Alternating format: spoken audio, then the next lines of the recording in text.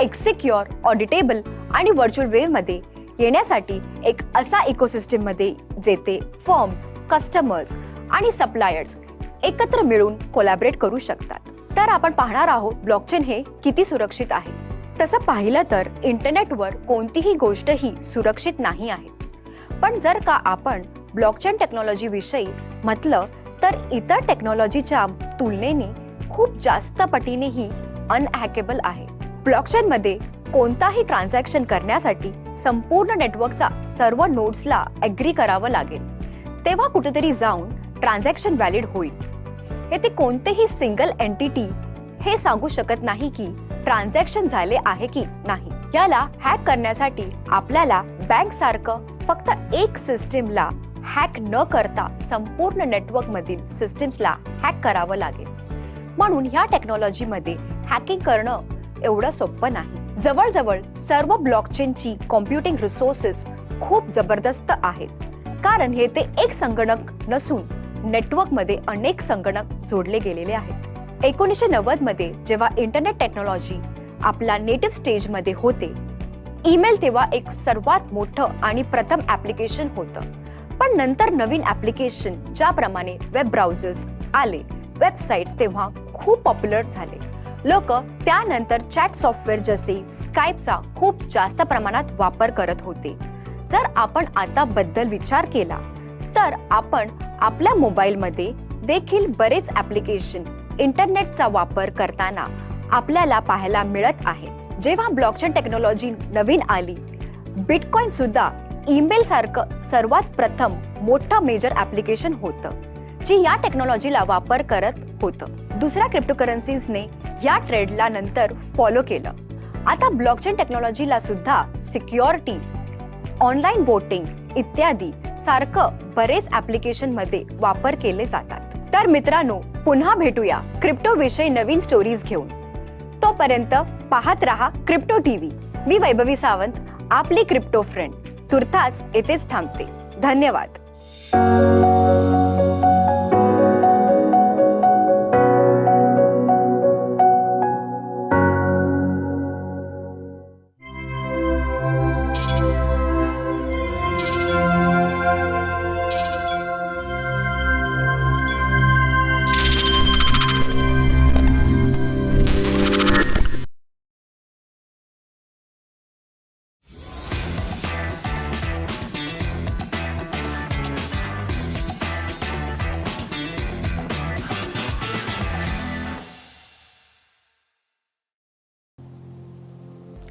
Ruchi, what's up with you?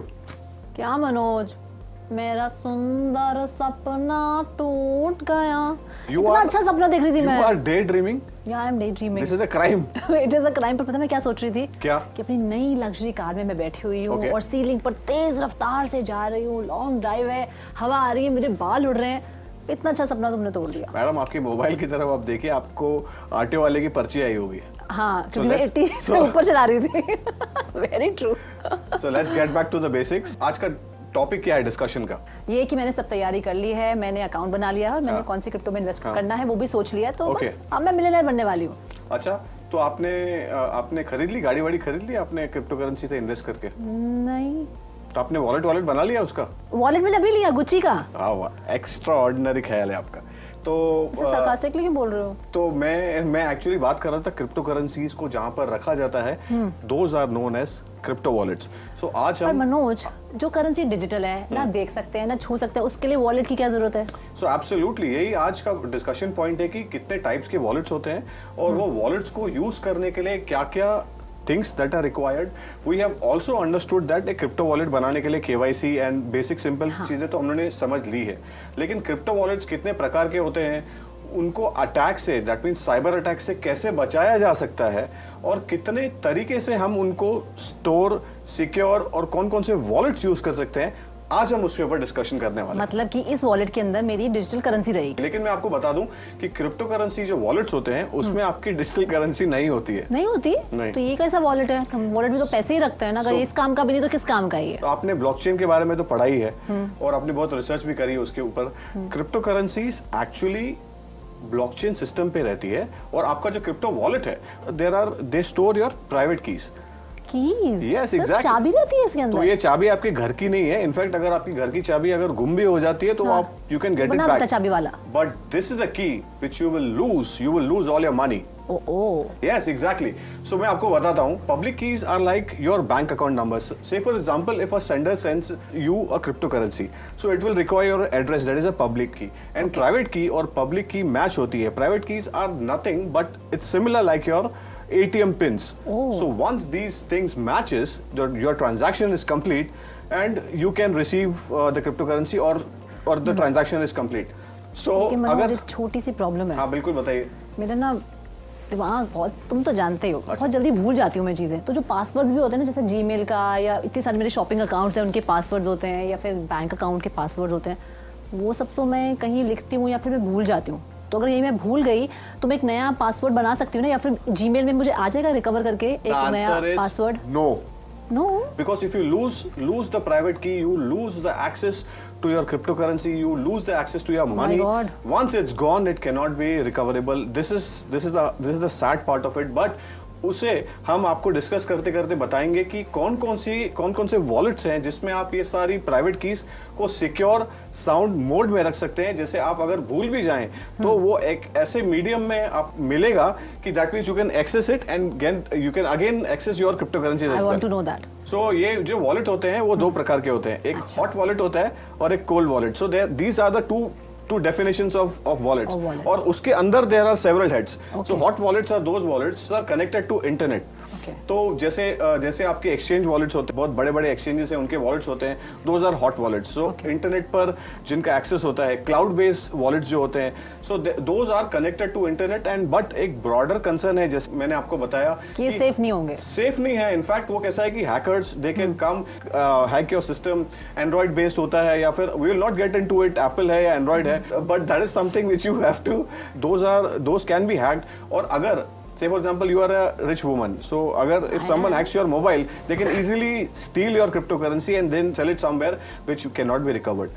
So हाँ, वो एक कंसर्न होता है हॉट वॉलेट्स में. तो मतलब हॉट वॉलेट थोड़ा अवॉइड किया जा सकता है क्योंकि हैक भी हो सकता है और सिक्योर नहीं है. So that is up to you. What is option number 2? So you have to consult your financial advisor. So we are here to just for investor awareness and education format. So cold wallets क्या होता है कि those are not connected to internet. Okay. So basically एक minute, अगर वो internet के साथ connected ही इतना, मनोज तुम सोचते हो कि मैं बहुत ही बेवकूफ हूँ, अगर वो कनेक्टेड ही नहीं है इंटरनेट के साथ तो ट्रांजैक्शन कैसे होगी? I've got a point. देखा, I'm smart, very smart. थोड़ा रुको, थोड़ा सब्र करो, मैं आपको बताता हूँ. तो उसके अंदर there are two things which you have to really understand. So cold wallet, so it's like hardware and paper wallet as well. Okay. तो आपको आपकी क्रिप्टो करेंसी स्टोर करनी है और भी ध्यान देना है कि अगर hackers will not access those crypto currencies, आप उसको इंटरनेट से निकाल सकते हैं. You can store it. There are many exchanges who are providing these facilities, X and X. Okay. तो ये सारी एक्सचेंजेस हैं जो हम जो प्रोवाइड करते हैं इसके अंदर. And paper wallets are nothing but it's basically QR code format में होता है, where in it's written your private key. You have to store it in a locker. हाँ, उतना ध्यान देना है कि वो no one is stealing you physically. Yeah that's what you have keep it in mind. I think मैं paper wallet ही use करने वाली हूँ, मुझे ज्यादा इजी है.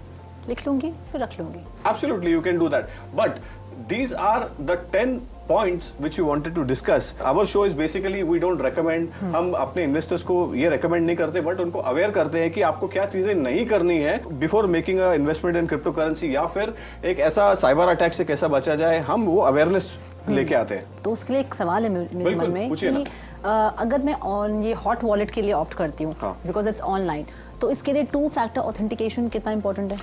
That is the most important. जैसे हम बताते हैं कि it is always secure to keep a two-way authentication. One it comes in your email, one it comes as an OTP. आप क्रिप्टो वॉलेट के बारे में बात कर रहे हैं, right? So how to keep it safe and secure two-way authentication? It is always advisable to keep a two-way authentication. और जो हमारा ब्राउजर एड्रेस बार होता है उसको भी ध्यान में रखने की जरूरत है क्या? This is the most important aspect because hackers जो होते हैं वो बहुत स्मार्ट होते हैं. They are organised criminals. So in fact they can get into your browser, they can steal your money easily and you will not even come to know. So it is most important that you see to it that your browser is not shifted and it avoids phishing. अच्छा, और किस तरह की information sensitive हो या नहीं हो, या किसी के साथ शेयर करें या ना करें, इसके ऊपर कोई टिप? अभी जैसे आप तो ये तो बताएंगे नहीं कि आपके बैंक अकाउंट में कितने पैसे हैं, तो आप ये क्यों बताएंगे किसी को कि आपके क्रिप्टो करेंसी वॉलेट कौन सा है, उसका पब्लिक की क्या है, उसका प्राइवेट की क्या है? Never you are suppose to share it with anyone. So it's always advisable to keep it single handedly. मुझे याद है जैसे कहते हैं कि अपना OTP किसी को मत बताओ। अरे वाह, सही जवाब। कितनी स्मार्ट होती जा रही हूँ मैं आपके साथ साथ। So this was our tip number 3, Okay. which brings to a conclusion that you are not supposed to share your OTP OTPs, or okay. cryptocurrency details with anyone. अच्छा, तो ऐसे में फिर कैसा पासवर्ड बनाऊं कि वो बहुत स्ट्रांग हो, कोई हैक ना कर पाए? Absolutely, that goes without saying, Ruchi. It has to be really robust. बहुत ही strong password होना चाहिए. या तो it's better to remember it. जैसे आपको बताया कि it has to be either kept it somewhere secret and it has to be one way. Only one individual should access it. अच्छा, एक बात बताओ मनोज, अगर मैं किसी को कुछ X अमाउंट भेज रही हूँ, हाँ. अगर मैंने गलत एड्रेस पे भी भेज दिया तो क्या वो रिकवर हो सकता है? मतलब जैसे बैंक में तो कर देते हैं ना, अगर हमसे कुछ गलत ट्रांजैक्शन वो हेल्प करते हैं हमें। So that is something which brings to a tip number 5. This once you have sent it to the wrong address, that means it's sent, Gone. done and delivered. It will not come back to you. अच्छा, ऐसा भी So है। you have to be very careful before make any transactions, anything. You have to be double sure before making any investment bets. अच्छा, मैं तो बहुत ज्यादा, तुम्हें पता है बात होनी हूँ, कितनी बातें करती हूँ, बिल्कुल। तो मैं तो अक्सर अपने फ्रेंड्स को बता देती हूँ मैंने ये इन्वेस्ट किया, ये मेरा डिटेल्स है, थोड़ा शेयर कर सकते हैं फ्रेंड्स का, तो शेयर कर सकते हैं। हाँ, कर सकते हैं ना, और वो आपके पैसे भी लेके जा सकते हैं। Are you comfortable with that? नहीं Never do मेरी that. कार मुझे दिख रही है। वो बोलते हैं धंधा दोस्ती होती है। So in fact, your investment is your investments, or the time with friends are the time with friends. So you have to Okay. keep them separate. अच्छा, और अगर मैं ऑनलाइन मतलब हॉट वॉलेट यूज करती हूँ और कभी घर में वाईफाई नहीं है, अगर मैं किसी कैफे में चली गई या फिर किसी रेस्टोरेंट में वहाँ का वाईफाई यूज कर सकती हूँ secure? Very valid point which you have raised, because that means you are thinking over how to double your investment. So it is always advisable not to use public Wi-Fi, because they can divert you to some of the other browser, because we are not that tech savvy. Hackers are really smart. They can take you for a ride quickly and आपको पता भी नहीं चलेगा आपका phone कहाँ पे divert हुआ है, और वहां से आपका सारा डेटा उनके इजीली विद इन सेकंड्स आ सकता है. They can steal your money with a blink of an eye, and it's gone. That means it's gone forever. Nothing is safe. लेकिन मेरी अपनी डिवाइस तो सेफ है ना, अगर मैं अपने फोन से ये सारी ट्रांजैक्शंस करती हूँ, that is safe. Of course, if you do a transaction from your phone, but you have to be double sure that you don't give access to your phone to someone. No one links. Download a link on your mobile. That means it's your phone is your phone. No one should access it rather. या उसमें कुछ security में apps डाल सकती हूँ. Yeah, of course, there are safety measures such as these. You can do it and get your phone secured and can avoid such attacks or cybercrime attacks, or maybe some hackers, they are really smart. As we have always telling, the hacker का एक बहुत बड़ा, हम तो usually these are the retail clients, but there are many institutions also जिनका अभी जैसे DeFi के frauds बढ़ गए हैं, decentralized finance में लगभग 600% से ज्यादा उनका साइबर क्राइम बढ़ गया है. That means they have stolen roughly around $10.5 billion worth. चलो मैं समझ गई कि साइबर कैफे जाना सेफ नहीं है या फ्रेंड्स को ज़्यादा इन्फॉर्मेशन देना सेफ नहीं, लेकिन मेरा अपनी डिवाइस तो मैं मेरा फ़ोन तो यूज़ कर सकती हूँ, उसके थ्रू तो ट्रांजैक्शन कर सकती हूँ, दैट इज सेफ. आपका फोन यूज करने से आपको कोई रोक नहीं सकता है. You have to see that security measures, firewalls and safety measures are up to the mark, so that such activities doesn't repeat. तो देखना है कि आपका अगर फोन सिक्योर्ड, आपका investment is routing via your mobile, that means you have to be double sure before making any investment. But हम हमेशा बोलते आ रहे हैं बात. तो मतलब मुझे बहुत सोच समझ के बोलना पड़ेगा किसी इवेंट में, किसी गैदरिंग में, किसी शादी ब्याह में जाके, मौसी जी सुनिए मैंने ये इन्वेस्टमेंट की, ये मुझे थोड़ा सा स्पीकर लेके बोलते मत फिरना आप कि आपने कौन से इस पे किया. But of course you are not here to disclose anything in the social gathering. That is something that's a basic hygiene level which we maintain. If you are partying also, then definitely you have to ensure that you don't reveal your secrets, just like you are not supposed to reveal your cryptocurrencies. बिल्कुल absolutely. अच्छा, कभी अगर मैं किसी वजह से अपना account नहीं एक्सेस कर पा रही, if I tell somebody, a friend, my brother, my sister to handle, हंसते हो यार मनोज, हर बात पे हंसते हो आप मेरी, तो वो अगर मेरा अकाउंट हैंडल करे तो कोई दिक्कत है? तो जैसे हम बोल रहे हैं कि 2-वे ऑथेंटिकेशन का जरूरत है, वो आपको 2-वे से टाटा बाय बाय करेंगे और आपका पैसा लेके भी ऐसे ही भाग जाएंगे वो. तो सिर्फ मैं ही अपना अकाउंट हमेशा. Of course, this is the last tip for the day which we are giving, last and the 10th tip for the day. You should never insist anyone to access your account on your behalf. Okay. That is something which you have to understand. Thank you so much, आपने मुझे इतनी सारी information दी, और अब I am sure मैं wallet बनाने वाली, ये गुच्ची का वॉलेट नहीं होगा, ये एक पेपर वॉलेट होगा. Of course, that is something which you have. I mean, choices is Up yours, to me, huh? but definitely you have take a really good advice from a financial advisor before making your investments, before making your bets. And all the viewers of Crypto TV, you should understand that cryptocurrency investments are really risky, really volatile, and subjected to market risk. But you should always make an informed choice and consult your advisors before making any decisions. That's it. Thank you so much from me, Manoj Dara, and Ruchi Sharma. thank you.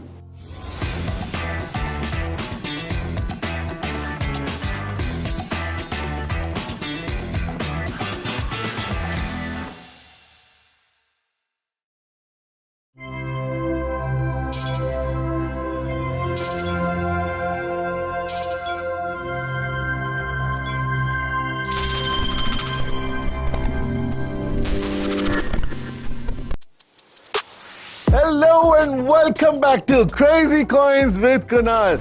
Today's coin is Axie Infinity Stars, known as AXS. If you are a pet lover and a gamer, I'm assuming you probably have heard of this already. If not, allow me to enlighten you, because this game pays you to be in love. The highlight is it has gone up 11,000% last year.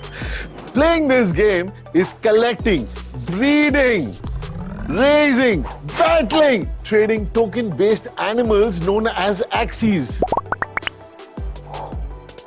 These Axies are NFTs and the crypto token is AXS. So you can play the game and get paid for it. Money, money, money, money, money. The more you play, the more money you make. And this money then can be staked. You can make more by voting for it. These are NFTs and tradable. And every time you go out and you vote for it, it's actually governance token, which means you decide how the game develops further. The game is already in Web 3.0, which is in the metaverse. Are you ready for the metaverse? But if you see the game, it isn't as advanced as you want it to be for the Web 3.0. But the real question is, are people playing this only for making money, or would the real purpose of the game stay and attract the right audience to keep paying you what you do love? Until then, stay tuned till I bring you more Crazy Coins with Kunal.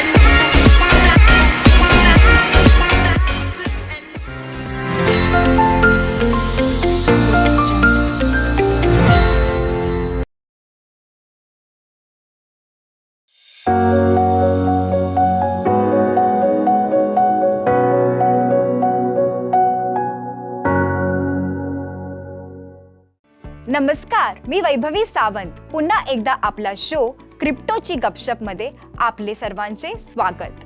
तर मित्रांनो, मागील एपिसोडमध्ये आपण जाणून घेतलं की stable coin म्हणजे काय, ते कशा प्रकारे काम करते आणि त्याचे प्रकार कोणते. तर आज आपण चर्चा करणार आहोत टॉप 5 स्टेबल कॉइन्स बद्दल.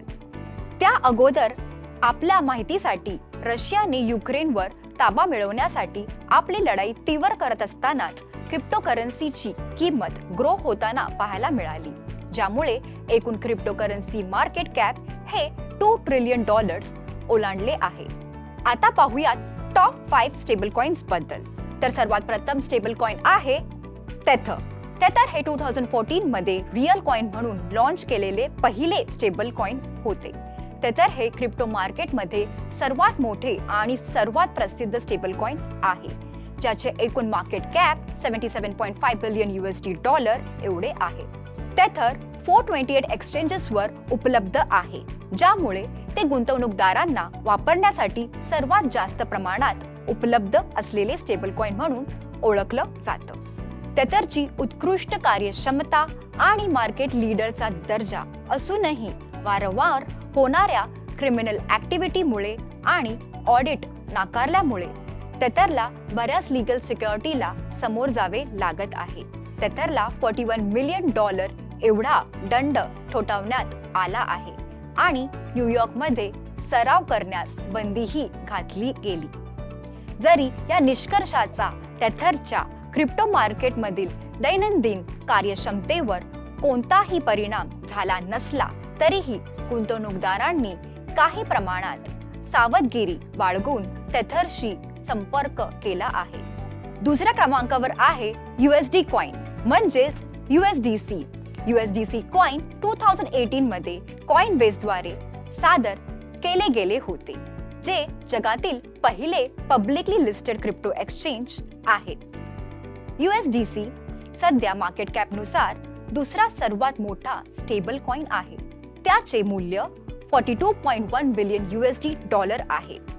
USDC 294 एक्सचेंजेसवर उपलब्ध आहे आणि गुंतवणूकदारांसाठी अधिक सुरक्षित आहे आणि अधिक व्यापकपणे उपलब्ध आहे. दरम्यान फायनान्शियल इन्स्टिट्यूशन आणि रेग्युलेटर सोबत सुद्धा USDC काम करत आहे. तिसऱ्या क्रमांकावर आहे बायनान्स USD म्हणजेच BUSD. BUSD हे जगातील सर्वात मोठ्या क्रिप्टो एक्सचेंज बायनान्सने 2019 मध्ये लॉन्च केले होते. मार्केट कॅपसह BUSD सध्या तिसऱ्या नंबरवर असून $14.3 बिलियन एवढे आहेत, जे केवळ 103 एक्सचेंजवर उपलब्ध असून BUSD त्याच्या कॉम्पिटिटर पेक्षा लेस ॲसेसिबल आहे. BUSDच्या युजर्सना बायनान्सवर शून्य शुल्क ट्रेडिंग आणि कन्व्हर्शन प्रवेश मिळतो आणि त्याचे स्टेबल कॉइन्स लेंडिंग सर्व्हिसमध्ये जमा करू शकतात, ज्यात वार्षिक 15% पर्यंत उत्पन्न मिळतो. सुरक्षितेचा प्रश्न येतो तेव्हा गुंतवणूकदारही निश्चित राहू शकतात, कारण BUSD मासिक ऑडिट्स प्रकाशित करते आणि जे वॉल स्ट्रीट रेग्युलेटर्सनी मंजूर केलेल्या 3 स्टेबल कॉइनपैकी एक आहे. चौथ्या क्रमांकावर आहे टेरा USD म्हणजेच UST. टेरा हे ब्लॉकचेन पेमेंट नेटवर्क आहे, जे लुना टोकनद्वारे गव्हर्न्ड डिसेंट्रलाइज अल्गोरिथमिक स्टेबल कॉइनचा सेट ऑफर करते. कॉइन मार्केट कॅपच्या डेटानुसार मार्चच्या सुरुवातीस लुना $90 खाली ट्रेड करत होता, परंतु 29 मार्च पहाटे आशिया वेळेनुसार लुना $106.14 चा नवीन सर्वकालीन उच्चांकावर पोहोचला. टेरा लुनाची भक्कम कामगिरी शक्यतो युक्रेनमध्ये युद्ध सुरू करण्यासाठी रशियन सेनेने प्रवेश केल्यापासून जागतिक बाजारपेठेला घेरलेल्या अनसर्टनिटीतून येते. अखेरीस 5व्या क्रमांकावर आहे डाय. डाय हे सर्वात लोकप्रिय कोलॅटरलाइज स्टेबल कॉइन आहे आणि मार्केट कॅपनुसार एकूण 5व्या क्रमांकावर आहे. त्याचे मूल्य सध्या $9 बिलियन आहे. डाय मोठ्या प्रमाणावर उपलब्ध आहे आणि 221 वेगवेगळ्या एक्सचेंजेसवर प्रवेश केला जाऊ शकतो.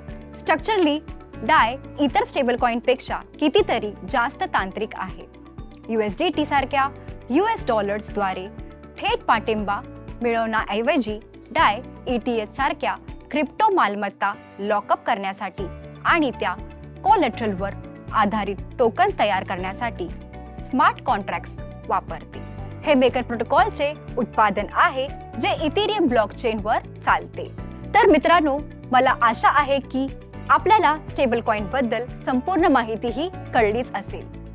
हा व्हिडिओ आपल्याला आवडला असेल तर याला नक्कीच लाईक करा आणि शेअर करा. क्रिप्टोची गपशप या शो मध्ये मी वैभवी सावंत तुर्तास इथेच थांबते. पाहत रहा क्रिप्टो टीव्ही.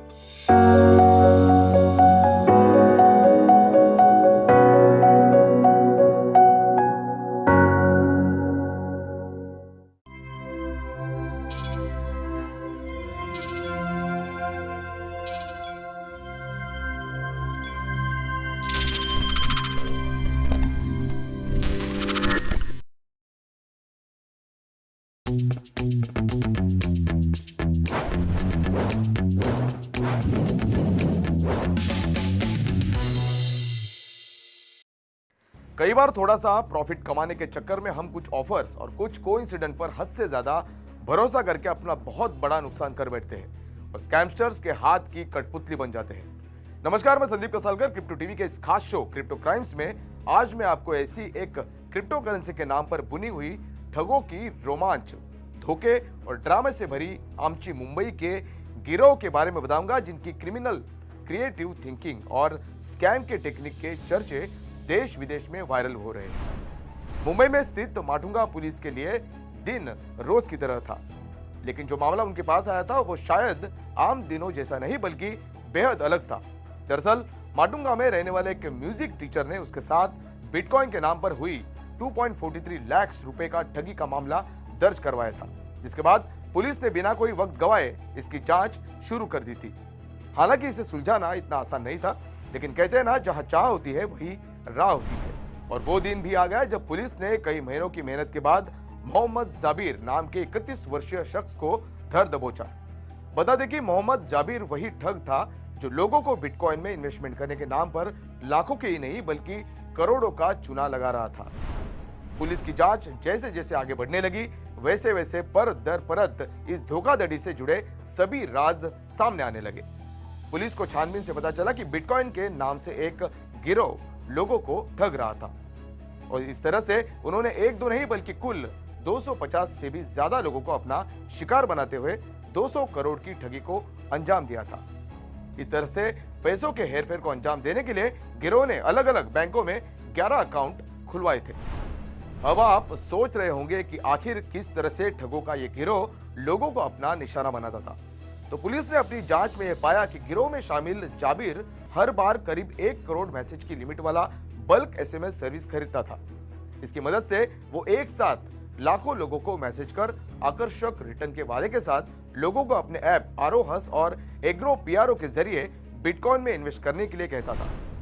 दरअसल ये गिरोह पहले लोगों को एक मैसेज भेजता था.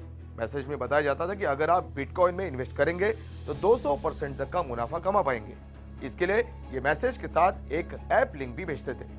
इसके बाद एक व्हाट्सएप ग्रुप के जरिए अनसस्पेक्टिंग इन्वेस्टर्स को जोड़ा जाता था. इन्वेस्टर्स का कॉन्फिडेंस बढ़ाने के लिए वो खुद लोगों को पोर्टफोलियो मैनिपुलेट करके कम इन्वेस्टमेंट में ज्यादा प्रॉफिट दिखाता था. और एक पॉइंट पर जब गैंग को लगे कि कलेक्टिवली बड़ा अमाउंट आ जाता है तो ऑल ऑफ सडन इस एप्लीकेशन को हमेशा के लिए डिलीट कर देते थे. कुछ दिन शांत रहने के बाद एक गैंग फिर नए नाम वाली सिमिलर एप्लीकेशन बनाकर उसकी लिंक बल्क एसएमएस से शेयर करके बेचारे मिडिल क्लास इनोसेंट लोगों को टारगेट करती थी. इस एसएमएस कम क्रिप्टो स्कैम की चैन शायद और भी लंबी चलती, लेकिन ऐन मौके पर माटुंगा पुलिस ने विक्टिम्स के बैंक अकाउंट्स के थ्रू डिडक्ट हुए मनी को फॉलो करके इस पूरे गैंग को अरेस्ट कर लिया है.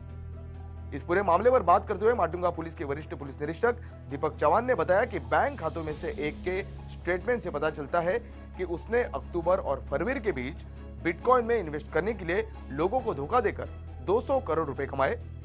जांच में यह भी पता चला कि यह गैंग जुलाई 2021 से सक्रिय था. होपफुली लीगल प्रोसीडिंग्स के बाद विक्टिम को उनके पैसे मिल जाएंगे. अब जो मैं आपको बताने जा रहा हूं, आप उसे ध्यान से समझिए और सतर्क हो जाइए. अगर आपको बिटकॉइन माइनिंग के नाम पर किसी भी तरह का कॉल आता है तो सावधान हो जाइए, क्योंकि हो सकता है कि आप किसी ठग का शिकार बनने जा रहे हैं. इस तरह से कभी भी इन्वेस्ट करने से पहले कंपनी से लेकर एक्सचेंज के रूप में खुद को पेश करने वाले किसी भी शख्स की पूरी तरह से जांच किए बिना कभी भी अपनी मेहनत की कमाई को इन स्कैमस्टर्स को देने से बचिए.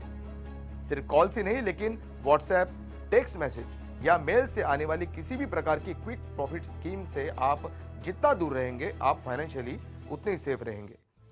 ऐसे में हाल के लिए बस इतना ही. ऐसी स्कैम और स्कैमर्स की क्राइम कुंडली से जुड़ी खबरों के साथ मैं संदीप कसालकर आपसे फिर मिलूंगा। तब तक के लिए कीप वॉचिंग क्रिप्टो टीवी।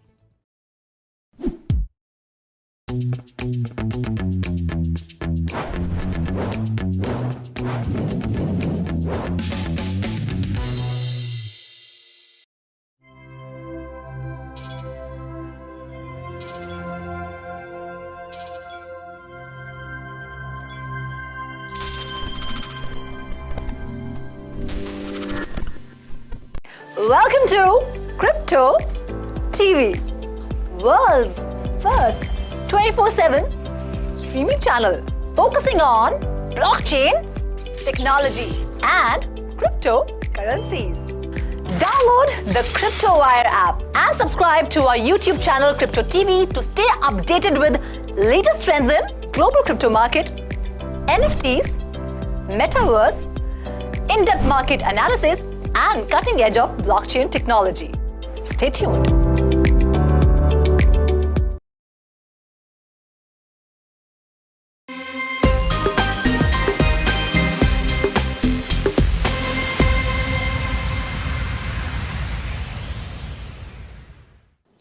आजकल जहां देखो NFTs की चर्चा है, जिसे देखो वो NFT बना रहा है या बेच खरीद रहा है।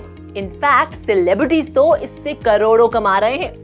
अगर आप सोच रहे हैं कि NFT बनाना कोई रॉकेट साइंस है, इससे कमाना बेहद मुश्किल है, टू कॉम्प्लिकेटेड या टू टेक्निकल है, तो मैं आपको बता दूं कि फिक्र मत कीजिए, ऐसा कुछ नहीं है। NFT बनाने के लिए आपको थोड़ा टैलेंट, थोड़ी नॉलेज और थोड़ा सा लक चाहिए। लक इसलिए ताकि आपका आर्ट ऑडियंस के साथ क्लिक करे। तो चलिए बातों में वक्त नहीं गवाते हैं, आपको NFT बनाने का इजी वे बताते हैं। स्टेप नंबर 1, सबसे पहले आपको ये डिसाइड करना है कि आपको किस चीज की NFT बनानी है, और वो कुछ भी हो सकता है। Custom painting, picture, music, video game collectible, कोई मीम, जिफ, यहाँ तक कि कोई ट्वीट भी। बस जो भी हो वो रेयर हो और यूनिक हो। इससे आपकी NFT को वैल्यू मिलेगी, और हाँ, आपके पास उसके इंटेलेक्चुअल प्रॉपर्टी राइट्स हो, वरना कोई लीगल ट्रबल हो सकती है। स्टेप नंबर 2, एक बार आपने डिजिटल एसेट सिलेक्ट कर लिया तो उसे NFT बनाने के लिए सबसे पहले आपको डिसाइड करना है कि आप किस ब्लॉकचेन को अपनी NFT के लिए यूज करना चाहते हैं। इन दिनों NFT आर्टिस्ट और क्रिएटर्स के बीच सबसे ज्यादा पॉपुलर ब्लॉकचेन है इथेरियम। बाकी पॉपुलर ऑप्शंस हैं Tezos, Polkadot, Cosmos and Binance smart chain. Step number 3, अगर आपके पास डिजिटल वॉलेट नहीं है तो फिर आपको डिजिटल वॉलेट बनाना होगा अपनी NFT क्रिएट करने के लिए, क्योंकि अपनी इस इनिशियल इन्वेस्टमेंट को फंड करने के लिए आपको क्रिप्टो करेंसी की जरूरत होगी, और इस वॉलेट के थ्रू आप अपने डिजिटल एसेट को एक्सेस कर पाएंगे। कॉइनबेस, वजीरएक्स, ज़ेप-पे कुछ पॉपुलर इंडियन NFT वॉलेट्स में से हैं। MetaMask, math wallet, alpha wallet, trust wallet.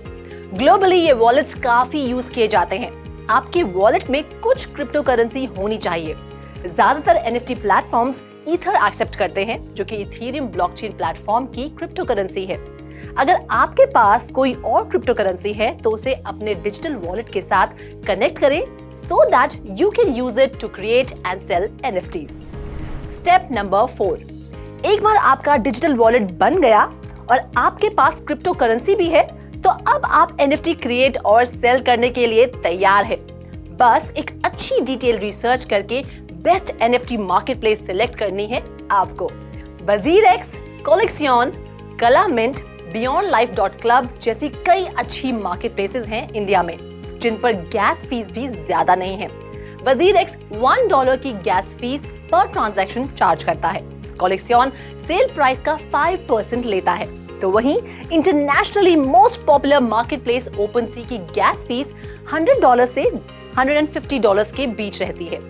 OpenSea के अलावा Axie, Larva Labs, NBA Top Shot, Rarible ये कुछ बेस्ट मार्केटप्लेसेस में से एक हैं। लेकिन आपको अपनी NFT के हिसाब से मार्केटप्लेस चूज करनी होगी। फॉर एग्जाम्पल, गेम NFT के लिए एक्सी मार्केटप्लेस है, बास्केटबॉल फोकस्ड NFTs के लिए NBA टॉप शॉट है। तो ये भी ध्यान देना जरूरी है कि कुछ मार्केटप्लेसेस की अपनी क्रिप्टो करेंसी है और उनके प्लेटफॉर्म पर वही यूज होती है, जैसे कि रेरिबल। NFT मार्केटप्लेस सिलेक्ट करने के बाद आपको उसे अपने डिजिटल वॉलेट के साथ कनेक्ट करना जरूरी है ताकि आप NFT मिंट करने के लिए नेसेसरी फीस चुका पाए। स्टेप नंबर 5, अब आप अपनी NFT को अपलोड करने के लिए तैयार हैं। आपकी सिलेक्टेड NFT मार्केटप्लेस आपको स्टेप बाय स्टेप गाइड देती है as to how to upload your NFT और इस प्रोसेस के जरिए आप अपनी NFT फाइल जो कि PNG, GIF, MP3 या कोई भी और फाइल टाइप हो उसे मार्केटेबल NFT में कन्वर्ट कर सकते हैं। फाइनल स्टेप 6, अपनी NFT को मिंट करने के लिए फाइनल स्टेप पर आपको बस ये डिसाइड करना है कि आप अपनी NFT को कैसे मोनेटाइज करेंगे। इसके लिए आपके पास 3 ऑप्शंस हैं। पहला ऑप्शन फिक्स्ड प्राइस। आप एक फिक्स्ड प्राइस डिसाइड कर सकते हैं। जो भी पहला इंसान वो प्राइस देने को तैयार होगा वही आपका बायर होगा। Timed auction. टाइम्ड ऑक्शन से ऑडियंस को एक टाइम लिमिट मिलेगी, यानी थोड़ा वक्त ये डिसाइड करने के लिए कि वो कितने पर बिड करना चाहते हैं। तीसरा ऑप्शन अनलिमिटेड ऑक्शन। इस तरह की ऑक्शन में कोई टाइम लिमिट नहीं होती, आप जब चाहें अपने हिसाब से ऑक्शन को एंड कर सकते हैं। कुछ बातों का ध्यान जरूर रखें। अपनी NFT का मिनिमम प्राइस सेट करें ताकि आपको लॉस ना हो। उस पर रॉयल्टी रखें ताकि अगर आपकी NFT किसी सेकेंडरी मार्केट पर रीसेल हो तो आपको उसका फायदा मिलता रहे। NFT कैसे क्रिएट और सेल करें वो तो आप समझ गए हैं। NFT बाय करने का प्रोसेस भी बहुत इजी एंड सिमिलर है। सबसे पहले एक डिजिटल वॉलेट बनाएं, उस वॉलेट को फंड करें, बेस्ट मार्केट प्लेस चूज करें, वॉलेट को उस मार्केट प्लेस के साथ कनेक्ट करें, फिर जो भी NFT आप खरीदना चाहते हैं उसके लिए बिड सबमिट कर दीजिए और अब आप अपनी पसंदीदा NFT खरीद पाएंगे। Now that you know all about NFTs, तो देर किस बात की, कोई आर्ट क्रिएट कीजिए और उतर जाइए NFT मार्केट के मैदान में। क्या पता बिग बी की तरह आपकी NFT भी करोड़ों कमाए। क्रिप्टो से जुड़ी और कई चीजों को इजी लैंग्वेज में समझने के लिए मेरी यानी रुचि शर्मा की स्टोरी जरूर देखिए। Bye for now, have a great day.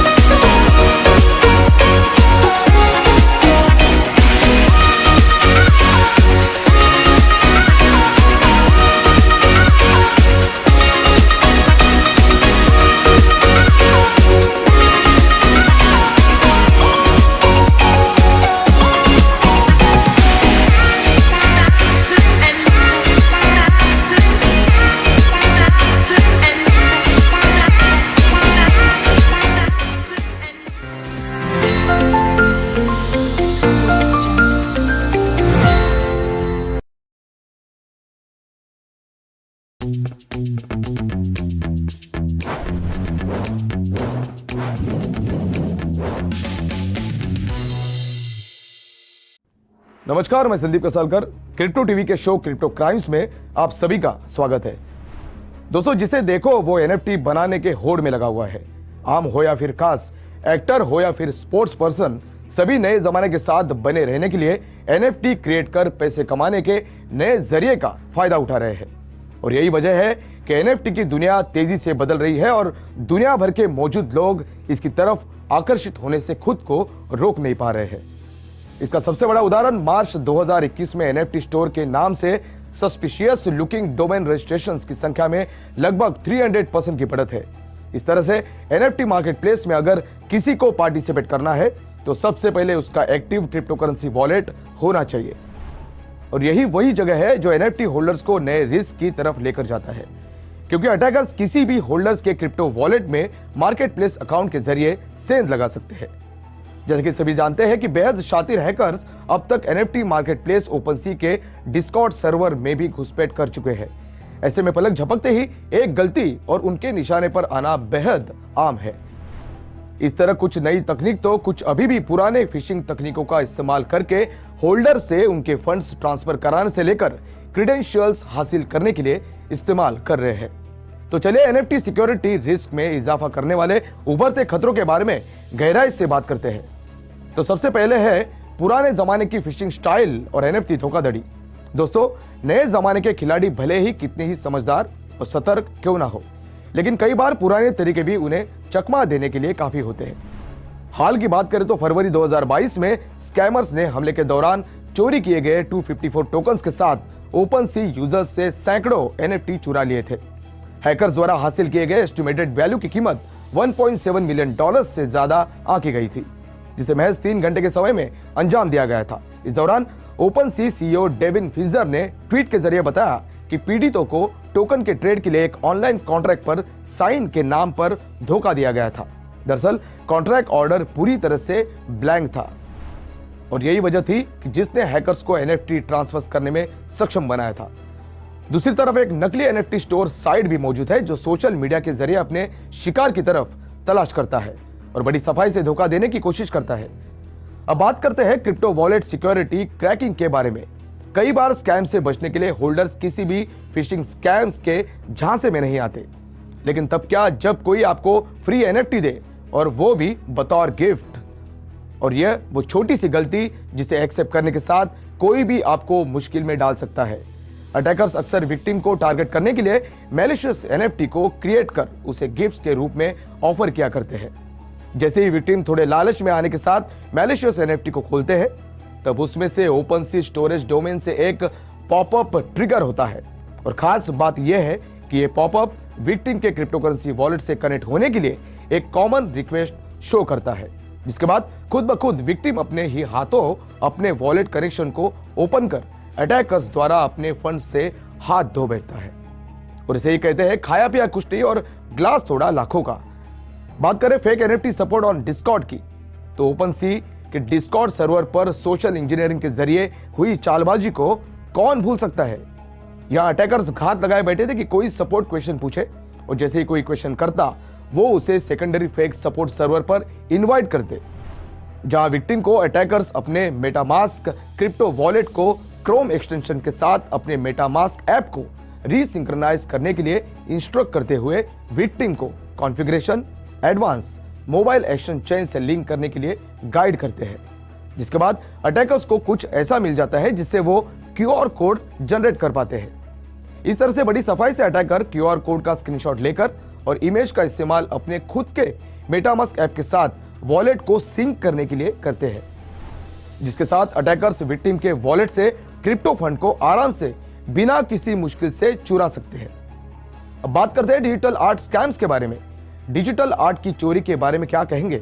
आप सोच रहे रहेंगे कि आखिर कैसे हो सकती है किसी के आर्ट वर्क की चोरी, और वो भी एनएफटी फॉर्म में। तो आपको बता दें कि जब कोई एनएफटी मिंट की जाती है तब क्रिएट किए गए टोकन के लिए एक यूनिक फिजिकल या फिर डिजिटल ऑब्जेक्ट जैसे यूआरएल के साथ लिंक्ड होता है। इसका मतलब यह हुआ कि जब कोई एनएफटी खरीदता है तो असल में वो यूआरएल अपने नाम करता है। बहुत से मार्केट प्लेसेस पर एनएफटीज को बेचते समय आर्टिस्ट वेरिफिकेशन की जरूरत नहीं पड़ती है। इसका ही फायदा उठाते हुए ऑनलाइन आर्ट थीव्स बड़े आराम से किसी भी आर्ट वर्क को कॉपी पेस्ट मिंट और सेल कर पाते हैं। इस बारे में इंफॉर्मेशन सिक्योरिटी न्यूज़पेपर की रिपोर्ट में समझाया गया है कि कई बार खरीदार इलीगल आर्ट के कॉपीज के लिए मुंह मांगी कीमत देकर फंस जाते हैं। ये स्कैम यही तक नहीं रुकता, बल्कि कई बार विक्टिम्स को ब्लैकमेलर से डिजिटल एसेट्स को खरीदने के लिए सपोर्ट किए जाने की धमकी मिला करती है। दोस्तों, बात करते हैं ट्वीट थेफ्ट के बारे में। मौजूदा एनएफटी स्कैम्स के वाइड रेंज में इसे एग्जीक्यूट करना सबसे आसान है। एक automated NFT tweet mining bot automatically रूप से ट्वीट्स को एनएफटीज में कन्वर्ट कर सकता है। अगर आपको लगता है कि ट्वीट्स किसी काम के नहीं होते हैं, तो आपको ट्विटर फाउंडर जैक डॉर्सी का पहला ट्वीट याद ही होगा, जिसे $2.9 मिलियन के बराबर बेचा गया था, जबकि अब उसे पहले से 16 गुना ज्यादा यानी $48 मिलियन से ज्यादा में बेचने के लिए फिर से ओपन रखा गया है। वही अगर कोई ट्वीट में अपना आर्टवर्क पोस्ट करता है तो उसे बड़ी ही आसानी से अटैकर्स द्वारा नाक के नीचे से चुराया जा सकता है, जैसा कि आर्टिस्ट आरजे पाल्मर के साथ हुआ था। इन सभी तरह के फ्रॉड और स्कैम्स के बावजूद एनएफटी यूनिवर्स तेजी से आगे बढ़ता जा रहा है, जिसके साथ ही रिस्क भी बढ़ रहे हैं। ऐसे में जो भी एनएफटी इन्वेस्टमेंट्स में हिस्सा ले रहा है, उसे खुद को इन सभी तरह की धोखेबाजी से बचाने के लिए सिक्योरिटी थ्रेट्स के बारे में अप टू डेट रहना जरूरी है। तो दोस्तों, आज के इस एपिसोड में बस इतना ही। ऐसे स्कैम्स और फ्रॉड से जुड़ी खबरों के लिए बने रहे मेरे साथ और देखते रहे क्रिप्टो टीवी। मैं संदीप कसालकर फिलहाल आपसे विदा लेता हूं। नमस्कार।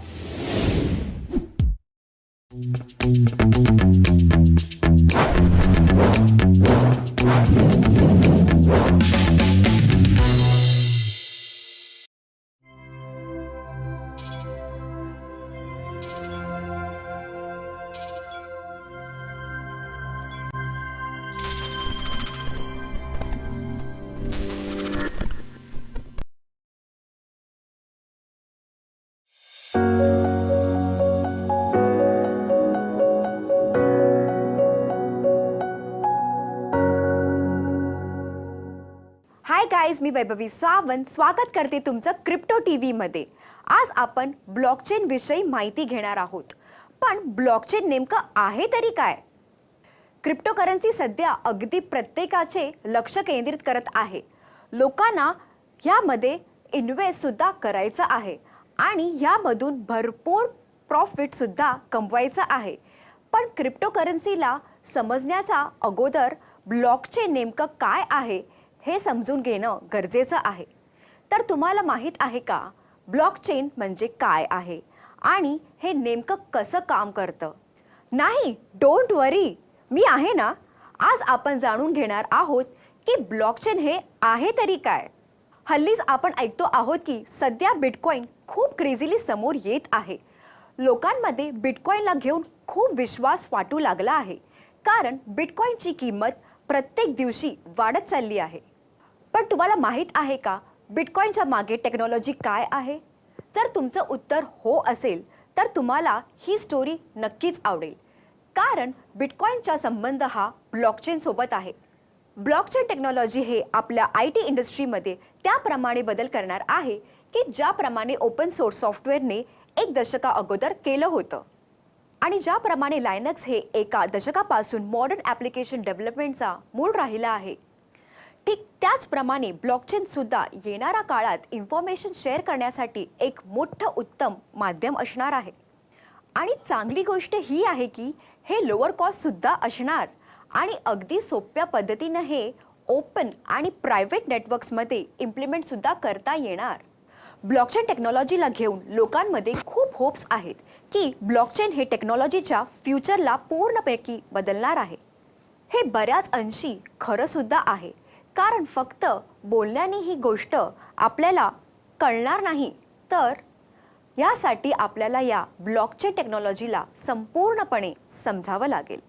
याच्या वेगवेगळ्या पैलूंवर आपल्याला विचार करावा लागेल। मग कुठेतरी जाऊन आपल्याला या टेक्नॉलॉजीला समजण्यासाठी आणि त्याला उत्तम पद्धतीने इम्प्लिमेंट करण्यासाठी मदत होईल।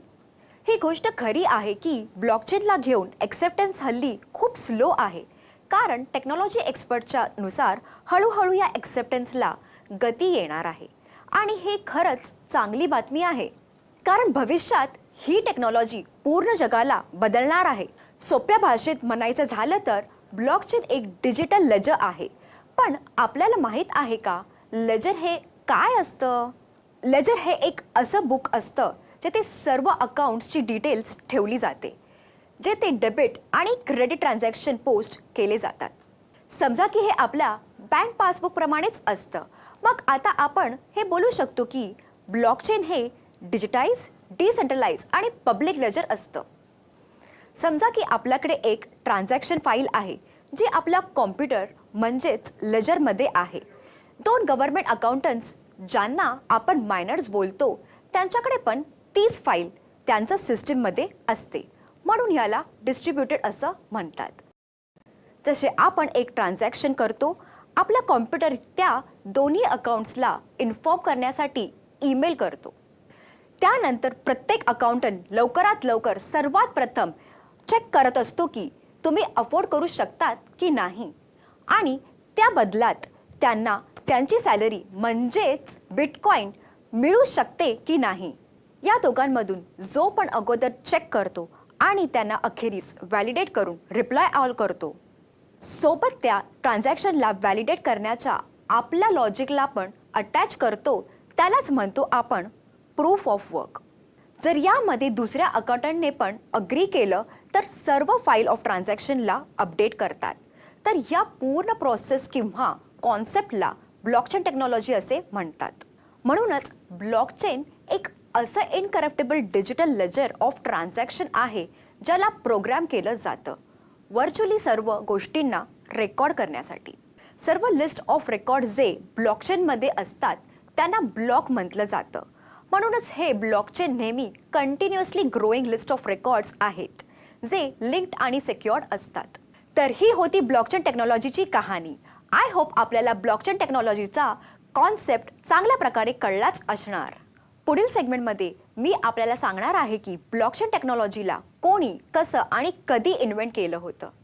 तर मित्रांनो, पुन्हा भेटूया क्रिप्टोविषयी नवीन गोष्टी घेऊन. तोपर्यंत पाहत रहा क्रिप्टो टीव्ही. मी वैभवी सावंत, आपली क्रिप्टो फ्रेंड, तुर्तास येथेच थांबते.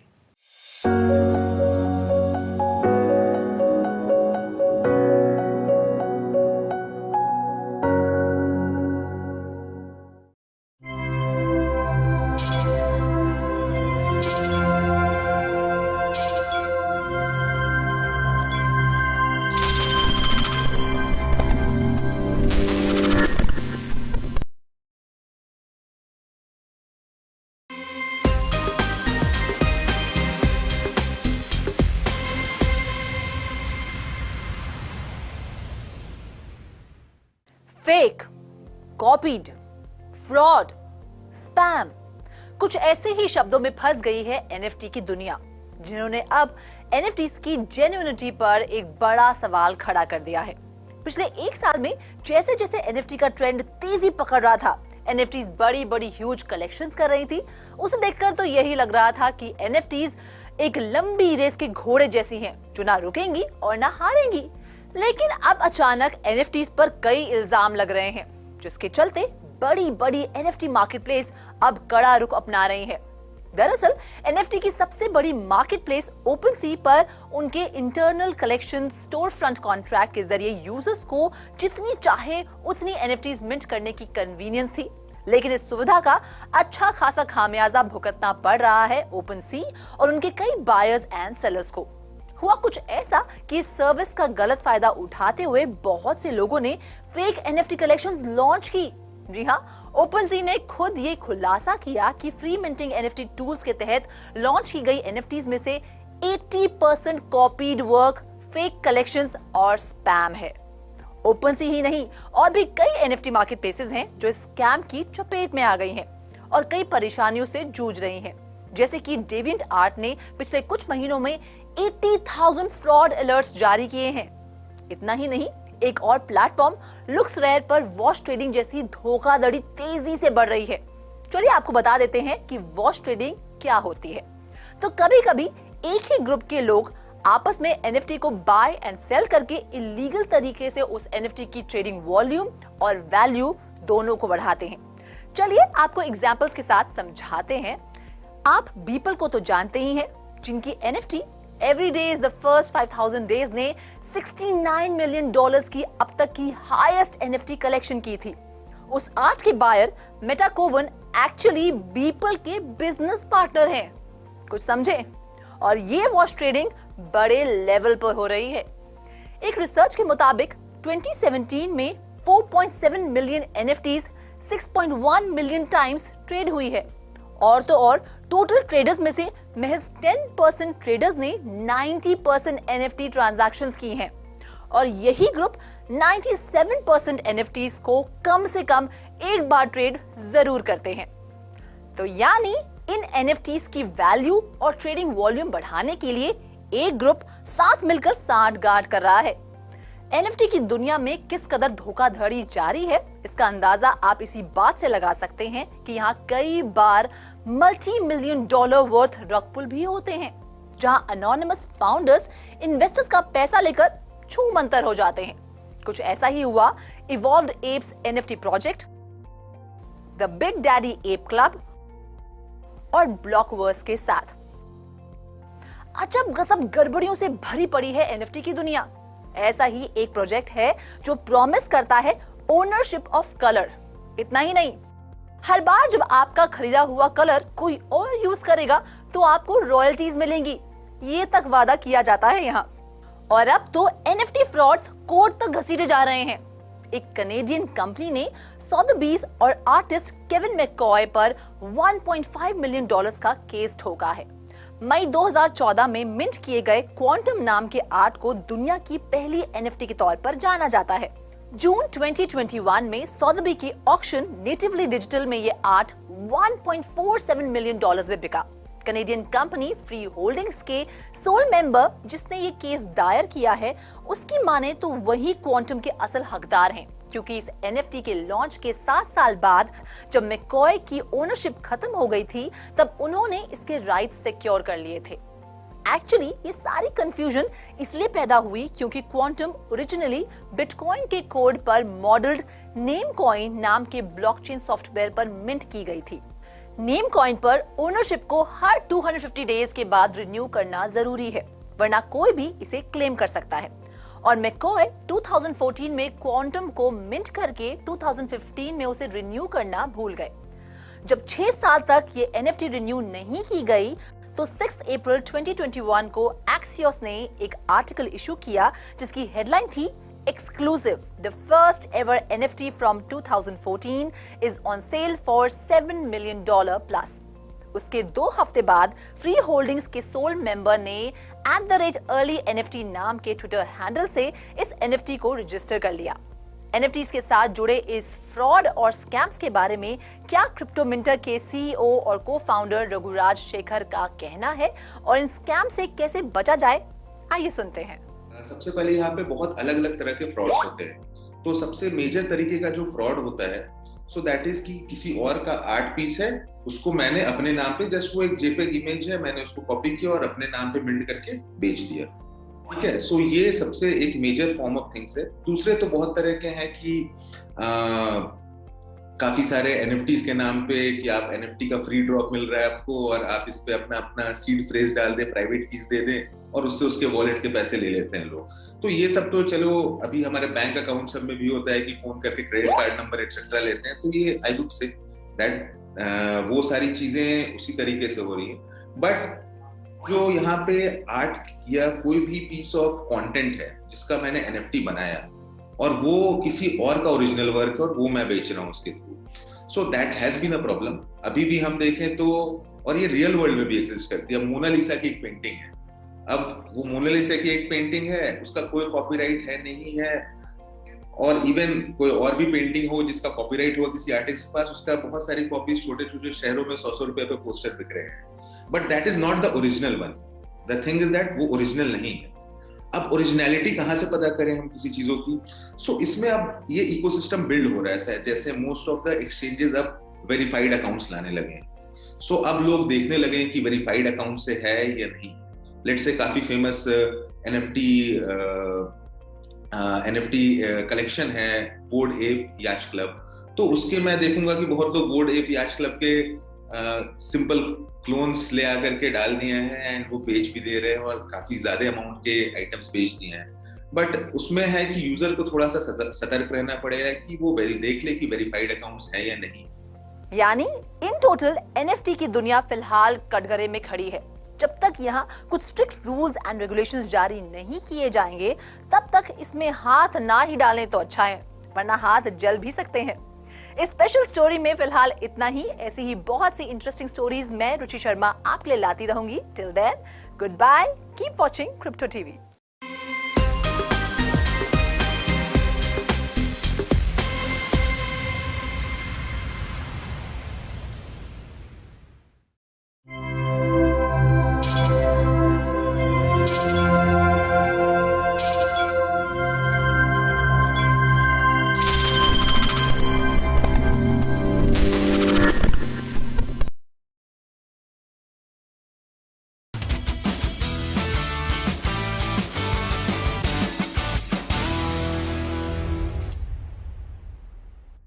Hello everyone, you're watching your favorite series, Tip of the Cryptoberg. I'm Vinita Chatterjee. Today we are going to discuss the real life use cases of smart contracts. How does smart contract benefit you or me or any of our friends or family members? Let's find out in today's episode.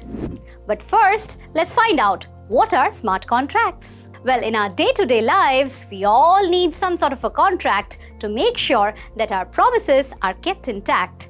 But what if I tell you that there is a concept called smart contract? Smart contracts can be defined as a paperless digital code that offers a set of promises on predefined conditions that the two different parties have agreed to. In simple words, the parties can set a condition that can start an action or a series of actions when met. Smart contracts actually have the potential to make our world more democratic. Yes, you heard me. In fact, the whole concept of smart contract applications has unquestionably revolutionized the way we live our lives. Experts believe that smart contracts would be around long after everyone has forgotten about some of the leading crypto coins. Smart contracts use the blockchain technology to facilitate the exchange of money, property, information, or anything that people deem appropriate to initiate a smart contract for. The beauty of decentralized nature of blockchain technology is based on peer-to-peer transactions. That means that these smart contracts don't require anything in the way of a middleman. Traditionally, individuals or institutions such as banks and solicitors were required to facilitate legally binding contracts.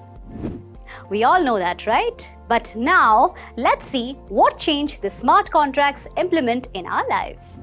Smart contracts allow individuals to bypass this costly and often slow middlemen and agree on the contract directly.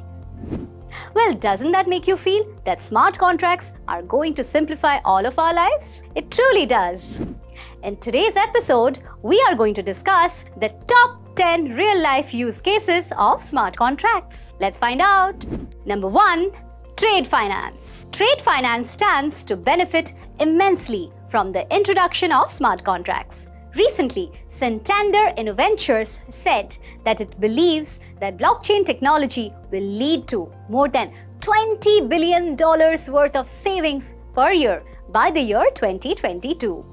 A huge amount of these savings will come from smart contracts, automating approval workflows and clearing calculations that, at the present time, are incredibly labor-intensive.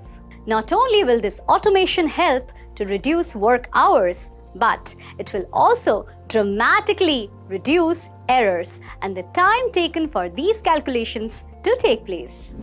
Records. Our next use case of smart contracts are in keeping records. Nearly every foreseeable industry in the world will be able to use smart contracts to help improve the speed and security of its record keeping. One industry in particular that stands to benefit enormously is the healthcare industry. Currently, the world's healthcare computer systems hold hundreds of millions of patient medical records. Despite the fact that these healthcare organizations have invested huge sums of money on security, still, the current access and storage methods are far more vulnerable to cyber attacks compared to the blockchain-based technology. Blockchain technology could allow the entire databases of personal health records to be kept secure. An added bonus is that the technology also facilitates the use of private key. That means only certain individuals can gain access. Some of the other blockchain smart contract use cases include their use in issuing prescriptions, storing receipts, general stock management, storing test results, and so on. Property ownership. Smart contracts have two huge uses when it comes to the property market. First, they can be used to record property ownership. Since the use of smart contracts is faster and more cost efficient, this makes them a much better alternative to existing systems. It also means that they can be used to record the ownership of all types of property from buildings, lands, to phones and watches. Number 2, elimination of any kind of middleman. Within the housing market, smart contracts can remove the need for expensive services such as those provided by lawyers and housing brokers. This new technology also means that for the very first time, sellers have the ability to handle transactions completely by themselves without the need of any middlemen. Mortgages. The property market also stands to benefit from cheaper, faster and more secure smart contract-based mortgage transactions. Not only will this allow buyers to get into the property quicker, but it will also help to make the entire process a little less of a headache. Smart contract mortgages would allow both the parties to digitally agree to the sale before processing the payment. Once this is done, the contract would update the property ownership details to reflect the change of ownership.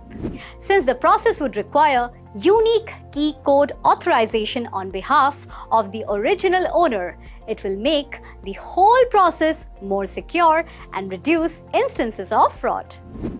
Insurance. The next sector that stands to benefit from smart contracts is the insurance sector. The insurance industry spends tens of millions of dollars each year on processing claims. Not only that, it actually loses millions of dollars to fraudulent claims as well. Aside from supporting the initial insurance policy, smart contracts could also help to improve the process of claim processing in many ways. They could allow error checks and determine payout amounts based on the set of criteria that takes into account the kind of policy that was held by the individual or the organization. Once again, reduced processing times, a dramatic reduction in errors, and cheaper costs are among the main benefits of smart contracts.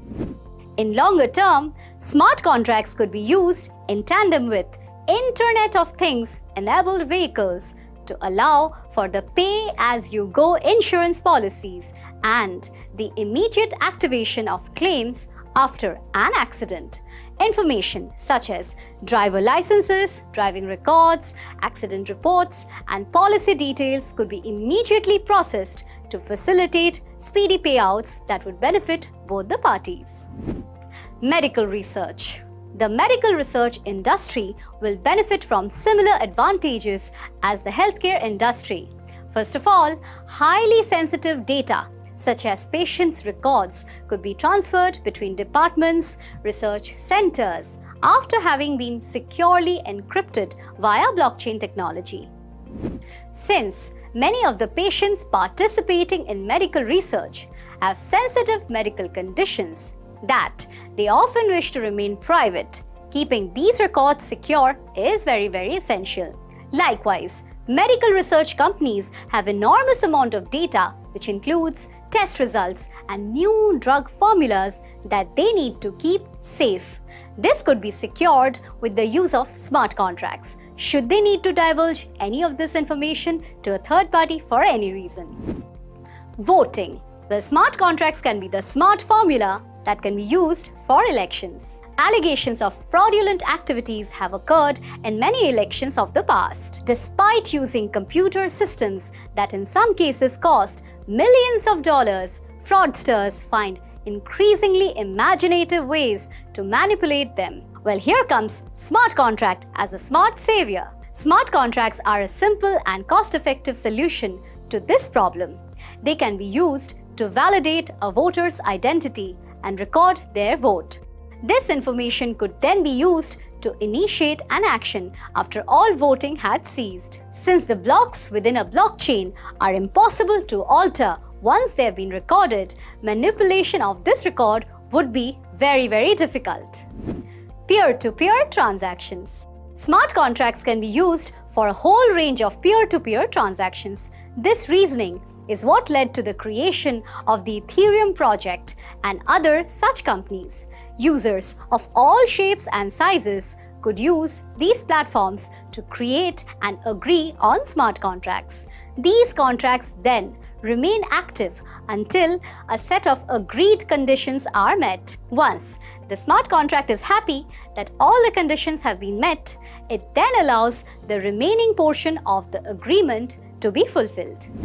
Typically, this is the transfer of money, but this isn't always the case. So far, smart contracts have been used for everything from launching ICOs to selling goods on the internet. Various companies are also using smart contracts to secure services of development teams and other outsourced companies. The possibilities of peer-to-peer smart contracts are literally endless. Theoretically, this could replace many of the existing roles that are currently fulfilled by currency. Product development. Another exciting use of smart contracts is to keep a ledger regarding the stages of development of a product. A huge part of the appeal of smart contracts is their ability to keep information secure and to prove its origins.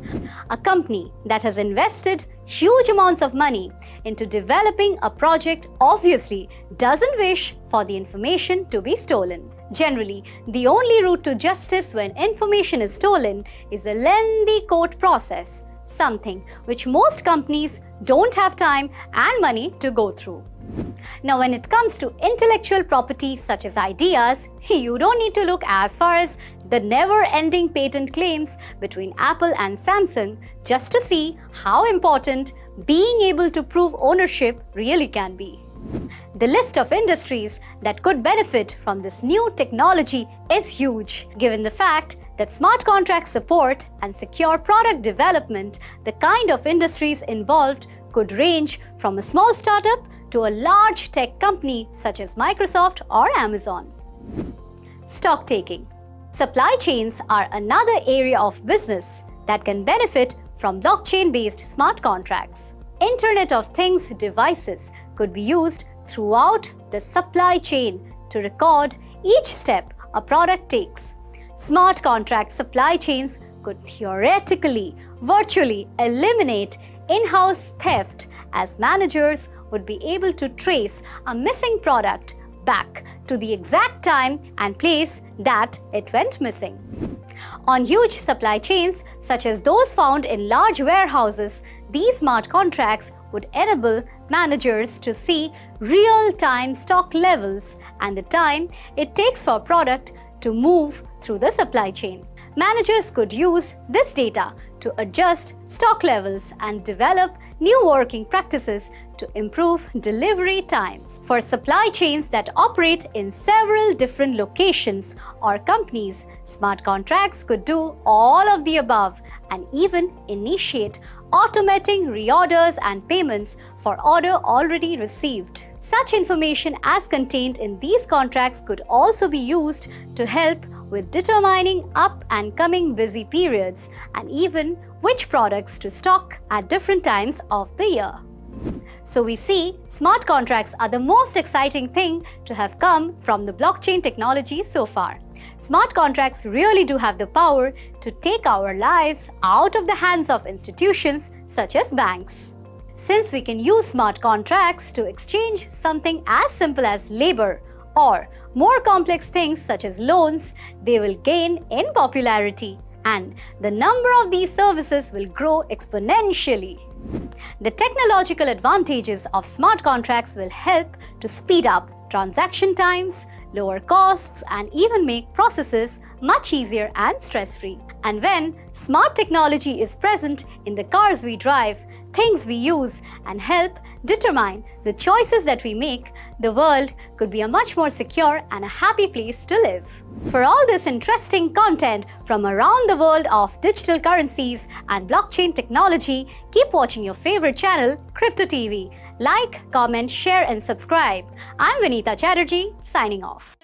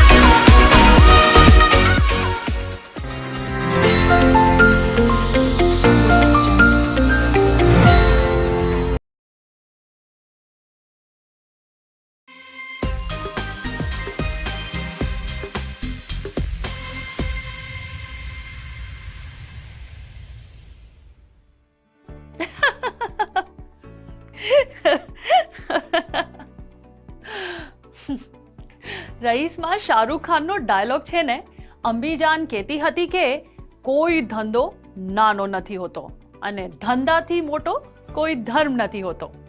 મને લાગે છે અમુક લોકોએ આ dialog દિલ ઉપર લઈ લીધું છે અને ક્રેઝી આઈડિયાઝ વાલી NFT નો ધંધો ચાલુ કરી દીધો છે. હેલો, કેમ છો? મજામાં? Welcome to crypto TV. હું છું તમારી હોસ્ટ અને દોસ્ત પાર્વતી નિર્વાણ AKA પારો દેવા. અને આજે આપણે વિચિત્ર, અદ્ભુત, ઉટપટાંગ અને એબ્સોલ્યુટલી વિયર્ડ અને ક્રેઝી NFTs એટલે કે એવા નોન ફંજીબલ ટોકન્સ વિશે વાત કરશું જેને સાંભળવાથી તમે હસી હસીને લોટપોટ પણ થઈ જશો અને એકવાર જરૂર વિચારશો કે બોસ, આવી ક્રેઝી NFT જો માર્કેટમાં વેચાઈ જતી હોય તો હું પણ આવી એક NFT ક્રિએટ કેમ ના કરું?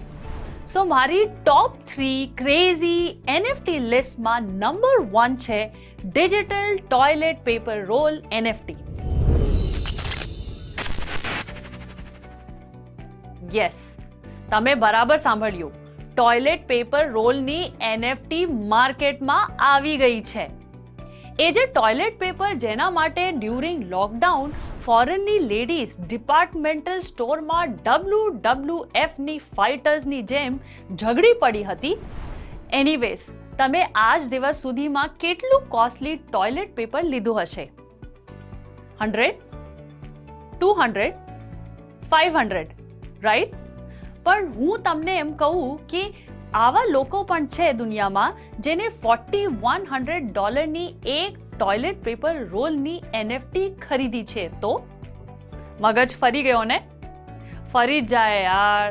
કોઈ 3,15,000 રૂપિયાની ટોયલેટ પેપર રોલની NFT માં નાખતા હોય? આટલી કિંમતમાં તો સોનાના ટોયલેટ પેપર પણ બની જાય, રાઈટ?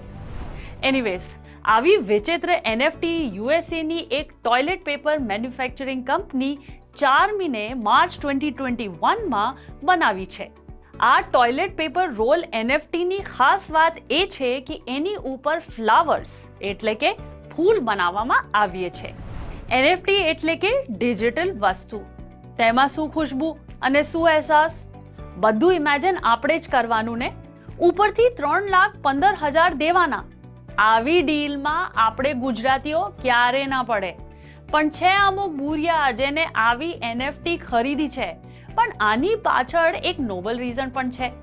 ચાર્મિન કંપની ઈચ NFTની સેલમાંથી ફક્ત 0.1% પ્રોફિટ જ પોતાની પાસ રાખે છે અને બાકી 99.99% ઓફ પ્રોફિટ ડાયરેક્ટ રિલીફ નામની હ્યુમેનિટેરિયન ચેરિટી ઓર્ગેનાઇઝેશનને ડોનેટ કરી દે છે.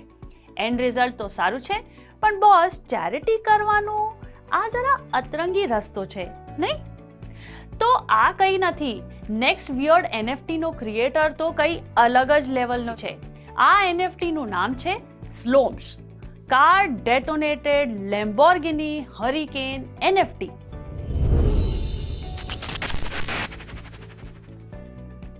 આ NFT વિશે સાંભળીને તો કાર સ્ટન્ટ્સના માસ્ટર એવા Indian film director mister Rohit શેટ્ટીને પણ પસીનો આવી જશે. સ્લોમ્સ નામની એક NFT આર્ટિસ્ટે ક્રિપ્ટો કલ્ચરમાં ગ્રીડ એટલે કે લાલચના અગેન્સ્ટમાં પ્રોટેસ્ટ કરવા અતરંગી NFT બનાવવાનો ખુરાફાતી આઈડિયા અપનાવ્યો. તેમને $2 થી $3 લાખ એટલે કે અંદાજે 1.5 થી $2.25 કરોડ રૂપિયાની લેમ્બોર્ગિની હરિકેન કારને સેકન્ડ હેન્ડ મેં ખરીદી. પછી 100 લોકોની મદદથી તે કારને એક્સપ્લોસિવ્સ એટલે કે બારૂદ ગોલા સાથે ફિટ કરી અને અમેરિકાના એક અનડિસ્ક્લોઝ ડેઝર્ટ લોકેશનમાં 2 ફેબ્રુઆરી 2022ના દિવસે બ્લાસ્ટ કરી અને તેનું એક વિડીયો બનાવ્યો. Exactly, crazy right? આ બ્લાસ્ટનો ધુવાડો એ પણ કરોડોનો હશે. તમને થશે કે આને લાખના 12,000 કર્યા, પણ નહીં. આ આર્ટિસ્ટનો આઈડિયા વેસ્ટમાંથી બેસ્ટ એટલે કે બ્લાસ્ટ થયેલા ભંગારમાંથી કરોડો રૂપિયા કમાવાનો છે. સ્લોમ્સ આ બ્લાસ્ટ થયેલા લેમ્બોર્ગિનીના 999 એટલે કે 999 પીસીસની એનએફટીને તેના બ્લાસ્ટ કરેલા વિડીયો સાથે સેલ કરીને ઓવર $1 મિલિયન એટલે કે 7 કરોડ 65 લાખ રૂપિયા કમાશે. થયો ને અતરંગી પણ ફાયદાનો સોદો. તમે ક્યાંક આ જોઈને પોતાની નવી કાર બ્લાસ્ટ નહીં કરતા. આવો એક્સેપ્શન દુનિયામાં એક જ થાય. આપણે કરવા જશું ને તો કાર અને પૈસા બોથ વેસ્ટ, અને પોલીસ ઉપાડીને લઈ જાય એ અલગ problem. So never try this at home or anywhere else. Okay. Third crazy અને વિયર્ડ એનએફટી નું નામ છે sell your soul NFT.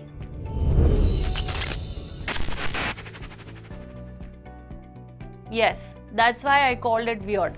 Recently 21 વર્ષના સ્ટીજન વાનશેક નામના ડચ સ્ટુડન્ટને એનએફટીનો ક્રેઝ એટલો ચડ્યો કે એ ભાઈ પોલિગોન ઉપર પોતાની સોલ એટલે કે આત્માની એનએફટી મિન્ટ કરી નાખી અને વર્લ્ડના બિગેસ્ટ એનએફટી માર્કેટ પ્લેસ ઓપનસી ઉપર પોતાના સોલની એનએફટી લિસ્ટ પણ કરી દીધી.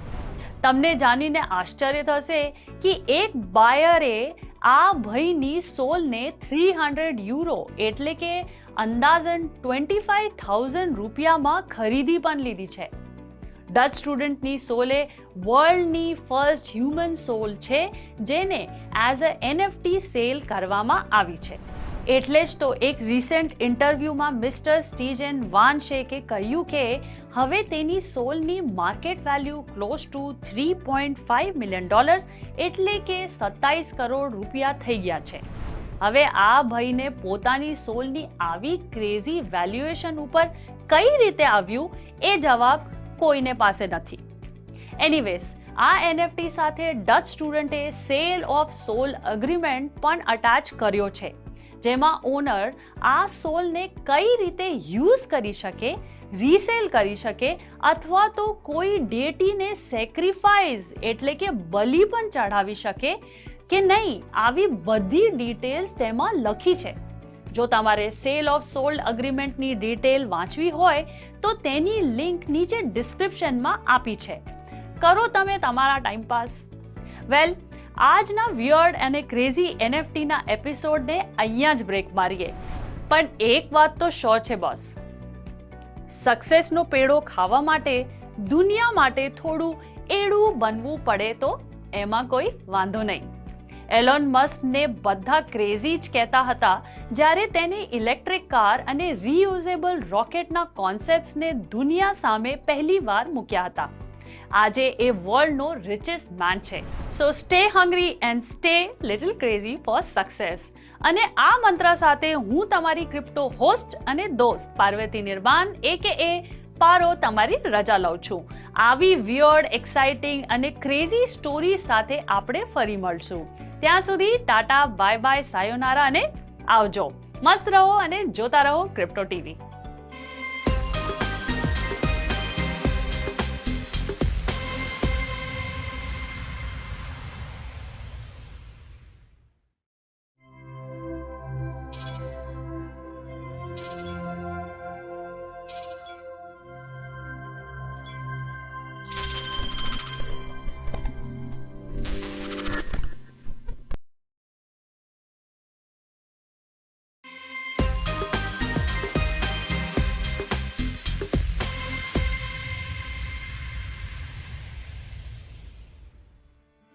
नंबर 1 की पोजीशन पर थे क्रिप्टो पंक्स. उनकी कामयाबी और कमाई 7वें आसमान पर थी, लेकिन बोर्ड एप ने आते ही उनका सिंहासन हिला दिया और महज 1 साल के अंदर क्रिप्टो पंक्स पर कब्जा जमा लिया. जी हाँ, एनएफटी की दुनिया हैरत में है ये सोचकर कि जिन क्रिप्टो पंक्स की कामयाबी की मिसाल दी जाती थी, भला उस क्रिप्टो पंक ने अपने ही rival board app yacht club के आगे हथियार कैसे डाल दिए. ये तो आप जानते ही होंगे कि बोर्ड एप यॉट क्लब के युगा लैब्स ने क्रिप्टो पंक्स को अक्वायर कर लिया है. लेकिन ये हुआ कैसे, चलिए सुनाते हैं आपको. क्रिप्टो पंक्स की लंका में आग कैसे लगी. दरअसल क्रिप्टो पंक्स रातों रात ये जंग नहीं हारे, बल्कि धीरे धीरे उनके किले में सेंध लगी. 2017 में जब क्रिप्टो पंक्स लॉन्च हुए तब वो सबसे यूनिक और इकलौते थे। देखते देखते क्रिप्टो पंक्स का क्रेज हर किसी के सर चढ़कर बोलने लगा। जे-ज़ी, सेरेना विलियम्स और स्नूप डॉग जैसे सेलिब्रिटीज इसमें बढ़ चढ़कर इन्वेस्ट करने लगे। एक ऐसे दौर में जब हर तरफ क्रिप्टो पंक्स की चर्चा थी, तब बोर्ड एप यॉर्क क्लब ने एंट्री मारी। अप्रैल 2021 में लॉन्च हुए बोर्ड एप ने आते ही अपनी फैन फॉलोइंग बनानी शुरू कर दी। जैसे जैसे बोर्ड एप की कामयाबी बढ़ी, इन्वेस्टर्स और एनएफटी होल्डर्स को क्रिप्टो पंक्स की खामियां चुभने लगी। दरअसल ऐसी बहुत सी चीजें थी जो बोर्ड एप की स्ट्रेंथ थी और क्रिप्टो पंक्स की सबसे बड़ी कमजोरी। जैसे कि बोर्ड एप के एनएफटी ओनर्स को एनएफटी के कॉपीराइट भी मिलते हैं, जिससे वो प्रॉफिट कमा सकते हैं और डेरिवेटिव्स बना सकते हैं। लेकिन क्रिप्टो पंक्स के ओनर्स के पास ये फायदे नहीं थे। लेकिन अब एक्विजिशन के बाद युगा लैब्स क्रिप्टो पंक्स के एनएफटी ओनर्स को आईपी, कमर्शियल और एक्सक्लूसिव लाइसेंसिंग राइट्स देने का मन बना चुके हैं। क्रिप्टो पंक्स और बोर्ड एप दोनों भले ही एनएफटी अवतार प्लेटफॉर्म है, लेकिन दोनों की अप्रोच बहुत अलग है। क्रिप्टो पंक्स जहां सिर्फ डिजिटल पिक्चर एनएफटी है, वहीं बोर्ड एप एक क्लब की तरह फंक्शन करता है, जहां क्लब मेंबरशिप के साथ साथ कई बेनिफिट्स और सेलिब्रिटी अट्रैक्शन भी मिलता है। इतना ही नहीं, लॉन्च के महज 2 महीने बाद बोर्ड एप यॉर्क क्लब ने 2 और फ्री एनएफटीज लॉन्च की, the Bored Ape Kennel Club और म्यूटेंट एप यॉर्क क्लब, जिन्हें लोगों ने बेहद पसंद किया। इसके साथ ही एनएफटी होल्डर्स एक्सक्लूसिव मर्चेंडाइज खरीद सकते हैं। सोने पर सुहागा तो ये है कि इन एप इमेजेस को कमर्शियलाइज किया जा सकता है, यानी होल्डर्स इन्हें प्रोडक्ट मार्केटिंग और पैकेजिंग के लिए यूज कर सकते हैं। यहाँ तक कि इससे वर्चुअल बैंड्स तक क्रिएट कर सकते हैं। बोर्ड एप यॉर्क क्लब अपने एनएफटी होल्डर्स को इस हद तक पैम्पर करता है कि पिछले साल न्यूयॉर्क सिटी में खास एप क्लब मेंबर्स के लिए फ्री कॉन्सर्ट रखा गया, जिसमें द स्ट्रोक्स, क्रिस रॉक और कई स्टार्स ने शिरकत की। ऐसे ही कुछ गजब के फायदे हैं जिनकी कमी की शिकायत क्रिप्टो पंक्स के एनएफटी होल्डर्स ने ट्विटर पर की। उन्होंने लिखा कि लार्वा लैब्स अपने प्रोजेक्ट्स पर बिल्कुल ध्यान नहीं दे रहे और एप फेस्ट 2021 की तरह लार्वा लैब्स ने किसी कॉन्सर्ट या पार्टी का अरेंजमेंट नहीं किया और ना ही कोई पर्क्स दिए। लेकिन और कई बड़ी वजह थी जिसके चलते क्रिप्टो पंक्स का डाउनफॉल शुरू हुआ, जैसे कि होल्डर्स को कमर्शियलाइजेशन राइट्स और डेरिवेटिव एनएफटी प्रोजेक्ट पर कोई क्लैरिटी नहीं दी गई। इतना ही नहीं, क्रिप्टो पंक्स के सिस्टम में बग की वजह से होल्डर्स अपनी रैप्ड एनएफटी तक बेच नहीं पा रहे थे, क्योंकि इन रैप्ड एनएफटी को रैप्ड V1 एनएफटी करार कर दिया गया, जो कि इलेजिटिमेट थी। खैर, बाद में लावा लैब्स के क्रिएटर ने अपने इस एक्शन को स्टूपिड कहा और V1 प्रोजेक्ट को ओपनसी मार्केट से हटा लिया गया। लावा लैब्स की इन्हीं गलतियों की वजह से उनकी इमेज एक ऐसी वेब 2 कंपनी की बन गई जो रैपिडली इवॉल्विंग वेब 3 मार्केट को समझने और उसमें अपनी पकड़ बनाने में लड़खड़ा रहे हैं। इनफैक्ट, एक न्यूज आर्टिकल में लावा लैब्स ने तो ये बात तक कबूली कि वो इस modern day NFT profile picture project को संभालने की कैपेबिलिटी और एम नहीं रखते। इसके लिए जो स्किल सेट और एक्सपर्टीज चाहिए वो उन्हें हासिल नहीं है। उन्होंने ये तक कहा कि युगा लैब्स इस प्रोजेक्ट के इनोवेटर हैं और इस प्रोजेक्ट को ऑपरेट करने और इसके इर्द गिर्द कम्युनिटी बिल्ड करने में माहिर हैं। यही वजह है कि board app creators crypto Punk's और मीबिट्स के आईपी को बेहतर तरीके से सस्टेन कर पाएंगे। ऐसे में कोलैबोरेशन के बाद युगा लैब्स ने भी ये अनाउंस किया है कि वो एनएफटी होल्डर्स को फुल कमर्शियलाइज्ड राइट्स प्रोवाइड करेंगे, ताकि वो अपने क्रिप्टो पंक्स और मीबिट अवतार्स को प्रोडक्ट्स, सर्विसेज, मार्केटिंग और बाकी इनिशिएटिव्स के लिए यूज कर सके। युगा लैब्स ने भी ये क्लियर किया कि वो क्रिप्टो पंक्स के इन प्रोजेक्ट्स को board app style membership club में बदलना नहीं चाहते और ना ही इन रॉयल्टी फ्री कलेक्शंस पर वो रॉयल्टी लगाएंगे, बल्कि वो क्रिप्टो पंक्स और मीबिट प्रोजेक्ट्स में streetwear, events and new IP के अराउंड गेमिंग जरूर शुरू करेंगे। युगा लैब्स किसी जल्दी में नहीं है, वो एनएफटी होल्डर्स को कमर्शियल राइट्स देकर उन्हें खुद इसे बिल्ड करते देखना चाहते हैं। ये तो महज शुरुआत है। जिस तरह से डिजिटल अवतार एनएफटीज का क्रेज परवान चढ़ रहा है, उसे देखते हुए तो यही लग रहा है कि आने वाले समय में कई बड़े-बड़े कोलैबोरेशंस देखने को मिलेंगे। आई होप ये स्टोरी आपको पसंद आई हो। This is Ruchi Sharma signing off. Keep watching crypto TV.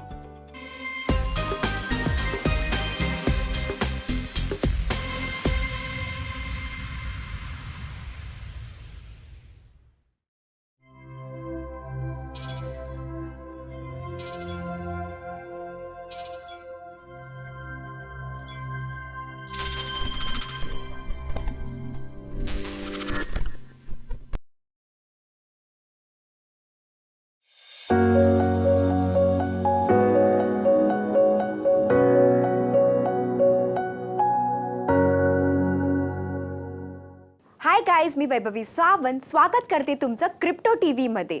आज आपण ब्लॉकचेन विषयी माहिती घेणार आहोत. पण ब्लॉकचेन नेमकं आहे तरी काय? क्रिप्टोकरन्सी सध्या अगदी प्रत्येकाचे लक्ष केंद्रित करत आहे. लोकांना ह्यामध्ये इन्व्हेस्ट सुद्धा करायचं आहे आणि ह्यामधून भरपूर प्रॉफिट सुद्धा कमवायचं आहे. पण क्रिप्टोकरन्सीला समजण्याचा अगोदर ब्लॉकचेन नेमकं काय आहे हे समजून घेणं गरजेचं आहे. तर तुम्हाला माहीत आहे का ब्लॉकचेन म्हणजे काय आहे आणि हे नेमकं कसं काम करतं? नाही, डोंट वरी, मी आहे ना. आज आपण जाणून घेणार आहोत की ब्लॉकचेन हे आहे तरी काय. हल्लीच आपण ऐकतो आहोत की सध्या बिटकॉइन खूप क्रेझिली समोर येत आहे. लोकांमध्ये बिटकॉइनला घेऊन खूप विश्वास वाटू लागला आहे, कारण बिटकॉइनची किंमत प्रत्येक दिवशी वाढत चालली आहे. पण तुम्हाला माहीत आहे का बिटकॉइनच्या मागे टेक्नॉलॉजी काय आहे? जर तुमचं उत्तर हो असेल तर तुम्हाला ही स्टोरी नक्कीच आवडेल, कारण बिटकॉइनचा संबंध हा ब्लॉकचेन सोबत आहे. ब्लॉकचेन टेक्नॉलॉजी हे आपल्या IT इंडस्ट्रीमध्ये त्याप्रमाणे बदल करणार आहे की ज्याप्रमाणे ओपन सोर्स सॉफ्टवेअरने 1 दशका अगोदर केलं होतं आणि ज्याप्रमाणे लायनक्स हे एका दशकापासून मॉडर्न ॲप्लिकेशन डेव्हलपमेंटचा मूळ राहिला आहे, ठीक त्याचप्रमाणे ब्लॉकचेन सुद्धा येणाऱ्या काळात इन्फॉर्मेशन शेअर करण्यासाठी एक मोठं उत्तम माध्यम असणार आहे. आणि चांगली गोष्ट ही आहे की हे लोअर कॉस्ट सुद्धा असणार आणि अगदी सोप्या पद्धतीनं हे ओपन आणि प्रायव्हेट नेटवर्क्समध्ये इम्प्लिमेंट सुद्धा करता येणार. ब्लॉकचेन टेक्नॉलॉजीला घेऊन लोकांमध्ये खूप होप्स आहेत की ब्लॉकचेन हे टेक्नॉलॉजीच्या फ्युचरला पूर्णपैकी बदलणार आहे. हे बऱ्याच अंशी खरं सुद्धा आहे, कारण फक्त बोलण्याने ही गोष्ट आपल्याला कळणार नाही, तर यासाठी आपल्याला या ब्लॉकचेन टेक्नॉलॉजीला संपूर्णपणे समजावं लागेल. याच्या वेगवेगळ्या पैलूंवर आपल्याला विचार करावा लागेल. मग कुठेतरी जाऊन आपल्याला या टेक्नॉलॉजीला समजण्यासाठी आणि त्याला उत्तम पद्धतीने इम्प्लिमेंट करण्यासाठी मदत होईल. ही गोष्ट खरी आहे की ब्लॉकचेनला घेऊन ॲक्सेप्टन्स हल्ली खूप स्लो आहे, कारण टेक्नॉलॉजी एक्सपर्टच्या नुसार हळूहळू या ॲक्सेप्टन्सला गती येणार आहे. आणि हे खरंच चांगली बातमी आहे, कारण भविष्यात ही टेक्नॉलॉजी पूर्ण जगाला बदलणार आहे. सोप्या भाषेत म्हणायचं झालं तर ब्लॉकचेन एक डिजिटल लेजर आहे. पण आपल्याला माहीत आहे का लेजर हे काय असतं? लेजर हे एक असं बुक असतं जेथे सर्व अकाउंट्सची डिटेल्स ठेवली जाते, जेथे डेबिट आणि क्रेडिट ट्रान्झॅक्शन पोस्ट केले जातात. समजा की हे आपल्या बँक पासबुक प्रमाणेच असतं. मग आता आपण हे बोलू शकतो की ब्लॉकचेन हे डिजिटाइज, डिसेंट्रलाइज आणि पब्लिक लेजर असतं. समजा की आपल्याकडे एक ट्रान्झॅक्शन फाईल आहे जी आपल्या कॉम्प्युटर म्हणजेच लेजरमध्ये आहे. 2 गव्हर्नमेंट अकाउंटंट्स ज्यांना आपण मायनर्स बोलतो त्यांच्याकडे पण तीच फाईल त्यांच्या सिस्टीममध्ये असते, म्हणून याला डिस्ट्रीब्युटेड असं म्हणतात. जसे आपण एक ट्रान्झॅक्शन करतो, आपला कॉम्प्युटर त्या दोन्ही अकाउंट्सला इन्फॉर्म करण्यासाठी ईमेल करतो. त्यानंतर प्रत्येक अकाउंटंट लवकरात लवकर सर्वात प्रथम चेक करत असतो की तुम्ही अफोर्ड करू शकतात की नाही, आणि त्या बदलात त्यांना त्यांची सॅलरी म्हणजेच बिटकॉइन मिळू शकते की नाही. या दोघांमधून जो पण अगोदर चेक करतो आणि त्यांना अखेरीस व्हॅलिडेट करून रिप्लाय ऑल करतो, सोबत त्या ट्रान्झॅक्शनला व्हॅलिडेट करण्याच्या आपल्या लॉजिकला पण अटॅच करतो, त्यालाच म्हणतो आपण प्रूफ ऑफ वर्क.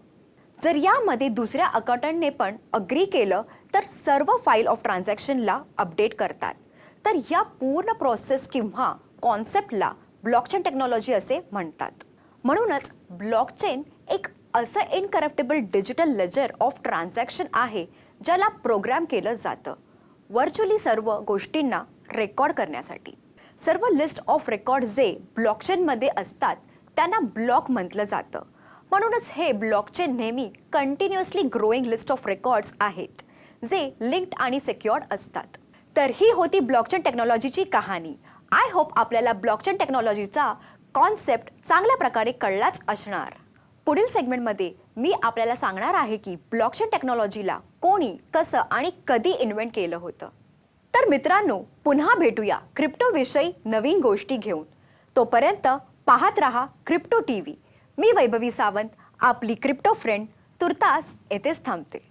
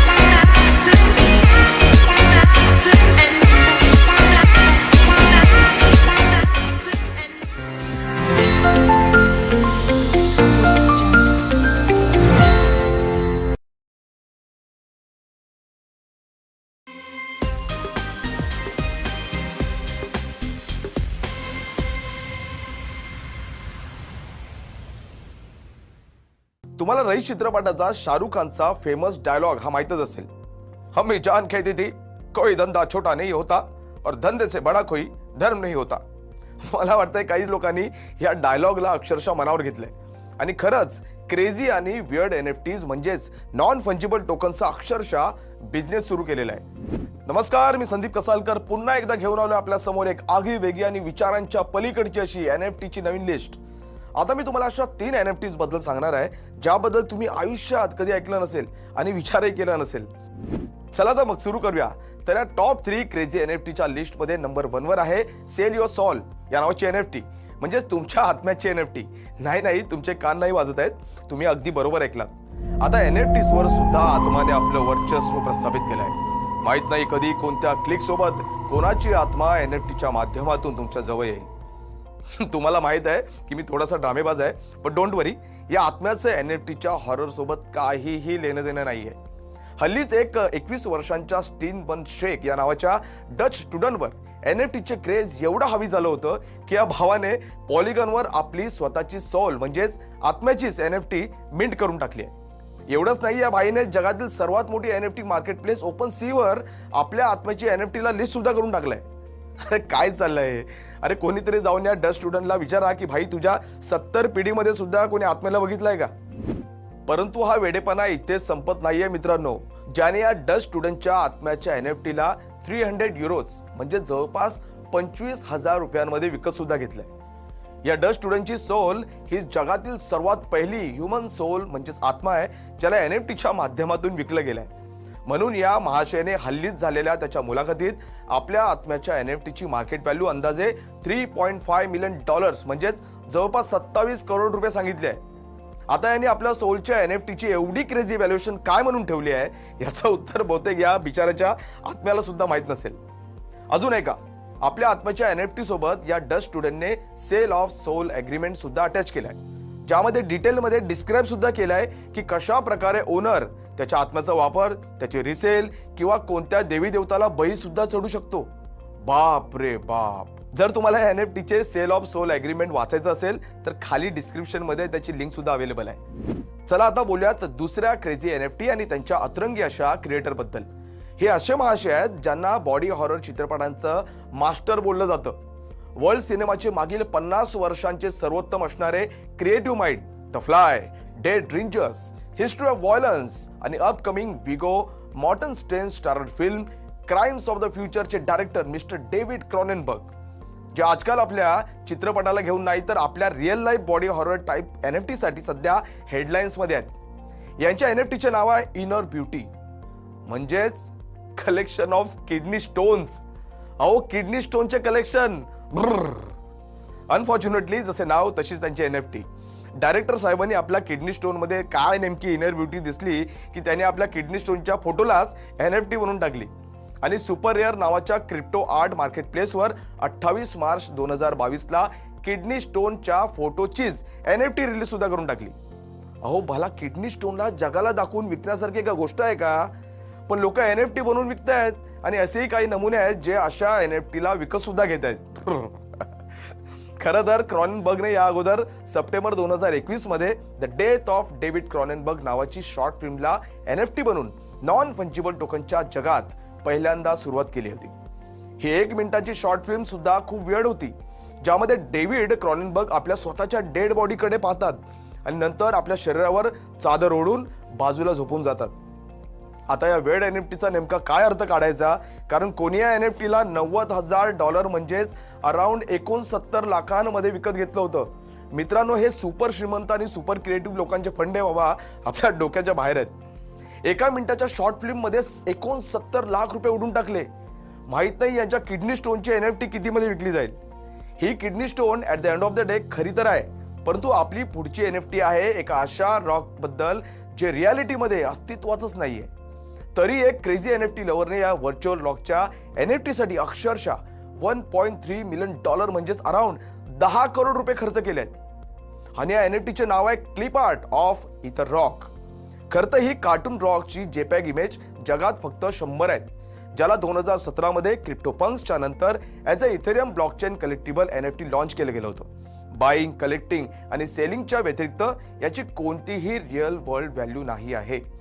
परंतु याला ट्रॉन ब्लॉकचेन आणि क्रिप्टो करन्सीचे फाउंडर जस्टिन सनने फक्त आपली कॉलर टाईट करून इम्प्रेशन झाडण्यासाठी विकत घेतलं होतं. भाई, मोठी लोक, मोठ्या वार्ता व्हर्च्युअल रॉकच्या फोटोग्राफला करोडोंमध्ये विकत घेत आहेत. वाव. आम्हाला जर साधं किचन मध्ये नवीन मार्बल बसवायचं असेल तरी 10 वेळा विचार करावा लागतो. एनिवेज, आतासाठी ही होती माझी 3 क्रेझी NFTs. अशाच प्रकारच्या अतरंगी NFTची अजून एक नवीन क्रेझी लिस्ट घेऊन मी संदीप कासारकर पुन्हा तुमच्या भेटीला येणार आहे. तोपर्यंत पाहत रहा crypto TV.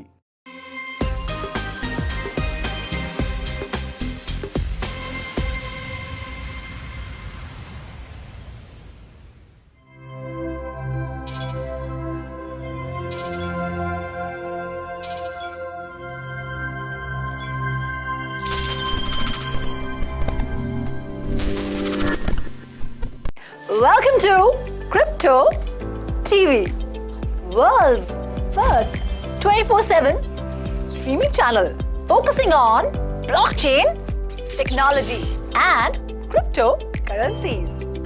Download the CryptoWire app and subscribe to our YouTube channel Crypto TV to stay updated with latest trends in global crypto market, NFTs, metaverse, in-depth market analysis and cutting edge of blockchain technology.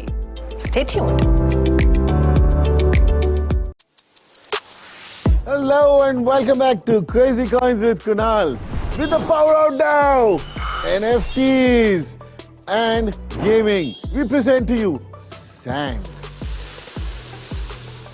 Okay, yes, sorry, today's coin is Sand. Coming from the land of virtual reality, it is one of the oldest companies in the blockchain's virtual world under the name of Pixowl that allows you to buy, sell and trade digital assets. Can you imagine that? It introduces blockchain to gaming and creates a metaverse where gamers and creators both are involved together to build and earn within the platform. It has attracted support from Atari, Helix and CryptoKitties. The highlight is it has gone up 12,975% in 2 years.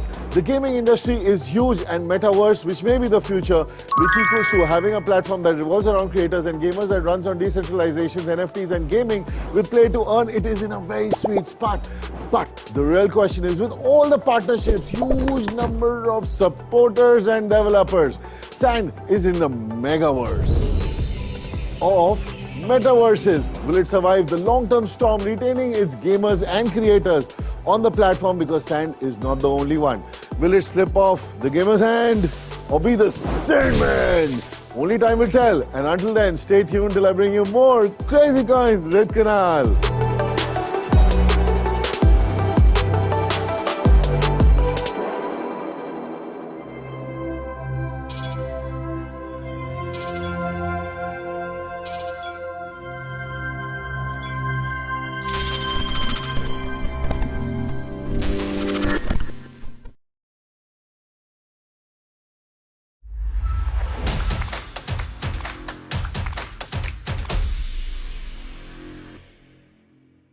There will be bear markets about twice every 10 years and recessions about twice every 10 to 12 years. But nobody has been able to predict them reliably. We are facing a bearish market situation at the moment in crypto, and it can turn into a Great Depression. Can we predict? Not really, as nobody can precisely. Three Arrows Capital CEO Zhu Su must have not predicted the current market scenario for sure.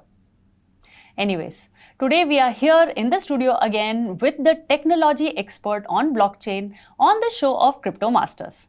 But before that, let me welcome all the viewers of Crypto TV. Here's your host Parvati Nirvan along with the guest Shrishti Asudani from Delhi, who is a blockchain leader and has her expertise in various use cases of blockchain like financial services, supply chain, healthcare and payments. Hello and welcome to our show. Thank you, Parvati. Pleasure to be here. Great. So let's begin with the questions. Yeah, sure. Yeah. So the first and the foremost, because we know that the Ethereum merge is the hot topic currently in the market. We have been waiting for Ethereum merge for a very, very long time, and we are continuously seeing the delays that are happening, right? So can you actually tell us like the why these delays are happening? Also your understanding about the merge. So Ethereum merge, if we say what is essentially is, so Ethereum is one of the leading blockchain networks, Right. as you know, after Bitcoin. And the challenge that we are facing with Ethereum, with the current version, is one is the limited throughput which it is having. Right. And second, again, is from a sustainability point because of the computational power involved with the proof of work mechanisms. Right. So essentially, this is a move. It's a starting move and a part of a phased move to move into a proof of stake consensus mechanism, where the mining which happens in proof of work would be essentially raised by change to staking with the proof of stake mechanism. Right. Their consensus mechanism. The consensus. They are upgrading that. They're moving to a different consensus mechanism. Right. So what essentially merge is, it's a part of the entire phase of movement of Ethereum mainnet from proof of work to proof of stake.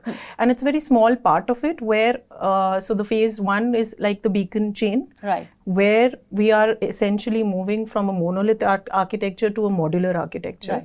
And we are differentiating the execution part and the consensus part of it more from a data availability and a bandwidth standpoint for the network. Right. So last year only we have been hearing from 2021 and we were expecting around January, February this merge to happen. It got delayed and further got delayed, and then we were expecting it right now. Like it's just gonna happen, and again we hear the announcement. So why do you think? I mean, if generally what we hear is there are bug fixing that they require, but why this is taking so much of time? Why these developers are or the community itself are not coming to reach that point where the merge can actually happen? So what we need to understand here, that the volume that we're talking about here is somewhere around 1 million transactions per day, and it's a live network. So we are responsible not only of the transactions, but there is more than $3 billion of transactions happening and value store of value already on the Ethereum network. Right. So a part of the merger would involve maintaining the live network, which is Ethereum mainnet, and of course also the upgradation to the beacon chain, which is there. Right. So that's why, to avoid the technical errors, this is something which is happening in a phased way, and so of course they are moving with a check on the Ropsten, one of the testnets network which is there. Right. But Ethereum, the ETH 2.0 or Serenity, which we call, is focused more on the security aspect, and that's how it's been positioned. So of course, the volume and the transactions happening, I think that's the reason why the merge is taking, and there are some delays which are happening. Okay. So anytime soon, what do you think when they actually would come out with the Ethereum merge? I think it's Vitalik and his team would be in a much better position to answer that. But then, of course, with August, I think it was the scheduled is for the merge is August, and for the sharding part, where actually we will see a benefit. But that is also delayed, right? So of course, that has to. I mean, it's also on a delay where it's scheduled to be done on 2023. But yes, of course, we are all waiting. It's a gigantic network actually, so it would be done in some time, and we're all waiting for the benefits of the same. Right.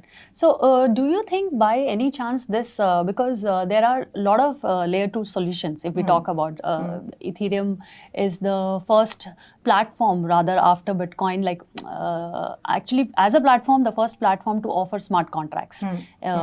So do you think they are trying to provide layer 2 solutions, and that's the reason of the delay by any chance? No, I don't. I would not agree to that, because so I'll just put it in a small thing. So how Ethereum has actually planned a movement from proof of work of proof of stake. Their consensus mechanism. Yes. So is in a one part is the beacon chain, which we talk about the merge. Yes. The second is the shard, where we'll have another chain which will be the shard chains, but we'll have 64 shards. And the third would be like a docking, where both the networks would come to a consensus mechanism, which is there. So this is how they've planned it, and this once the implementation of shard would happen, that's actually where the scalability and the transaction throughput would come. And layer 2s would be essentially scaling the network. So the shards is actually a layer 2. So this would be a part of that. So So after the merge, what we will see is more layer 2 solutions from Ethereum itself. Yes, definitely. You'll have to look out on more L2 solutions. So merge, the benefit would of the merge would be more from a data availability and increasing of the bandwidth. So efficiencies would come more and it's estimated to be somewhere around 99% in the network bandwidth and the data availability. But the actual benefit which we want to see in the reduction of the cost would come post the implementation of the shards. So we only able to actually figure it out once that happens, right? Once that is implemented, definitely. Definitely. Yeah. Great. So why do you think these different kind of blockchains like Polkadot, Cardano, they are offering and they are better at offering layer 2 solutions than Ethereum? So Parvati, how it is that these are different approaches, which and it's really good names that you've taken. One is Cardano, and you've very popular blockchain solutions. Yeah, and Polkadot. These are all both are ex co-founders of Ethereum. Right. So we talk about Charles Hoskinson, or you talk about Dr. Gavin Woods for Polkadot, and the implementation of POS has already been done in these. So Cardano is one of the first POS blockchains which is there, and Polkadot essentially is working on the interoperability. And when we talk about Polygon, like you said, is one of the leading side chains. Right. So it's already working on the scalability factor. Right. So essentially, all of them are working to make it more scalable, so that the retail users have a better experience, and we're not waiting for the transactions to be recorded and the state to be maintained over the network, where it's a huge network in Ethereum. Right. So with the Ethereum merge, we have ETH 1.0 currently as a coin, and with the merge will come ETH 2.0. So what is this particularly coin will offer that is not being there in ETH 1.0? We need to understand between ETH 2.0 and ETH 1.1 what 1.0 what the difference would be is essentially with the way we would handle the transaction throughput. Right. So when we talk about in ETH 1.0, it's somewhere around 15 to 30 transactions per second. Right, currently. Currently, and there is a promise of nearly 1 lakh transactions per second with the Ethereum scaling to POS consensus, but then again that would come again in a phased manner. So phased what that manner, yes, definitely. So what that means, the increased number of transactions means a more adoption of the Ethereum network, which means more utilization of the tokens. When we talk about ETH 2.0 as compared to ETH 1, and how the supply demand mechanics works, this would definitely come with an increase of value to Ethereum. So you think it will increase the value of ETH platform with respect to the ETH 2.0 coin? Yes, essentially it would mean that only, because if we are having a promise of say 1 lakh transactions per second, where we'll have a scalable network where more DApps would be working, and with the kind of work which is happening on the layer 2s, this would definitely mean that there would be an increasing promise of value for the native token E2.0. But this is the promise that is coming from Ethereum sides or Vitalik Buterin, if we say. Well, what are your views? What do you think they are able to achieve 1 lakh transaction per second?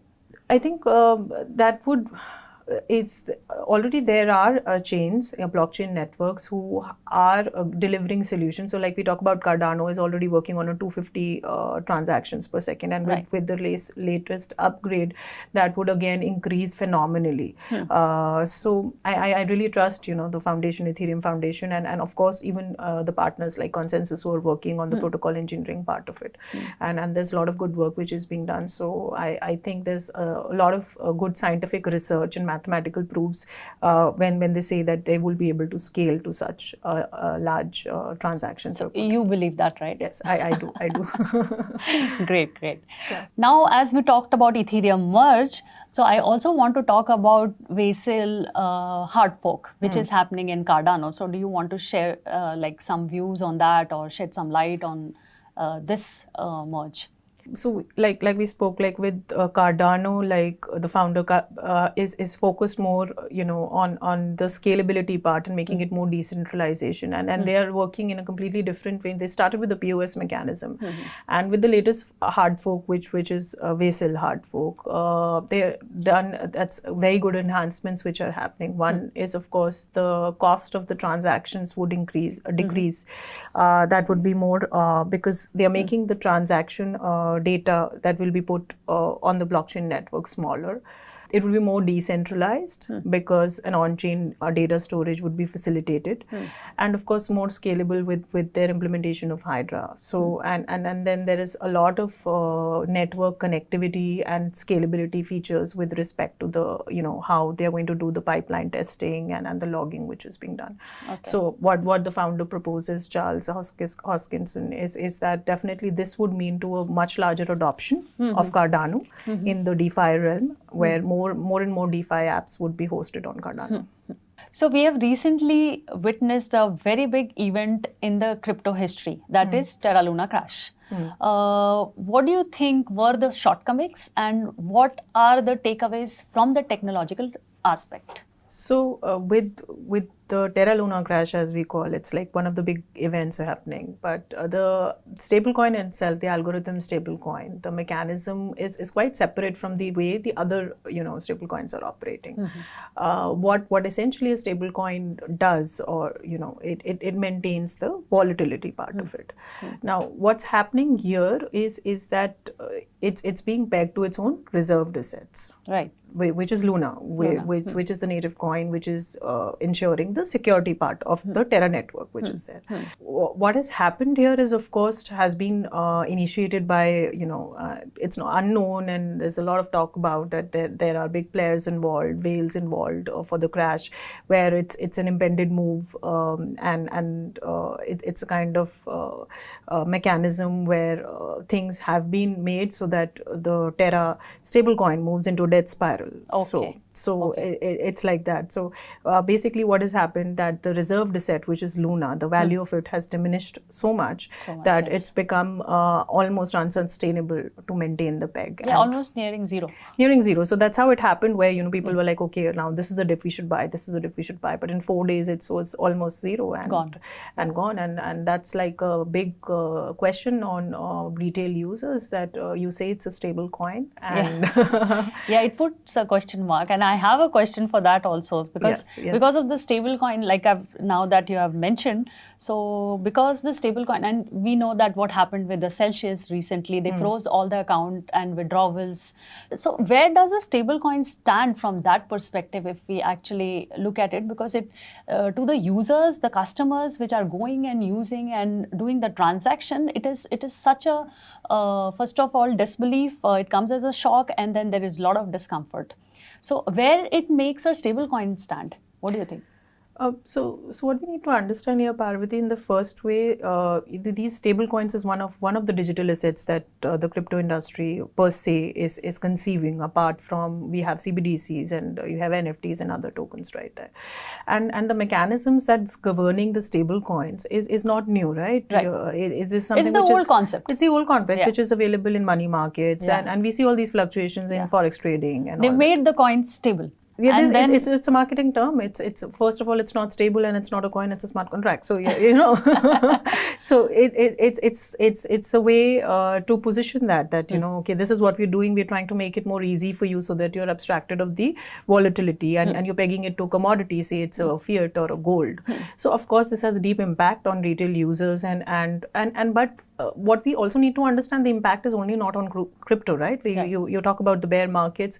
We are seeing how the stock market is being affected. So it's a community-wide global. they're going hand in hand. Yeah, it's going hand in hand. So everybody is affected. It's a correction which is happening across the markets, and crypto, like you said, like you introduced, this is something like eventually in the previous years also it has come up because in a sense the technology has a great value to offer. And when we talk about currency as such, like an asset like stable coin, there's a lot of work, we are trying to achieve something really new. You're trying to innovate. It needs a lot of stamina to get new financial models. We've been, you understand the payments and the banking industry, how deep the infrastructure and the techs are. So this is a creation of a new financial services or a new technology innovation.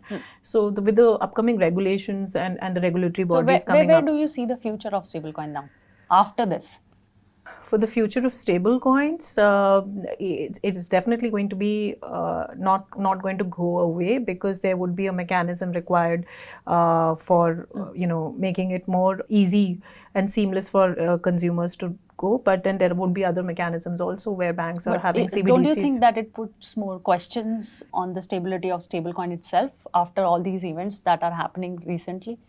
Yes, of course. There are questions, and there are also questions Doubts. on about the organizations as such, and there is a differentiation that you need to do with the awareness of the industry between the legitimate models and some projects which are not legitimate. So that's a kind of due diligence that also needs to be done from the end customer or the retail user. Right.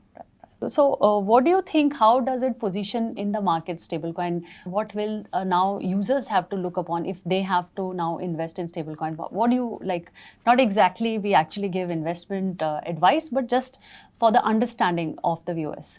So I would like to say here that when we talk about stable coins and say stable coins or altcoins and cryptocurrencies as such, there are many which are there. I would feel that you need to really study the project. You need to see how the governance is happening, how the mechanisms are, who the founders are. There's a lot of due diligence that needs to be done, and there's a lot of good work which is being happening on the regulation standpoint also. So to make this more sustainable, and we are moving towards that. There's a gradual movement towards that.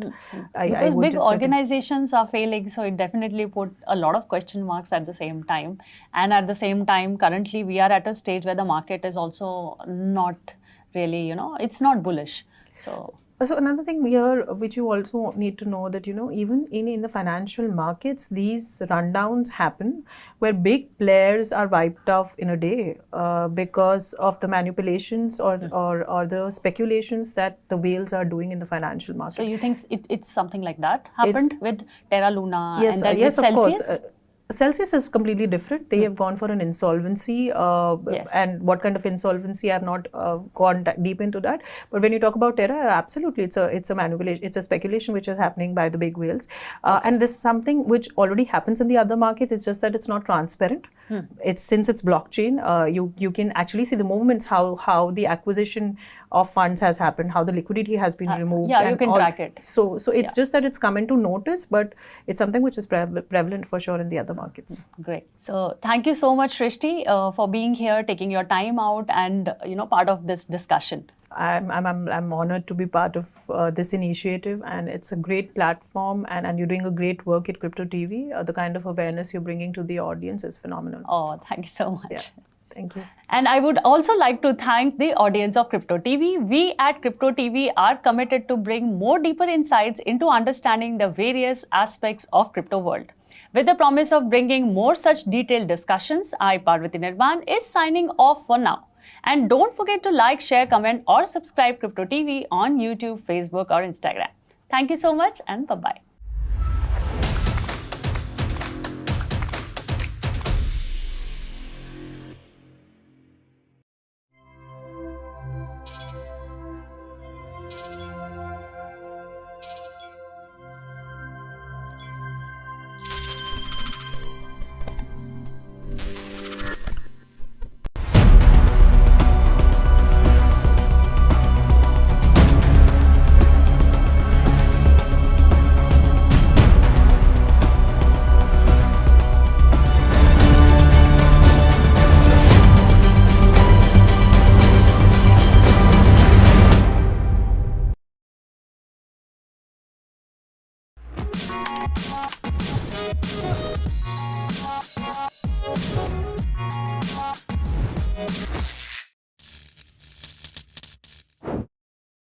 Hello and a very warm welcome to all the viewers of Crypto TV. This is Manoj Dara. So crypto markets are in turmoil.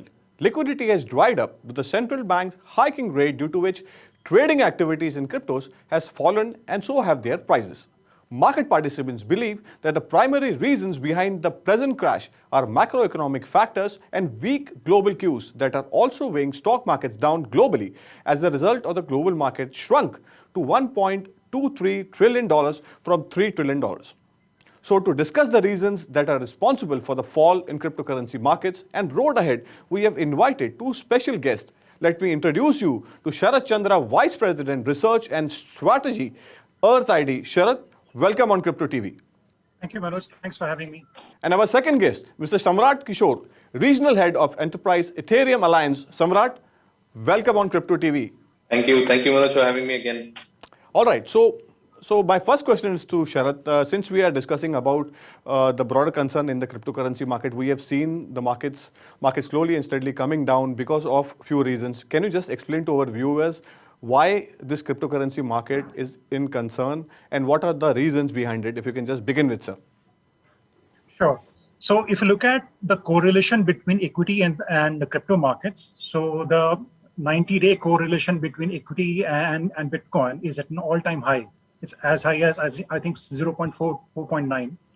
Now, this is one factor. So there's a strong positive correlation how equity markets are moving and how they are responding to global macro events, beginning from the Russia-Ukraine crisis to Fed tightening the quantitative rates, right, and also hiking interest rates. So, and if you look at inflation, so we are witnessing a decade high inflation, right? 4-decade high in US. If you look at India, we have CPI index number as high as 70-month high, right? Exactly. So inflation is also one of the biggest drivers. So what investors are doing, they are trying to move their assets away from high growth or tech stocks or from crypto to a more assets where there's some sense of stability, let's say commodities for that matter, gold, right? And the way commodity prices are also going up, it's another reason why investors are taking their assets away from risky assets like crypto to commodities. That's one more reason why investors are kind of looking for more safe haven towards commodities and gold rather than crypto. So Samrat, the first reason is money moving from the risk assets to somewhere it is safe. So what's your opinion? What's your opening remarks on this? No, definitely. I think Sharat gave, he kicked it off very well with the statistics. There is definite view that, investors are wary of riskier assets. There are a lot of people whose the risk appetite, the risk capital that they used to allocate towards various parts of the portfolio, that has gone down. So I think that's one reason. And let's not just talk about retail investors. If we were to also look at institutional investors, even they are very wary of returns that they can potentially generate from, let's say, crypto markets. There's one more statistic which I was seeing when I was studying the correlation of the two markets. I think one thing which was really intriguing to see is a lot of people are now also taking deliveries of commodities, like for example, gold or silver. People don't just want to invest in futures and options; they also want to take deliveries, which mean that they see that they're probably going to lock the investment in for quite some time, and they still want to get returns on their investment, so they want to take deliveries and keep it somewhere safe. All right, so few keywords I've picked from this opening remark is higher interest rate, rising inflation, and a higher correlation between the cryptocurrency market and the stock market. So moving on, there was one event which has disrupted the entire mood, or for that matter, the entire cryptocurrency market. Was under concern, was the Terra Luna episode. So Sharath, when we speak about this stablecoin Terra USD, which has lost its peg, and it has actually exposed the destability in the concept of stablecoins. So what, according to you, is your opening remarks on this event, on this black event rather, which has actually disrupted the market mood, and from there markets have never risen. So what's your opinion on this, Sharath? Right. So I think we have to take into cognizance the different types of stable coins, right?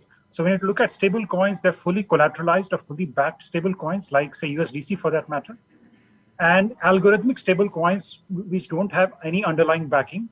So the pegging or peg to the US dollar is backed only by, or let's say driven by the algorithm, right?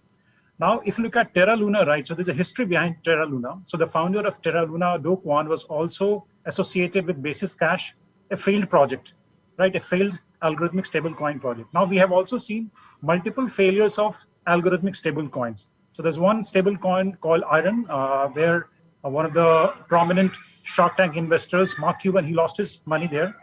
So we have seen that these crypto, let's say, entrepreneurs, they're not able to get the algorithm right. So what I would like to state that algorithms, it's just a matter of time. If you get the algorithm right, we might see a very fruitful or feasible stable coin in the near future, because we are already relying on different algorithms for different purposes. We use algorithms for even video KYC, right? You do liveliness checks, right? So we can't dismiss algorithms, but it's just a matter of time whether the crypto industry or crypto or tech entrepreneurs can get the algorithm right. Now, what happened in case of Terra Luna was 3 major trades led to the depegging of Terra Luna. So it started as early as May 7 when Terraform Labs, they moved close to, I think, 150 million of USD from 3-pool exchange. What happened after that? There was a second big trade where I think close to 85 million worth of USD was also withdrawn. So this led to a more vulnerable situation when it comes to pegging of USD. And then there was a massive sell-off, right? So, and again, both prices of Luna as well as USD collapsed. So that was one of the major reasons. And now when this crisis happened, it was also kind of coupled with the ongoing Russia-Ukraine crisis. Fed was already announcing interest rate hikes, right? So it was all a cumulative effect, and which snowballed into a bigger crisis of Terra Luna crash, which also led to further fall of Bitcoin prices. So few keywords. Combination of many factors. Yeah, please go ahead, Sharath. Yeah, what I'm saying, it was a combination of many factors, starting from how some of the whales manipulated the prices of Terra Luna, led to the exodus of USD from the main pool, and again, major sell-off, and then the crisis which followed. So, Samrat, few keywords I have picked from what Sharath has explained about the entire Terra Luna episode is manipulation, multiple factors behind the fall, Russia, Ukraine, and to add to what Sharath has said, that we have seen roughly around 80,000 bitcoins being sold by this universe to just to protect what they have promised. So, what's your opinion on this? No, Manoj, I think Sharath has pretty well articulated what events led to the crash, and I totally believe. In fact, I was talking to somebody the same day when it was all happening. It was all unfolding in front of our eyes, and I said, "This looks like it is orchestrated. You know, there are people behind it, and who've got clear intentions of doing this. What is happening? So it was not an incident for sure, as far as my understanding was, and honestly, this is all just my research and my opinions which I'm expressing here. So it's no institution is behind it. But then, so that's one. And let's also talk about a little more bit of future. Since you said, is it a collapse of stable coins? So I would definitely say it is not. It's a concept which is much more worthwhile. It is much more firepower than just one algorithmic stable coin collapsing because of some people ganging up together. So, as Sharath also pointed, there are these different kinds of, stable coins. You could look at asset-backed or even fiat-backed stable coins. There are fiat-backed, stable coins as well, where, you have cash or cash equivalents, which are backing the crypto tokens. Or I've even worked with projects where, gold is backing those crypto tokens, so their value is as fragile as gold value, and gold value will not have very wild moves right now like the crypto world. The cryptocurrencies, which are, so it's still a much safer bet than going into say for example a meme coin. You go to Shiba, you go to Dogecoin. It's much stabler than that. Much more, there's higher degree of confidence on stable coins. I would still say that for just for the investors. I mean, but as it is true for any cryptocurrency, it could go up, down, sideways. Who knows? Totally depends on what's the market sentiment, what are the whales thinking about that particular token, and yeah, I think that's where it is. So I would say I would still not lose my trust on stable coins. I've not changed any of my holdings after this incident. All right, no change in the holding, Sharath. That's what Samrat has mentioned. But few things which I've picked up is he has suggested that the stable coins can be backed by gold. That is what the safest thing is. So one last thing on this segment on stable coins is how can such incidents be avoided? Sharath, if you can just highlight that. Right. So I think that's where we have to look at what are the reserve assets and be transparent about those reserve assets. All right. So if you look at other stable coins which kind of depegged during the Terra Luna crisis. So I think DAI also depegged, right? And DAI also depegged, and similarly, there's one more stable coin. I'm not getting the name right, but if you look at Tether for that matter, Tether, right? Tether, US dollars, right? USDC. So Tether is fully licensed or federally licensed by the US authorities. So if you can license or let's say regulate stable coin issuers the way we regulate banks and impose the same levels of due diligence checks, right? So that they have the same kind of reserve assets, the way banks are supposed to maintain cash reserve ratio, right? So look at the reserve assets, look at the quality of reserve assets. So if you look at USDC, right, they are saying that they have the most liquid reserve assets in terms of short-term US Treasury bonds, which you can easily convert into liquid form of money. So that is one aspect. And now let's not write these stable coins off. So let me quote some of the global references where Japan has already initiated a stablecoin bill where they're looking at how they can ensure investor protection and how they can mitigate financial stability risks. If you look at Australia for that matter, so ANZ Bank has launched something called AUD or Australian dollar-backed stablecoins, right? In UK for that matter, the Chancellor, Rishi Sunak, he announced that he will include stablecoins in UK's payment regulation. So stablecoins, fully collateralized, fully backed, or fiat-backed stable coins definitely have a future in terms of promoting innovation in payments, right? Because they can ensure real-time settlement of payments, right? So stable coins do have a future. Algorithmic ones, we are not there yet. It's just a matter of time if some entrepreneur gets the algorithm right. If you get that right, that itself will lead to so many, I would say, possibilities in terms of payments, DeFi, financial inclusion. So Japan, Samrat, Sharath mentioned about Japan, Australia and UK, and he has also recommended about fiat-backed stable coins. What's your view on that? Definitely. I mean, as I just said, the degree of confidence just goes up and down with what is the real underlying asset which is backing that particular stable coin. I think with algorithmic stable coins, I would just say one thing. It is like the seatbelt. It is like aviation safety. There's one crash and then there's, we learn something out of that crash and then we do things better. So it's considered something like that. The whole crypto market has actually learned and evolved in that fashion, over these 10, 12 years of history. So I think this is just going to go a long way. I mean, you remember the days when, the big, what was that exchange called? Sharath, do you remember what was that first exchange called, which collapsed on Ethereum? Quadriga exchange. Mt. Gox. Mt. Gox. All right. So there was this Mt. Gox thing, which gave us a lot of learnings. How smart contracts could go wrong. So apparently that Mt. Gox ka wo kuch wahan par in log ne, they have also found out that those who have stolen. Oh yeah, I mean that's a different story altogether. Eventually in the crypto world, you get to know where the money has gone. We just don't know who the people are behind it. So it's easy to track, where it is flowing.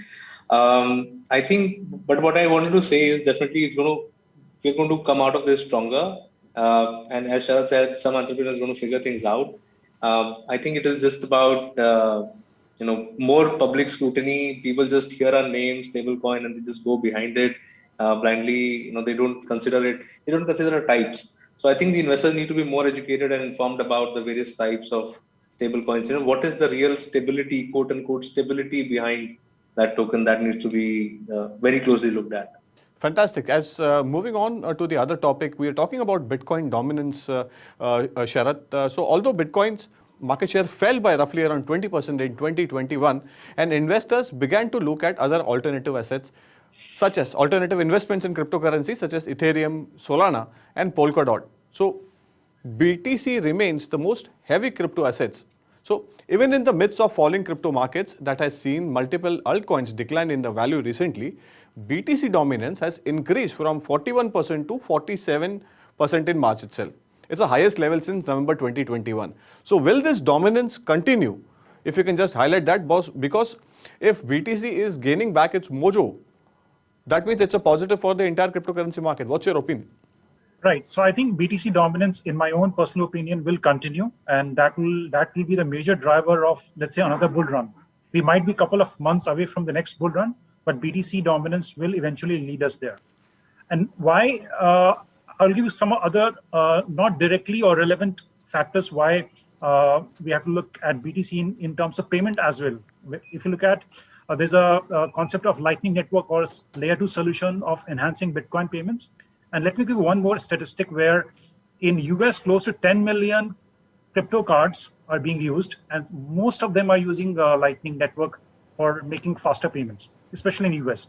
So Bitcoin, in terms of, there's a wider criticism of Bitcoin that it's not scalable enough, but layer 2 solutions like Lightning Network are making Bitcoin adoption more mainstream in terms of payments. So that will also be one of the major drivers in kind of pushing the dominance of Bitcoin forward.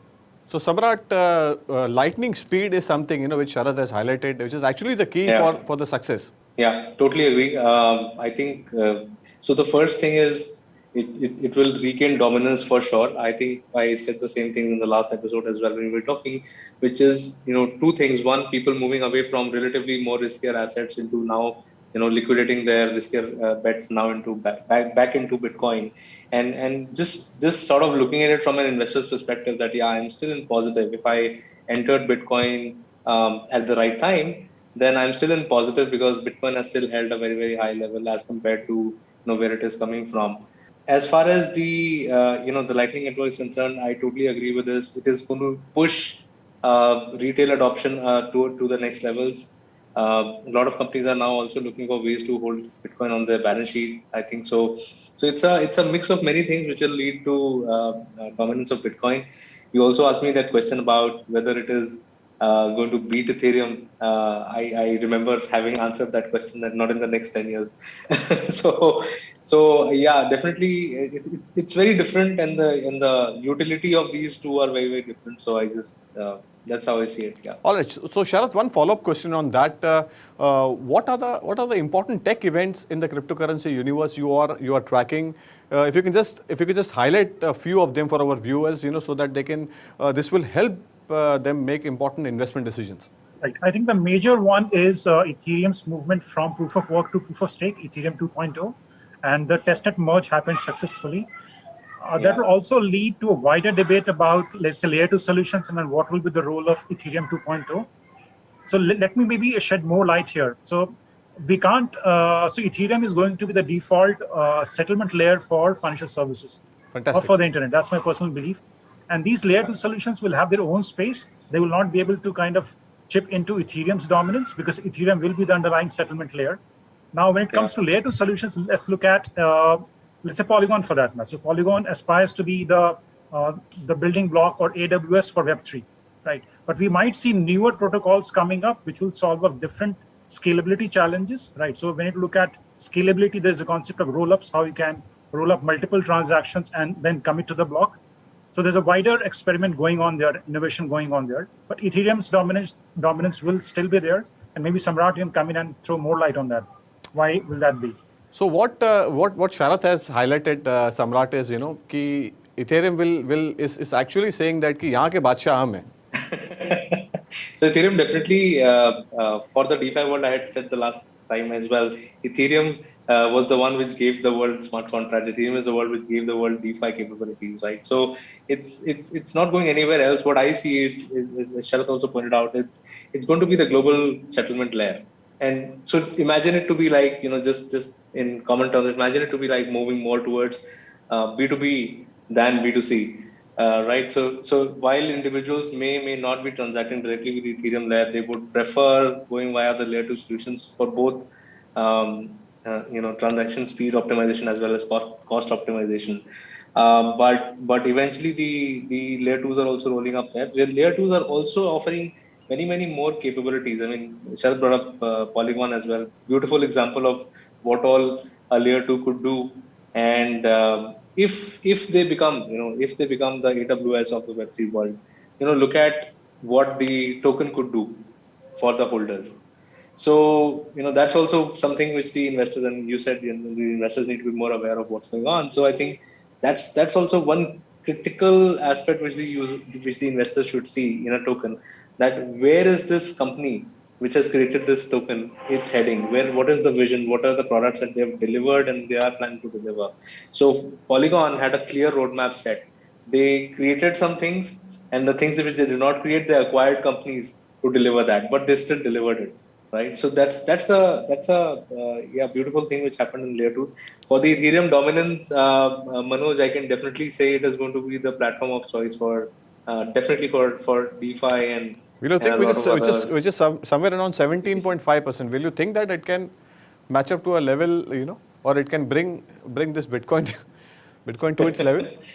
So markets may so one is the tokens, the people who are holding tokens, that's one parameter, definitely a good parameter to look at. But then there are the other applications, how many applications are currently using that one platform. Sure. So Bitcoin Perfect. is not a platform with an application will be used, right? I mean, Ethereum is more of a platform on which applications are built, and then those applications are driving adoption. So I think that is going to be a magnifying factor for its adoption. All right. So Sharath, we are Can I moving add from one this. more point? Yeah, one more please. point to what Samrat said was, so even in these bearish times, right, if you look at number of unique wallet addresses adding per week on Ethereum, they are into thousands now, close to 30 to 40,000 unique wallet addresses, which reflect Ethereum. So it will be a function of what is the developer activity which is still happening on Ethereum. That will be another major driver, how a platform would flourish, or how the adoption will play out. Right. So all right. I think sorry Manoj, just one point. Yeah, please I think go the ahead. last time, the ESG concerns are going away from Ethereum network. That's also a big plus for enterprise adoption. I mentioned last time also. So it's a clear win for the Ethereum network, where with the shift from proof of work to proof of stake, it becomes more carbon neutral, it becomes more environmental friendly, and hence the company then go ahead and start deploying it. Perfect. So Sharath, we are moving from this Ethereum 2.0 to a topic which is actually I wanted to understand about the growth of the crypto ETFs. So one of the most significant advances of the crypto ETFs is that they provide exposure to cryptocurrencies without the added cost of its ownership. So what do you think is the strategy for crypto adoption? And if you can just explain this for our viewers. I think when it comes to a major or mainstream adoption of crypto, it will happen only through institutional participation, and these crypto ETFs will be enablers of that. So the same brokerage account, you can hold your stocks, bonds, you can also invest in crypto, right? So they're simplifying or making the use of holding crypto assets much more easier to even a layman or who is not a tech savvy or literate enough to hold crypto assets, right? So that is one more part, and it also gives a wider exposure of crypto assets. So you can have a fund which manages your crypto holdings. It's linked to a index. So that's one area where mostly high net worth individuals or institutional players will take that route compared to holding or having custody of digital assets on your own, because it comes with an added risk, right? If you're having a custody of your assets, you may not have the right skills to protect it, right? So ETFs will also take care of, let's say, hacking of those assets, right? Make it more simpler in terms of ensuring safety and security of digital assets. Sure, Samrat, a quick view on this. Yeah, this is an excellent way for individuals and institutions both to get into and dip their toes into the investment of cryptocurrencies. I do think there's one critical aspect which Shraddha highlighted, which is also on the security related to your holdings. How do you protect what you hold, because in the crypto world, it's a wild west, right? But at this time, there is also one more important aspect for the investors to look at it. What are the currencies, what are the tokens which are comprising of one ETF? So when you're looking at investing in an ETF, you should definitely go drill down deeper. It's just like a mutual fund where people are investing money, and then there are underlying stocks. Sure. So people should look deeper into ETFs as well. So Sharath, you mentioned about institutional adoption. My next question to you is, Morgan Stanley in a recent report has said that increased trading volume share of the crypto institution versus the retail volume has contributed to the high correlation between the Bitcoin and equities. And also noted that the increased involvement of institutions, which you have already highlighted, which are sensitive to the availability of capital and therefore interest rate, has contributed in part to the high correlation between Bitcoin and equities. So in short, institutions are coming towards this crypto universe. At the time, you also mentioned about gold-backed stable coins. But there was a point when cryptocurrency used to follow this hedge against inflation, and it was having a hedge against inflation tag. But now slowly and steadily, as the institutional investors are coming in, they are losing it. What's your opinion on this? So I think honestly, the narrative of crypto assets or Bitcoin being inflation hedge was flawed from the very beginning, because now it has been established that there's a very strong positive correlation between these two equities as well as Bitcoin, right? If there's a negative correlation between two set of assets, then you can treat other as a hedge against inflation, right? But since they're positively correlated, the narrative of inflation hedge doesn't hold any ground. Fantastic. What's your opinion, Samrat? So definitely the institutions which are investing money are more and more sensitive towards the returns that they're generating in the shorter and the longer term. So the various institutions which are coming in have different investment horizons, different targets for returns that they need to generate. I think they are looking at it from the point of view that this is a new avenue for their diversification, which they have successfully, a lot of companies have successfully capitalized, definitely. But at the same time, I also feel that these are companies. So, for example, hedge funds. I mean, 2/3 of the hedge funds are going to fail. There's a big news all over that there are hedge funds now mushrooming only because of such risky assets coming out and people believing in these investments. So if they if let's say, if you ask them to bet on anything, they would start betting on anything. I mean, that's also one big problem, right? You give them any risky assets which can eventually generate a return out of a bet, they will start investing there. So it's a wait and watch situation as far as I am concerned. But definitely, the ETFs have actually they are driving adoption left, right, center. So Sharath, since we're talking about institutional investors, we're talking about Mota Paisa. It calls for a better regulation landscape. So my next question to you is, the Indian government has introduced taxation on digital assets in its 2022-23 union budget. So which has led to an optimism in the industry that it is on a path of regulation and clarity. So are we really talking about regulation and clarity, or are we talking about something else? I think let's be hopeful here, and let's look at even the recent or to be announced or to be released crypto consultation paper will throw more light on regulation. Sure. Because we have taxation in place now. Now it makes sense for the government to regulate the industry rather than drive the talent outside the country, right? So regulation is the way forward, and let's hope the crypto consultation paper paves the way for regulation. So we do understand and respect of what the government has decided on this. But Samrat, my next question to you is, a lot of entrepreneurs, as Sharath is very optimistic about the taxation part. So a lot of entrepreneurs who operate from India, but have registered their offices in more favorable regulatory geography, such as Dubai, or for that matter, many other countries. You operate from Singapore, Canada, yeah. So I'm and I can say this with confidence because I'm myself on the board of two companies. One of them is in Canada and the other one is in Singapore. both have crypto models. So it's a happy sad situation. You know, I would say on one side it's Indian guys who are innovating, creating new products and which are meant for the global stage. But at the same time, India is losing revenue in terms of taxation, which could have come from this company. People getting paid, etc. People are getting paid in cryptocurrencies.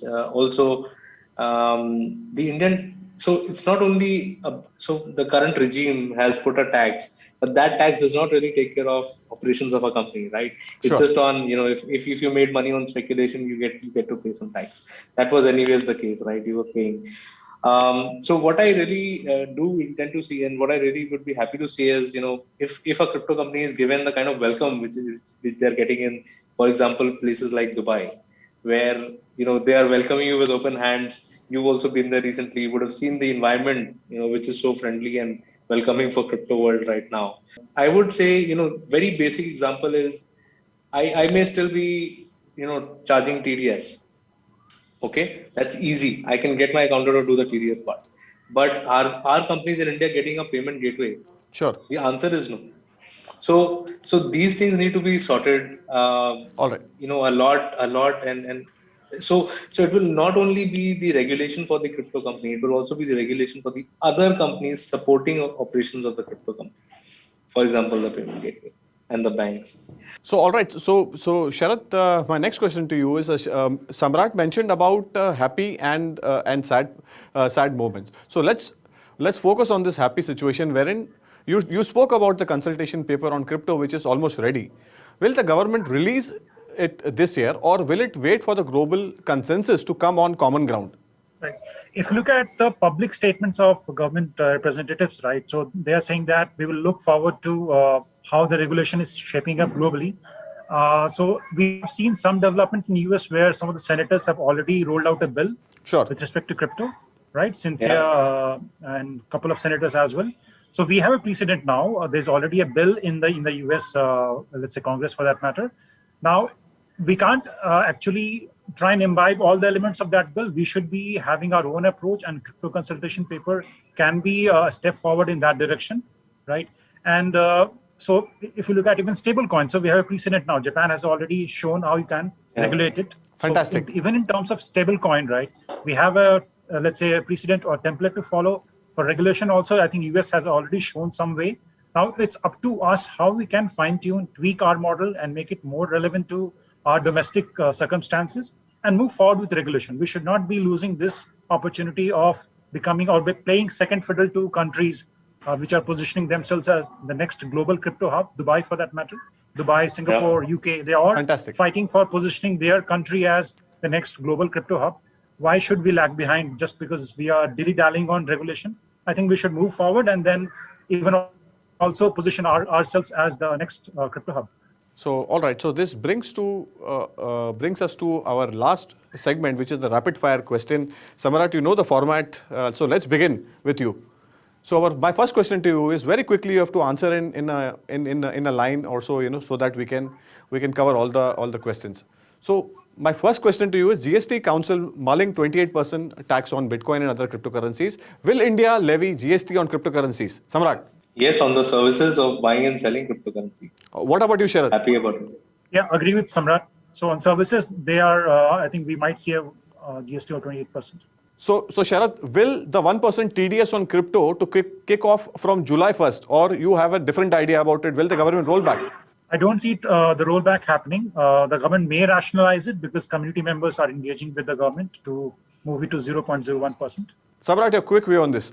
My view is it is going to be, it's going to take some iterations to get it right, because there's also a confusion around how do they calculate the gains. All right. So Sharath, will we see a spot Bitcoin ETFs in 2022? What's your opinion? I don't see it happening anytime soon, right? We might see a bill in the US Congress first, right? Once that is done, then definitely yes. What's your opinion, Samrat? Will it come in 2022? No. All right, that's a flat answer. All right. My last question to you, Sharath, is, will we see more stablecoin collapse like Terra Luna? If yes, if you can mention few. So a couple of them have already depegged, like for example, DAI for that matter, right? So algorithmic stable coins are prone to failures. They will depeg and they might collapse as well. But fiat-backed one, collateralized ones have a promising future. Fantastic. Your last take on this, Samrat. So definitely algorithmic stable coins are under a scanner, and they will. So even if the investors are moving out, I think that's a sign of failure. All right, that's it. Thank you so much, gentlemen, for being part of this interaction. Sharad, thank you so much. Samrat, thank you so much. You guys really spoke well about what is the future of cryptocurrencies and the way forward. We spoke really well about Bitcoin and the way forward, institutional adoption, ETFs, and what stable coins as a roadmap will look like. Thank you so much, gentlemen, for being part of this interaction and taking part in this interaction on Crypto TV. Thank you so much. Thank you. All right, that's all there is in today's interaction. This is Manoj Dara signing off. Stay tuned on Crypto TV to watch such interesting interactions. Thank you so much.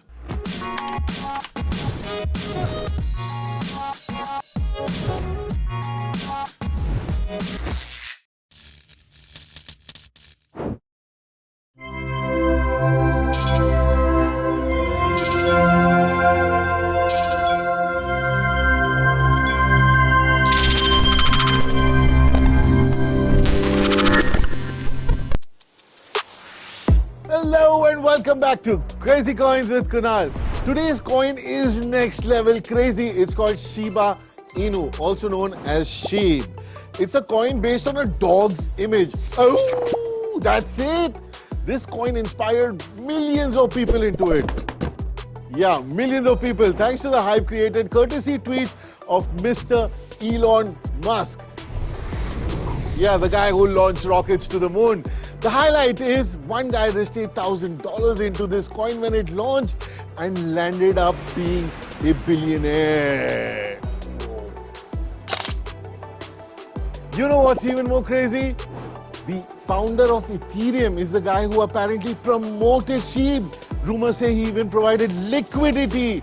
All this made the price almost head to the moon. But then he also decided to burn 90% of his sheep holdings and give away balance 10% to charity.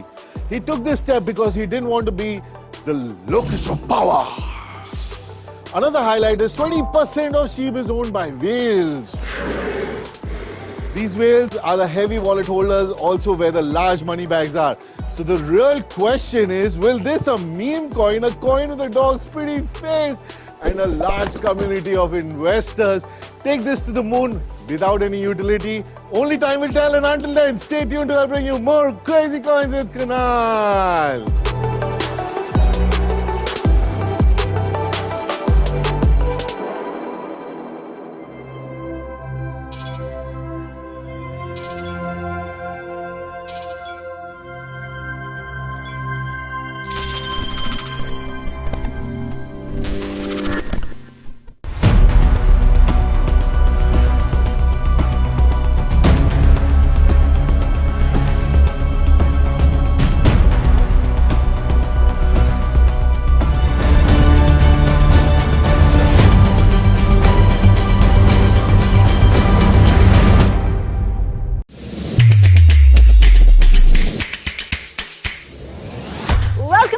Of crypto, blockchain platforms की हर छोटी बड़ी हलचल की information, crypto markets के ups and downs की detail, Bitcoin के घटते बढ़ते रेट्स और वर्चुअल करेंसी से जुड़े फन फैक्ट्स के साथ और भी बहुत कुछ देखते रहिए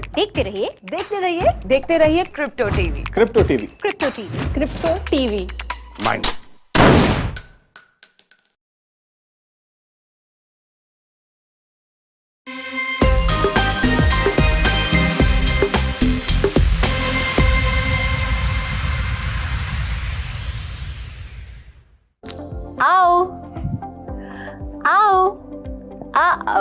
आप आ गए? वैसे तो मैं कबूतरों को बुला रही थी। अच्छा हो गया आप आ गए। देखिए मेरी प्रॉपर्टी कैसी लगी? अरे ये लैंड, ये मेरी प्रॉपर्टी है। मैंने डिसेंट्रल लैंड पे खरीदी है 15,000 माना में। सच में? क्या? नहीं, मैं यहाँ रह नहीं सकती, कुछ उगा भी नहीं सकती, रियल में घर भी नहीं बना सकती, लेकिन मैं यहाँ एक वर्चुअल मूवी थिएटर बना सकती हूँ या एक वर्चुअल मॉल बना सकती हूँ। और कुछ नहीं तो हायर वैल्यू पर इस लैंड को बेच सकती हूँ। Not a bad idea after all, है ना? अरे कंफ्यूज मत होइए, ये 21st सेंचुरी है, यानी डिजिटल का जमाना। यहाँ सब कुछ होता है वर्चुअली, और अब तो हम एक कदम और आगे बढ़ गए हैं। अब सब कुछ हो रहा है ब्लॉकचेन पर। बचपन में हम क्या खेलते थे? घर घर, लूडो, स्नेक्स एंड लैडर्स। चलिए थोड़े और बड़े हुए तो मोनोपोली खेली, जिसमें फेक करेंसी थी, toy house, office, fire station, airport etcetera. लेकिन अब वर्चुअल गेमिंग के जमाने में ये सब ऑनलाइन होगा। इस वर्चुअल गेम के लिए करेंसी भी डिजिटल होगी, लेकिन उसकी वैल्यू जरूर फिएट करेंसी में होगी। That's the popularity and power of digital universe. इन दिनों यूथ में गेमिंग का गजब का क्रेज है, ऐसा कि ब्लॉकचेन पर पूरा गेमिंग यूनिवर्स बन गया है। और आजकल सबसे ज्यादा हिट है डीसेंट्रलैंड। ये ब्लॉकचेन टेक्नोलॉजी पर बना एक वर्चुअल वर्ल्ड और कम्युनिटी है, जहां यूजर्स लैंड के प्लॉट्स, आर्टवर्क्स और NFTs डेवलप और ओन करते हैं। यहाँ एक बार आपने लैंड खरीद लिया, उसके बाद there is lots you can do with it. यहाँ आप बहुत कुछ क्रिएट कर सकते हैं, जैसे कि गेम्स, एप्लीकेशंस और यहाँ तक कि dynamic 3D scenes. Why stop there? यहाँ आप लैंड रिलेटेड सर्विसेज भी क्रिएट कर सकते हैं, जैसे कि education, professional development, tourism etcetera. Decentraland की पॉपुलैरिटी का अच्छा खासा श्रेय फेसबुक को भी जाता है, क्योंकि मेटावर्स के लिए डिजिटल रियलिटी प्रोडक्ट्स डेवलप करने के इरादे से जब फेसबुक ने अपना नाम बदलकर मेटा रखा, तो जाहिर है मेटावर्स की दुनिया में बड़ा उछाल आया। और इसका सीधा फायदा हुआ डीसेंट्रलैंड को, क्योंकि डीसेंट्रलैंड एक स्पेसिफिक टाइप का मेटावर्स है जो ब्लॉकचेन यूज करता है। यहाँ लैंड और बाकी आइटम्स NFT के तौर पर खरीदी और बेची जाती है। डीसेंट्रलैंड के डेवलपर्स एस्टेबान ऑर्डानो और अरी मेलिक ने एक ऐसी वर्चुअल स्पेस क्रिएट की है जहां digital real estate parcels, items और कस्टमाइज्ड एसेट्स माना में खरीदे या बेचे जा सकते हैं। डीसेंट्रलैंड की नेटिव क्रिप्टो करेंसी है माना, जिसे कई एक्सचेंजेस पर क्रिप्टो या फिएट करेंसी पर लिया जा सकता है। डीसेंट्रलैंड इथेरियम ब्लॉकचेन पर बेस्ड है। अगर आप सेकेंड लाइफ गेम खेलते हैं और क्रिप्टो करेंसी में ट्रेड भी करते हैं, तो आपको डीसेंट्रलैंड बेहद पसंद आएगा। 2016 में 2D के साथ इसकी शुरुआत हुई और अब 3D में ये बहुत ज्यादा हिट है। Unlike ऑनलाइन गेम्स, यहाँ प्लेयर्स के पास डायरेक्ट कंट्रोल है over the rules of the online world. इतना ही नहीं, DAO यानी कि decentralised autonomous organisation token holders को इन गेम और ऑर्गेनाइजेशनल पॉलिसीज में डायरेक्ट वोट करने की इजाजत भी देता है ये। लेकिन नए प्लेयर्स जो NFTs में इंटरेस्टेड है, उनके लिए काफी एंट्री बैरियर्स होंगे, जैसे कि इथेरियम गैस फीस की वजह से कई कॉस्मेटिक आइटम्स का प्राइस ऑलमोस्ट डबल है। साथ ही यहाँ लैंड प्राइसेस काफी ज्यादा हैं, जिसके लिए प्लेयर्स को $10,000 से भी ज्यादा खर्चने पड़ते हैं। लेकिन हाल फिलहाल में जैसे जैसे गेमिंग का क्रेज बढ़ रहा है, गेमर्स बढ़ रहे हैं, वैसे वैसे गेमिंग यूनिवर्स भी बढ़ रहा है। यही वजह है कि पिछले एक साल में डीसेंट्रलैंड की नेटिव टोकन माना में कई गुना का उछाल आया है। लेकिन इसके पीछे की वजह क्या है, आइए बताते हैं आपको। डिजिटल वर्ल्ड की एक कहावत है, trend is your best friend, और डीसेंट्रलैंड तमाम ट्रेंड्स को बखूबी फॉलो करता है, जिससे इन टर्न डीसेंट्रलैंड और माना को फायदा पहुंचता है। पॉइंट नंबर 1, जैसे जैसे बिटकॉइन की डोमिनेंस में गिरावट आ रही है, वैसे वैसे माना जैसे ऑल्ट कॉइन्स को फायदा हो रहा है। पॉइंट नंबर 2, लेट फरवरी में लॉन्च हुए ग्रे स्केल डीसेंट्रलैंड ट्रस्ट की मैनेजमेंट के अंडर फिलहाल करीब $49 मिलियन है। यानी इंसेप्शन से लेकर अब तक इसने लगभग 1000% की ग्रोथ देखी है, which is phenomenal।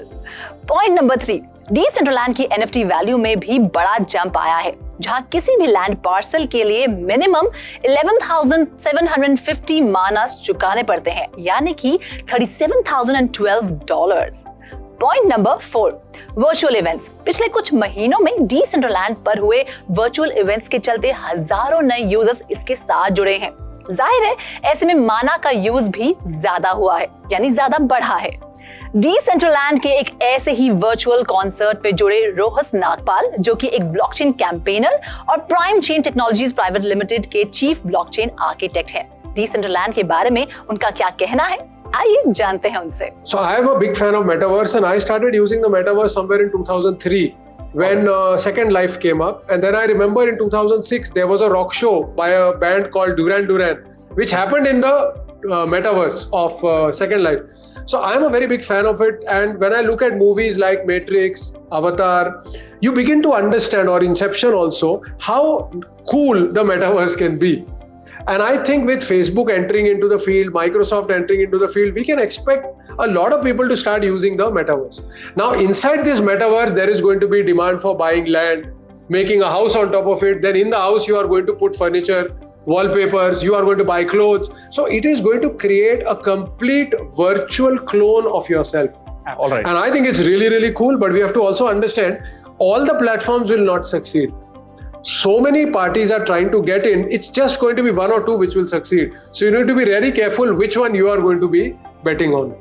Decentraland के क्रिएटर्स ने बहुत सोच समझ के इसे क्रिएट किया है। अपने यूजर्स और प्लेयर्स की नर्व्स को बहुत अच्छे से जानते हैं ये, इसीलिए डिजिटल यूनिवर्स की फ्यूचर नीड्स और ट्रेंड्स को समझते हुए Decentraland ने अपने व्हाइट पेपर में 5 यूज केसेस शामिल किए हैं। जैसे कि पॉइंट नंबर 1, एप्लीकेशन। यहाँ यूजर्स एप्स और 3D सीन्स क्रिएट कर सकते हैं Decentraland की स्क्रिप्टिंग लैंग्वेज की मदद से, that provides richer interaction. Point number 2, content curation. Neighborhoods have developed in Decentraland, attracting like-minded fans and growing organic communities. Point number 3, advertising. Neighborhood में player traffic की बदौलत advertising brands space खरीद रहे हैं और billboards setup कर रहे हैं. Wow. Point number 4, digital collectibles. NFT items are collected, created and traded in the Decentraland marketplace, giving users ownership rights. Point number 5, social. Decentraland के आने के बाद सोशल मीडिया प्लेटफॉर्म्स पर जितनी कम्युनिटीज है या फिर जितने भी ऑफलाइन ग्रुप्स हैं, उन्हें फ्रेंड्स के साथ इंटरैक्टिव वे में सोशलाइज करने का प्लेटफॉर्म मिल गया है। अब जिस तरह ब्लॉकचेन पर ऑनलाइन गेमिंग का यूनिवर्स लगातार बढ़ रहा है, उसे देखकर तो यही लगता है कि मेटावर्स और Decentraland की कामयाबी आने वाले सालों में सोच से परे होगी। अगर आप भी गेमिंग के शौकीन हैं, तो Decentraland में शायद आपकी दिलचस्पी भी हो सकती है। वैसे ही वर्चुअल रियलिटी वर्ल्ड एक्सप्लोर करने के लिए बिल्कुल फ्री है, so go give it a try. ऐसी ही और कई इंटरेस्टिंग स्टोरीज मैं रुचि शर्मा आपके लिए लाती रहूंगी। Keep watching crypto TV.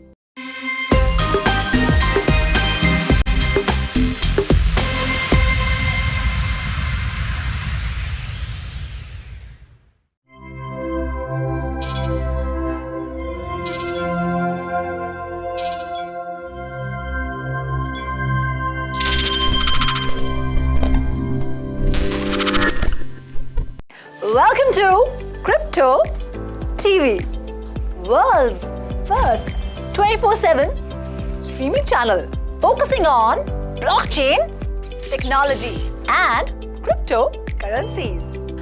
Download the CryptoWire app and subscribe to our YouTube channel Crypto TV to stay updated with latest trends in global crypto market, NFTs, metaverse, in-depth market analysis and cutting edge of blockchain technology.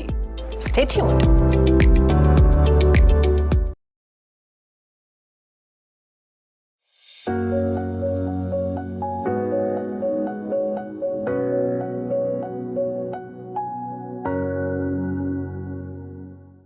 Hi guys, crypto TV मराठीमध्ये तुमचे स्वागत आहे. सोलानाचे सर्वात खास features विषयी म्हटलं तर ती आहे त्याची ट्रान्झॅक्शन स्पीड आणि कमीत कमी असणारी ट्रान्झॅक्शन फीज. मला माहीत आहे की आपल्याला वाटत असेल की मी फक्त सहजच सांगते आहे. चला तर मग सुरू करूया सोलाना आणि इथिरियमची कंपॅरेटिव्ह स्टडी आणि सोबत जाणून घेऊया काही गोष्टी. फर्स्ट, जेथे सोलानाचे व्हॅलिडेटर्स 700हून अधिक आहेत, तेथे इथिरियम व्हॅलिडेटर्स 11,000हून अधिक आहेत. त्यामुळे हा पॉइंट इथिरियमला केला. सेकंड, लेटन्सी म्हणजेच युजर रिस्पॉन्स मध्ये सोलानाची एफिशियन्सी 0.4 सेकंड्स आहे. तिथे Ethereum user response time 5 minutes आहे. म्हणजे हा पॉइंट गेला सोलानाला. पॉइंट 3, एका बाजूला सोलाना आपल्या युजर्सला 50,000 ट्रान्झॅक्शन पर सेकंड अलाव करतात, तर दुसऱ्या बाजूला इथिरियमचे युजर्स एका सेकंडमध्ये फक्त 15 ट्रान्झॅक्शन करू शकतात. म्हणजे पुन्हा हा पॉइंट गेला सोलानाला. पॉइंट 4. आता सर्वात इंटरेस्टिंग पॉइंट जेथे सोलानाची पर ट्रान्झॅक्शन फी फक्त $0.0015 आहे, त्यात इथिरियम आपल्या युजर्सला पर ट्रान्झॅक्शन $15 चार्ज करतात. मग पुन्हा हा पॉइंट गेला सोलानाला. पॉइंट 5. सोलानावर आतापर्यंत एकूण 15 बिलियन्सचे ट्रान्झॅक्शन झाले आहेत, पण इथिरियमवर आतापर्यंत फक्त 1.07 बिलियन्सचे ट्रान्झॅक्शन झाले आहेत. हा पॉइंट सुद्धा गेला सोलानाला. यावरून स्पष्टपणे सिद्ध होतं की सोलाना हा विनर आहे. सोलानाचे स्पीड विषयी याचे फाउंडर अॅनाटॉली यानकोवेन्को यांनी 17 नोव्हेंबर 2017ला व्हाईट पेपरमध्ये प्रूफ ऑफ हिस्ट्री नावाच्या एका टेक्निकला डिस्क्राईब केलं आहे की तुम्हाला तुमचे सोलाना टोकन डेलिगेट करावे लागतील किंवा टोकन एका व्हॅलिडेटरसह लॉक करून ठेवावे लागतील, ज्यावर तुम्हाला रिटर्न देखील मिळेल. या टेक्निकनुसार अननोन कॉम्प्युटर जे एकमेकांसोबत ट्रस्ट करत नाहीत, त्यांच्यामधील वेळेला ट्रॅक केलं जातं. खरं तर अॅनाटॉलीने बऱ्याच वेळापासून बिना क्लॉकवाली ब्लॉकचेन सिस्टीम्स जसे की बिटकॉइन आणि इथिरियमला स्टडी केलंय.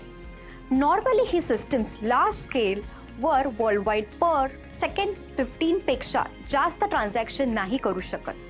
जेव्हा सेंट्रलाइज पेमेंट सिस्टीम ज्याप्रमाणे विजाला 65,000 ट्रान्झॅक्शन पर सेकंडची रिक्वायरमेंट असते, आपल्याला या स्टडीमुळे अॅनाटॉलीला एक गोष्ट समजली की क्लॉक शिवाय ही सिस्टीम्स ग्लोबल पेमेंट सिस्टीम किंवा ग्लोबल सुपर कॉम्प्युटर नाही बनू शकत. जेव्हा अॅनाटॉलीने असे कॉम्प्युटर्स जे एकमेकांसोबत ट्रस्ट करू शकत नाहीत, त्यांना एका म्युच्युअल टाइम सोबत अग्री करण्याचा जो प्लॅटफॉर्म होता त्याला अखेरीस सॉल्व करून टाकले. त्यांना माहीत होतं की त्यांची 40 वर्षाची डिस्ट्रीब्युटेड सिस्टीम रिसर्चला ब्लॉकचेन या दुनियेमध्ये इंट्रोड्यूस करण्याची आता वेळ आली आहे. त्यामुळे परिणामी याचे क्लस्टर फक्त 10 पटीने, 100 पटीने किंवा 1000 पटीने नसून तब्बल 10,000 पटीने वाढले आहे. सोलाना प्रोटोकॉलमध्ये POH म्हणजे प्रूफ ऑफ हिस्ट्री एक मेन कॉम्पोनंट आहे. POH बल्क ऑफ ट्रान्झॅक्शनची एक प्रोसेसिंग करतात. सक्सेसफुल ऑपरेशन सोबत त्यांना प्रोसेस करताना पास झालेल्या वेळेला सुद्धा रेकॉर्ड करतात आणि याप्रमाणे या ब्लॉकचेनला ट्रस्टलेस नेचर एन्शोर करतात. सोलानाचे व्हॅलिडेटर्स पूर्ण नेटवर्कमध्ये आपली ओव्हरऑल होल्डिंगनुसार निवडले जातात. म्हणून ज्यांच्याकडे जेवढी जास्त होल्डिंग तेवढेच त्याचे व्हॅलिडेटर बनण्याचे चान्सेस असतात. याप्रमाणे ही स्ट्रॅटर्जी एन्शोर करत असते की जी लोक नेटवर्क होल्ड्समध्ये पूर्णपणे वेस्टेड आहे त्यांना ही पोझिशन मिळेल. जेव्हा कोणी व्हॅलिडेटर कोणत्याही ट्रान्झॅक्शनला अप्रूव्ह करून ब्लॉकचेनमध्ये ॲड करतात, तेव्हा त्याला यासाठी रिवॉर्ड मिळत असतात. आणि जी लोक व्हॅलिडेटर नाही आहेत ती लोक पण कुणा दुसऱ्या व्हॅलिडेटरला आपल्या होल्डिंग्सला डेलिगेट करून अगदी इझिली प्रॉफिट कमवू शकते. POH प्रोसेसला मॉनिटर करण्यासाठी प्रूफ ऑफ स्टेक म्हणजेच POS कॉन्सेन्ससला यूज केलं जातं. सोलानाबद्दल अधिक माहिती मिळवण्यासाठी पाहत रहा crypto TV with your favourite host Vaibhavi Sawant.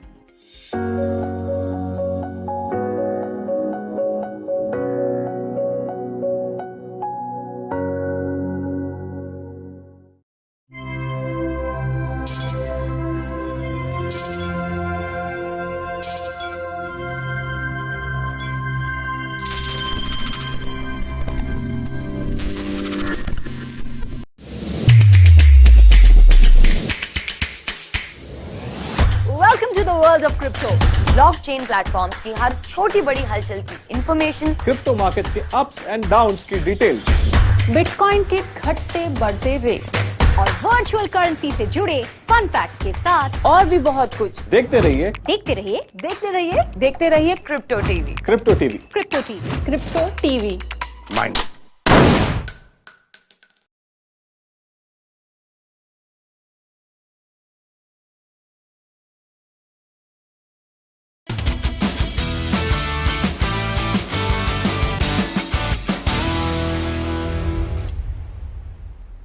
This is my wallet.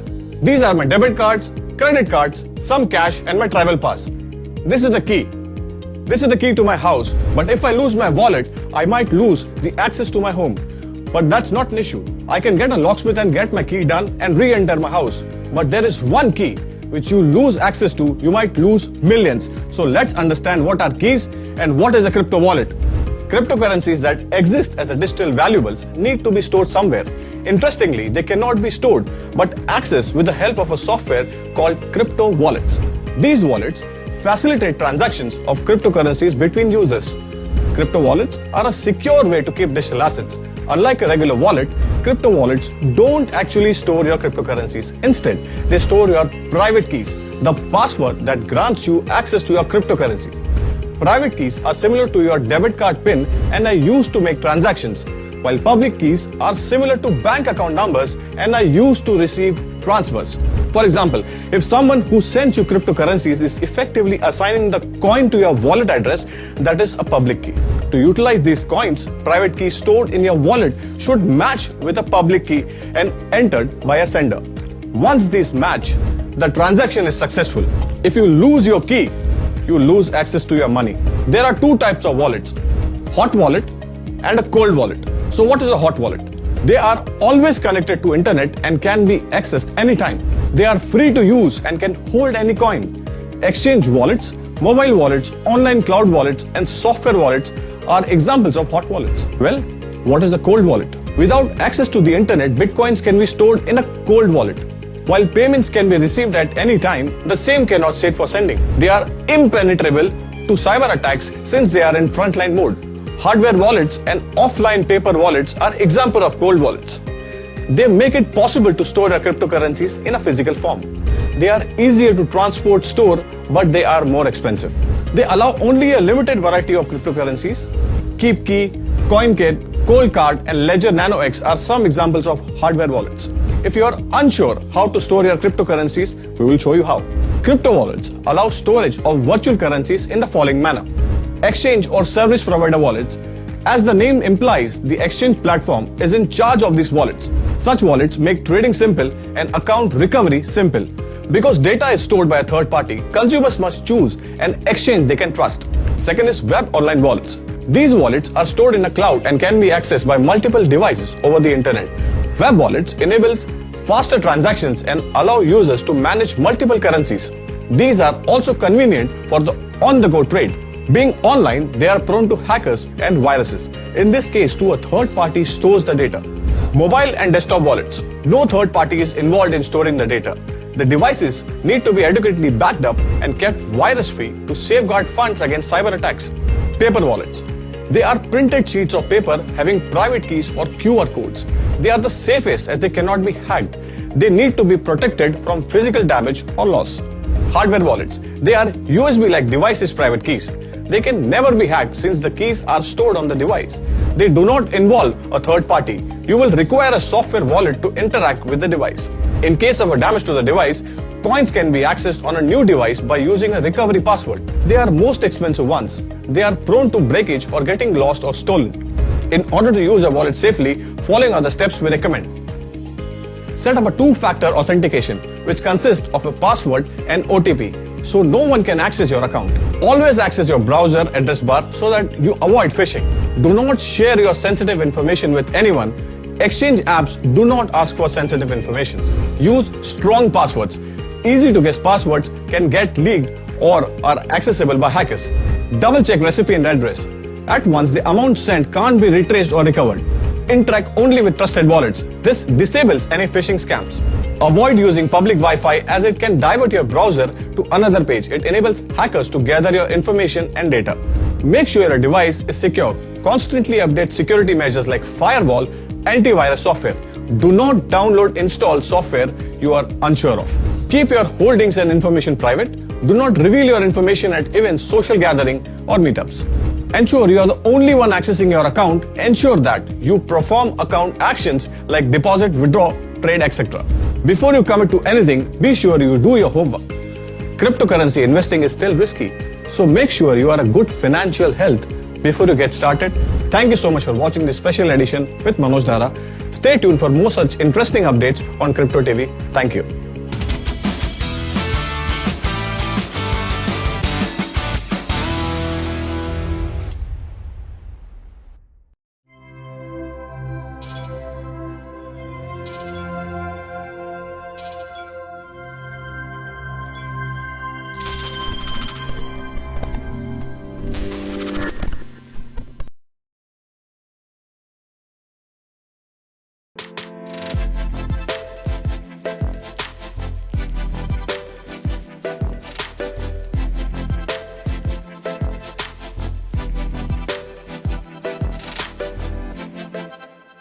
Hello, કેમ છો?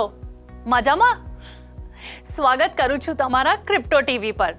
હું છું તમારી ક્રિપ્ટો હોસ્ટ અને દોસ્ત પાર્વતી AKA પારો અને ફરીથી લઈને આવી છું ડીડ યુ નો ફેક્ટ્સના ન્યૂ એપિસોડ. શું તમને ખબર છે કે એક બિટકોઇનની આજની વેલ્યુ અને 2010ની વેલ્યુમાં કેટલો ડિફરન્સ છે?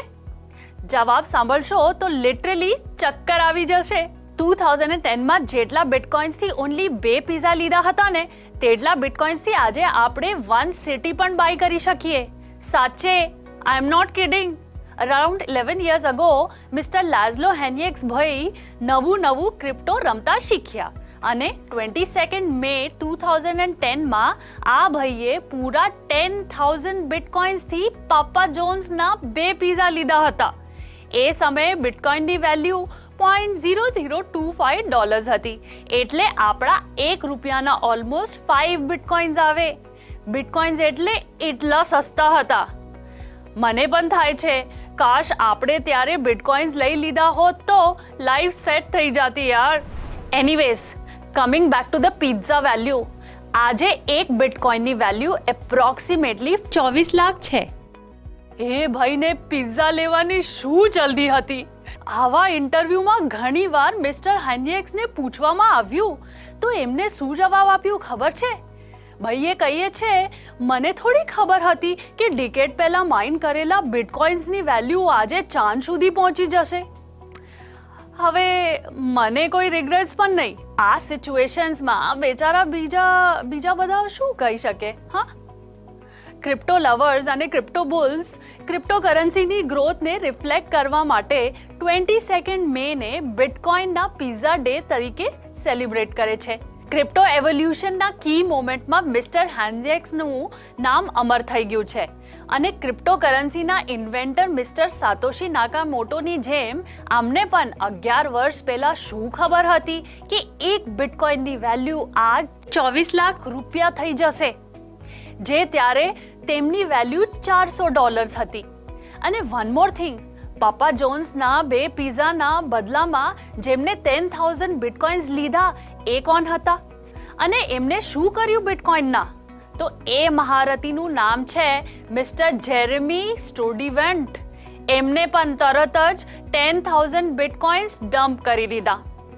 વાહ, હવે શું કહેવાય? હા, બટ ટેકનિકલી હેલ્ધી ઇકોનોમી માટે કરન્સી જેટલી સર્ક્યુલેટ થાય તેટલું સારું.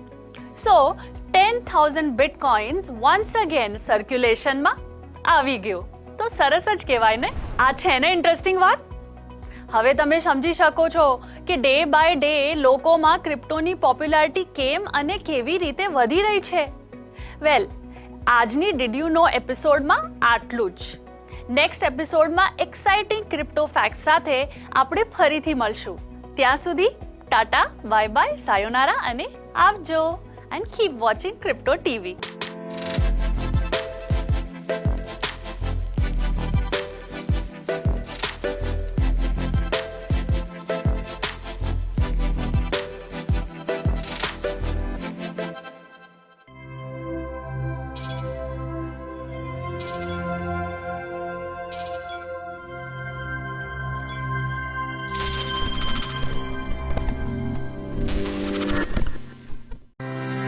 Thank you.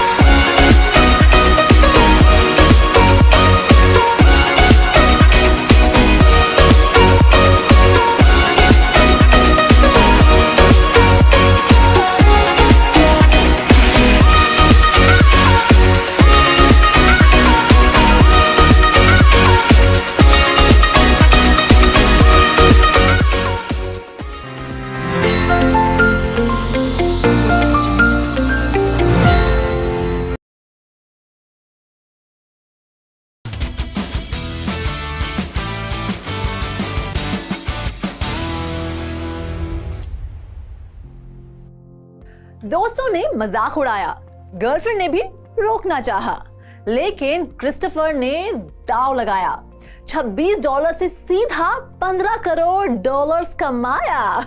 जी हाँ, ये है एक्सीडेंटल मिलियनेयर की अनयूजुअल और इंटरेस्टिंग कहानी। एक इलेक्ट्रिकल इंजीनियर स्टूडेंट क्रिस्टोफर कॉच, जिसने बिना कुछ सोचे समझे 2009 में बिटकॉइन पर $26 लगाए। हालांकि $26 कोई बड़ी रकम नहीं थी, लेकिन 2009 में ये वो वक्त था जब बिटकॉइन बस लॉन्च ही हुआ था और इसकी कोई खास कीमत नहीं थी। इतना समझ लीजिए कि कोई कॉलेज स्टूडेंट भी अपनी पॉकेट मनी से 100 बिटकॉइन खरीद सकता था। जाहिर है बिटकॉइन को तब कोई ट्रस्ट नहीं करता था। जब 2009 में क्रिस्टोफर ने बिटकॉइन पर $26 लगाने का मन बनाया तो उसके फ्रेंड्स ने उन्हें एक फेक कॉइन पर पैसा बर्बाद ना करने की सलाह दी। इनफैक्ट क्रिस्टोफर की गर्लफ्रेंड ने भी उन्हें किसी ऐसे कॉइन में इन्वेस्ट करने से रोका जिसकी कोई वैल्यू नहीं है और जिसे as a means of exchange use नहीं किया जा सकता। लेकिन भगवान का शुक्र है कि क्रिस्टोफर ने किसी की भी नहीं, सिर्फ अपने दिल की सुनी और ये छोटी सी इन्वेस्टमेंट करके क्रिस्टोफर उसे अगले 4 सालों के लिए भूल गए। और फिर अचानक 2013 में जब मीडिया में बढ़ चढ़कर बिटकॉइन के चर्चे होने लगे तो क्रिस्टोफर को उनकी वो छोटी सी इन्वेस्टमेंट याद आई। लेकिन फिर आगे कहानी में आया ट्विस्ट। क्रिस्टोफर अपने इनक्रिप्टेड बिटकॉइन वॉलेट का पासवर्ड भूल चुके थे। फिर क्या था, पूरा दिन अलग अलग पासवर्ड के साथ जूझने के बाद आखिरकार उन्हें पासवर्ड याद आ गया। आप सुनकर हैरान होंगे, 4 साल बाद उनकी वो इन्वेस्टमेंट कुबेर का खजाना बन गई थी। वो $26 अब 5000 बिटकॉइन की वैल्यू रखते थे, जिसकी कीमत का अंदाजा इसी बात से लगाया जा सकता है कि बिटकॉइन में की गई उनकी इन्वेस्टमेंट का महज 1/5 पार्ट यानी 1000 बिटकॉइंस बेचकर क्रिस्टोफर ने कमाए $886,000। वाह, मुझ पर कब होगी पैसों की ऐसी बारिश। चलो आएगा वो दिन भी। खैर, इन पैसों से क्रिस्टोफर ने ओस्लो नॉर्वे में एक अपार्टमेंट खरीदा। माना जाता है कि अब भी क्रिस्टोफर के पास करीब 4000 बिटकॉइंस मौजूद हैं और वो सही मौके की तलाश में है जब वो इसके एक और चंक से ह्यूमंगस प्रॉफिट कमाए। तब इसे क्रिस्टोफर का विजन कहें, उनकी गट फीलिंग कहें या एक smart business move that made him a millionaire, या फिर जलने वालों की तरह कहें उन्हें एक्सीडेंटल मिलियनेयर बनाया। But he invested in Bitcoin when one could buy thousands of Bitcoins for $100 or less. Hope you like the story. हम आपके लिए और कई क्रिप्टो मिलियनेयर्स की कहानियां लेकर आते रहेंगे। I'm Ruchi Sharma. Keep watching Crypto TV.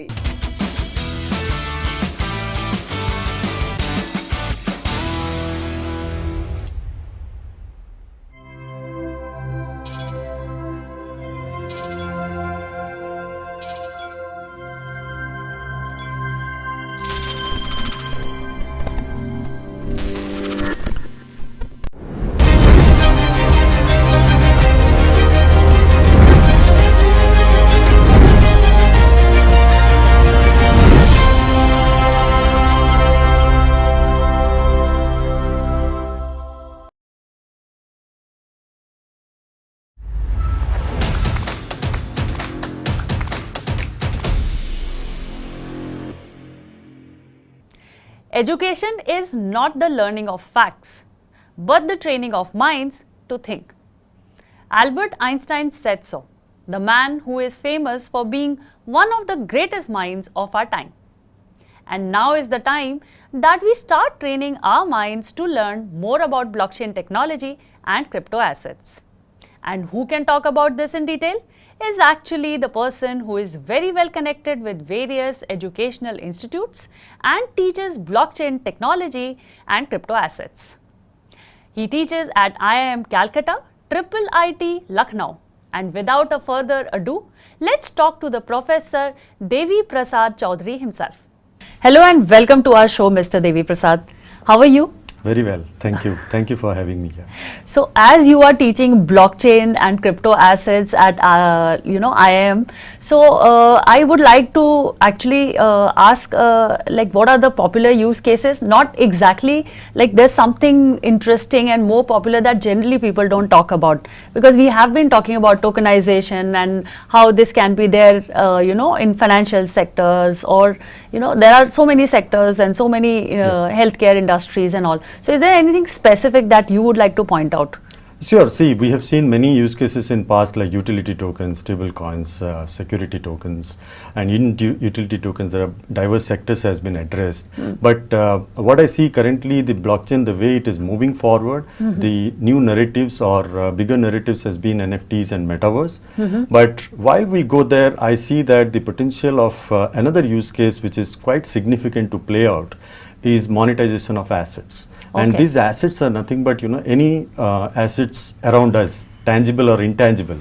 Those can be monetized. While in metaverse, you create virtual assets and then being, tokenized or fractionalized or whatever it is. Right. But I strongly feel that we have significant opportunity in monetizing the assets around us. So are you talking about only digital assets or all kind of assets? Assets can be in any form. It can be tangible or intangible, and it doesn't mean that it has to be only digital. Okay, great. So why do you think that this monetization is important? Because see, what happens is, to any economy or any organization for that matter to run efficiently, your asset utilization should be optimum. Now, in past 50 years back, the asset utilization of overall globally was above 90%. But today it has dropped to 50%, 50 to 60% range, which is saying that it is quite alarming that we have a big amount of assets lying in our balance sheets probably, and we don't find a way to monetize them, and the optimum utilization of those assets are not happening. So this technology has that potential to bring that analog world to the digital world, and make it financialized and make it fractionalized and take it to more people's hand and create as much as benefits to the user or the organization or the economy. Okay. And you think that this can be done only on centralized way or decentralized way or both? Well, I would love to have this happen a decentralized way, but the connect or the bridge today is definitely required because analog world is centralized, right?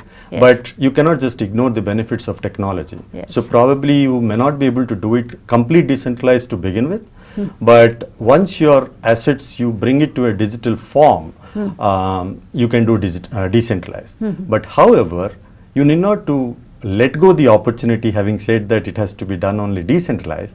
It can be done with a combination of centralized system and take it to this Web3 model where you put the digital form of the same asset, whatever procedure you need to follow to convert that, and bring in custodian in between to ensure that the assets are not being double spent, and this is possible, and this can be a massive market. So what do you think with this asset monetization, how the economy is going to be beneficial? Well, see, today, if I ask you a simple example, today if I have to collateralize or sell my flat, I have to list it somewhere. Right? And that's my personal asset, but I don't know whether it will be sold or not because of the pandemic situation or whatever it is. And having said that, if I can tokenize my property or my asset, there is a mechanism through the by shaking hands with the centralized format. I can still tokenize my asset and get liquidity out of it. And situations like pandemic or any other crisis in life, probably I will be able to mitigate at a lower cost and much efficient way. Okay, so will it be also possible when there is no situation like COVID? Yeah, why not? It's not about at the time, in the time of crisis only you will use it, but probably it can be a better route for getting working capital for your initiatives, if you have any, at a lower cost or with less friction. And so what you're trying to say with this asset monetization with the help of blockchain, whether it is centralized or decentralized, however this can happen, but this can bring down the cost? Yes, that will absolutely, because today India Power Bonds is one of the company has approached one of the company called MakerDAO through mitigating the regulatory compliances. Okay, it is not like they just want to go there and get the fund. They are ready to comply with all the regulatory requirements, and they have set up a legal counsel for that, and with that they could able to execute $120 million worth of bonds. Okay. They are trying to liquidate from MakerDAO, and the work is in process. And if that happens, probably they could able to raise the funds probably maximum 6% or 7%, which is much lower than what you generally get from any financial institution probably, and that's the disruption. Yeah. So at the same time, what are the projects that are like happening in this space? I'm very closely watching one of the project called Centrifuge.io. They are kind of the licensing body between these requirement or the companies or entities who wants these sort of funds, and they connect to project like MakerDAO, Aave, and they leverage this journey so that seamlessly this can be executed. So one opportunity is that you being a seeker, you go to these companies and let this happen, or you yourself take set up those relevant regulatory requirement infra and then access that capital. Okay.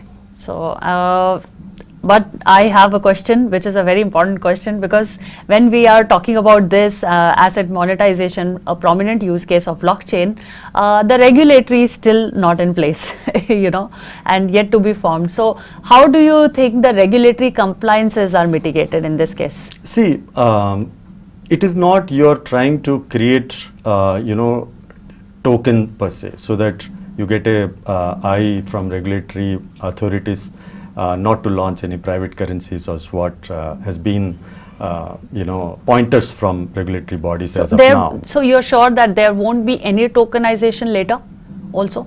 No, see, tokenization is something, a different thing altogether, that if you're issuing a utility token, there is a problem with regulatory bodies. But if I'm liquidating my assets, and tokenizing that, I don't think anybody would have that problem, because that is my asset, right? You're not using it as a currency. Correct. And I will go and pledge this, my asset as a collateralization and raise it at a better rate and bring it in fiat currency only. I need not to get it into crypto also. Or CBDC.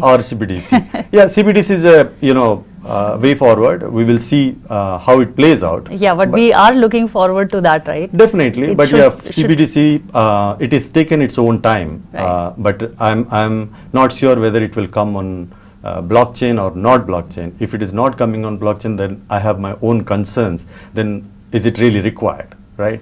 So that's a different debate altogether. Like you've already initiated it, because I would like to still ask that if it is not on blockchain, how would that be possible? Because there will be issues related to at a lot of levels, because blockchain offers actually safety, security, immutability. So all those things will not be there if they do not. That's the same question I have. I mean, nobody is able to answer me, because my first question would be that if you're bringing CBDC on blockchain, will you cap the supply of money? Or still you continue to increase the supply whenever you want? That's an interesting question. Yeah, so I have this question. I have never got an answer from whoever is working on CBDC. Right. So this is a very interesting debate, that clarity has not come yet. So I am literally waiting. I know 70 plus countries are working on CBDC. Yes. But I would be the most happiest person if they can execute on blockchain and bring in a good ramp to hook onto and encash these benefits for myself and for the billions of users waiting for it. Yes, I cannot fathom that if it comes actually without the blockchain, frankly enough. Yeah. Actually, the way the advantages the blockchain offers, and the way it is being the technological advances that are taking place day by day, there are a lot of things are happening in this space. Correct. And see, one important aspect you need to understand is that if it is not on blockchain, then our money is already digital. We don't use cash much. Probably 10% only we are using. So then it will be namesakes. Exactly. So I still wonder that why you would like to do that. And there are so many other factors to tap upon to understand. Is that if the money is coming from central bank digital currency, then what is the role of commercial banks? Then will the call center will be run by the central bank? Will central bank will be responsible for any issues of infrastructure? Right. So who is going to take that hassles? Right. And if the money is directly coming to us, will it come in the form of wallet? Or it will still continue be in the account form. If it is account form, then it is not on blockchain. If it is wallet, then who will have the private keys? Who will create that awareness to the people how to manage the private keys of their wallet? Right. We haven't started yet that Yes, journey. yes. Then I doubt how is that coming to going to come on blockchain. Yes. But at the same time, government is positive about the blockchain technology and the developments. They want to include this because they know how if they do not include from the technological point of view, then India will not be able to, from the innovations point of view and the advances, India will not be able to compete with the other countries. Yeah, we are still lagging. We are happy to be lagging. That's what I can say. Probably that's why we are seeing exodus of entrepreneurs from here to Middle East. But yeah, probably better late than never, I would say, being positive and being trying to be optimistic about it. Yes. Well, let's hope for the best. Yes. On that note, thank you so much for coming to the studio, and it's actually I feel obliged, honored that you are here, and I could actually talk one-to-one with you. Thank you so much. My pleasure. Thanks for having me here. Thank you. Blockchain and crypto assets are already making their mark in the educational space. If you do not want to fall behind and run equally with all the tech savvies of the world, then you must know that getting educated in crypto space is the new high of today's time. To know more, do subscribe to our channel Crypto TV on YouTube and find out all the relatable content on blockchain and crypto on the go. I am your crypto host Parvati Nirvan, signing off for now. Bye-bye.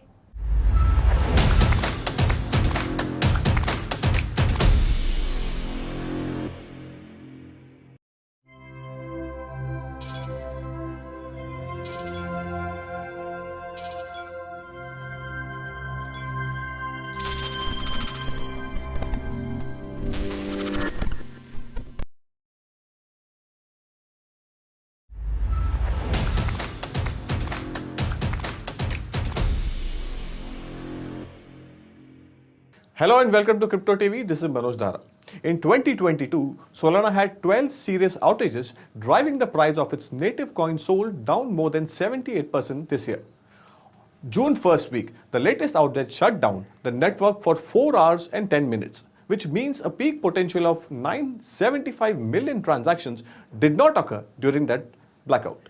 The prices of Solana native SOL has dropped roughly around 14% since the mainnet outage on June 1st week, which is roughly around $38 as of now. So to discuss this entire episode in detail, we have invited Vivek Singh from Crypto University. Vivek, welcome to the show. Thanks. So Vivek, what happened on June? Since we are discussing about Solana and its way forward, going ahead for our investors. So what happened on June 1st week, the recent Solana outage, if you can just explain this for our viewers. Okay, so there is something called durable nonce transaction. All right. So what happens in this is that you can reuse the same nonce again and again. But in case of outage, there was a small bug in this feature of Solana. Because of that bug, this entire Solana network went down. All right. None of the transactions could happen for 4.5 hours, almost 4 hours, 10 minutes. So basically, this happened because of this, there is a bug in durable nonce transaction. So अब आपने जैसे बताया कि एक durable नॉन्स transaction की वजह से ये आउटेज हुआ था और ये this is not for the first time this is happening Vivek. Actually, there has been lot of outages in Solana network. This is the 8th outage. ये 8वीं बार हो चुका है. इसके पहले जितने भी outage हुए थे, there were some small bugs in Solana network. As you see, Solana is still in development phase. Still is getting improved day by day. So developers have to do a lot of more hard work is required, to make it perfect. And Solana made decentralization. There is an issue with the decentralization as well. So we will discuss this decentralization issue in details. But what steps have Solana taken to resolve this issue? If you can just highlight that. So basically, Solana has removed this feature, durable nonce transaction for now. They have disabled this feature. From now onwards, it's disabled. So they had told this feature will be enabled back once they have fixed the bug. So as of now, they are still fixing the bug, and they will re-enable the feature once the bug is fixed. All right. So since we are talking about this Solana and its way forward, so how centralized is the Solana network? If you can just highlight this, because they have claimed that this is a decentralized network, and its way forward. What do you think, according to you, can be the tipping point as far as investors are concerned? So basically, to determine any network is centralized or decentralized, there is something called Nakamoto coefficient. So Nakamoto coefficient score gives you a proper, value whether you are centralized or decentralized. In case of Solana is? The more score, the better decentralized the network. All right. So for Solana, the score is 19. It's much higher compared to, other networks like Bitcoin is 5, Ethereum is 3. So the score is quite high. And this actually, Nakamoto score determines, how much decentralized the network is. So if you could just explain this for our viewers, Vivek, Nakamoto, the parameter which you have highlighted is actually very interesting, and आप हमारे viewers को थोड़ा सा इसको simplify करके बता सकते हैं, because you told that this is to measure any network is centralized or decentralized. In this case, it's a decentralized network. So how do you explain this for our viewers? थोड़ा simplify करके बताइए.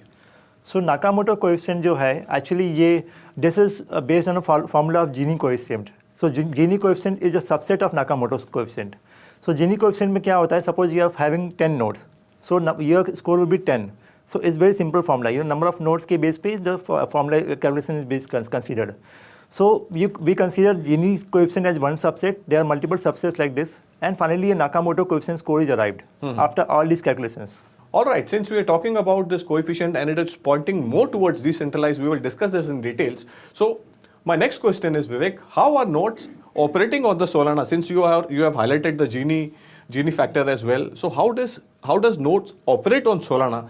If you can just simplify this for our viewers. Okay. So basically, to set up a node, you need to have a validator. We call it validator in terms of Solana network. And there is a configuration requirement for that. You need a 12-core CPU, 128 GB of RAM, which is very high configuration if you look at this configuration. So this is like, it costs you thousands of dollars. That's why if you see number of nodes in Solana network is very less. It's just 1,776 nodes as of now. So since we are talking about Solana and its way forward, this is an initiative which Crypto TV is taking to explain for our viewers that what should be your investment strategy. As since this is not an investment advice, this will help you. This research will help you to understand this network or Solana better. So trades per second is something which Solana has been claiming, which is roughly around 65,000 odd. There are articles which says that Solana's trades per second is nearly over 60,000. Some say that it's 25,000. So ये actual picture क्या है विवेक? ये थोड़ा सा आप इसको थोड़ा सा आप explain करें. So basically, if you look at the websites of Solana, it says it is possible to conduct 7,10,000 transactions per second. But if you look at the Solana ecosystem, 7,000. 7,10,000. All right. transactions per second. So if you look at this, why they are claiming such a high speed? What they say is that the speed of Solana will keep on increasing as the nodes keep on increasing. So that is the future projection of speed. But if you look at the current speed on the website, if you check it, it's just 1,270 transactions per second. Fantastic. So that is the current transaction speed. So this is actually a big negative as far as the network is concerned. आप claim कुछ और कर रहे हैं और आप deliver कुछ और कर रहे हैं. इसका मतलब ये है कि आप 5G बेच रहे हैं, लेकिन आप स्पीड दे रहे हैं 1G का. That is a future projection. That वो future projection किया गया है, वो future की mining के base पे किया हुआ है. All right. Current nodes, current mining के हिसाब से is just 1,260, which is not a big figure actually. If you ask me why people are participating in Solana network, it's because mostly about cost. People are participating due to cost, not due to speed actually. So since we are talking about, आपने जैसे इस episode की शुरुआत में आपने कहा कि यहाँ पर they have actually claimed that they are a decentralized network, but it is pointing towards a centralized network since there are roughly around 50% position of the entire project is with the promoters. तो ये थोड़ा सा आप उसको simplify कीजिए कि what is the claim and what is the actual status as of now? Okay, so if you look at Ethereum, like they have 80% of tokens of Ethereum is public. Right. Public is owning 80% of tokens. But if you look at Solana, 48%, according to Messari report, 48% of the tokens are still with the Solana Foundation. It's called insider token in our crypto language. Right. So basically, Solana owns this 50% of tokens, which is almost half of the complete supply. And if you look at the complete staking supply, 77% of Solana tokens are already staked, which means most of these inside tokens are staked and they are used for mining the Solana tokens.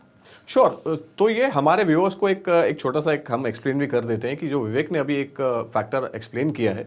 So usually क्या होता है कि stock market में अगर जितना ज़्यादा holding promoters के पास में होती है तो वो बहुत ज़्यादा एक पॉजिटिव माना जाता है कि चलो ठीक है कंपनी बहुत ही स्टेबल है, you can go ahead and invest in that.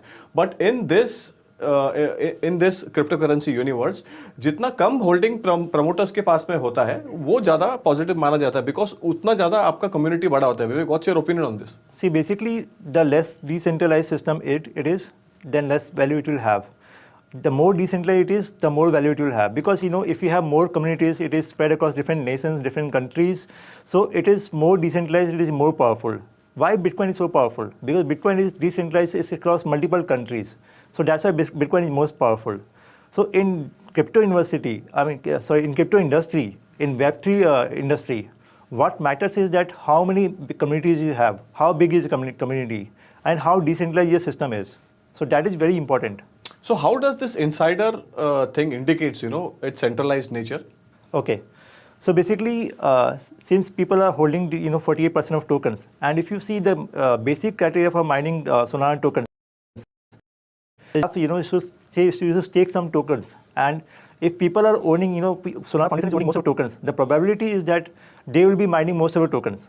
So they must be owning most of the validator nodes. If you see, they must be run by Solana system only. All right. So that is the probability. Because running a validator node requires a lot of SOL tokens, and SOL tokens is owned by Solana insiders. तो ये इतना बड़ा जो concern है and crypto currency market is also is not really performing well. तो Solana का performance भी काफ़ी अच्छा नहीं है. We can understand that the entire network is entire crypto currency market is down. But what's a way forward for investors? Research material जो हम provide करते हैं उनके लिए what are the top 3 points, what are the top 3 takeaways from this outage? So basically, the main takeaway is that Solana is still developing. They still have to fix a lot of bugs which they are encountering every outage. And if you look at other networks, they are much more decentralized. If you look at Cardano, Cardano has double the number of nodes that Solana has. So they have double number of nodes actually. And if you look at Ethereum 2.0, which we are expecting, going to break the market. This is going to almost outlaw all these, systems which you have right now, layer 2 solutions. Once we have Ethereum 2.0, we are having a lot of expectations because that will be all proof of stake. So even Solana, if you see, it's not proof of stake; it's proof of history. Exactly. So since we are talking about proof of history, and we have seen recently newspaper reports have suggested that the NFT volumes on Solana network has surpassed that of Ethereum. Since we are talking about a robust network and Solana is a layer 2 solution, what is the reason there is an upsurge in the NFT volumes? Because Ethereum का network भी बहुत ही widely adopted है as far as NFTs are concerned. See, if you look at the main reason is that the cost. The cost on Solana network is very less compared to Ethereum. Suppose मैं वही transaction Ethereum में करता हूँ तो it will cost $200. If I do the same transaction in Solana, it will cost $0.0025. So difference is huge. People are going towards Solana. Why? They are saving cost in terms of selling and buying NFTs. So Vivek, since you have highlighted that the merge which is Ethereum 2.0, अगर वो effect होता है तो वहाँ पर लेकर layer 2 solutions जो providers हैं उनका एक बहुत बड़ा कंसर्न हो जाएगा और उनका रेलेवेंस भी खतरे में है. Say for example, you're talking about Solana or for that matter Polygon or for that matter Cardano or any other layer 2 solution provider. So if you look at the layer 2 solutions, why they still exist? They exist because there is a problem with layer 1. All right. Because there is a problem with Ethereum. Once all these problems are solved, once Ethereum becomes a proper network, with low gas fee or high transaction speed, so in that case, why would I need some other network? Why would I go as a developer, as a programmer? Why would I go to some other network if I have Ethereum? Because every programmer, the first choice is Ethereum network because Sure. it all started with Ethereum. So most of the programmers, developer community, they are comfortable with Ethereum right now. So let's see what luck this Ethereum 2.0 brings for the entire crypto universe. So there has been many outages in Solana, like an outage that lasted for more than 17 hours in September 2021, just to take you back. So where attackers flooded the network with roughly around 4 lakh transactions per second, which the Solana network couldn't handle. The Solana is still in early development stages and we will have to wait and watch how the Solana network evolves with time. like Bitcoin has improved for DDoS attacks. Alright, thank you so much Vivek for being part of this interaction. आपने बहुत अच्छी तरीके से explain किया कि यहाँ पर outage कितने सारे आउटेजेस हुए हैं और उसका रीजंस क्या है, और हमने हमारे व्यूअर्स को ये भी बताया कि यहाँ पे लेकर कौन कौन से स्टेप्स है उनको फॉलो करने चाहिए before making any investment bets. Thank you so much for being part of this interaction. Keep watching Crypto TV for more such interesting analysis. This is Manoj Dara signing off. Thank you.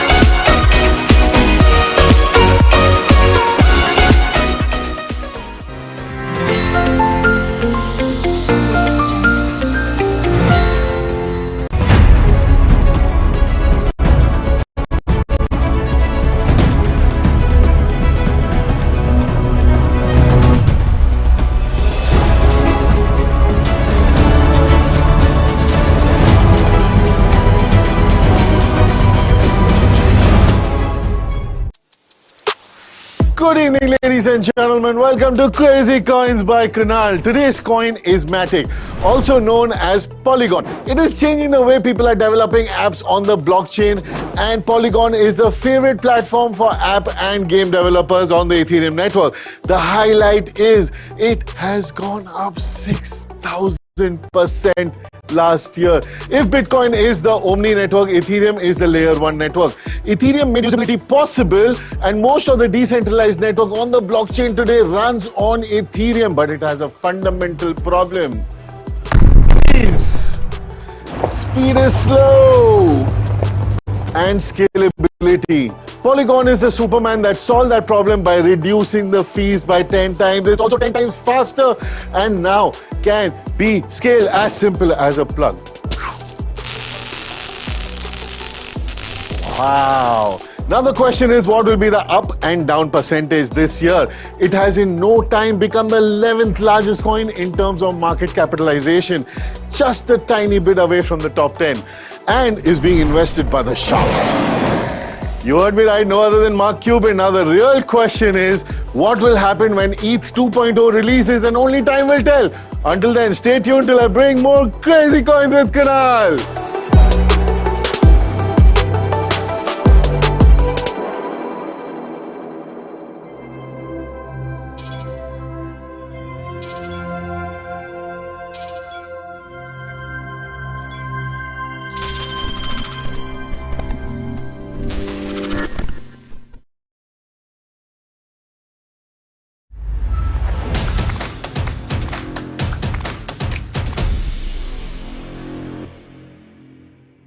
Vitalik Buterin, the co-founder of Ethereum, once said, whereas most technologies tend to automate workers on the periphery doing menial tasks, blockchains automate away the center.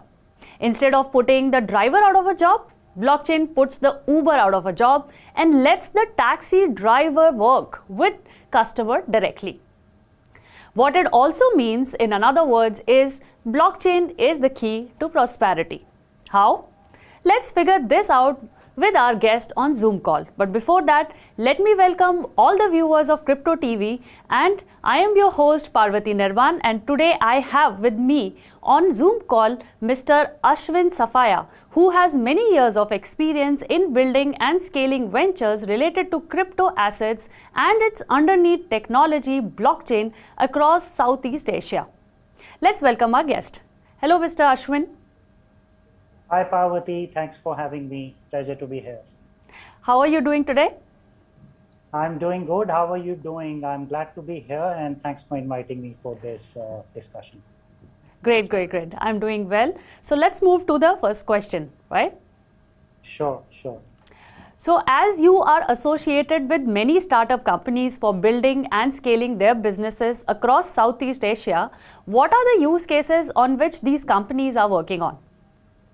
So, Parvati, that's a very interesting question. And I primarily work very closely in the startup ecosystem, primarily in the emerging tech space, especially with startups or businesses who are leveraging and utilizing emerging technologies, especially in the blockchain space. So we help them expand and position in Southeast Asia and APAC region. So there are varied and diverse use cases across all domains, right? Right from fintech to AI to blockchain, and underlying use cases or underlying utilization of the blockchain or emerging technologies. Right. So yeah, that's a very interesting space to sort of figure out, and very broad as well. Right. So what are, like, can you name some use cases precisely, like the companies that you're working with? So we work with companies across the whole emerging tech ecosystem, right from fintech to edtech to martech, and especially in the blockchain space, we work on multiple applications of blockchain technology, right from crypto to exchanges to real world applications across multiple industries. Let's say in BFSI, right from transactions to cross-border transactions, remittances, etc., to document exchange on blockchain, to data and identity. So there are like varied and diverse use cases which could be obviously adapted and implemented across the whole ecosystem, across industry verticals. Right. So continuing the first questions, are there any company or companies that are based out of India? And if yes, then what kind of businesses are being developed in the crypto space by those companies? So Parvati, I'm sure that there must be many businesses which are based out of India and outside of India in the greater region. And I'm sure they must be trying, or rather building different business models related to use and applications of crypto and blockchain as a technology. These both are, somewhat used interchangeably by a lot of people, but they are actually separate in different, use of technology. So blockchain is the underlying technology. So I believe right from, sort of new crypto exchanges to more diverse and expansive use and utilization of blockchain as a technology across varied use cases and industry verticals. Can you name few? Like instead of naming the company, just the applications, the kind of applications being developed, if the companies that you're dealing with which are based out of like India.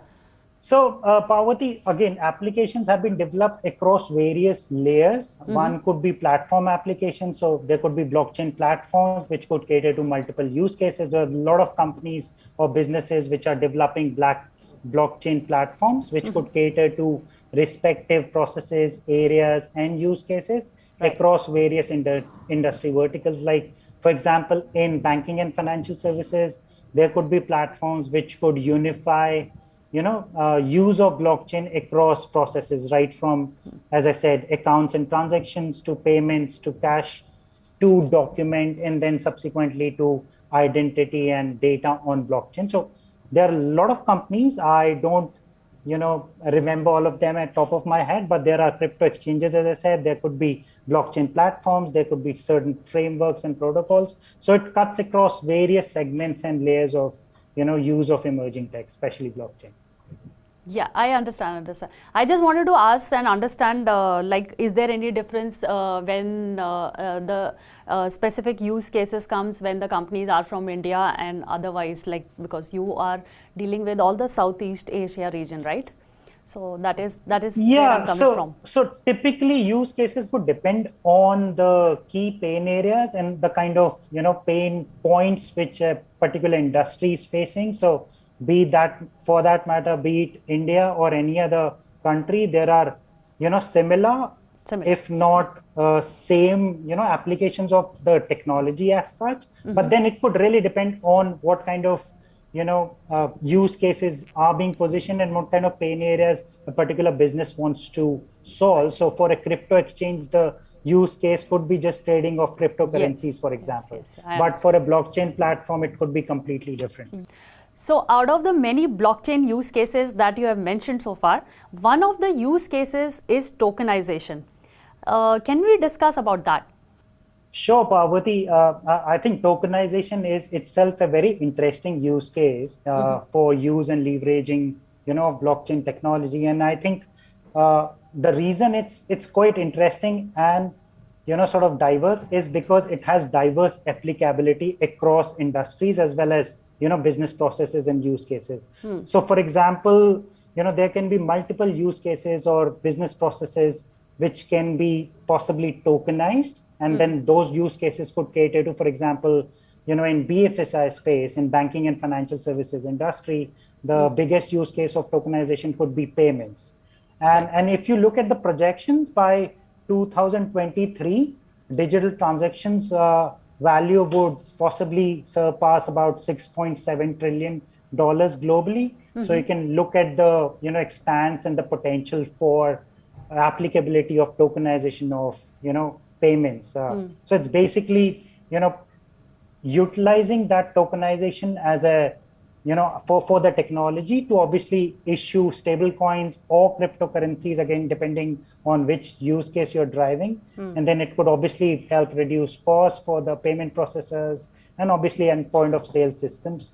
So I think this is the major enabler of tokenization use cases catering to payments, which could also help enhance security, safety, and compliance, for the payment processes and transactions. So again, so this is one of the use cases. There could be other use cases across different industries. For example, in fraud mitigation, for example, tokenization, how that can be used to help tamper-proof, the online fraud. It could help to do the real-time analysis of various processes. It could also help to audit the systems beforehand, and then it sort of provides that enterprise grade How security. tokenization will help in that case? We have been hearing that this can happen by using the entire blockchain technology, and when all the things, all the documentation transformed or comes on blockchain. But how with the tokenization that is going to help? I think tokenization is one of the components of the entire blockchain technology. So it is basically about, So this is one of the components how it could, help mitigate certain fraud mitigation cases or scenarios. So this is one of the components. Obviously, the entire end-to-end ecosystem has to connect and integrate. So tokenization of, a particular asset, both on the digital and in the physical world, could help in fraud mitigation, but then it has also to connect to other, I would say technicalities of the whole blockchain. Applicability of tokenization, or for that matter, the entire blockchain application ecosystem could cater to various industries. Again, issuing digital assets or tokens. It could be for sports organizations, for athletes. It could be for healthcare, organizations or institutions which could issue tokenized or digital credentials for participants. It could be medical practitioners or users of that healthcare, services or products. The NFT is a very popular and prominent use case among all other use cases so far, right? Do you think it's only a bubble that is being created and which will burst eventually, or do you think that it has a real world application attached to it? It's a very interesting question and very hard to answer at this point because nobody knows what it is. There's a huge hype around NFTs, and in my view and whatever limited understanding in my experience, what I've got of NFTs is basically, it's a bunch of computer generated variants, digital variants, which are put up on a web page. And say, for example, I sell you a NFT, or, it's essentially a receipt to a URL that says you theoretically own that, own that asset, which is essentially called an NFT. But that's about it. I mean, you can't really work around and sort of go and prove your ownerships. And even if you prove your ownerships, what you're gonna, what kind of value you're going to derive with that. So it's speculative, it's hyped, I guess, at this stage, and it could really, time will tell how, you could possibly use NFT. So essentially at this stage, what I understand and what I'm seeing is it's just essentially you're trading a receipt to somebody else, and then you're sort of having an NFT as a digital asset to yourself. So by default, it just gives you no rights, for example, no ownership rights. So it's literally just a receipt for, for a purchase. So you get a receipt in any transaction as you purchase something. So it's essentially a receipt, digital receipt, which you receive for, sort of purchasing a digital asset, which is called an NFT. But then you can subsequently trade it to multiple people, participants, etc., who are interested. But actual usability of NFT is still a big question on how that can be applied across, intellectual property gains or intellectual property or other use cases. For example, what are real world applications of, issuing or making or creating NFTs? As of now, I do not see that much of a potential in sort of proliferating trading NFTs, but I think time will tell. We, couple of years back, we were sort of speculating about how the cryptocurrencies or digital currencies would grow. And now we are at a stage wherein we get a bit better clarity on how the market would, turn out with respect to cryptocurrencies, both regulated and unregulated in due course. Right. So actually what has been happening around, and we keep hearing, is like, for example, big brands like Nike, they have created, NFT for their shoes, and then we have Snoop Dogg, artists like Snoop Dogg, they have created NFTs of their songs and the music. So a lot of big players are, or the big artists or people who are very popular, they are coming and buying it. For that matter, Mr. Amitabh Bachchan from India. So, Madhushala, they created an NFT of that. So that has been happening, and there's a lot of hype. So is the NFT overhyped? Firstly, the hype that has been created for this particular use case in the blockchain, if yes, then why? The market exuberance that powered the NFT boom has given way to more cynical conditions, forcing the largely speculative NFT market to confront reality. What is your view on that? The current situation that is there in the market? So again, Parvati, I'll add on to what I just said about the NFT ecosystem. I feel it's still very early stages, nascent stages, how the NFT is developing an ecosystem in terms of the applications and use cases of NFT. It's still to be seen how this will be developed. At this stage, it's more on connoisseurs kind of collections, that you do art collection or you do a certain unique probably a art or a song or a poem, as you said, related to Madhushala. So it could be anything, but what are the larger world applications or real practical applications of the usability of NFTs? That still has to be seen. And it could just happen, it could go two ways. One, it could possibly have more expansive and diverse applications for using NFTs. Probably you could have, more practical, better, usable applications of NFTs, just, rather than just having an art collection digitized as an NFT, or for that matter, anything else, as a celebrity doing it for some gains. But then time will tell, and I think probably in a year or so, we would know how NFTs could apply across, use cases and applications, especially if we talk about metaverse in the future, how that NFT will play a part, what would be the, use cases or applicability of NFT. So it's still, I would say, early stages in seeing how the NFT ecosystem develops, but then it's again, it's somewhere in between hype and overhyped. It's somewhere in between that. So that's what I feel. Yes, NFT has been hyped, so that's my reason to particularly discuss this particular use case. The research says NFT data firm Non-Fungible reported that transaction volume was down 47% in first quarter of 2022 compared to the quarter previously. The data is even more stark when assessing daily average sales, which suffered a 92% decline between September 2021 to April 2022. So a washout was always inevitable for NFT market that has been light on value proposition but heavy on hype.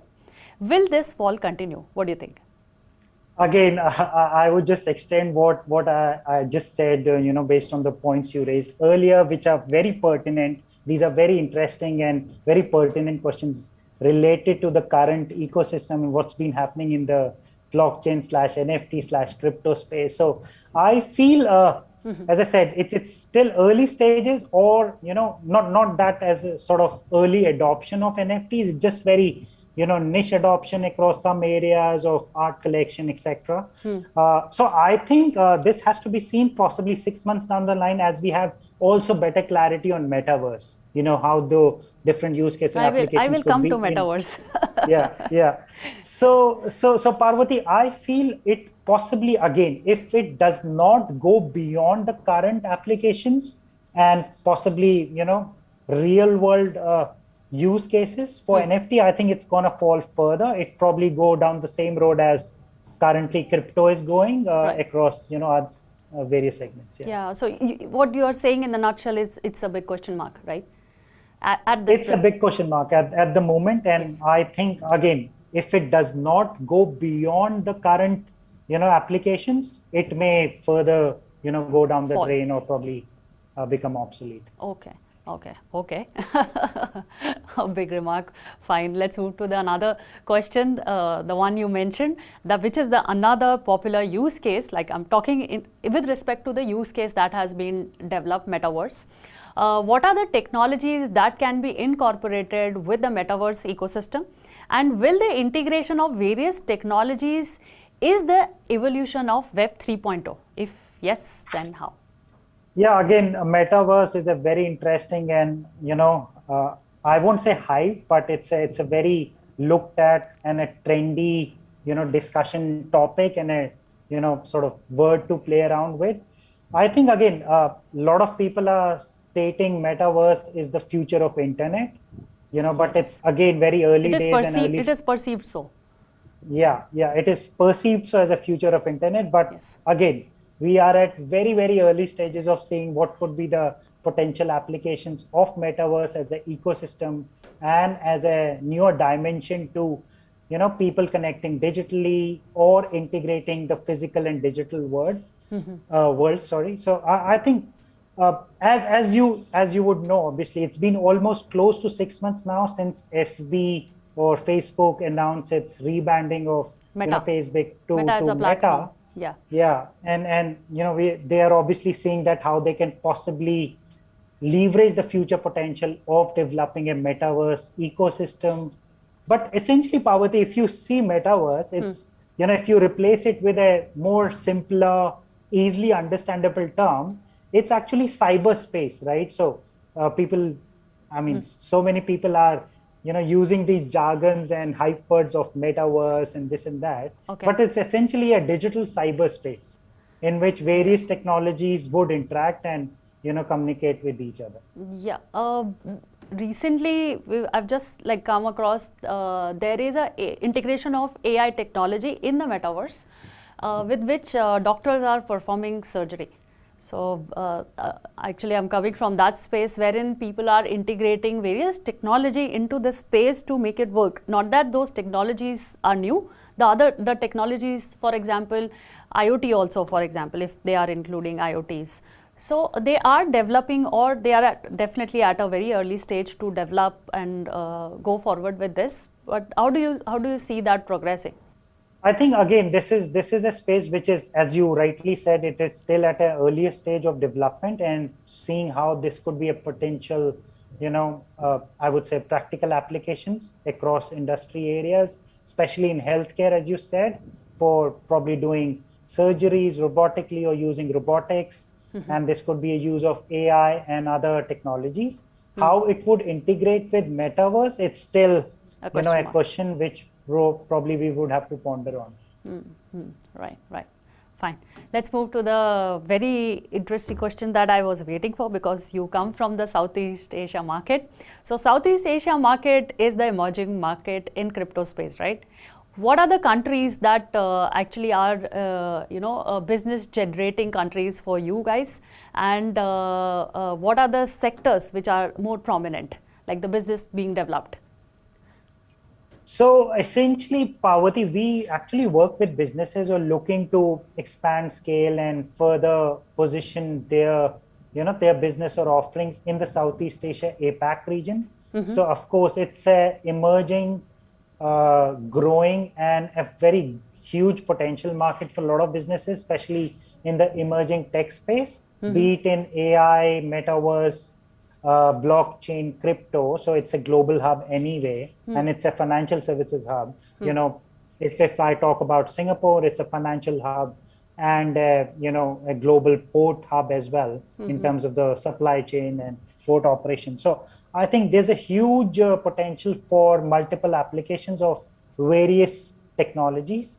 So I think that's what we are currently sort of seeing, which kind of businesses we can probably work very closely on to help them further position their offerings and potential use cases and applications across industry areas. Yes, yes. So the way Singapore is becoming or emerging as a hub for crypto space, Dubai is also offering a lot of things to companies, and it is actually emerging as another hub towards this side. So what do you think about Dubai in that case? So again, I would say Dubai is at the same league with respect to Singapore. It still has put on certain regulations and certain features in attracting more stakeholders. I would say businesses, stakeholders, even high-skilled IT professionals or skilled technology professionals to go to the country and further innovate, further develop newer technologies or research on newer technologies, and then subsequently see what could be the potential applications.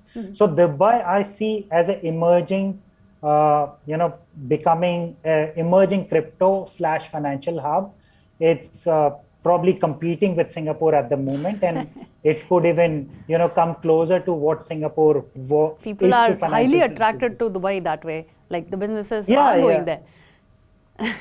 So this is what's happening. So for example, in Dubai, they have relaxed the certain regulations for you going as a professional. So if you want to go to Dubai and you operate in a certain technology, you have a certain skill set, and you have something to sort of go to that country and develop, then you can go off. You don't need a sponsorship from a particular business or a company to hire you. You can just go there, apply for a let's say independent visa, which could quote you as a let's say freelance or a solopreneur or an entrepreneur which is doing something, and then you could go into the country. Likewise, Singapore is also doing certain things similar to that, but those are still a bit more stringent and more, I would say, difficult to cross than Dubai. So Dubai is trying to sort of become the new crypto/financial services hub and a tech hub as well.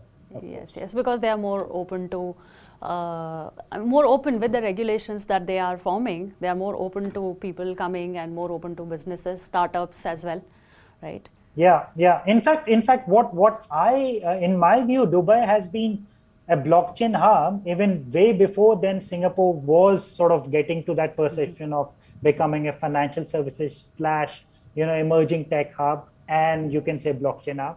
But Dubai was doing a lot of building certain grounds into developing as a blockchain hub closer to when they were planning to do Expo 2020, which got obviously didn't happen because of the COVID pandemic. But then they are further developing to make Dubai as a tech hub. Yes, Dubai Expo actually was covered by our team as well, actually. Oh, awesome. Yes, Awesome. we were there. Great insight.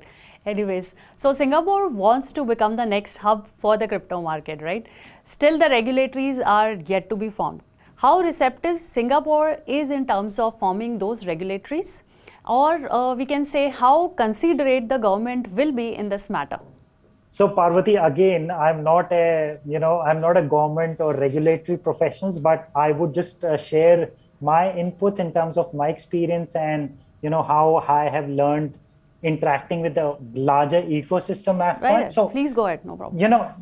as an example, in the last 2 years, Singapore and the regulatory authority in Singapore has granted multiple licenses to multiple digital payment service providers, including cryptocurrency exchanges. So for example, it included a stable coin player like Paxos, cryptocurrency exchange CoinHako, which they have approved the license for, as well as established enterprise level businesses such as DBS, which is a local bank, and so they have approved for DBS Vickers a license.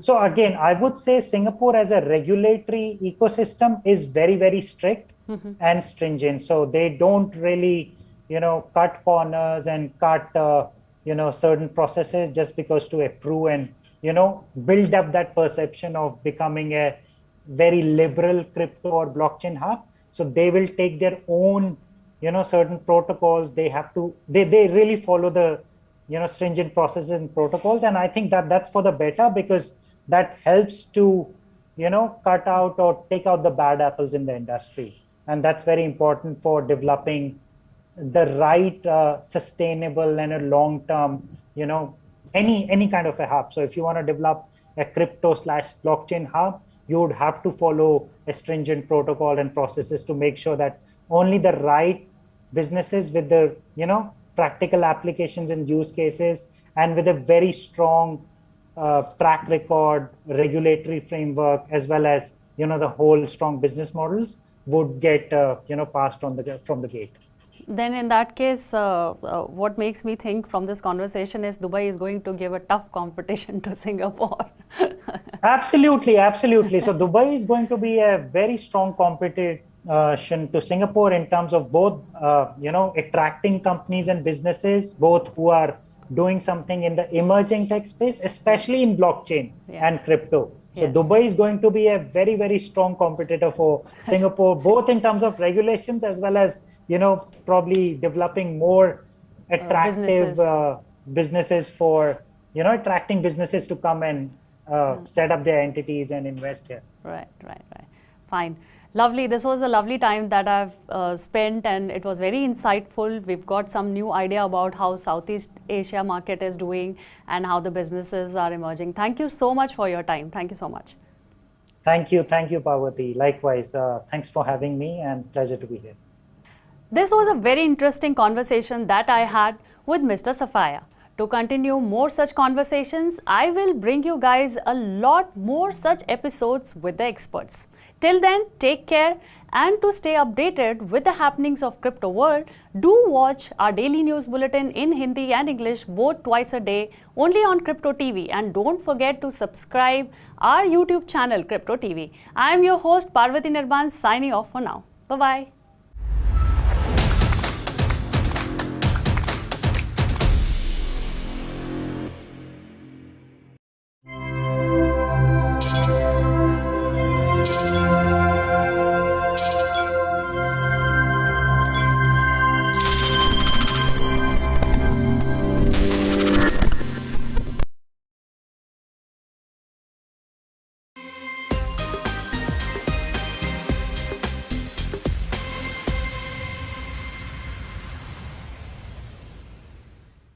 तुम्हाला rice चित्रपटाचा शाहरुख खानचा famous dialogue हा माहितच असेल, हमें जान कहती थी कोई धंदा छोटा नहीं होता और धंदे से बड़ा कोई धर्म नहीं होता. मला वाटतंय काही लोकांनी या डायलॉगला अक्षरशः मनावर घेतलंय आणि खरंच क्रेझी आणि वियर्ड एनएफटीज म्हणजेच नॉन फंजिबल टोकनचा अक्षरशः बिझनेस सुरू केलेला आहे. नमस्कार, मी संदीप कसालकर पुन्हा एकदा घेऊन आलो आपल्या समोर एक आगीवेगळी आणि विचारांच्या पलीकडची अशी एनएफटीची नवीन लिस्ट. आता मी तुम्हाला अशा 3 एनएफटीज बद्दल सांगणार आहे ज्याबद्दल तुम्ही आयुष्यात कधी ऐकलं नसेल आणि विचारही केला नसेल. चला तर मग सुरू करूया. तर या टॉप 3 क्रेझी एनएफटीच्या लिस्ट मध्ये नंबर 1 वर आहे सेल युअर सॉल या नावाची एनएफटी, म्हणजे तुमच्या आत्म्याची एनएफटी. नाही, तुमचे कान नाही वाजत आहेत, तुम्ही अगदी बरोबर ऐकलात. आता एनएफटीज वर सुद्धा आत्माने आपलं वर्चस्व प्रस्थापित केलंय. माहित नाही कधी कोणत्या क्लिक सोबत कोणाची आत्मा एनएफटीच्या माध्यमातून तुमच्या जवळ येईल. तुम्हाला माहित आहे की मी थोडासा ड्रामेबाज आहे, पण डोंट वरी, या आत्म्याचं एनएफटीच्या हॉरर सोबत काहीही लेणं देणं नाहीये. हल्लीच एक 21 वर्षांच्या स्टीन बन शेक या नावाच्या डच स्टुडंटवर एनएफटीचे क्रेज एवढा हवी झालं होतं की या भावाने पॉलिगॉनवर आपली स्वतःची सोल म्हणजेच आत्म्याचीच एनएफटी मिंट करून टाकली आहे. एवढंच नाही, या भाईने जगातील सर्वात मोठी एनएफटी मार्केटप्लेस ओपन सीवर आपल्या आत्म्याची एनएफटीला लिस्ट सुद्धा करून टाकलाय. अरे काय चाललंय? अरे कोणीतरी जाऊन या डच स्टुडंटला विचारा की भाई तुझ्या 70 पिढीमध्ये सुद्धा कोणी आत्म्याला बघितलंय का? परंतु हा वेडेपणा इथेच संपत नाहीये मित्रांनो. ज्याने या डच स्टुडंटच्या आत्म्याच्या एनएफटीला 300 युरोज म्हणजे जवळपास 25,000 रुपयांमध्ये विकत सुद्धा घेतलंय. या डच स्टुडंटची सोल ही जगातील सर्वात पहिली ह्युमन सोल म्हणजेच आत्मा आहे, ज्याला एनएफटीच्या माध्यमातून विकलं गेलंय. म्हणून या महाशयाने हल्लीच झालेल्या त्याच्या मुलाखतीत आपल्या आत्म्याच्या एनएफटीची मार्केट व्हॅल्यू अंदाजे $3.5 मिलियन म्हणजेच जवळपास 27 करोड रुपये सांगितले आहे. आता यांनी आपल्या सोलच्या एनएफटीची एवढी क्रेझी व्हॅल्युएशन काय म्हणून ठेवली आहे याचं उत्तर बहुतेक या बिचाराच्या आत्म्याला सुद्धा माहित नसेल. अजून एका आपल्या आत्म्याच्या एनएफटी सोबत या डच स्टुडंटने सेल ऑफ सोल एग्रीमेंट सुद्धा अटॅच केलाय, ज्यामध्ये डिटेलमध्ये डिस्क्राईब सुद्धा केलाय की कशा प्रकारे ओनर त्याच्या आत्म्याचा वापर, त्याचे रिसेल किंवा कोणत्या देवी देवताला बळी सुद्धा चढू शकतो. बाप रे बाप. जर तुम्हाला एनएफटीचे सेल ऑफ सोल एग्रीमेंट वाचायचं असेल तर खाली डिस्क्रिप्शन मध्ये त्याची लिंक सुद्धा अवेलेबल आहे. चला आता बोलूयात दुसऱ्या क्रेझी एनएफटी आणि त्यांच्या अतरंगी अशा क्रिएटर बद्दल. हे असे महाशय आहेत ज्यांना बॉडी हॉरर चित्रपटांचं मास्टर बोललं जातं. वर्ल्ड सिनेमाचे मागील 50 वर्षांचे सर्वोत्तम असणारे creative mind, the fly, dead ringers, history of violence आणि upcoming Viggo Mortensen starrer film crimes of the फ्युचरचे डायरेक्टर मिस्टर डेव्हिड क्रॉनेनबर्ग, जे आजकाल आपल्या चित्रपटाला घेऊन नाही तर आपल्या real life body horror type NFT साठी सध्या हेडलाईन्स मध्ये आहेत. यांच्या एनएफटीचे नाव आहे इनर ब्युटी, म्हणजेच कलेक्शन ऑफ किडनी स्टोन्स. अहो, किडनी स्टोनचे कलेक्शन. अनफॉर्च्युनेटली जसे नाव तशीच त्यांची एनएफटी. डायरेक्टर साहेबांनी आपल्या किडनी स्टोन मध्ये काय नेमकी इनर ब्युटी दिसली की त्याने आपल्या किडनी स्टोनच्या फोटोलाच एनएफटी बनवून टाकली आणि सुपर रेअर नावाच्या क्रिप्टो आर्ट मार्केट प्लेसवर 28 मार्च 2022 ला किडनी स्टोनच्या फोटोचीच एनएफटी रिलीज सुद्धा करून टाकली. अहो, भला किडनी स्टोनला जगाला दाखवून विकण्यासारखी का गोष्ट आहे का? पण लोक एनएफटी बनवून विकतायत आणि असेही काही नमुने आहेत जे अशा एनएफटीला विकत सुद्धा घेत आहेत. खरं तर क्रॉनेनबर्गने या अगोदर सप्टेंबर 2021 मध्ये द डेथ ऑफ डेव्हिड क्रॉनेनबर्ग नावाची शॉर्ट फिल्मला एनएफटी बनवून नॉन फंजिबल टोकनच्या जगात पहिल्यांदा सुरुवात केली होती. ही 1 मिनिटाची शॉर्ट फिल्म सुद्धा खूप वेळ होती, ज्यामध्ये डेव्हिड क्रॉनेनबर्ग आपल्या स्वतःच्या डेड बॉडीकडे पाहतात आणि नंतर आपल्या शरीरावर चादर ओढून बाजूला झोपून जातात. आता या वेड एनएफटीचा नेमका काय अर्थ काढायचा, कारण कोणी या एनएफटीला $90,000 म्हणजेच अराउंड 69 लाखांमध्ये विकत घेतलं होतं. मित्रांनो, हे सुपर श्रीमंत आणि सुपर क्रिएटिव्ह लोकांचे फंडे बाबा आपल्या डोक्याच्या बाहेर आहेत. 1 मिनिटाच्या शॉर्ट फिल्म मध्ये 69 लाख रुपये उडून टाकले. माहित नाही यांच्या किडनी स्टोनची एनएफटी कितीमध्ये विकली जाईल. ही kidney stone at the end of the day खरी तर आहे, परंतु आपली पुढची एनएफटी आहे एका अशा रॉक बद्दल जे रियालिटीमध्ये अस्तित्वातच नाहीये. तरी एक क्रेझी एनएफटी लव्हरने या व्हर्च्युअल रॉकच्या एनएफटी साठी अक्षरशः $1.3 मिलियन म्हणजेच अराउंड 10 करोड रुपये खर्च केले आहेत. आणि या एनएफटीचे नाव आहे clip art of ether rock. खरं तर ही कार्टून रॉकची जेपॅग इमेज जगात फक्त 100 आहेत, ज्याला 2017 मध्ये क्रिप्टोपंक्सच्या नंतर as a Ethereum blockchain collectible NFT launch केलं गेलं होतं. बाईंग, कलेक्टिंग आणि सेलिंगच्या व्यतिरिक्त याची कोणतीही रिअल वर्ल्ड व्हॅल्यू नाही आहे. परंतु याला ट्रॉन ब्लॉकचेन आणि क्रिप्टो करन्सीचे फाउंडर जस्टिन सनने फक्त आपली कॉलर टाईट करून इम्प्रेशन जाणण्यासाठी विकत घेतलं होतं. भाई, मोठी लोक, मोठ्या वार्ता व्हर्च्युअल रॉकच्या फोटोग्राफला करोडोंमध्ये विकत घेत आहेत. वाव. आम्हाला जर साधं किचन मध्ये नवीन मार्बल बसवायचं असेल तरी 10 वेळा विचार करावा लागतो. एनिवेज, आतासाठी ही होती माझी 3 क्रेझी एनएफटीज. अशाच प्रकारच्या अतरंगी एनएफटीची अजून एक नवीन क्रेझी लिस्ट घेऊन मी संदीप कासालकर पुन्हा तुमच्या भेटीला येणार आहे. तोपर्यंत पाहत रहा क्रिप्टो टीव्ही.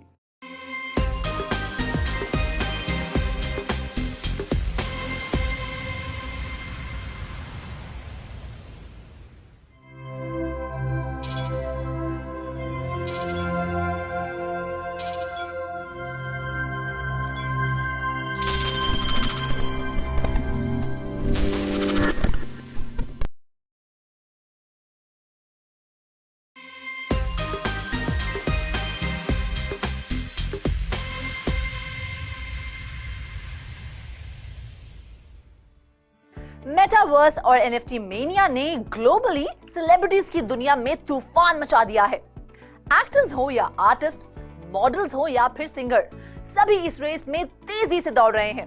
ऐसे में इंडियन सिंगर्स भला कैसे पीछे रहते?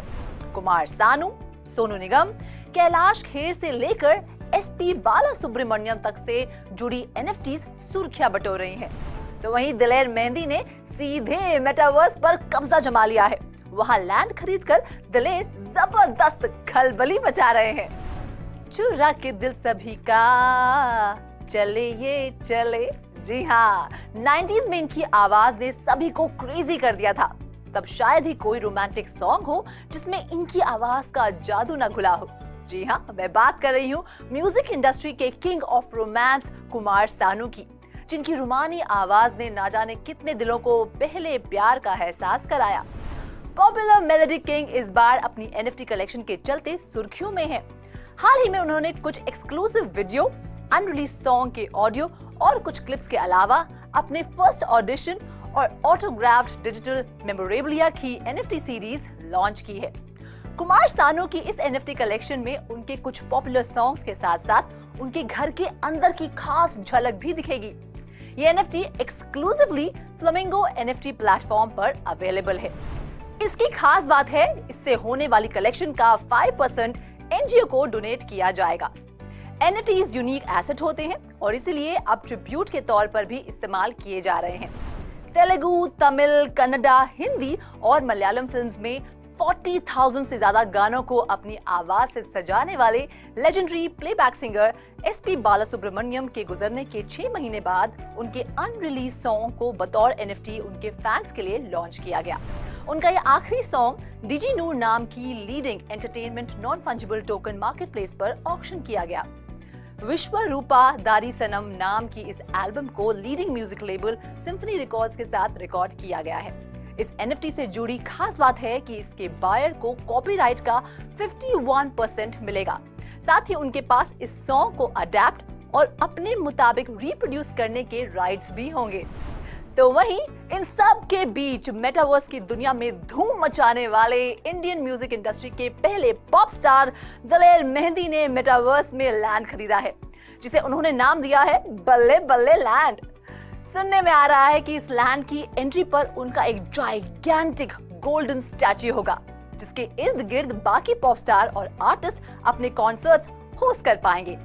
दिलेर इस प्लेटफॉर्म के जरिए नए टैलेंट के साथ साथ पंजाब की म्यूजिक कम्युनिटी, सूफी, पॉप म्यूजिक और बॉलीवुड को बढ़ावा देना चाहते हैं। दरअसल दिलेर ने कुछ महीनों पहले पार्टी नाइट पर एक कॉन्सर्ट किया था। अपनी इस परफॉर्मेंस को उन्होंने इतना एंजॉय किया कि उसकी मौजूदगी हमेशा बनाए रखने के लिए पार्टी नाइट के साथ मिलकर बल्ले बल्ले लैंड क्रिएट कर दिया दिलेर ने। दिलेर इतने पर ही नहीं रुके, उनके इस बल्ले बल्ले लैंड पर स्टोर्स भी होंगे जहां फैंस स्पेशल मर्चेंडाइज की NFT खरीद पाएंगे। NFT फ्रेंजी में शामिल बड़े बड़े नामों में से एक है पॉपुलर सिंगर सोनू निगम का नाम, जो इंडियन म्यूजिक इंडस्ट्री में NFT सीरीज लॉन्च करने वाले पहले सेलिब्रिटी सिंगर हैं। सोनू ने इस NFT कलेक्शन को लंदन में लॉन्च किया था। उसमें उनकी जर्नी और गानों के अलावा उनके लिखे हुए लिरिक्स और उनकी सिंगल हॉल ऑफ फेम की NFT भी शामिल है। सोनू ने न्यू एज डिजिटल एंटरटेनमेंट और टेक्नोलॉजी कंपनी जेट सिंथेसिस के साथ मिलकर ये NFT कलेक्शन लॉन्च की थी। और अब बात एक ऐसे आर्टिस्ट की जिनकी प्लेबैक, पॉप और रीजनल सॉन्ग्स की फैन फॉलोइंग देश में नहीं विदेशों में भी फैली हुई है। लेकिन खास तौर पर सूफी सॉन्ग्स के मामले में उन्हें कोई टक्कर नहीं दे सकता।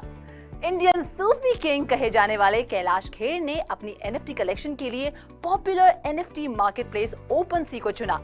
कैलाश खेर की ये NFT सूफियाना अंदाज में रंगों और संगीत के सुंदर सपने जैसी है और इसीलिए इसे नाम दिया गया है ड्रीम्सकेप। संगीत सरहदों का मोहताज नहीं, संगीत की भाषा ही ऐसी है जो हर किसी को जोड़ती है, हर किसी के दिलों के तार छेड़ती है। शायद यही वजह है कि एक एक कर सभी सिंगर्स अब NFT और मेटावर्स की दुनिया की तरफ रुख कर रहे हैं। कहते हैं ना, उगते हुए सूरज को हर कोई सलाम करता है। फिलहाल NFT और मेटावर्स भी जबरदस्त बूम पर है। ऐसे में इसका फायदा उठाना तो लाजमी है। तो कैसी लगी आपको म्यूजिक NFT पर मेरी यानी रुचि की ये स्पेशल स्टोरी? अच्छी लगी? Then do watch all my special stories. See you soon with yet another interesting story. Till then, goodbye, take care and keep watching Crypto TV.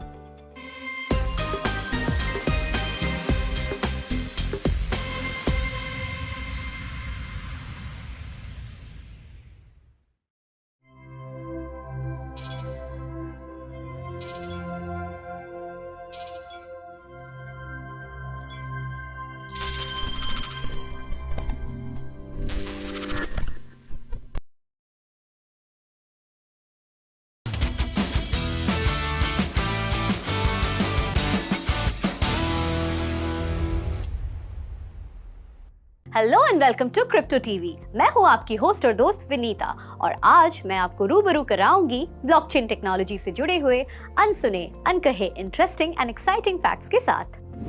Blockchain technology, ये blockchain technology क्या है वो जानने से पहले ये जानना जरूरी है कि ये क्या नहीं है। फर्स्ट ऑफ ऑल, ये कोई सॉफ्टवेयर नहीं है, ये कोई डिवाइस या मशीन भी नहीं है। अब नाम में टेक्नोलॉजी है तो जरूर ये कुछ टेक्नोलॉजी से जुड़ा हुआ ही होगा, है ना? सिंपल लैंग्वेज में कहे तो ब्लॉकचेन टेक्नोलॉजी का मतलब एक डिजिटल लेजर है। चाहे गांव का छोटा सा बनिया हो या कोई बड़ा बिलियनेयर, हाउसवाइफ हो या कोई बड़ी हीरोइन, हर कोई अपने लाइफ के इंपॉर्टेंट हिसाब किताब के लिए जरूर एक लेजर रखता है।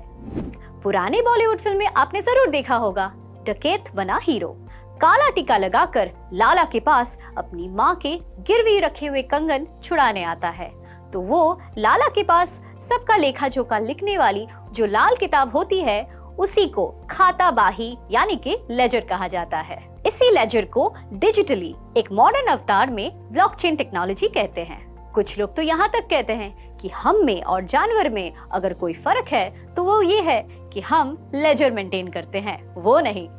चाहे व्यापार हो या व्यवहार, बिना रिकॉर्ड के कुछ काम नहीं होता। दो लोगों ने एक दूसरे को पैसे दिए हो, जमीन बेची हो या फिर 7 जन्म की सबसे बड़ी दुश्मनी का कॉन्ट्रैक्ट यानी कि शादी हो, इस सब को वेरीफाई करने हम इंडिपेंडेंट और विश्वसनीय थर्ड पार्टी यानी कि गवर्नमेंट ऑफिस का स्टैंप और सिग्नेचर लगाने वाले के पास जाते हैं ना।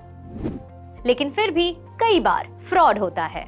लैंड के डॉक्यूमेंट्स की ऑथेंटिसिटी को लेकर सालों कोर्ट में केस चलते रहते हैं। करप्शन, फ्रॉड और स्कैम्स इतने बढ़ गए हैं कि रिकॉर्ड्स मेंटेन करने के लिए किस पर भरोसा करें और किस पर ना करें, ये बहुत बड़ा सवाल है।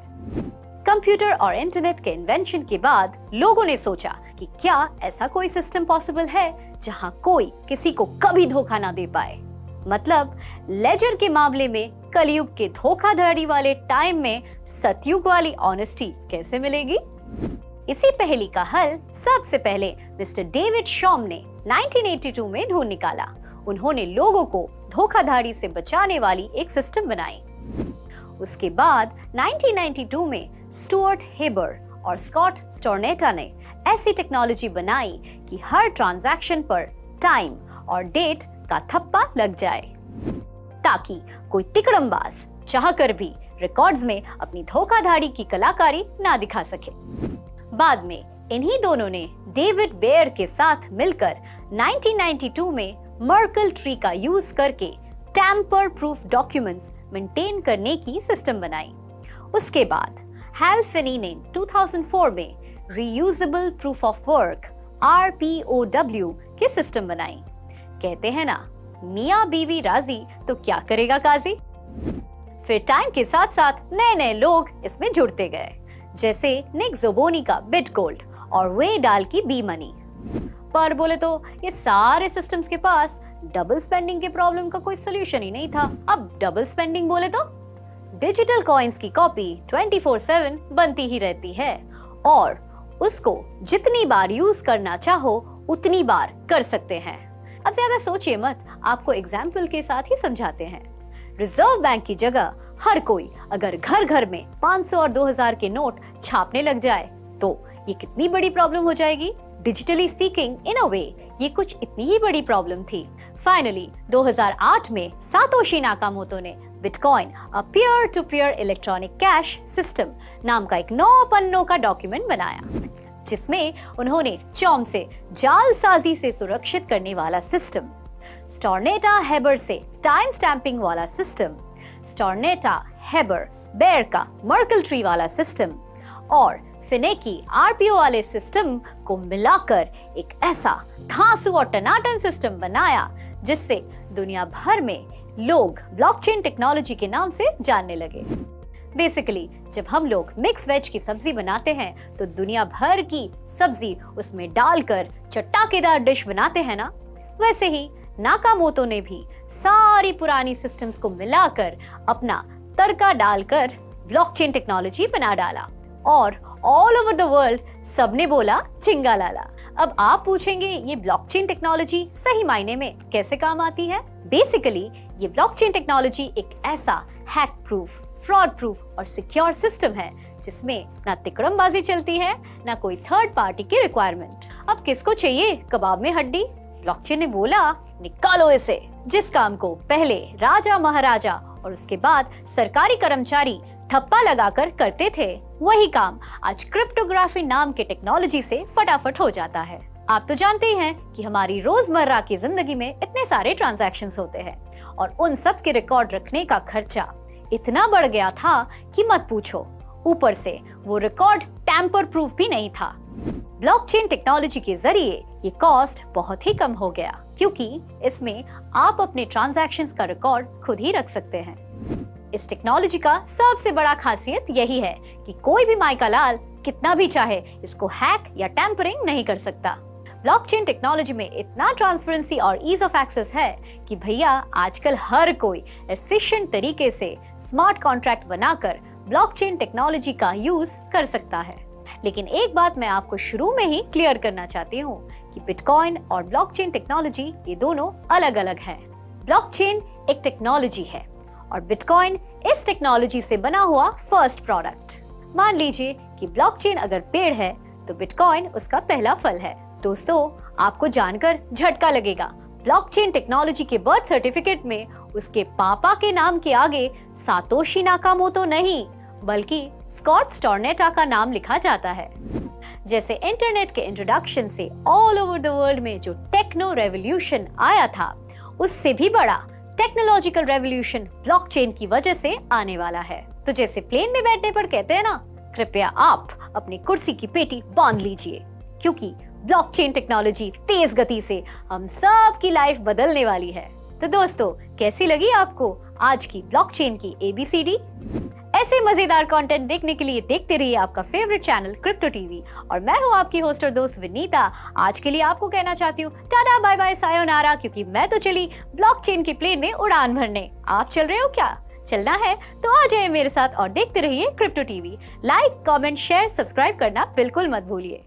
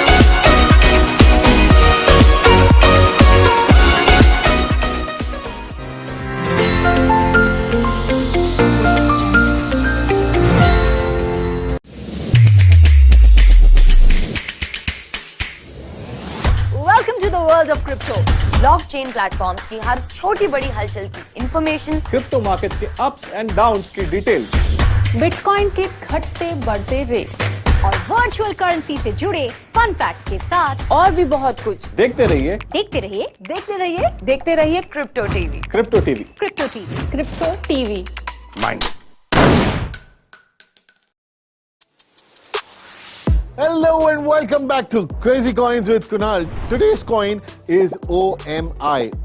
This is like OMG, and I call it the magic coin because as soon as I read this, I went, wow, whoa, holy moly, are you for real? Because this company is based out of Singapore and serves the NFT industry, also known as digital collectibles.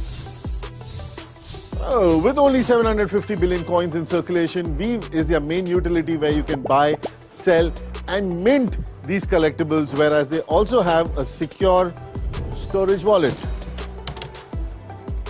The highlight is Mana, Gala, Solana, Bhai Kalana, because this coin has gone up 15,000% in 2021, 9,000% in last 365 days, And the real highlight is it has gone up 207,989% in the last 3 years. Yaar, is this even possible?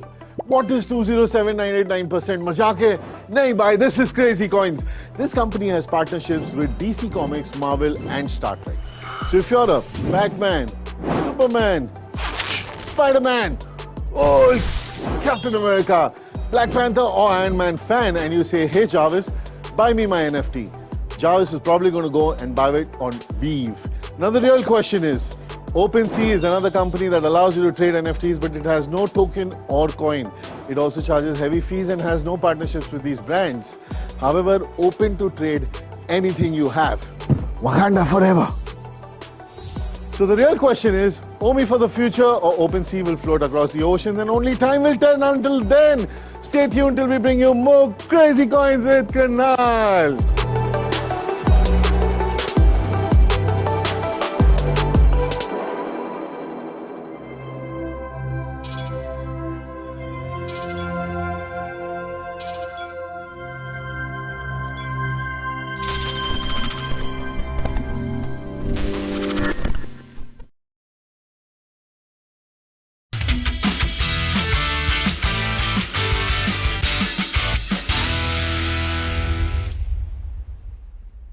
आमतौर पर कहा जाता है कि उम्र के साथ तजुर्बा आता है और मिलियनेयर बनने में बाल सफेद हो जाते हैं। वेल, क्रिप्टो करेंसी की दुनिया के यंगेस्ट मिलियनेयर एरिक फिनमैन ने तमाम बातों को गलत साबित कर दिया है। एरिक फिनमैन ने 12 साल की उम्र में वो फैसला लिया जो 30 साल या 40 साल की उम्र में लोग नहीं ले पाते, और 18 की उम्र में एरिक ने वो मुकाम हासिल किया जिसे हासिल करने में लोगों की उम्र बीत जाती है। चलिए अब ज्यादा मिस्ट्री क्रिएट नहीं करते और आपको सुनाते हैं एरिक की कामयाबी की कहानी। 12 साल की उम्र में एरिक को उसकी दादी ने दिए $1000 और किसी आम बच्चे की तरह एरिक ने उन पैसों से ना तो स्मार्टफोन खरीदा और ना ही कोई गेमिंग कंसोल। इनफैक्ट आप सुनकर हैरान होंगे कि एरिक ने 12 साल की उम्र में उन $1000 से बिटकॉइन खरीदा। महज 2 सालों में बिटकॉइन की कीमत $1200 तक पहुंच गई। ऐसे में एरिक के इरादों को और मजबूती मिली। तब एरिक ने बिटकॉइन से कमाए प्रॉफिट को बेचकर बोटैंगल में उन पैसों को लगाने का फैसला किया। बोटैंगल एक ऐसा वेब वेंचर है जो वीडियो ट्यूटरिंग सर्विस प्रोवाइड करता है। एरिक और बोटैंगल दोनों के पोटेंशियल को परखने में इन्वेस्टर्स को ज्यादा वक्त नहीं लगा और इन्वेस्टर्स ने एरिक के सामने 2 ऑप्शंस रख दिए, या तो $1,00,000 में बोटैंगल को बेच दें या फिर 300 बिटकॉइंस में। एरिक ने क्या चुना उसका अंदाजा तो आप लगा ही सकते हैं। जी हाँ, एरिक ने एक बार फिर अपना सब कुछ बिटकॉइन पर दांव पर लगा दिया। और लगाते भी कैसे नहीं, एरिक ने अपने पेरेंट्स के साथ एक डील जो की थी कि अगर वो 18 की उम्र तक मिलियनेयर बन गए तो वो कॉलेज नहीं जाएंगे, और वही हुआ। एरिक दुनिया के यंगेस्ट मिलियनेयर बन गए। CNBC को दिए एक इंटरव्यू में एरिक ने कहा कि उसने कर दिखाया और अब उसे कॉलेज नहीं जाना पड़ेगा। एरिक ने ये तक कहा कि जिस तरह से एजुकेशन का सिस्टम स्ट्रक्चर है वो किसी को भी कॉलेज रेकमेंड नहीं करेंगे। इससे कहीं ज्यादा बेहतर है इंटरनेट जो एब्सोल्युटली फ्री है और वहाँ YouTube और विकिपीडिया के थ्रू कई गुना ज्यादा पढ़ाई की जा सकती है। नो डाउट्स, वो एरिक जो कभी कॉलेज नहीं गए, आज उनके पास 400 से ज्यादा बिटकॉइंस है और उनकी टोटल वर्थ है $5 मिलियन। अमेजिंग ना? इसी तरह की रियल लाइफ स्टोरीज कितना मोटिवेट करती है ना। रियली काश मैं 18 साल की उम्र में वापस लौट पाती और कुछ ऐसा ही स्टेप ले पाती। Where there is will, there is a way. We will keep inspiring you with such stories. I am Ruchi Sharma. Keep watching Crypto TV.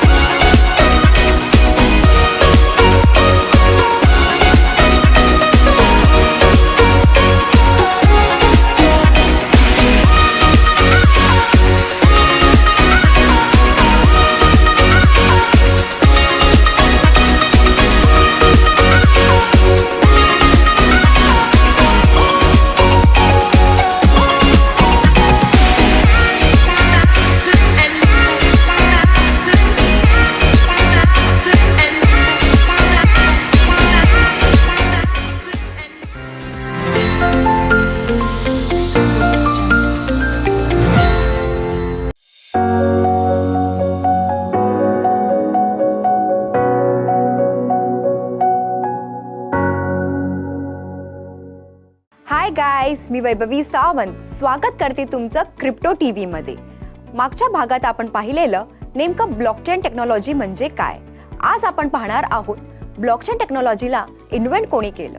Blockchain टेक्नॉलॉजीला Satoshi Nakamoto यांनी सन 2009 मध्ये इन्व्हेंट केलं, कारण ते क्रिप्टोकरन्सी बिटकॉइन मध्ये public transaction laser हे त्यांच्या हिशोबाने करू शकतील. तसेच हे सर्व करण्याच्या पाठी सातोशी नाकामोटो यांचे मूळ उद्देश होता की ते एक decentralised Bitcoin ledger the blockchain बनवणार होते, की ज्याद्वारे लोकांना त्यांच्या पैशांचे कंट्रोल करण्याची क्षमता देते, की ज्यामुळे कोणीही थर्ड पार्टी अथवा कोणतेही सरकार सुद्धा या पैशांना ऍक्सेस किंवा मॉनिटर करू शकणार नाहीत. सातोशी जे बिटकॉइनचे क्रिएटर आहेत ते अचानक 2011 ला गायब झाले आणि त्यांनी आपल्या पाठी बिटकॉइनच्या युजर्ससाठी अपडेट आणि इम्प्रूव्ह करण्यासाठी ओपन सोर्स सॉफ्टवेअर सोडून गेले. अनेकांना असं वाटतं आहे की सातोशी नाकामोटो नावाचा असा कोणताच व्यक्ती नाही आहे, हे तर फक्त काल्पनिक कॅरेक्टर आहे आणि याविषयी कोणाकडेही खरी माहिती अद्याप उपलब्ध नाही आहे. बिटकॉइनसाठी ब्लॉकचेनची इन्व्हेन्शन एक अशी प्रथम डिजिटल करन्सी आहे की जी ट्रस्टेड सेंट्रल ऑथॉरिटी किंवा सेंट्रल सर्व्हर्सच्या मदतीशिवाय डबल स्पेंडिंग प्रॉब्लेमला सॉल्व्ह करू शकते. यासाठी ही ब्लॉकचेन टेक्नॉलॉजी दुसऱ्या अनेक ऍप्लिकेशनसाठी इन्स्पिरेशन सुद्धा राहिली आहे. आपल्याला ब्लॉकचेन विषयी का माहिती असली पाहिजे याचे 3 मुख्य कारण आहेत की का आपल्याला ब्लॉकचेन विषयी जाणून घेतले पाहिजे. नंबर 1, ब्लॉकचेन टेक्नॉलॉजीला पब्लिकली एक्झिस्ट करण्याची काहीही गरज नाही आहे. हे प्रायव्हेटली सुद्धा एक्झिस्ट करता येतं, जेथे नोड्स केवळ कोणत्या एका प्रायव्हेट नेटवर्कवर सिम्पली पॉइंट्स असतात आणि ब्लॉकचेन एक डिस्ट्रीब्युटेड लेजर नुसार काम करते. फायनान्शियल इन्स्टिट्यूशन हे खूपच प्रेशरमध्ये आहे, कारण त्यांना रेग्युलेटरी कंप्लायन्स डेमॉन्स्ट्रेट करावं लागत आहे आणि त्यामुळे खूप सारे इन्स्टिट्यूशन ब्लॉकचेनला इम्प्लिमेंटेशन करत आहेत. सिक्युअर सोल्युशन ज्याप्रमाणे कंप्लायन्स कॉस्टला काम करण्यासाठी ब्लॉकचेन एक खूप मोठा आणि महत्त्वपूर्ण बिल्डिंग ब्लॉक बनू शकते. नंबर 2, ब्लॉकचेन टेक्नॉलॉजीची ओळख फायनान्सपेक्षाही जास्त आहे. याला कोणत्याही मल्टी स्टेप ट्रान्झॅक्शन जेथे ट्रेसेबिलिटी आणि विजिबिलिटीची गरज आहे तेथे ह्याला अप्लाय करता येऊ शकतं. सप्लाय चेन एक असं नोटेबल केस आहे जेथे ब्लॉकचेनचा वापर लेव्हरेजला मॅनेज करण्यासाठी आणि साइन कॉन्ट्रॅक्ट्स आणि प्रोडक्ट प्रोव्हिनन्सला ऑडिट करण्यासाठी करता येऊ शकतं. यासोबतच याचा वापर वोटेशन प्लॅटफॉर्म मध्ये सुद्धा टायटल्स आणि डीड मॅनेजमेंटसाठी करता येऊ शकतं. जसजसे डिजिटल आणि फिजिकल वर्ल्ड्स कॉन्व्हर्ज होत आहेत तसतसे ब्लॉकचेनची प्रॅक्टिकल ऍप्लिकेशन पण हळूहळू वाढत आहे. नंबर 3, ब्लॉकचेनची एक्सपोनेन्शियल आणि डिस्क्रिप्टिव्ह ग्रोथ तेव्हा येऊ शकते जेव्हा पब्लिक आणि प्रायव्हेट ब्लॉकचेन्स एक साथ कॉन्व्हर्ज करेल. एक सिक्युअर, ऑडिटेबल आणि व्हर्च्युअल वेव्ह मध्ये येण्यासाठी एक असा इकोसिस्टम मध्ये जेथे फर्म्स, कस्टमर्स आणि सप्लायर्स एकत्र मिळून कोलॅबरेट करू शकतात. तर आपण पाहणार आहोत ब्लॉकचेन हे किती सुरक्षित आहे. तसं पाहिलं तर इंटरनेटवर कोणतीही गोष्ट ही सुरक्षित नाही आहे, पण जर का आपण ब्लॉकचेन टेक्नॉलॉजी विषयी म्हटलं तर इतर टेक्नॉलॉजीच्या तुलनेने खूप जास्त पटीनेही अनहॅकेबल आहे. ब्लॉकचेन मध्ये कोणताही ट्रान्झॅक्शन करण्यासाठी संपूर्ण नेटवर्कचा सर्व नोड्सला ऍग्री करावं लागेल, तेव्हा कुठेतरी जाऊन ट्रान्झॅक्शन व्हॅलिड होईल. येथे कोणतेही सिंगल एंटिटी हे सांगू शकत नाही की ट्रान्झॅक्शन झाले आहे की नाही. याला हॅक करण्यासाठी आपल्याला बँक सारखं फक्त एक सिस्टीमला हॅक न करता संपूर्ण नेटवर्क मधील सिस्टीम्सला हॅक करावं लागेल.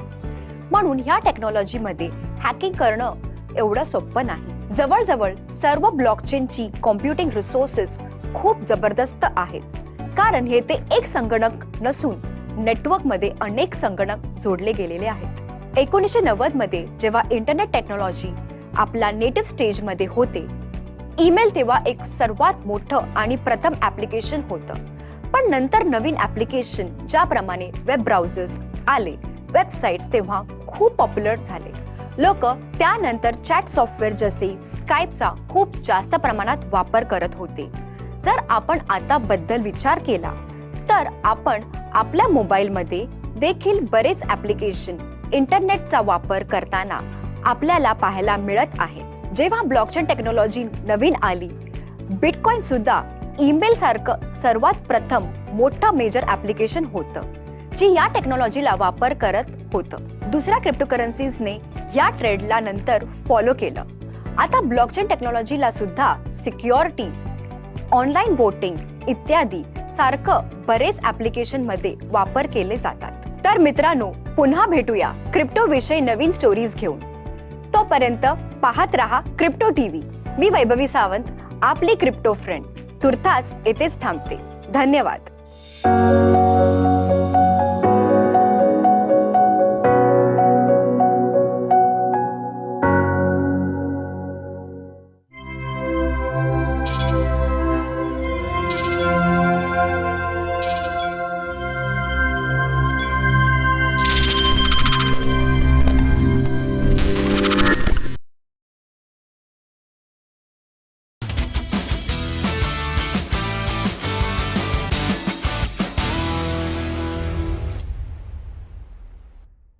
Algorand, the future of finance on blockchain. Hello and welcome to Crypto TV. I am your host Parvati Nirban, and today I am going to take you on a sky ride of Algorand. Now you would think, why is it a sky ride? How a blockchain technology can be connected to a sky ride? Well, then let me tell you, Algorand is the latest technology buzz in the market as Drone Racing League DRL is going crypto. DRL has announced to launch its play to earn crypto game on Algorand blockchain. So there begins the ride. Together, DRL and Playground Labs will build a virtual version of the Drone Race League on Algorand. And not just that, Algorand or Algo, being the layer 1 blockchain for decentralized and traditional finance, has added direct fiat payment channels into their network by integrating with Alchemy Pay, which is ACH.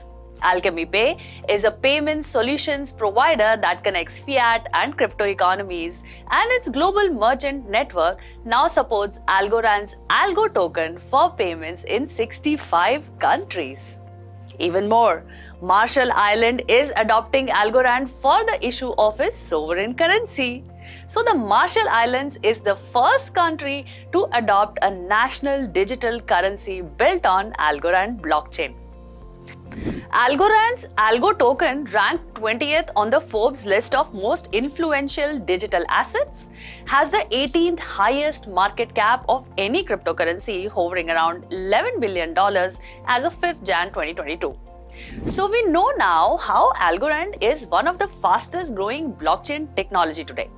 Let's find out a little bit of the history of Algorand.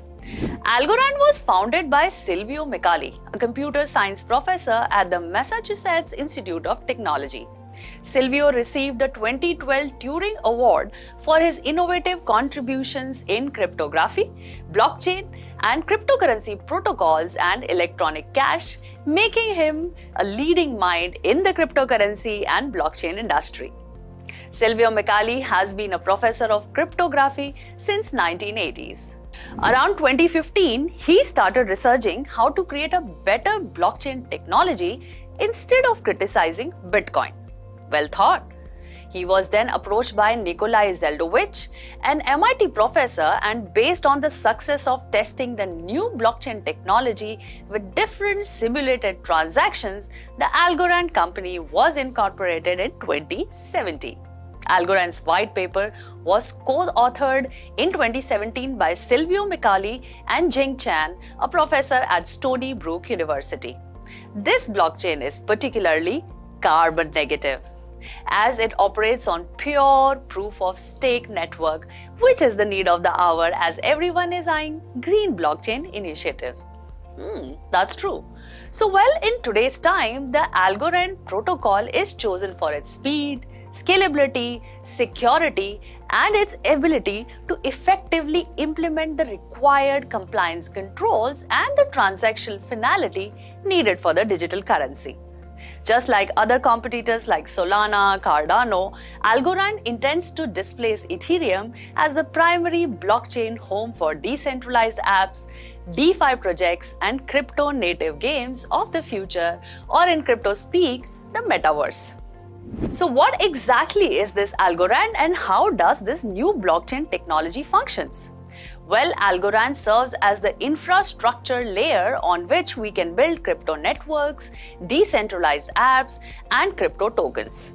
It is one of the most prominent layer 1 blockchains available in the ecosystem and include fungible, non-fungible, restricted fungible, and restricted non-fungible assets. Yes, Algorand is the new gen blockchain and is bridging the decentralized and centralized world of finance. Algorand has the biggest advantage as higher transaction speed. It is officially launched in 2019 with its native crypto as Algo with a maximum supply of 10 billion Algo. Algorand maintains a block explorer which keeps an official count of its circulating supply of Algo. Algorand also enables users to create smart contracts and tokens that can represent both new and existing assets. The code for Algorand is open source and can be cloned, copied, otherwise used in private or permissioned blockchains. As we all know, all cryptocurrencies work on consensus mechanism to approve or disapprove every user-initiated transaction on its network. Legacy cryptos like Bitcoin, Ethereum work on POW, that is, proof of work mechanism, which requires huge computing power and hence consumes a lot of electricity, while Algorand uses pure POS, which is pure proof of stake, which is less power intensive. And how is this pure POS system works? Well, it randomly selects committees from the participating algo holders to validate and approve the next block in the chain. This randomization is the result of unique cryptographic tool called VRF, which is verifiable random function. And pure refers to the users not having to lock up or bond their algos to participate in this process. So to summarize, what sets Algorand apart is its speed and advanced capabilities as it's fast, low cost, decentralized, carbon negative, and has advanced smart contract capabilities. Algorand can process thousands of transactions per second with instant finality and with transaction fees of fraction of a penny, whereas other blockchain can be much more expensive. So that's all from my side on Algorand blockchain technology. I am Parvati Nirban signing off for now. See you again very soon with more technological facts and developments. Till then, keep watching Crypto TV.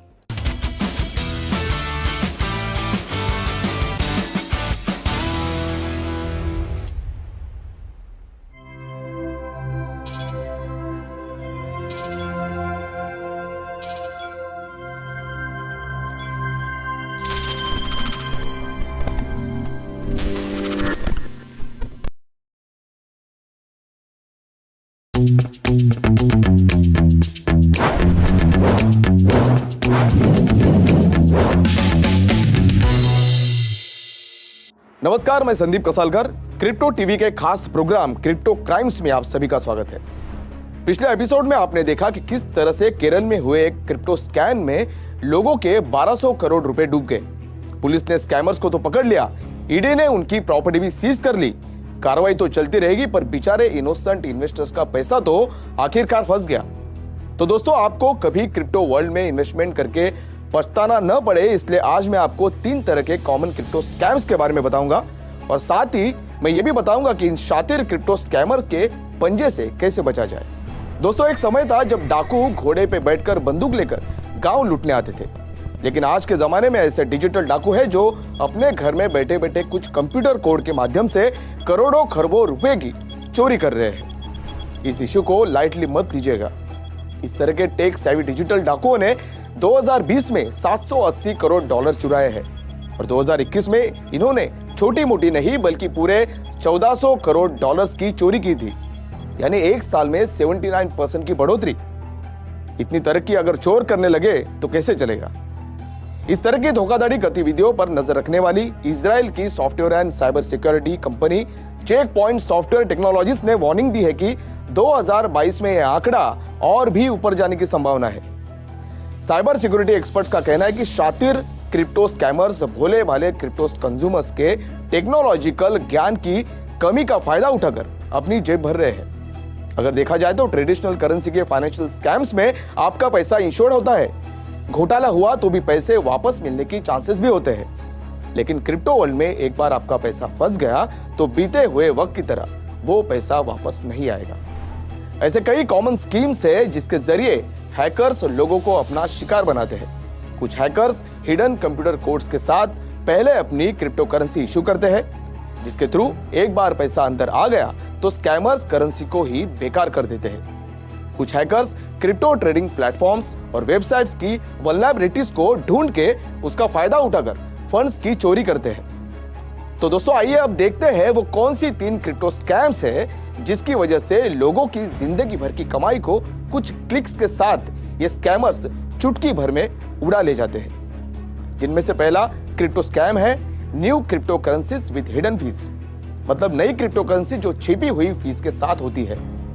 जैसे हाथी के दांत दिखाने के कुछ और खाने के कुछ और होते हैं, वैसे इस तरह के फ्रॉड में स्कैमर्स फाइन प्रिंट का यूज करके नए क्रिप्टो कंज्यूमर्स को फंसाते हैं। इथेरियम प्लेटफॉर्म की सक्सेस के बाद इन दिनों कई क्रिप्टो करेंसीज को स्मार्ट कॉन्ट्रैक्ट्स में से लिंक किया जा सकता है। हैकर्स हिडन टर्म्स और कंडीशंस के क्लॉज वाली क्रिप्टो करेंसी लॉन्च करते हैं, जिसमें लिखा होता है कि इस टोकन की रीसेल वैल्यू का बड़ा हिस्सा टोकन इवेंटर को फीस के रूप में मिलेगा। उदाहरण के लिए देखा जाए तो मेटामून मार्स नाम के कॉइन ने लॉन्च होने के तुरंत ही बाद उसकी फीस बदलकर 99% कर दी थी।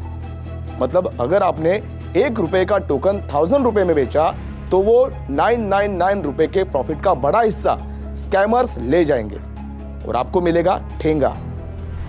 ज्यादातर लोग लंबे चौड़े स्मार्ट कॉन्ट्रैक्ट की हर एक लाइन को क्लोजली पढ़े बिना ही इन्वेस्ट करते हैं और फंस जाते हैं। इसलिए ऐसे स्कैम से बचने के लिए स्मार्ट कॉन्ट्रैक्ट की डिटेल को बारीकी से पढ़े और नए टोकन में इन्वेस्ट करने से पहले $1 या ₹1 जैसे छोटे अमाउंट से टोकन को खरीदकर जल्दी उसे बेच दे, ताकि आपको पता चल जाएगा कि क्या इस टोकन में कुछ हिडन फीस प्रोग्राम की गई है या नहीं। तो दोस्तों अगर बात करें दूसरे कॉमन क्रिप्टो स्कैम्स के बारे में तो वो है new crypto currencies you can't resale. मतलब ये ऐसी क्रिप्टो करेंसी है जो गले में हड्डी की तरह फंस जाती है। ये डिजिटल खोटे कॉइन्स है जिसे आप एक बार खरीदकर फिर बेच नहीं सकते। इस तरह के स्कैम में हैकर्स स्मार्ट कॉन्ट्रैक्ट में एक क्लॉज लिखते हैं जिसके मुताबिक उनकी नई क्रिप्टो करेंसी को खरीदने के बाद बेचा नहीं जा सकता।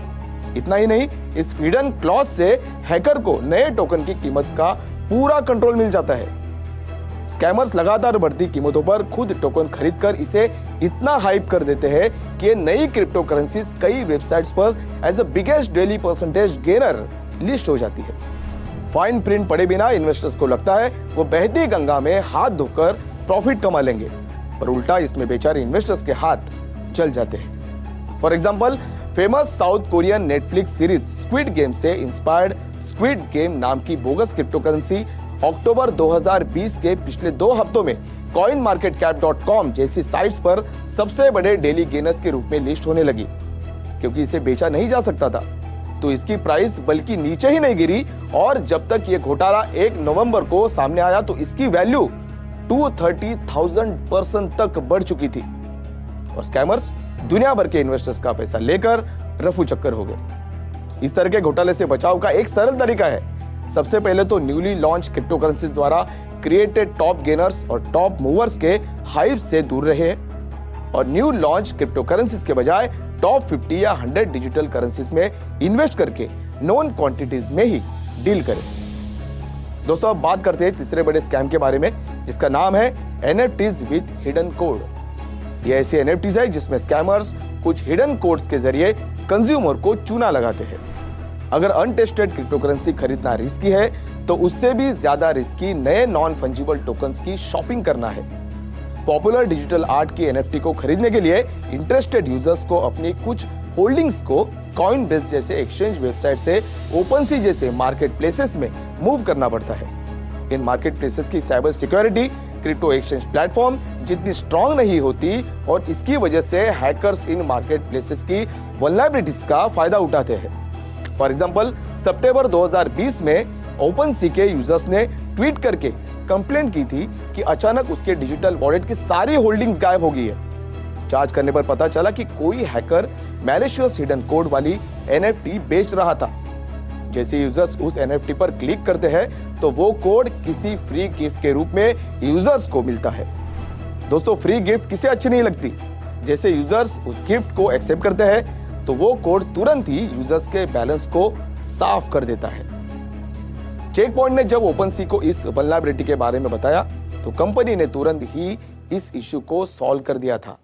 लेकिन दोस्तों, इस तरह के स्कैम से बचने का एकमात्र तरीका है कि आप जहां भी क्लिक करें वहां बहुत सावधानी बरतें, क्योंकि आपका एक गलत क्लिक से स्कैमर्स आपकी पूरी क्रिप्टो होल्डिंग साफ कर सकते हैं। तो दोस्तों, मुझे विश्वास है कि अब तक आपने इन स्कैम्स के बारे में जान ही लिया होगा। हमारा प्रयास यही है कि आपको क्रिप्टो करेंसी की दुनिया में हो रहे सभी स्कैम्स के बारे में अवगत कराएं, ताकि आपका कमाया हुआ एक एक रुपया सुरक्षित रहे। इसी के साथ मैं संदीप कसालकर, आपका क्रिप्टो दोस्त, आपसे विदा लेता हूं। क्रिप्टो क्राइम्स के नए एपिसोड में क्रिप्टो स्कैम्स की न्यू अपडेट के साथ मैं आपसे फिर मिलूंगा। तब तक क्रिप्टो वर्ल्ड से जुड़े रहने के लिए keep watching crypto TV.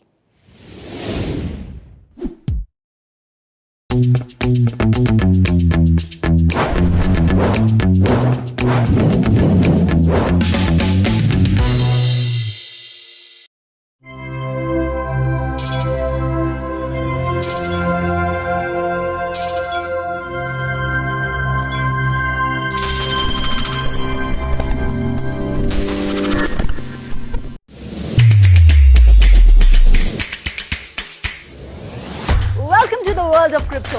Blockchain platforms की हर छोटी बड़ी हलचल की इंफॉर्मेशन, क्रिप्टो मार्केट के अप्स एंड डाउन्स की डिटेल, बिटकॉइन के घटते बढ़ते रेट्स और वर्चुअल करेंसी से जुड़े फन फैक्ट्स के साथ और भी बहुत कुछ देखते रहिए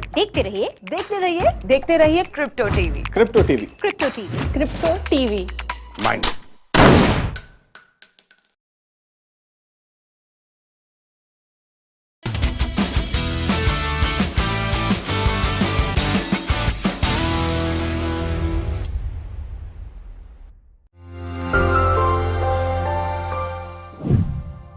I am not here to participate in the Squid Games. I cannot even dare to. But what I am here for is to make you understand why the Squid Game coin is now called as a scam.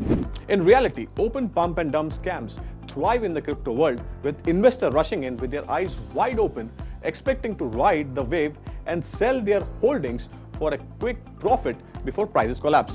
Recently, the value of digital token based on the famous South Korean Netflix comedy Squid Game collapsed after investors were locked in. Squid, which promoted itself as a play-to-earn cryptocurrency, had seen its price rise by thousands of % in recent days. Play-to-earn cryptocurrency is where people buy tokens to use in online games and can earn more tokens, which can later be exchanged for other cryptocurrencies or national currencies. However, players who are unable to resell their tokens.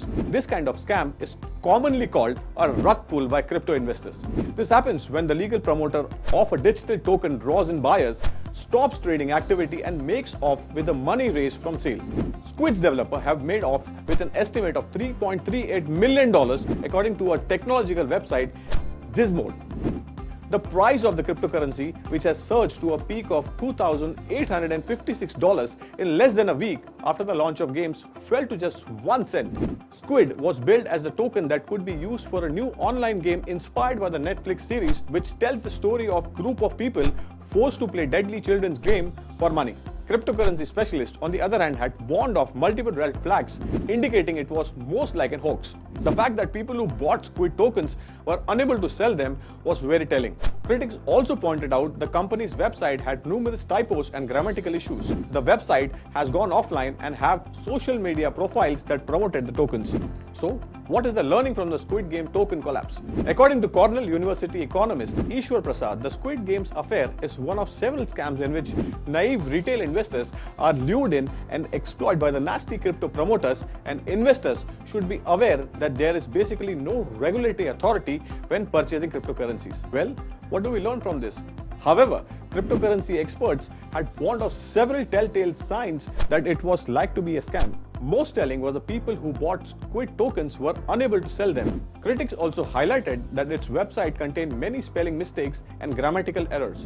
The website is no longer available on social media. Accounts promoting the social tokens have also vanished. Thank you so much for watching this special edition on Crypto TV. This is Manoj Dara signing off. Thank you.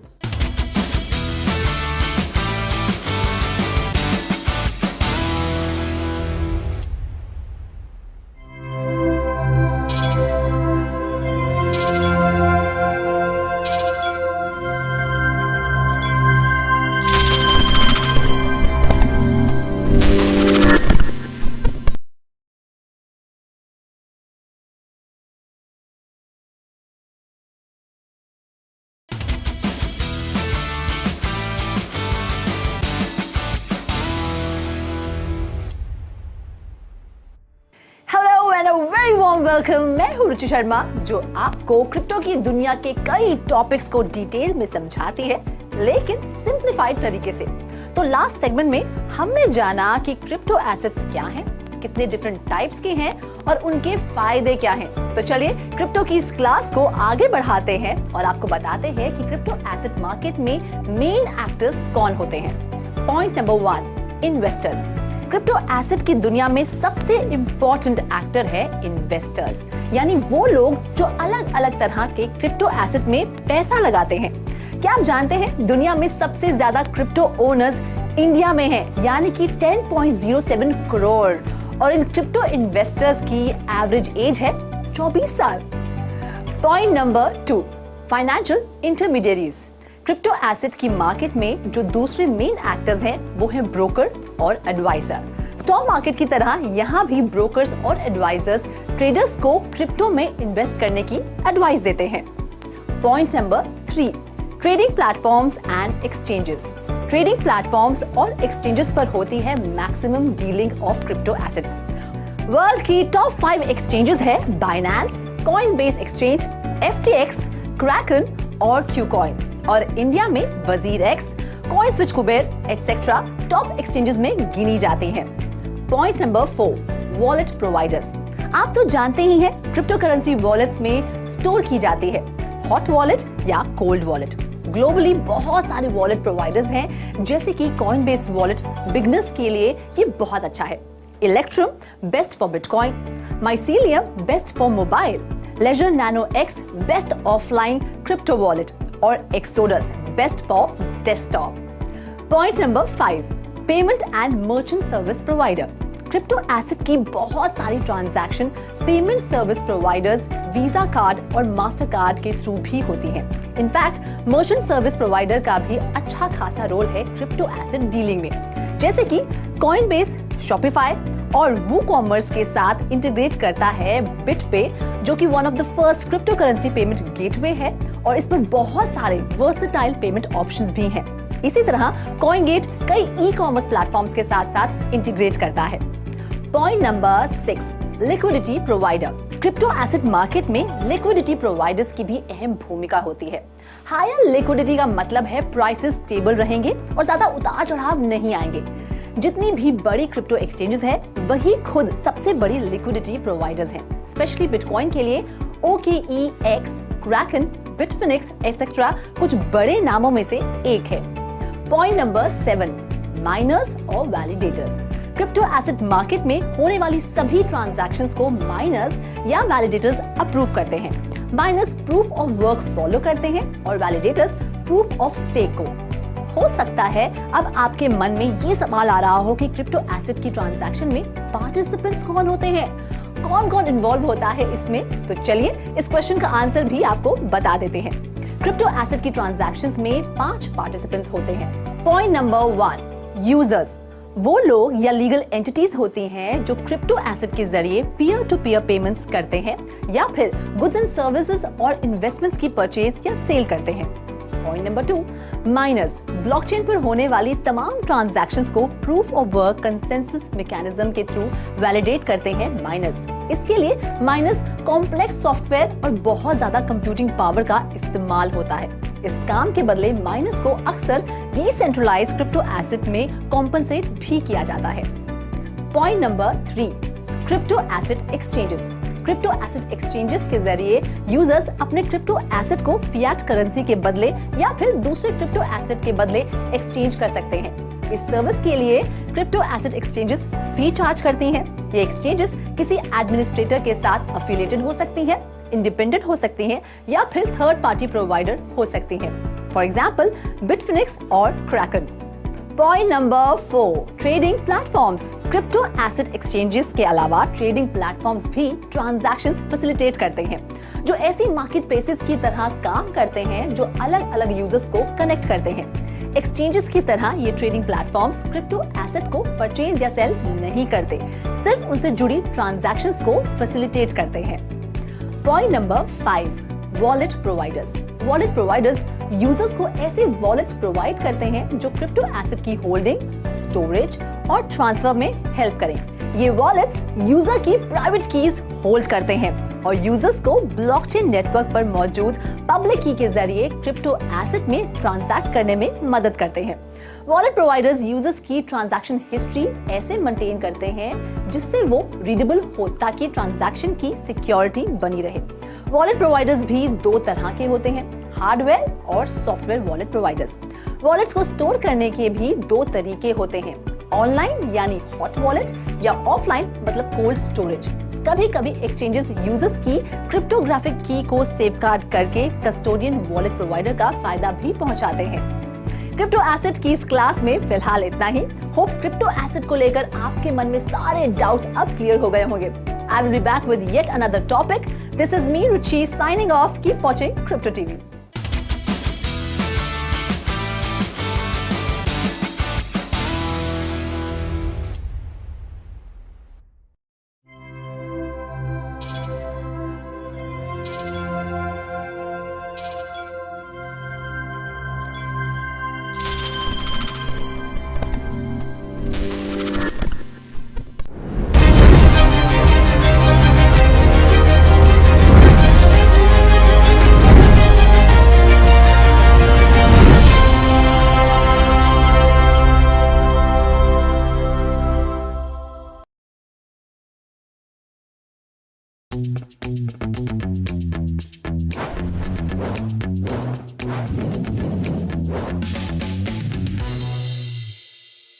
नमस्कार, मैं Sandeep Kasalkar. Crypto TV के खास show crypto crimes में आप सभी का स्वागत।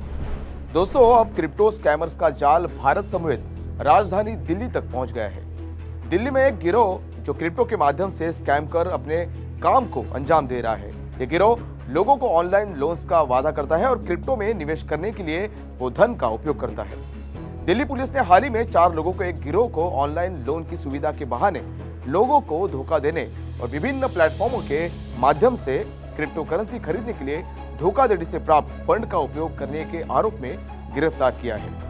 उन्होंने बताया कि आरोपियों की पहचान दीपक पटवा, सुनील कुमार खटीक, देव किशन और सुरेश सिंह के रूप में हुई है। पुलिस के अनुसार इस मामले की शिकायत पीड़ितों में से एक ने की थी, जिसने अपनी शिकायत में आरोप लगाया था कि उसे अपने फोन पर एक टेक्स्ट संदेश प्राप्त हुआ था जिसमें लिखा था, light your applied loan is approved, you can choose loan limit range from ₹2 lakh, please log in to app. मतलब आपका लोन अप्रूव हो चुका है, आप 2 लाख रुपए तक की लोन लिमिट चुन सकते हैं और उसे प्राप्त करने के लिए इस लिंक पर क्लिक करें। पीड़ित व्यक्ति ने इस गिरोह के झांसे में आकर लिंक को ओपन कर अपनी बेसिक डिटेल्स अपलोड की। इसके तुरंत बाद उन्हें एक व्हाट्सएप कॉल आया जिसमें उन्हें लोन अमाउंट का 5% एडवांस रूप से जमा करने के लिए कहा गया, जो कि कंपनी के नियमों के अनुसार बाद में वापस कर दिया जाएगा, ऐसे कहा गया। 3 ट्रांजैक्शंस में कुल 40,000 रुपए जमा करने के बाद उसने व्हाट्सएप पर जवाब देना बंद कर दिया। पुलिस उपायुक्त प्रणव तायल ने कहा कि मनी ट्रेल से पता चलता है कि यह अमाउंट मध्य प्रदेश के नीमच जिले के बैंक खातों में ट्रांसफर की गई थी। आगे ये भी पता चला कि 2 दिनों के भीतर कथित खाते में 75 लाख रुपए से अधिक ट्रांसफर कर दिए गए थे और उस पैसों का उपयोग करके विभिन्न प्लेटफॉर्मों पर क्रिप्टो करेंसी खरीदी जा रही थी। उन्होंने कहा कि इस अपराध में कुछ सस्पेक्ट्स को चिन्हित किया गया और उन पर तकनीकी निगरानी की गई। इसके बाद वे राजस्थान के चित्तौड़गढ़ से सक्रिय पाए गए। फिर उसके बाद चित्तौड़गढ़ में छापेमारी की गई और तकनीकी विश्लेषण के साथ ह्यूमन इंटेलिजेंस के आधार पर चारों आरोपियों को आखिरकार गिरफ्तार कर लिया गया। पूछताछ के दौरान आरोपियों ने खुलासा किया कि उन्हें यूट्यूब के जरिए इस तरह की धोखाधड़ी का विचार आया था। वे टेलीग्राम ऐप पर कुछ चाइनीज नागरिकों के संपर्क में आए जो ऑनलाइन लोन की सुविधा के बहाने निर्दोष लोगों को ठगते थे। वे बैंक अकाउंट्स की खरीद करते थे और अकाउंट्स ओनर्स को 1.5% का भुगतान करके रजिस्टर सिम कार्ड और आगे टेलीग्राम के माध्यम से धोखा देने वालों को प्रदान करते थे। गहरी जांच से पता चला कि आरोपी ने यूपीआई के माध्यम से अलग अलग बैंक खातों में ठगी का पैसा प्राप्त किया और फिर बाइनांस क्रिप्टो एक्सचेंज पर उस पैसे से USDT खरीदकर इसे क्रिप्टो करेंसी में बदल दिया। अधिकारी ने कहा कि आरोपी दीपक पटवा को USDT में कमीशन मिलता था और बाद में हवाला के जरिए अपने खातों में उसे रिडीम करता था। अधिकारी ने यह भी कहा कि यह भी पता चला है कि कथित व्हाट्सएप नंबर का IP एड्रेस चाइना का था। उस नंबर से संवाद करने के लिए दीपक चाइनीज भाषा में प्राप्त संदेश का हिंदी में अनुवाद गूगल ट्रांसलेटर की मदद से करता था। अपराध में इस्तेमाल किए गए 15 डेबिट कार्ड, 7 मोबाइल फोन और 27 सिम कार्ड के साथ डोंगल, लैपटॉप, टैबलेट और 20,000 रुपए का अन्य सामान बरामद किया गया है। पुलिस ने कहा कि मामले की जांच जारी है और पीड़ितों की पहचान की जा रही है। तो दोस्तों, दुनिया में जितने प्रकार की क्रिप्टो करेंसीज है उतने प्रकार के क्रिप्टो क्राइम्स और स्कैम्स हो रहे हैं और दुर्भाग्य से ये आगे भी होते रहेंगे। कहते हैं ना, prevention is better than cure. ऐसे स्कैमस्टर्स को तो पकड़कर सख्त से सख्त सजा देनी चाहिए, लेकिन बेहतर तो ये होगा कि ऐसे स्कैमस्टर्स के जाल में कोई भी विक्टिम ना फंसे और ये बिल्कुल मुमकिन है। इसे आप और हम मिलकर पॉसिबल बना सकते हैं। इस डेली ऑनलाइन लोन स्कैम के सारे विक्टिम इस स्कैम से बच सकते थे अगर वो फॉरवर्डेड मैसेज में आई लिंक पर क्लिक करके फेक लोन पाने के झांसे में न आते। तो मैंने क्रिप्टो क्राइम्स के कई एपिसोड्स में कई बार कहा है और आज भी दोहराऊंगा कि no matter what, forwarded messages, WhatsApps, emails, Telegram या किसी भी सोशल मीडिया ग्रुप में आई हुई लिंक्स पर क्लिक ना करें। आपके क्लिक करने से कोई शातिर हैकर आपका अकाउंट जीरो कर सकता है या फिर इस केस की तरह आपको फेक लोन देने के प्रलोभन में फंसाकर आपसे पैसे निकलवा सकता है। अगर आप भी अपने ऑनलाइन बिहेवियर में जैसे मैंने कहा वैसे थोड़ी सावधानी बरते, स्पैम मेल्स और मैसेजेस की लिंक पर क्लिक न करें तो बाय डिफॉल्ट आप कई क्रिप्टो स्कैम्स और क्राइम्स के विक्टिम बनने से बच जाएंगे। तो आज के लिए बस इतना ही। ऐसे ही क्रिप्टो स्कैम्स और क्राइम से जुड़ी स्टोरीज के साथ मैं संदीप कसालकर फिर आपसे मिलूंगा। तब तक के लिए देखते रहिए Crypto TV.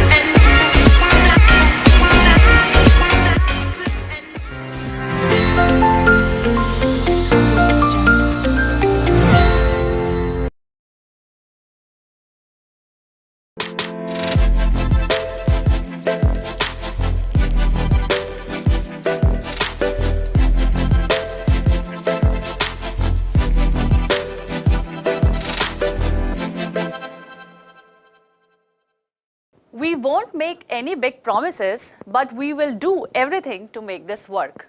Through all our disagreements and conflict, we hope to grow our understanding of each other and ourselves.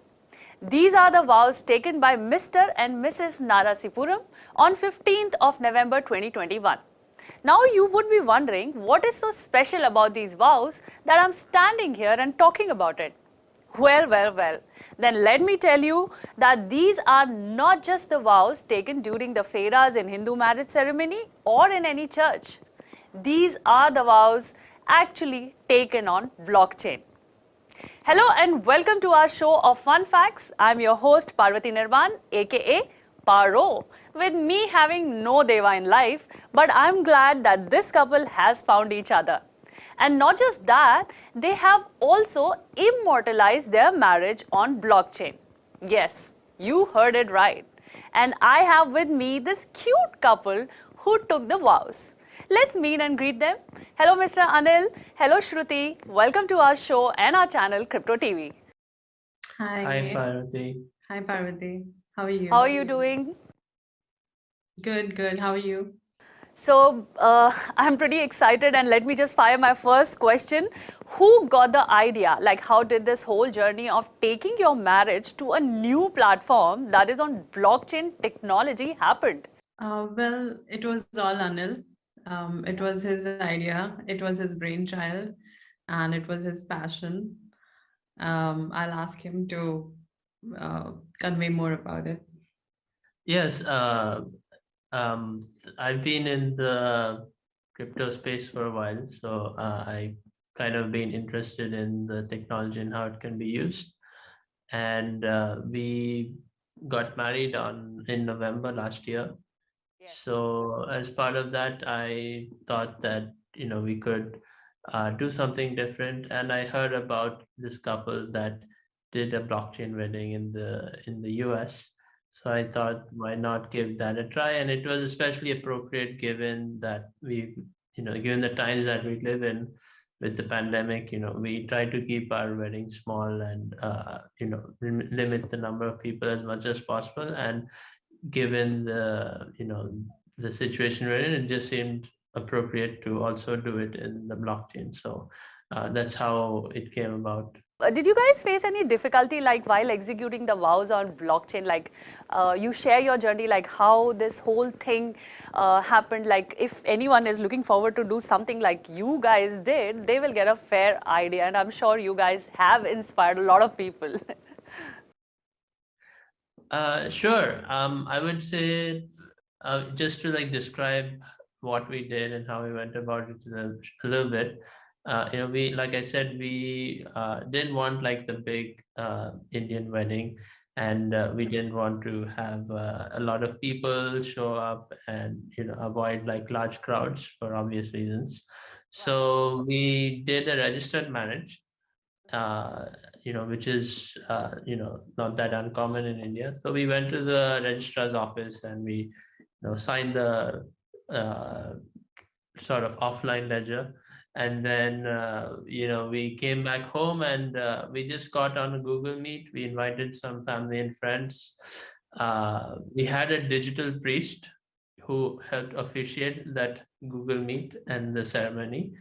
And we had prepared these some things ahead of time, like setting up the wallets and setting up minting the NFT and all. So as part of the ceremony, we just went through the process of me transferring the NFT that which we made ahead of time to my wife's wallet. And as part of that transaction, we embedded some vows, we embedded some language in the contract itself that we were getting married. And we tried to make it a fun ceremony with a digital priest sort of saying a few things about marriage and love, and we said our vows to each other. So we tried to combine the best of both worlds, and yeah, that's kind of how we went about it. Yes, lovely, lovely. Actually, this gives me another perspective to your marriage. Like people who are having some difficulty, like in this world, to get married, they can just go on blockchain and register and get married there. So any which ways they are married somewhere in this world, Right, So yeah, actually, it's like a different perspective to how you can go about your marriage. And you guys have put that on Ethereum blockchain, if I'm not wrong. Can you just tell us about that? Yeah, so we used OpenSea to mint the NFT. And so, yeah, we use the default platform NFT, which is Ethereum. Yeah. OpenSea uses both Ethereum and Polygon, and because you are from this technological background, so I would like to ask, like, why did you choose Ethereum blockchain for the vows, and did you go Ethereum for NFT marketplace or Polygon? Which one? We used Ethereum. It was just no specific reason. It was just it was a default choice. Yeah, that it was just easier, I guess. Yeah, I think gas fees are a little higher in Ethereum, but for something special like this, I wasn't really worried about Gas fee. fees too Yeah, much. at least for this one. Yes, of course. You wouldn't be worried about the gas fees in this case. What's your next step? Like, what are you guys planning? Like, this question is specifically to Shruti. I want to hear this answer from you. Like, are you like guys planning now something like in metaverse, like having a child in metaverse, like being that creative? Yeah, that would be fun, like having some digital avatar and kind of do things that we probably can't like in real life, like have a really big mansion or something in metaverse. Right. And probably do interiors the way I want to do it and not like fight about it. I know. Choose your own color, pick your own stuff to decorate it and stuff. Yeah, not a bad idea. And the kid also there. What do you say? Yeah, somewhere playing it. And maybe have like a nice infinity swimming pool or something. Yeah. Just elaborate me, like hypothetically, what would it look like if you would? So yeah, the probably like a really beautiful big mansion, something like what Kim and Kanye used to have. And like a big pool with a nice cute library somewhere, and he has his own office space with his computers and all the gears, and probably some mining machine somewhere. Anything else you would like to speak before we close? I mean, anything you would want to go about? It's just that one thing that this whole blockchain wedding and using blockchain to get married, as technically amazing as it sounds, for me it was more like having this personalized way of declaring the love for each other. And it made it more special that he made that effort to create the image that we used for our NFT. And it's a great memory more than anything. And no matter what the gas fees, it's still worth it. Yes. It is kind of very cute, and that's why I was very curious to talk to you both of the guys, like what it would be like. And you've actually given a lot of people a new relationship goals in case if you're not aware about it. No, I saw some comments on Instagram where like people were tagging their boyfriends on our like news clipping, and the guys were like, "Ab ye bhi seekhna padega." Yes, of course. There's always new things to do and to impress. Right. Yeah, and I would say like what makes it special is that one thing is that it was like the way blockchain works, it was just between the two of us, right? It was, we could do it in the way that we wanted. There was no one in the middle involved. So, that was meaningful, and it's on the Ethereum blockchain, right? So now it's a permanent immutable record of our immutable, exactly, and public record of our of our relationship and of our union. So I think that has that's special. And high amount of security and safety and trust, like what blockchain offers. I'm sure this marriage is going to offer the same. Right. And no one can change that. No one can change that, yes. That's the most beautiful part. Because that will involve the consensus of how many, like thousands of people. Exactly. Right. Yes, so we Yeah. cannot change it yet.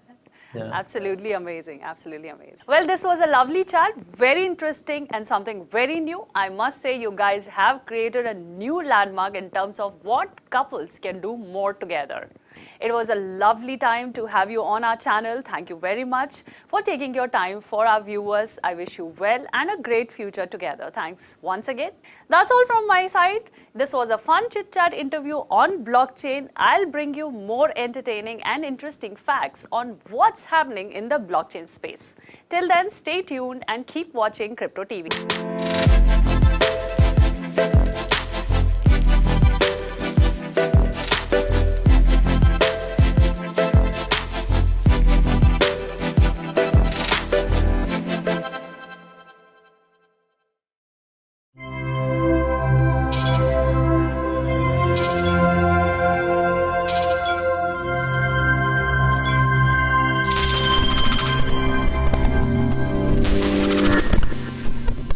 Welcome to Crypto TV, world's first 24/7 streaming channel focusing on blockchain technology and cryptocurrencies.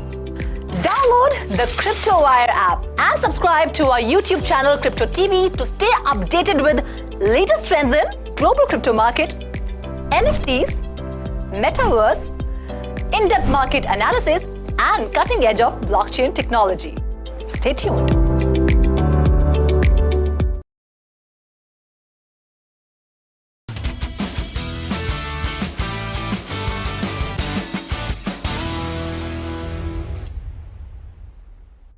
Hello friends, you're watching your favorite series, Tip of the Crypto Bug. I'm your host Vinita Chatterjee, and today I'm going to lead you into the magnificent world of cryptocurrencies. But to begin with, today we are going to discuss smart contracts. How often have you seen in your life people who have committed to use something and then they have gone back on their words? Well, that is called breach of contract. But with the advent of smart contracts, we can have a technology that will never allow such a kind of breach of trust. So can smart contracts become the smart solution to your lives? Let's find out. In today's times, getting some agreed terms converted into a formal contract is not easy, and it involves cost because of legal fees or a large team of people needed to ensure the execution of the terms and conditions. However, there is a simpler alternative to all these forms of contracts, and they are known as smart contracts. Stumped? Never heard of it? Don't you worry, because I will help you with simplifying this term. So what are smart contracts? Smart contracts are digital contracts stored on a blockchain that are automatically executed when predetermined terms and conditions are met. Smart contracts are used to automate the execution of an agreement so that the participants can be immediately certain of the outcome without any intermediary involvement or time loss. Smart contracts can automate workflow, triggering the next action when the conditions are met. The term smart contract was first used by Nick Szabo, the creator of BitGold. The new contracts are called smart because they are far more functional than their inanimate paper-based ancestors. No use of artificial intelligence is implied. A smart contract is a set of promises specified in a digital form, including protocols within which the parties perform on these promises. Nick coined the term in 1994 and wrote out this paper in 1996. In 2013, Vitalik Buterin incorporated this concept in the domain of blockchains and made it possible to use blockchains in a plethora of use cases. And today we know smart contracts as the base for decentralized applications and even decentralized autonomous organizations built on smart contracts. Now let's find out, how do smart contracts work? Smart contracts work by following a simple protocol: if, when, then. These are the statements that are written into a code on the blockchain. A network of computers executes the action when predetermined conditions have been made and verified. These actions could include releasing funds to the appropriate parties, registering a vehicle, sending notifications, or simply issuing a ticket. The blockchain is then updated when the transaction is completed. That means the transaction cannot be changed, and only parties who have been granted permission can see the results. Within a smart contract, there can be as many stipulations as needed to satisfy the participants that the task will be completed satisfactorily. To establish the terms, participants must determine how transactions and their data are represented on the blockchain and agree on the if, when, and then rules that govern those transactions. Explore all the possible exceptions and define a framework for resolving disputes. That is when the smart contract can be programmed by a developer. Although increasingly organizations that use blockchain for business provide templates, web interfaces, and other online tools for simplifying, structuring smart contracts. Now, in today's episode, we are going to discuss the most essential benefits of smart contracts: speed, efficiency, and accuracy. Once a condition is met, the smart contract is executed immediately. Because smart contracts are digital and automated, there is no paperwork to process and no time spent reconciling errors that often result from manually filing in documents. Trust and transparency. Because there is no third party involved and because encrypted records of transactions are shared across participants, there is no need to question whether information has been altered for personal benefit. Security. It enables processes to work in a secure manner. Blockchain transaction records are encrypted, which makes them very hard to hack. Moreover, because each record is connected to the previous one and subsequent records on a distributed ledger, hackers would have to alter the entire chain to change a single record. The encryption also makes smart contracts work as intended. As smart contracts run on networks with immutable data, the data generated by them cannot be changed or altered in any way. This way, all information is kept secure. Cost effectiveness. Smart contracts make transactions more cost effective. This is done with the removal of intermediaries from the process.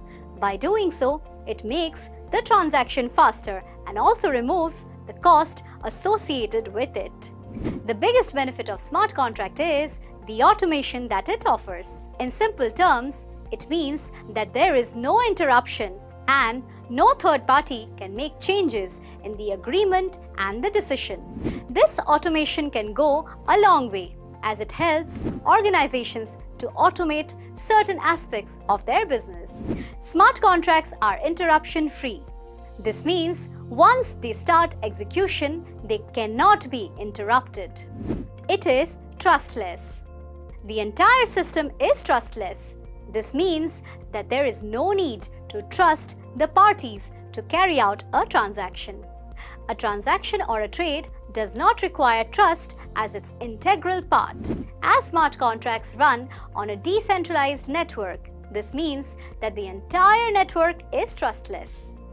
Its fast performance. The autonomous smart contracts executes way faster compared to the old-fashioned traditional approach. As all the parameters are already defined within the smart contracts, it only needs to match them before it starts executing. It is accurate and error-free. The only issue is that they need to be coded correctly so that they execute error-free. For example, if you're filing your taxes, you can make errors while doing so.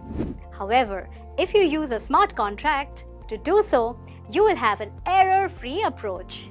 Well, that was all about smart contracts and its benefits. Now we know why smart contracts are used in all walks of our lives. Smart contracts are nothing but a smart way to live the new digital life. Keep watching your favorite series, Tip of the Cryptoberg. I'm Vinita Chatterjee, signing off. Keep watching your favorite channel, Crypto TV.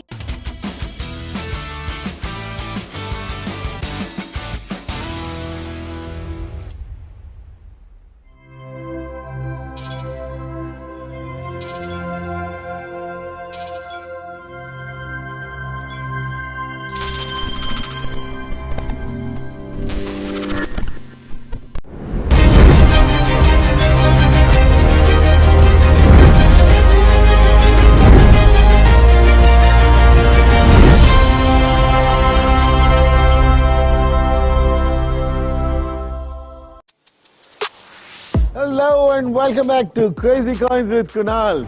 With the power out now, NFTs and gaming. We present to you Sand. Okay, yes, sorry, today's coin is Sand. Coming from the land of virtual reality, it is one of the oldest companies in the blockchain's virtual world under the name of Pixowl that allows you to buy, sell and trade digital assets. Can you imagine that? It introduces blockchain to gaming and creates a metaverse where gamers and creators both are involved together to build and earn within the platform. It has attracted support from Atari, Helix and CryptoKitties. The highlight is it has gone up 12,975% in 2 years. The gaming industry is huge and metaverse, which may be the future, which equals to having a platform that revolves around creators and gamers that runs on decentralizations, NFTs and gaming with play to earn. It is in a very sweet spot.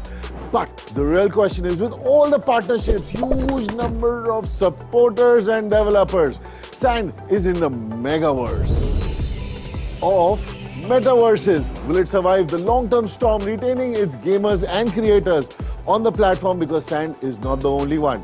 Will it slip off the gamer's hand or be the Sandman?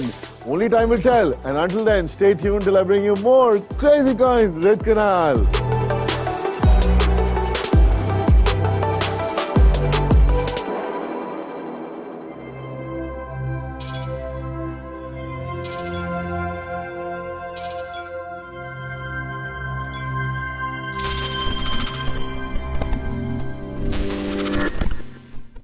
Welcome to Crypto TV, world's first 24/7 streaming channel focusing on blockchain technology and cryptocurrencies. Download the CryptoWire app and subscribe to our YouTube channel Crypto TV to stay updated with latest trends in global crypto market, NFTs, metaverse, in-depth market analysis and cutting edge of blockchain technology. Stay tuned.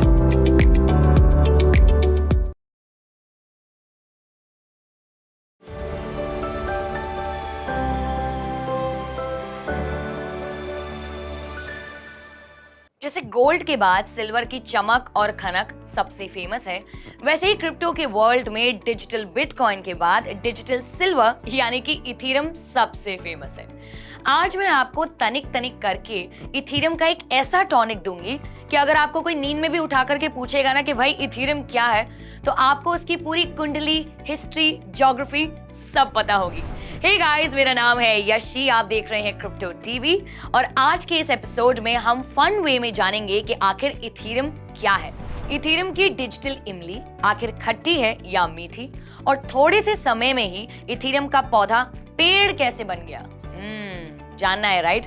अच्छा, 1991 की famous movie सौदागर में बॉलीवुड के legendary actors थे दिलीप कुमार साहब और राजकुमार, और वो थे जंगल के दो शेर, राइट? वैसे ही क्रिप्टो वर्ल्ड में भी दो शेरों का राज चलता है। बिटकॉइन के बारे में हम थोड़ा सा बाद में जानेंगे, आज हम इथीरियम पर कॉन्सेंट्रेट करते हैं। सो लेट्स गेट स्टार्टेड। इथीरियम आखिर है क्या? इथीरियम वर्ल्ड की सेकंड लार्जेस्ट क्रिप्टो करेंसी है, जिसे ईथर या फिर इथीरियम भी कहा जाता है। फॉर एग्जाम्पल, अगर बिटकॉइन मिस यूनिवर्स है तो इथीरियम मिस वर्ल्ड है, यानी कि दोनों चीजें अपनी जगह जगह इंपॉर्टेंट है, राइट? क्या आप जानते हैं 2015 में लॉन्च होने से लेकर अब तक इथीरियम की प्राइस में अप्रोक्सीमेटली 36,000% का उछाल आया है। अगर स्टॉक मार्केट में हमारा पोर्टफोलियो 20 से 30% बढ़ जाता है तो हमारे पांव जमीन पर रहते ही नहीं है, right? And now just imagine 36,000% का रिटर्न कितना होता है बॉस।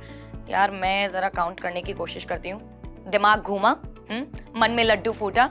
अब आप लोग भी यही सोच रहे हैं जो मैं सोच रही हूँ कि इथीरियम में जाकर के इन्वेस्ट करना चाहिए। रुको जरा, वेट करो, पहले इथीरियम को पूरी तरह समझ तो लो। इथीरियम को सिर्फ एक क्रिप्टो करेंसी समझने की भूल ना करना लल्ला। इथीरियम तो डिसेंट्रलाइज्ड एप्लीकेशंस का एक global open source blockchain platform है। थोड़ा सा टेक्निकल हो गया, right? So basically, Ethereum is one of its kind programmable blockchain platform. In fact, Microsoft के executive York Rolls ने ये तक कहा है कि 2023 तक Ethereum network decentralized apps का हब बनने वाला है।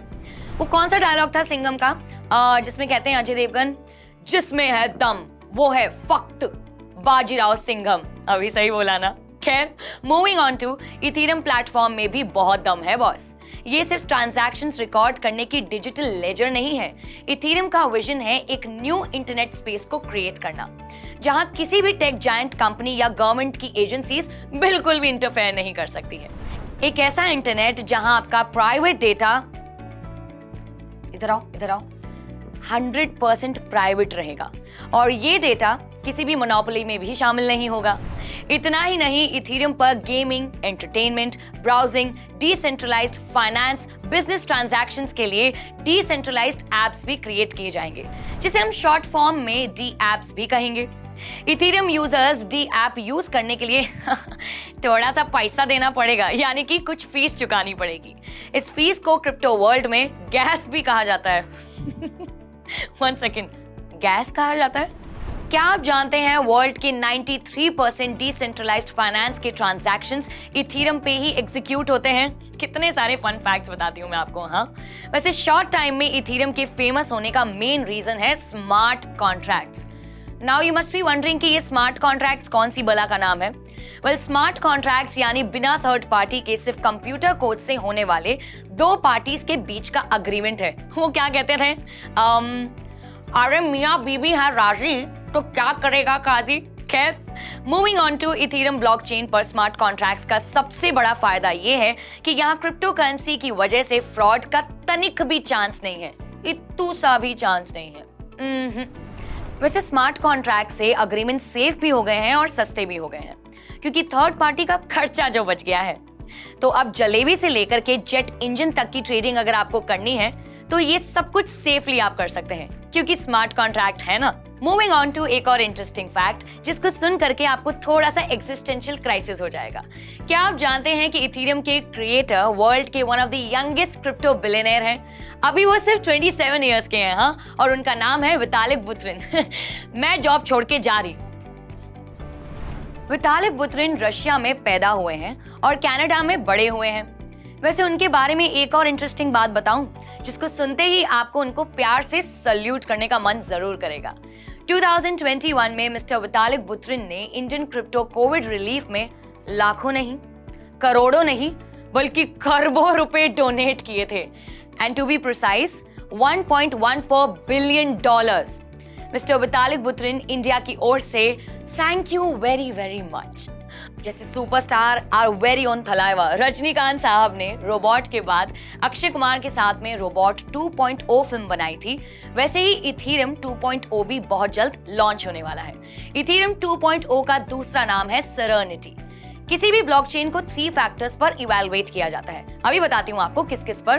स्केलिंग, सिक्योरिटी और डिसेंट्रलाइजेशन। स्केलिंग क्या होता है? स्केलिंग यानी कि पर सेकंड में कितने मल्टीपल ट्रांजैक्शंस होते हैं। सिक्योरिटी मींस कि ये प्लेटफॉर्म कितना हैकिंग और फ्रॉड प्रूफ है। डिसेंट्रलाइजेशन मींस इस प्लेटफॉर्म को कोई एक कंपनी, गवर्नमेंट या कोई इंडिविजुअल नहीं ओन करता है। इथीरियम में करंटली स्केलिंग का इशू है। फॉर एग्जाम्पल वीजा पर सेकेंड में 1700 ट्रांजैक्शंस हैंडल करती है। एक बार फिर से समझाती हूँ। फॉर एग्जाम्पल वीजा पर सेकेंड में 1700 ट्रांजैक्शंस हैंडल करती है, यानी वीजा की स्केलिंग हुई 1700 TPS, whereas इथेरियम करंटली सिर्फ 15 TPS यानी कि 15 ट्रांजैक्शंस पर सेकेंड ही हैंडल करती है। I know the number is quite low, पर फिकर नॉट, 2022 में जो इथेरियम 2.0 लॉन्च होने वाला है वो पर सेकेंड 15,000 ट्रांजैक्शंस हैंडल करेगा।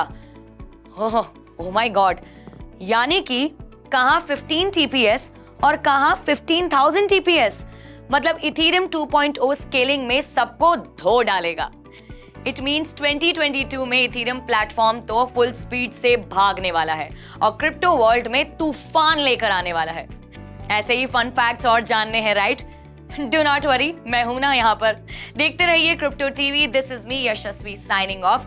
Do not forget to like, subscribe and hit the bell icon. तब तक के लिए मैं चलती हूँ, फिर मिलती हूँ।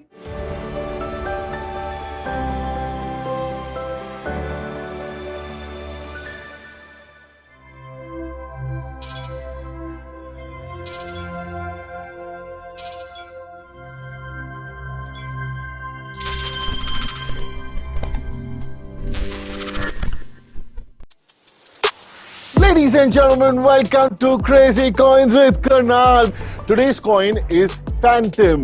It is the talk of the town. It's going ballistic on social media. It is changing the way people are exchanging money because it solves the ledger distribution problem. Highlight is it has given a crazy 12,000% in 1 year. 1,000% is 10x, 10,000% is 100x. You have 12,000 bucks today. It is the Ethereum killer. If Ethereum is one decentralized network, FTM is a network of decentralized network. That's crazy. It's undervalued than any of Ethereum's killers, which means Ethereum valued at $335 billion. FTM is only $7.5 billion. So now the real question is, will it kill its Ethereum killers? And only time will tell. Until then, stay tuned for next week till I bring you more Crazy Coins with Karnal.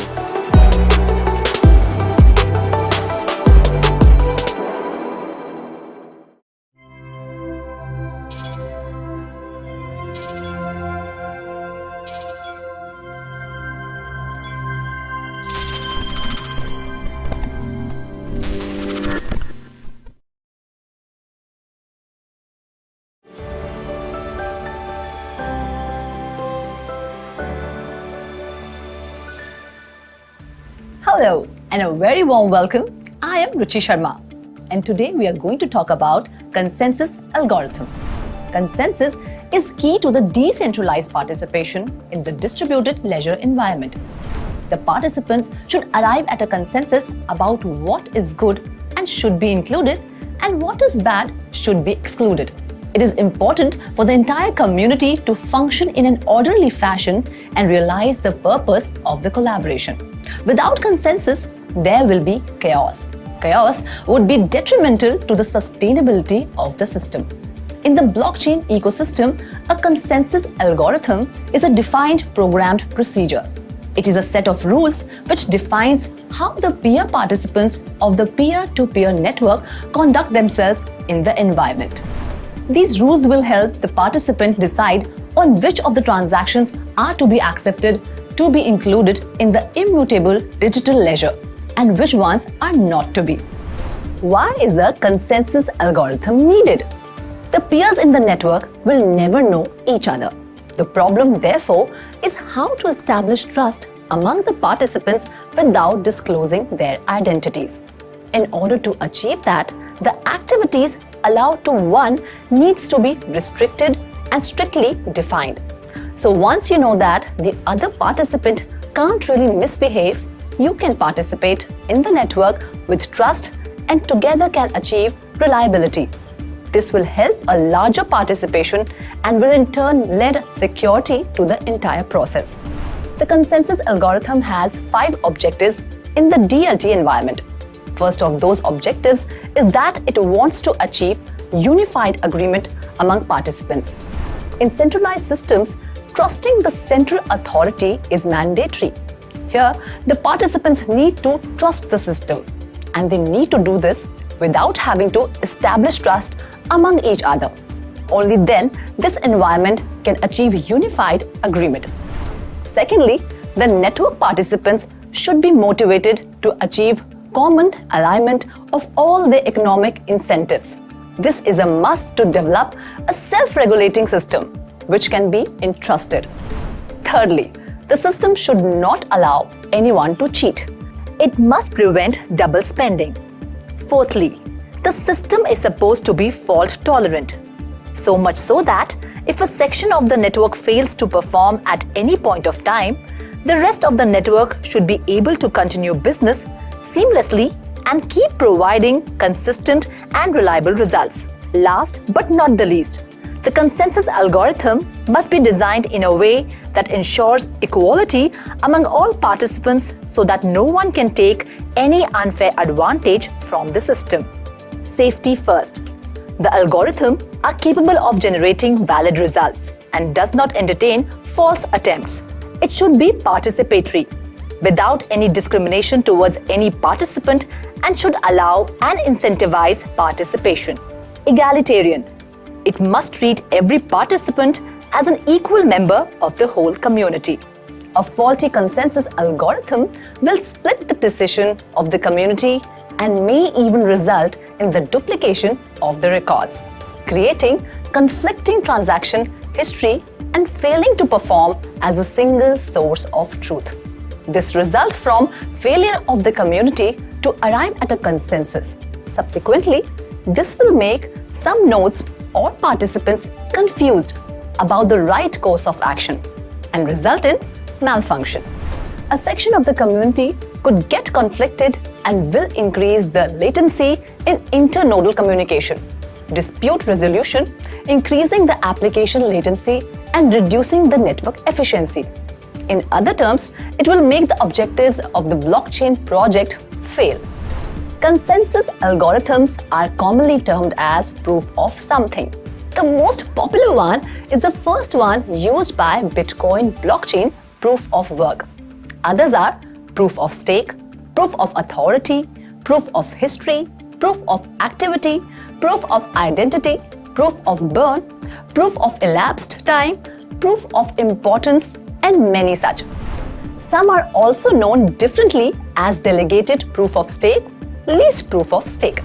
Some have uncommon names like Byzantine fault tolerance, direct acrylic graph, Tendermint, Ouroboros, and some even call themselves Grandpa.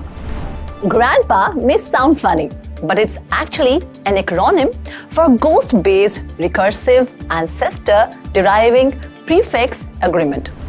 Thank you. We will keep coming back with more interesting stories. I'm Ruchi Sharma. Have a great day.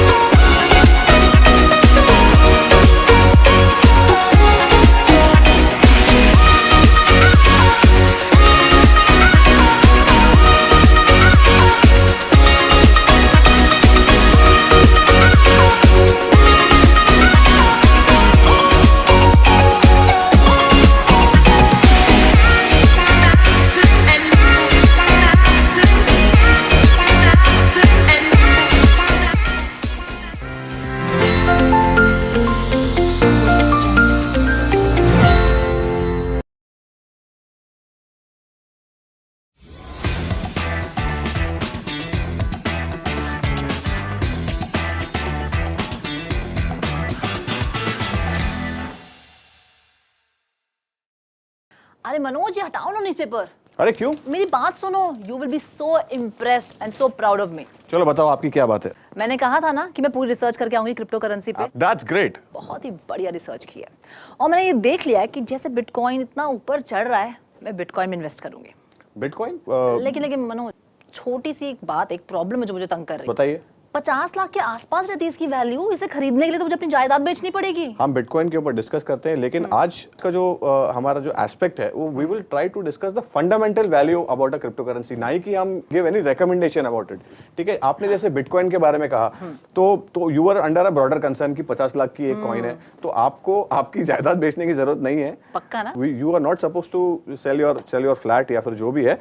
Bitcoin आप 0.0000001 which is known as a Satoshi के value पर भी आप खरीद सकते हैं। इतनी छोटी वैल्यू पर? इनके जो फाउंडर है सातोशी नाकामोटो, उन्होंने एक ऐसा प्रोविजन किया। मिस्ट्री मैन, देखो मैंने किया ना हाँ, जो कि हम भी उनको भी ढूंढ ही रहे हैं अभी तक। तो मिस्ट्री मैन तो है ही वो। और इनफैक्ट लेकिन उन्होंने ऐसा प्रोविजन किया था कि जहां पर बिटकॉइन को एक अच्छे वैल्यू पर भी आप खरीद सकते हैं। You can start buying bitcoin as low as 100 rupees. What are you saying? एक सेकंड। हाँ, 500 का बिटकॉइन तो मैं ले सकती हूँ। बिल्कुल, आप ज्यादा भी खरीद सकते हैं, वो that depends upon your this thing. मैं आपको एक इंटरेस्टिंग फैक्ट बिटकॉइन के बारे में बताता हूँ। 2010 मई 22 को एक बंदे का नाम लेस्ले हेंस है, उन्होंने पापा जॉन्स के 2 पिज्जा खरीदे। आपको मालूम है कितने में? कितने में? 10,000 बिटकॉइंस में। व्हाट? 10,000 बिटकॉइंस मतलब 10,000 इंटू 50 लाख, मतलब मैं तो इतने जीरोस भी नहीं गिन सकती। जीरो की गिनती में नहीं और चलते। वो उस इंसान को तो शॉक लग गया होगा बाद में। आई थिंक इससे ज्यादा स्मार्ट तो वो थे, क्रिस्टोफर कॉच। 2009 में उन्होंने द एक्सीडेंटल मिलेना, या द एक्सीडेंटल मिलेनियर, $26 इन्वेस्ट किए 2009 में। उसके बाद भूल गए वो, और 4 साल बाद 5,000 बिटकॉइंस की वैल्यू हो गई थी लगभग $1 मिलियन, जिसमें से उन्होंने सिर्फ 1,000 बेचे, एक अपार्टमेंट खरीदा, और आज भी उनके पास 4,000 बिटकॉइन है। मुझे अगर जहां तक मुझे याद है कि उनकी गर्लफ्रेंड ने उनको रोका था। और अच्छा वो पहली बार गर्लफ्रेंड की बात नहीं सुनी थी। हमेशा अच्छा डिसीजन नहीं होता है गर्लफ्रेंड की बात सुनना। So basically we are trying to understand कि यहाँ पर बहुत ज्यादा अर्ली इन्वेस्टमेंट्स करके there are many people who had made value bitcoin से लेकर, जैसे हमने एल सैल्वाडोर एक कंट्री का अपने नाम सुना है, नॉर्थ अमेरिकन कंट्री है। El Salvador has accepted bitcoin as a legal tender. So there are many few currencies जिसको एक दर्जा मिला है, क्योंकि bitcoin is the number 1 currency in the planet. आपने देखा, इनफैक्ट उनकी ट्रेजरी में लगभग 1300 से के करीब बिटकॉइंस भी ऑफिशियली वो होल्ड करते हैं। वाओ। मैं सोच रही हूँ ऑन द सेकंड थॉट, क्यों ना मैं भी किसी ऐसी करेंसी में इन्वेस्ट करूँ जिसके जो प्राइसेस बिल्कुल चांद तक जाए। मून कॉइन में इन्वेस्ट करूँ क्या? Madam, there are many currencies that will offer you to take you to the moon, but question mark ये है कि आप उतरोगे कैसे? मून से जमीन पे उतरते हैं। और let's talk about our other currency that is known as ETH, also known as Ethereum.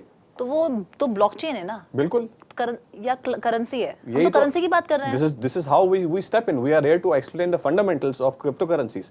So Ethereum एक प्लेटफॉर्म है, और उसका जो कॉइन जो वैल्यू है that is known as ETH. If you are getting confused, very basic fundamental principle that a coin derives value from its platform. जो भी economic activity a platform does or it considers, उसका impact जो है ना ETH पे आता है। That means उसकी जो क्रिप्टो करेंसी है उस पर आता है। एंड मैं आपको एक इंटरेस्टिंग फैक्ट थेरम के बारे में बता दूं। विटालिक बुटेरिन 13 साल के थे, जो इसके फाउंडर हैं। विटालिक बुटेरिन 13 साल में तो मुझे पता नहीं कि मैं क्या कर रहा था। I think so I was playing cricket that time. मैं तो 13 साल में मतलब हार्डली मैथ्स कर पाती थी, टीचर की डांट खाती थी। आगे की स्टोरी बहुत इंटरेस्टिंग है। विटालिक बुटेरिन ने उसकी शुरुआत की थी। इनफैक्ट 2 साल के बाद 2015 में उन्होंने इथेरियम को एक्चुअली इंप्लीमेंट किया। And see this, after 7 to 8 years there are many companies, big companies, huge companies such as Microsoft, HSBC उसके साथ में सपोर्टेड है, और वहां पर उनको सपोर्ट भी कर रहे हैं, इथेरियम प्लेटफॉर्म यूज कर रहे हैं, so on and so fourth. बचपन में ना मैं डॉक्टर बनना चाहती थी। तो मैं सोच रही थी क्यों ना डेंटा कॉइन, बहुत इंटरेस्टिंग साउंड किया, डेंटा कॉइन में को कंसीडर करूं क्या? आप डॉक्टर हैं? नहीं हूं नहीं, मेरी हैंडराइटिंग बिल्कुल डॉक्टर्स वाली है। अगर आप डॉक्टर हैं तो ही आप एक कॉइन खरीद सकते हैं। मैं आपको बता दूं, दिस इज डेंटल और डेंटल रिलेटेड एक्टिविटीज को बढ़ावा देने के लिए, और उसके अंदर buying and selling of goods and services के लिए। मतलब मेरी एंट्री बैन है उधर। तो बिल्कुल आगे चलते हैं। आप व्हाइट बेल्ट है या ब्लैक बेल्ट है वो बाद में डिसाइड करते हैं, लेकिन आगे बढ़े। No belt. आपने एक गाना तो सुना होगा, बहुत ही फेमस गाना है, मुंबई से गई पटना, पटना से गई दिल्ली। जूही चावला तो बहुत बड़े फैन भी रह चुके हैं उसके। तो ऐसे ही ये बिनांस की कहानी है। वो गए चाइना, चाइना से उनकी एस्टैब्लिशमेंट हुई, चाइना से गए जापान, जापान से गए US। Okay, wow. तो मैं आपको बता दूं कि इनफैक्ट 2017 में बाइनेंस की जो शुरुआत है वो चाइना में हुई थी, और वहां से लेकर China, as you are aware that कि क्रिप्टो करेंसी को लेकर बहुत ज्यादा कंसर्न्स में था और उसको रेगुलेट करने की शुरुआत वो साल से हुई थी. Because of the broader concern they move to Japan, और वहां से लेके ही was dwindling between Japan, Hong Kong की तरफ भी उनका रुख था. मीनवाइल यूएस ने उनको बैन कर दिया था. और आपको बता दूं, कहानी में ट्विस्ट है. कहानी में ट्विस्ट ये नहीं है, कहानी में ट्विस्ट ये है कि उन्होंने अपना नाम Binance US कर दिया और आज की तारीख में क्रिप्टो करेंसी की दुनिया में सबसे बड़ा एक्सचेंज Binance है. Wow, that's amazing. और मैं आपको एक और बात बता दूं, उनका जो करेंसी है that is known as BNB. नाम तो याद रहेगा ना? बिल्कुल याद रहेगा, बहुत इजी है. मुझे अमेरिका बहुत पसंद है और अमेरिका से मुझे याद आए burgers. You know I am a foodie. तो कुछ बर्गर, गार्लिक ब्रेड, मैंने सुना वूपर कॉइन है, गार्लिक कॉइन है, इनमें इन्वेस्ट करूं, कंसिडर करूं? फिर से मेरा आइडिया खारिज मत कर देना प्लीज. बिल्कुल, एक काम करते हैं, आपके लिए गार्लिक ब्रेड मंगा लेते हैं. That is the only value it can derive for you if you order garlic bread और you opt for some stupid coins. तो आप उस पे फोकस मत कीजिए. Let's focus more on stable coin. मैं आपको बता दूं कि उसका फंडामेंटल वैल्यू कहां से डिराइव करता है. So will talk about tether. तो tether is a crypto currency जहां पर it's a stable coin. Stable coin क्या होता है? बाकी कॉइन्स क्या बैलेंस में नहीं है? बिल्कुल ऐसे ही आप समझो. Tether derives value, it is associated with USDC. तो उसका मतलब ये है कि अगर समझो से for example you have invested in bitcoin और बिटकॉइन की वैल्यू 67,000 पे पहुंच गई है. आपकी रिसर्च के अनुसार आपको ऐसा लगता है कि वो बिटकॉइन की प्राइसेस कम होने वाली है. You will book profits in bitcoin and you will park your money in tether. So tether क्या करता है कि being associated with a stable, I mean since it's a stable currency, तो उसका वैल्यू इतना फ्लक्चुएट नहीं होता है क्योंकि यूएस की जो करेंसी है वो बहुत ही ज्यादा रेगुलेटेड है और वहां पर उसमें इतना मूवमेंट नहीं होता है. So your investment is protected. तो it's very safe and secure. This is why उसका नाम ही है स्टेबल कॉइन. पर अमेरिका से ना मुझे UFO भी याद आते हैं. अच्छा, हाँ, तो क्या मैं UFO कॉइन में इन्वेस्ट करूं? क्या पता एलियंस खुद मेरे लिए बहुत सारे पैसे लेकर आए. Let's not get into the jadu activity and we will focus more on. मेरे सारे कॉइन्स आपने रिजेक्ट कर दिए. नहीं, कॉइन रिजेक्ट करने ही है क्योंकि एकदम आपकी जो रिसर्च है वो एकदम बेकार है. मैंने रिसर्च तो अच्छी की थी. हाँ, रिसर्च अच्छी करी है आपने. This is what we are here for, only and only to make our viewers understand the basics and the fundamental principle behind cryptocurrencies, because cryptocurrency investments are highly volatile and it's a very volatile sector. You should be in a very, very, very sound position and you should always do your research before investing in cryptocurrencies. So Ruchi, आपका decision खुद लीजिए. You consult your financial advisor before doing any investments. So and let's focus on other aspects. What all aspects and fundamental coins are there that can be explored with us.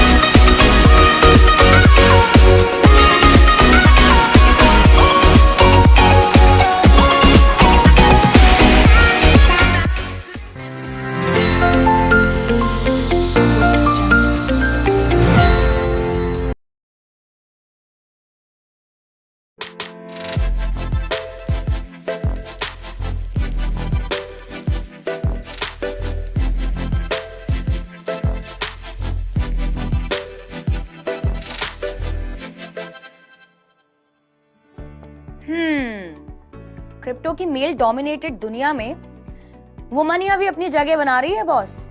Already IT world में women का contribution day and night बड़ी तेजी से आगे बढ़ता जा रहा है. And now it's time to conquer the world of crypto. और क्यों ना करे भाई. पायलट, प्राइम मिनिस्टर और प्रेसिडेंट की पोस्ट पर अपना परचम लहराने के बाद अब क्रिप्टो वर्ल्ड में भी हमें बराबरी करनी है, यानी कि जगह तो बनानी ही होगी, क्योंकि आप तो जानते ही हैं, ना बीवी ना बच्चा, ना बाप बड़ा ना भैया, the whole thing is that कि भैया सबसे बड़ा रुपया। हाय, मेरा नाम है यशस्वी और आप देख रहे हैं क्रिप्टो टीवी, और इस स्पेशल सीरीज में हम बात करने वाले हैं टॉप 5 क्रिप्टो क्वींस के बारे में, जिनकी अचीवमेंट्स को देखकर शायद इंडिया की पोटेंशियल क्रिप्टो क्वीन भी इंस्पायर हो जाए और क्रिप्टो एंड ब्लॉकचेन स्पेस में अपना सिक्का जमा दे। So let's get started. Sorry. First Peirce crypto queen का नाम है हेस्टर पियर्स। जैसे इंडिया का रेगुलेटर सेबी है, वैसे ही American regulator security and exchange commission की सेकंड टर्म कमिश्नर है मिस पियर्स। जिसे हमारे घर में चाहे कितने भी लोग कमाने वाले क्यों ना हो, पर मम्मी के अप्रूवल के बिना कभी बजट अप्रूव होता है। वैसे ही पूरे अमेरिका के स्टॉक्स और क्रिप्टो के हर छोटे बड़े प्लेयर्स को इन मम्मी के डर से रूल्स एंड रेगुलेशंस का पालन करना पड़ता है। अरे मियाँ, तभी तो इनका निकनेम है क्रिप्टो मॉम, ऐसे ही नहीं पड़ा है। इस क्रिप्टो मॉम ने इकोनॉमिक्स में बीए किया है और येल लॉ स्कूल से पढ़ी है वकालत, और फाइनेंशियल मार्केट रेगुलेशन की ये है तुर्रम खान। इंटरेस्टिंगली, जब पूरी दुनिया अधूरे नॉलेज के साथ क्रिप्टो को लेकर के नेगेटिविटी फैला रही थी, तब मिस पियर्स ने क्रिप्टो रेगुलेशन को लेकर बड़ा ही सेंसिबल अप्रोच अपनाया था और कहा था कि यूएस एंड दुनिया वाले as far as crypto rules and regulations are concerned, we can do much better. जैसे यूएस अपने डॉलर से वर्ल्ड की इकोनॉमी कंट्रोल करता है, वैसे ही यूएस एसईसी के rules and regulations world wide crypto policy को अफेक्ट करते हैं। 2025 तक हेस्टर पियर्स यूएस एसईसी की कमिश्नर रहेंगी। तो लेट्स सी ये crypto mom crypto rules and regulations में क्या इनकलाब लेकर के आती हैं, क्योंकि इनके नॉर्म्स का इंडियन क्रिप्टो बिल पर भी डायरेक्टली और इनडायरेक्टली असर जरूर पड़ेगा। लेट्स होप कि क्रिप्टो मॉम का मूड जो है वो एकदम तरोताजा रहे, ताकि हम इंडियंस को भी अच्छा खासा फायदा हो सके। Let's move on to the next crypto queen, Mahbooba. But यहाँ पे मैं थोड़ा सा फुल स्टॉप लगाती हूँ। अरे आपको कहा था ना कि स्पेशल सीरीज है, जानना चाहते हैं इन फियर्स क्रिप्टो लेडीज के बारे में, तो watch out this space for more. तब तक के लिए this is me Yashasvi Acharya signing out. Keep watching Crypto TV and do not forget to like, subscribe and hit the bell icon. वापस यहीं आना अगर क्रिप्टो क्वींस के बारे में है जानना।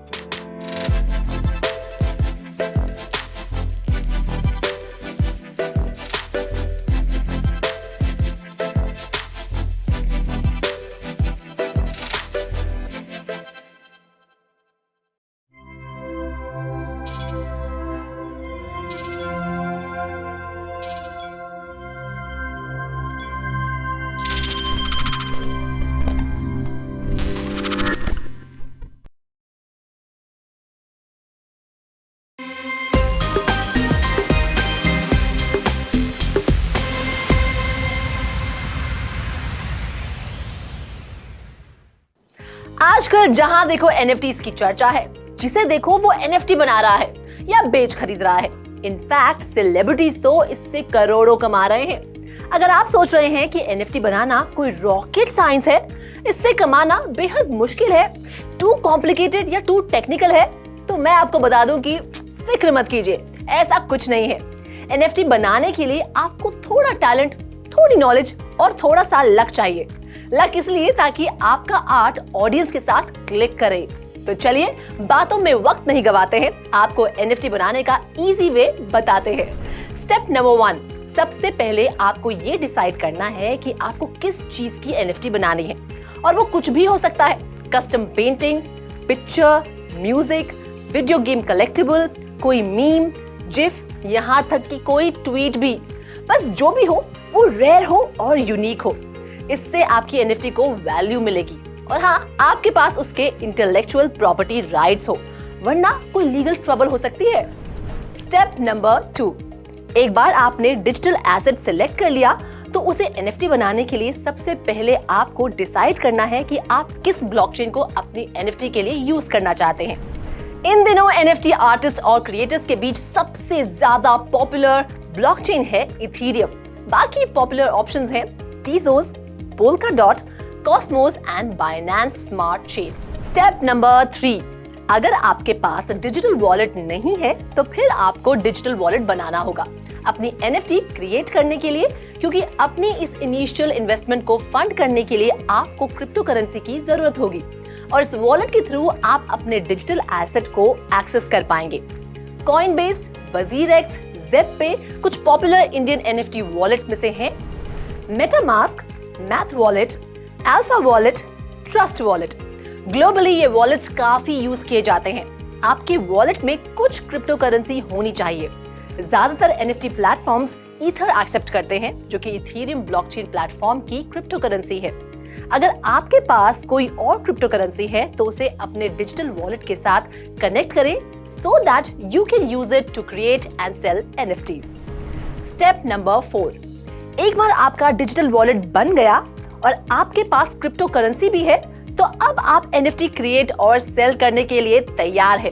बस एक अच्छी डिटेल रिसर्च करके बेस्ट NFT मार्केटप्लेस सिलेक्ट करनी है आपको।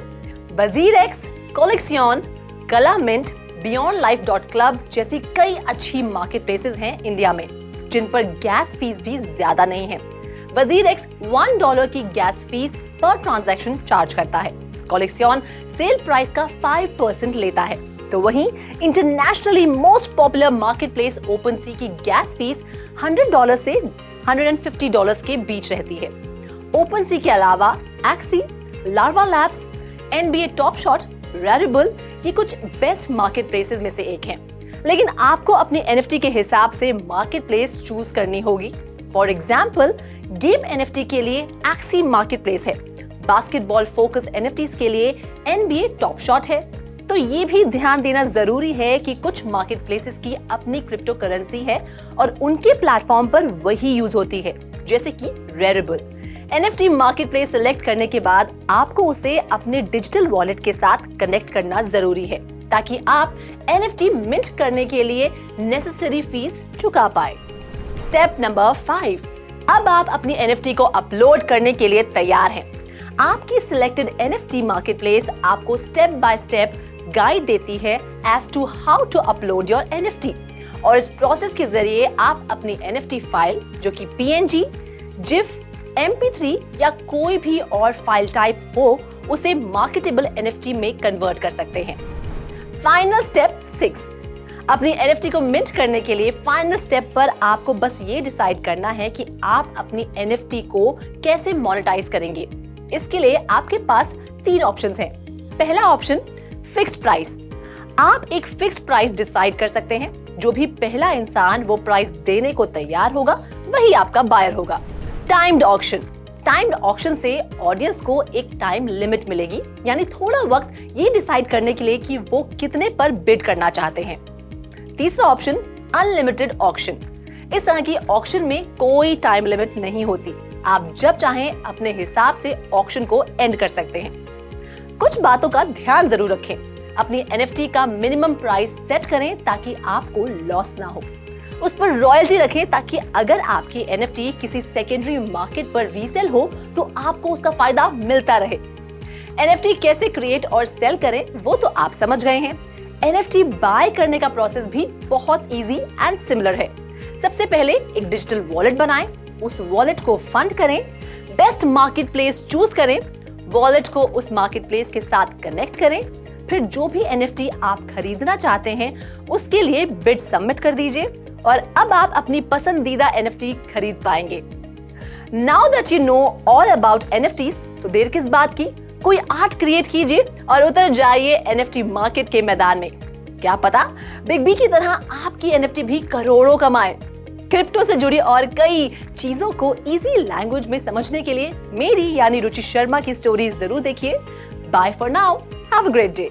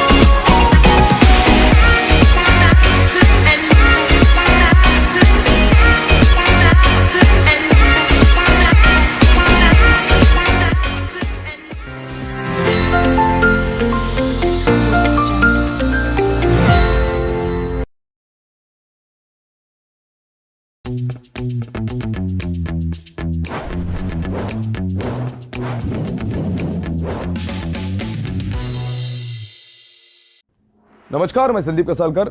क्रिप्टो टीवी के शो क्रिप्टो क्राइम्स में आप सभी का स्वागत है। दोस्तों, जिसे देखो वो NFT बनाने के होड़ में लगा हुआ है। आम हो या फिर खास, एक्टर हो या फिर स्पोर्ट्स पर्सन, सभी नए जमाने के साथ बने रहने के लिए NFT क्रिएट कर पैसे कमाने के नए जरिए का फायदा उठा रहे हैं। और यही वजह है कि NFT की दुनिया तेजी से बदल रही है और दुनिया भर के मौजूद लोग इसकी तरफ आकर्षित होने से खुद को रोक नहीं पा रहे हैं।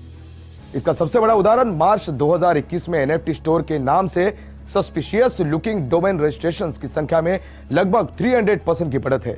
इस तरह से NFT मार्केटप्लेस में अगर किसी को पार्टिसिपेट करना है तो सबसे पहले उसका एक्टिव क्रिप्टोकरेंसी वॉलेट होना चाहिए।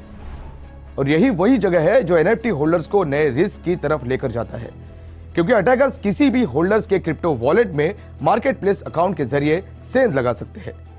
जैसे कि सभी जानते हैं कि बेहद शातिर हैकर्स अब तक NFT मार्केटप्लेस ओपनसी के डिस्कॉर्ड सर्वर में भी घुसपैठ कर चुके हैं। ऐसे में पलक झपकते ही एक गलती और उनके निशाने पर आना बेहद आम है। इस तरह कुछ नई तकनीक तो कुछ अभी भी पुराने फिशिंग तकनीकों का इस्तेमाल करके होल्डर से उनके फंड्स ट्रांसफर कराने से लेकर क्रेडेंशियल्स हासिल करने के लिए इस्तेमाल कर रहे हैं। तो चलिए NFT सिक्योरिटी रिस्क में इजाफा करने वाले उभरते खतरों के बारे में गहराई से बात करते हैं। तो सबसे पहले है पुराने जमाने की फिशिंग स्टाइल और NFT धोखाधड़ी। दोस्तों, नए जमाने के खिलाड़ी भले ही कितने ही समझदार और सतर्क क्यों ना हो, लेकिन कई बार पुराने तरीके भी उन्हें चकमा देने के लिए काफी होते हैं। हाल की बात करें तो फरवरी 2022 में स्कैमर्स ने हमले के दौरान चोरी किए गए 254 टोकन्स के साथ ओपनसी यूजर्स से सैकड़ों NFT चुरा लिए थे। हैकर्स द्वारा हासिल किए गए एस्टिमेटेड वैल्यू की कीमत $1.7 मिलियन से ज्यादा आंकी गई थी, जिसे महज 3 घंटे के समय में अंजाम दिया गया था। इस दौरान ओपनसी CEO डेविन फिंजर ने ट्वीट के जरिए बताया कि पीड़ितों को टोकन के ट्रेड के लिए एक ऑनलाइन कॉन्ट्रैक्ट पर साइन के नाम पर धोखा दिया गया था। दरअसल कॉन्ट्रैक्ट ऑर्डर पूरी तरह से ब्लैंक था और यही वजह थी कि जिसने हैकर्स को NFT ट्रांसफर करने में सक्षम बनाया था। दूसरी तरफ एक नकली NFT स्टोर साइट भी मौजूद है जो सोशल मीडिया के जरिए अपने शिकार की तरफ तलाश करता है और बड़ी सफाई से धोखा देने की कोशिश करता है। अब बात करते हैं क्रिप्टो वॉलेट सिक्योरिटी क्रैकिंग के बारे में।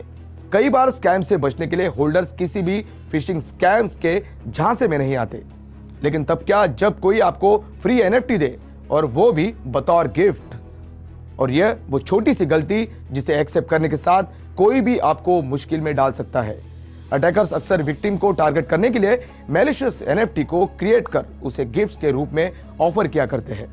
जैसे ही विक्टिम थोड़े लालच में आने के साथ मैलिशियस NFT को खोलते हैं, तब उसमें से ओपनसी स्टोरेज डोमेन से एक पॉपअप ट्रिगर होता है। और खास बात यह है कि यह पॉपअप विक्टिम के क्रिप्टोकरेंसी वॉलेट से कनेक्ट होने के लिए एक कॉमन रिक्वेस्ट शो करता है, जिसके बाद खुद ब खुद विक्टिम अपने ही हाथों अपने वॉलेट कनेक्शन को ओपन कर अटैकर्स द्वारा अपने फंड से हाथ धो बैठता है। और इसे ही कहते हैं खाया पिया कुछ नहीं और ग्लास थोड़ा लाखों का। बात करें fake NFT support on Discord की, तो ओपनसी के डिस्कॉर्ड सर्वर पर सोशल इंजीनियरिंग के जरिए हुई चालबाजी को कौन भूल सकता है।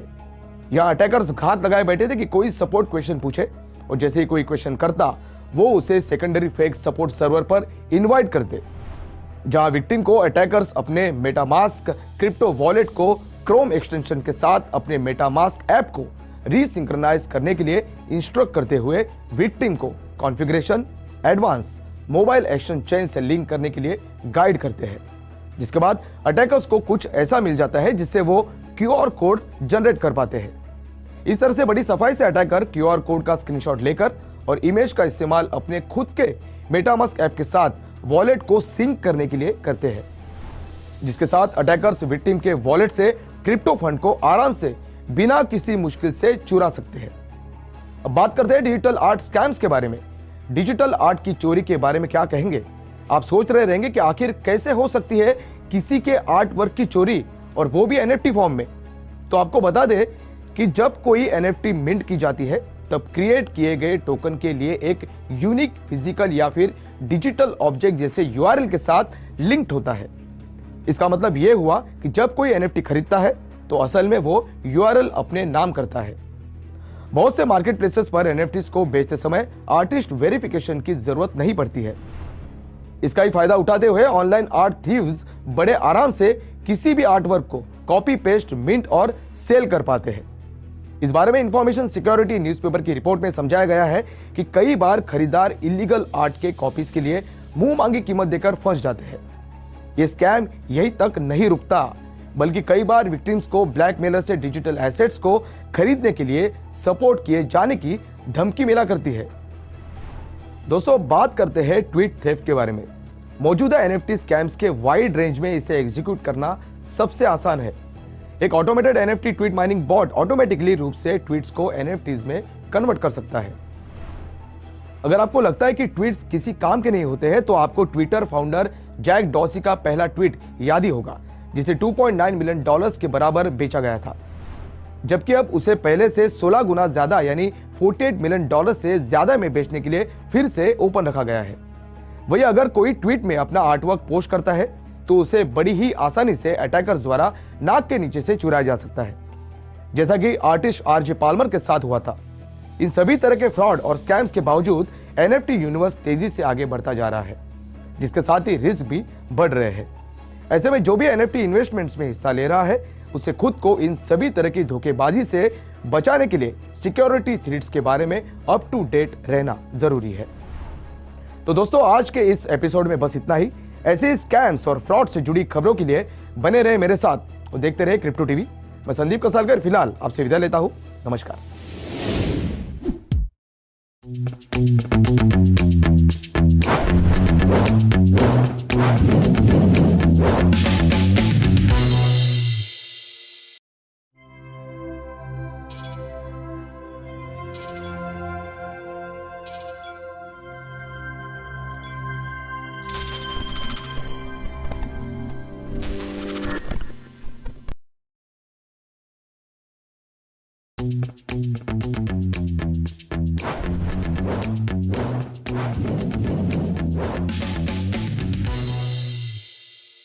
नमस्कार, मैं संदीप कसालकर। क्रिप्टो टीवी के खास शो क्रिप्टो क्राइम्स में आप सभी का स्वागत।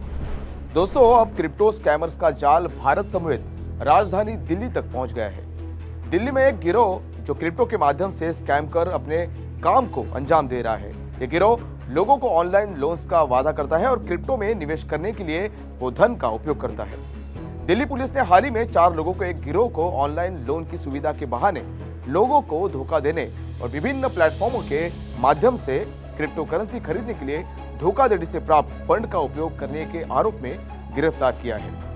उन्होंने बताया कि आरोपियों की पहचान दीपक पटवा, सुनील कुमार खटीक, देव किशन और सुरेश सिंह के रूप में हुई है। पुलिस के अनुसार इस मामले की शिकायत पीड़ितों में से एक ने की थी, जिसने अपनी शिकायत में आरोप लगाया था कि उसे अपने फोन पर एक टेक्स्ट संदेश प्राप्त हुआ था, जिसमें लिखा था, light your applied loan is approved, you can choose loan limit range from ₹2 lakh, please log in to app. मतलब आपका लोन अप्रूव हो चुका है, आप 2 लाख रुपए तक की लोन लिमिट चुन सकते हैं और उसे प्राप्त करने के लिए इस लिंक पर क्लिक करें। पीड़ित व्यक्ति ने इस गिरोह के झांसे में आकर लिंक को ओपन कर अपनी बेसिक डिटेल्स अपलोड की। इसके तुरंत बाद उन्हें एक व्हाट्सएप कॉल आया, जिसमें उन्हें लोन अमाउंट का 5% एडवांस रूप से जमा करने के लिए कहा गया, जो कि कंपनी के नियमों के अनुसार बाद में वापस कर दिया जाएगा, ऐसे कहा गया। 3 ट्रांजैक्शंस में कुल 40,000 रुपए जमा करने के बाद उसने व्हाट्सएप पर जवाब देना बंद कर दिया। पुलिस उपायुक्त प्रणव तायल ने कहा कि मनी ट्रेल से पता चलता है कि यह अमाउंट मध्य प्रदेश के नीमच जिले के बैंक खातों में ट्रांसफर की गई थी। आगे ये भी पता चला कि 2 दिनों के भीतर कथित खाते में 75 लाख रुपए से अधिक ट्रांसफर कर दिए गए थे और उस पैसों का उपयोग करके विभिन्न प्लेटफॉर्मों पर क्रिप्टो करेंसी खरीदी जा रही थी। उन्होंने कहा कि इस अपराध में कुछ सस्पेक्ट्स को चिन्हित किया गया और उन पर तकनीकी निगरानी की गई। इसके बाद वे राजस्थान के चित्तौड़गढ़ से सक्रिय पाए गए। फिर उसके बाद चित्तौड़गढ़ में छापेमारी की गई और तकनीकी विश्लेषण के साथ ह्यूमन इंटेलिजेंस के आधार पर चारों आरोपियों को आखिरकार गिरफ्तार कर लिया गया। पूछताछ के दौरान आरोपियों ने खुलासा किया कि उन्हें यूट्यूब के जरिए इस तरह की धोखाधड़ी का विचार आया था। वे टेलीग्राम ऐप पर कुछ चाइनीज नागरिकों के संपर्क में आए जो ऑनलाइन लोन की सुविधा के बहाने निर्दोष लोगों को ठगते थे। वे बैंक अकाउंट्स की खरीद करते थे और अकाउंट्स ओनर्स को 1.5% का भुगतान करके रजिस्टर सिम कार्ड और आगे टेलीग्राम के माध्यम से धोखा देने वालों को प्रदान करते थे। गहरी जांच से पता चला कि आरोपी ने यूपीआई के माध्यम से अलग अलग बैंक खातों में ठगी का पैसा प्राप्त किया और फिर बाइनांस क्रिप्टो एक्सचेंज पर उस पैसे से USDT खरीदकर इसे क्रिप्टो करेंसी में बदल दिया। अधिकारी ने कहा कि आरोपी दीपक पटवा को USDT में कमीशन मिलता था और बाद में हवाला के जरिए अपने खातों में उसे रिडीम करता था। अधिकारी ने यह भी कहा कि यह भी पता चला है कि कथित व्हाट्सएप नंबर का IP एड्रेस चाइना का था। उस नंबर से संवाद करने के लिए दीपक चाइनीज भाषा में प्राप्त संदेश का हिंदी में अनुवाद गूगल ट्रांसलेटर की मदद से करता था। अपराध में इस्तेमाल किए गए 15 डेबिट कार्ड, 7 मोबाइल फोन और 27 सिम कार्ड के साथ डोंगल, लैपटॉप, टैबलेट और 20,000 रुपए का अन्य सामान बरामद किया गया है। पुलिस ने कहा कि मामले की जांच जारी है और पीड़ितों की पहचान की जा रही है। तो दोस्तों, दुनिया में जितने प्रकार की क्रिप्टो करेंसीज है उतने प्रकार के क्रिप्टो क्राइम्स और स्कैम्स हो रहे हैं और दुर्भाग्य से ये आगे भी होते रहेंगे। कहते हैं ना, prevention is better than cure. ऐसे स्कैमस्टर्स को तो पकड़कर सख्त से सख्त सजा देनी चाहिए, लेकिन बेहतर तो ये होगा कि ऐसे स्कैमस्टर्स के जाल में कोई भी विक्टिम ना फंसे, और ये बिल्कुल मुमकिन है। इसे आप और हम मिलकर पॉसिबल बना सकते हैं। इस डेली ऑनलाइन लोन स्कैम के सारे विक्टिम इस स्कैम से बच सकते थे अगर वो फॉरवर्डेड मैसेज में आई लिंक पर क्लिक करके फेक लोन पाने के झांसे में न आते। तो मैंने क्रिप्टो क्राइम्स के कई एपिसोड्स में कई बार कहा है और आज भी दोहराऊंगा कि no matter what, forwarded messages, WhatsApps, emails, Telegram या किसी भी सोशल मीडिया ग्रुप में आई हुई लिंक्स पर क्लिक ना करें। आपके क्लिक करने से कोई शातिर हैकर आपका अकाउंट जीरो कर सकता है या फिर इस केस की तरह आपको फेक लोन देने के प्रलोभन में फंसाकर आपसे पैसे निकलवा सकता है। अगर आप भी अपने ऑनलाइन बिहेवियर में जैसे मैंने कहा वैसे थोड़ी सावधानी बरते, स्पैम मेल्स और मैसेजेस की लिंक पर क्लिक न करें, तो बाय डिफॉल्ट आप कई क्रिप्टो स्कैम्स और क्राइम्स के विक्टिम बनने से बच जाएंगे। तो आज के लिए बस इतना ही। ऐसे ही क्रिप्टो स्कैम्स और क्राइम से जुड़ी स्टोरीज के साथ मैं संदीप कसालकर फिर आपसे मिलूंगा। तब तक के लिए देखते रहिए Crypto TV.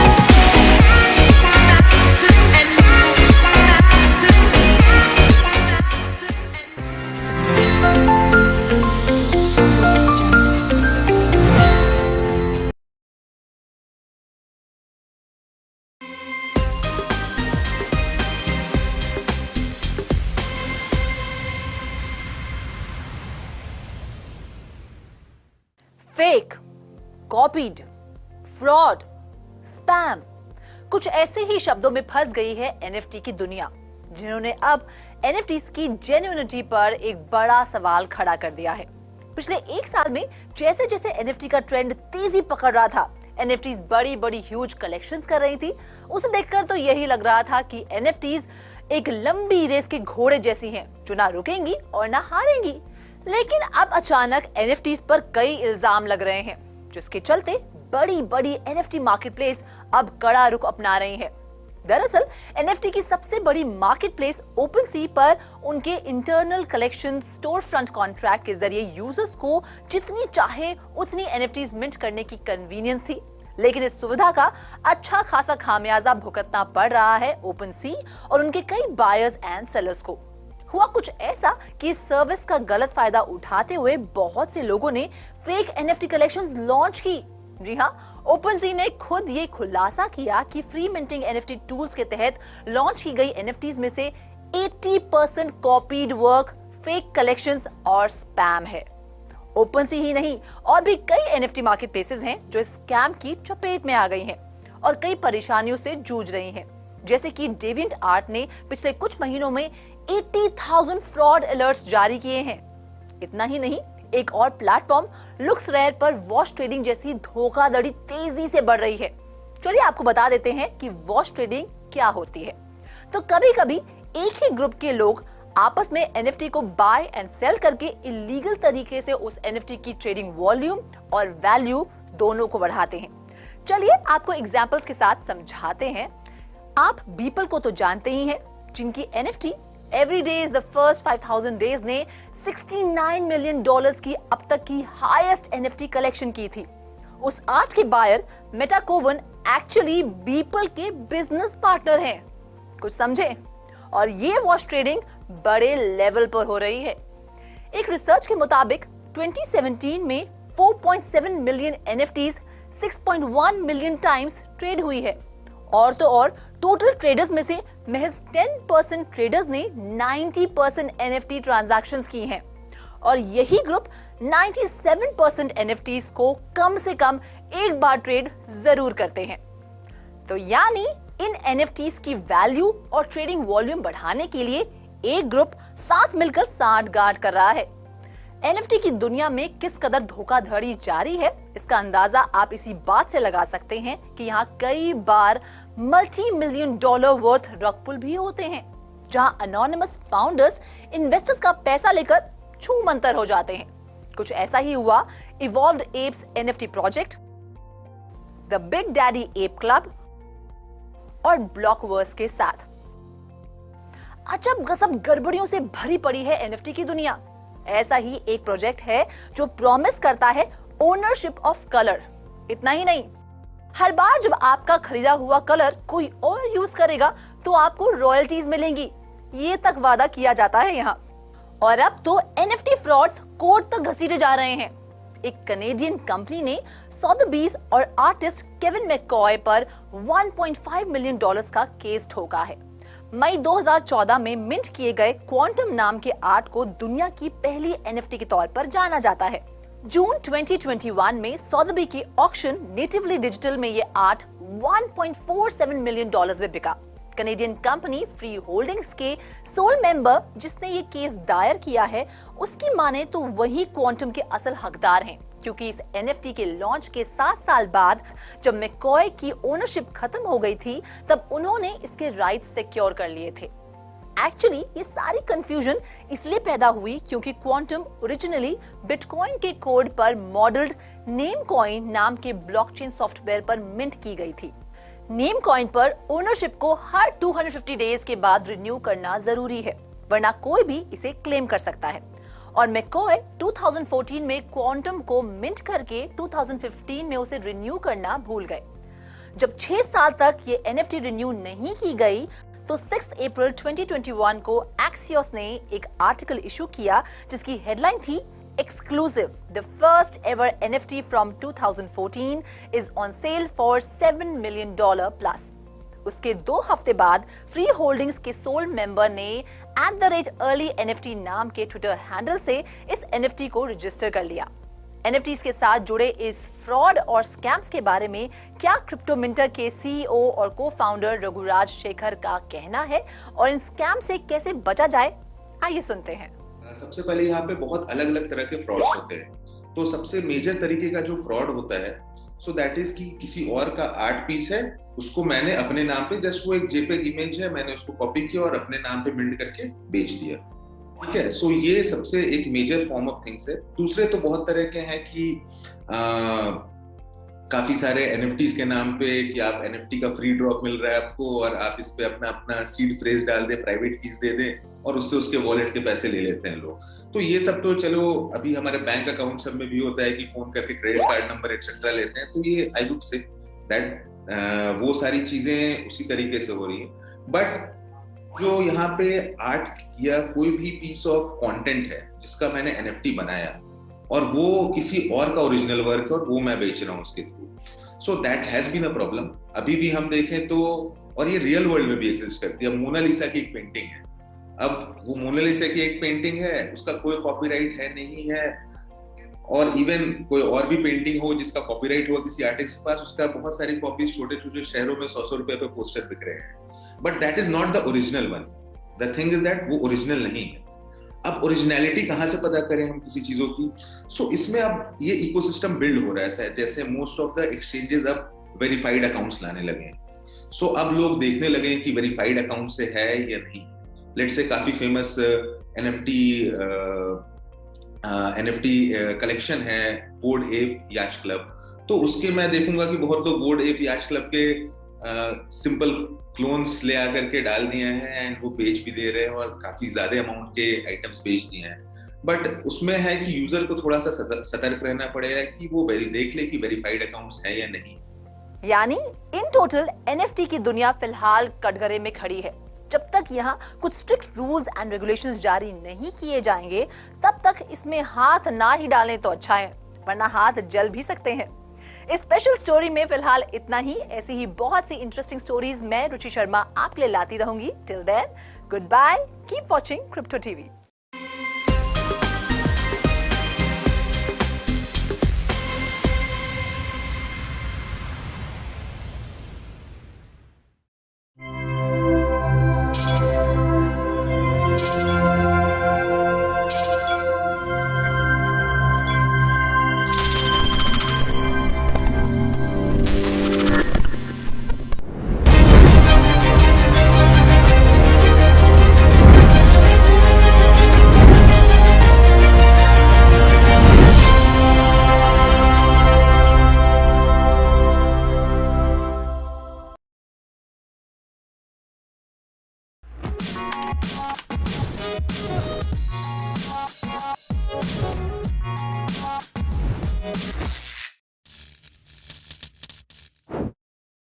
Hello and a very warm welcome to all the viewers of Crypto TV. This is Manoj Dara.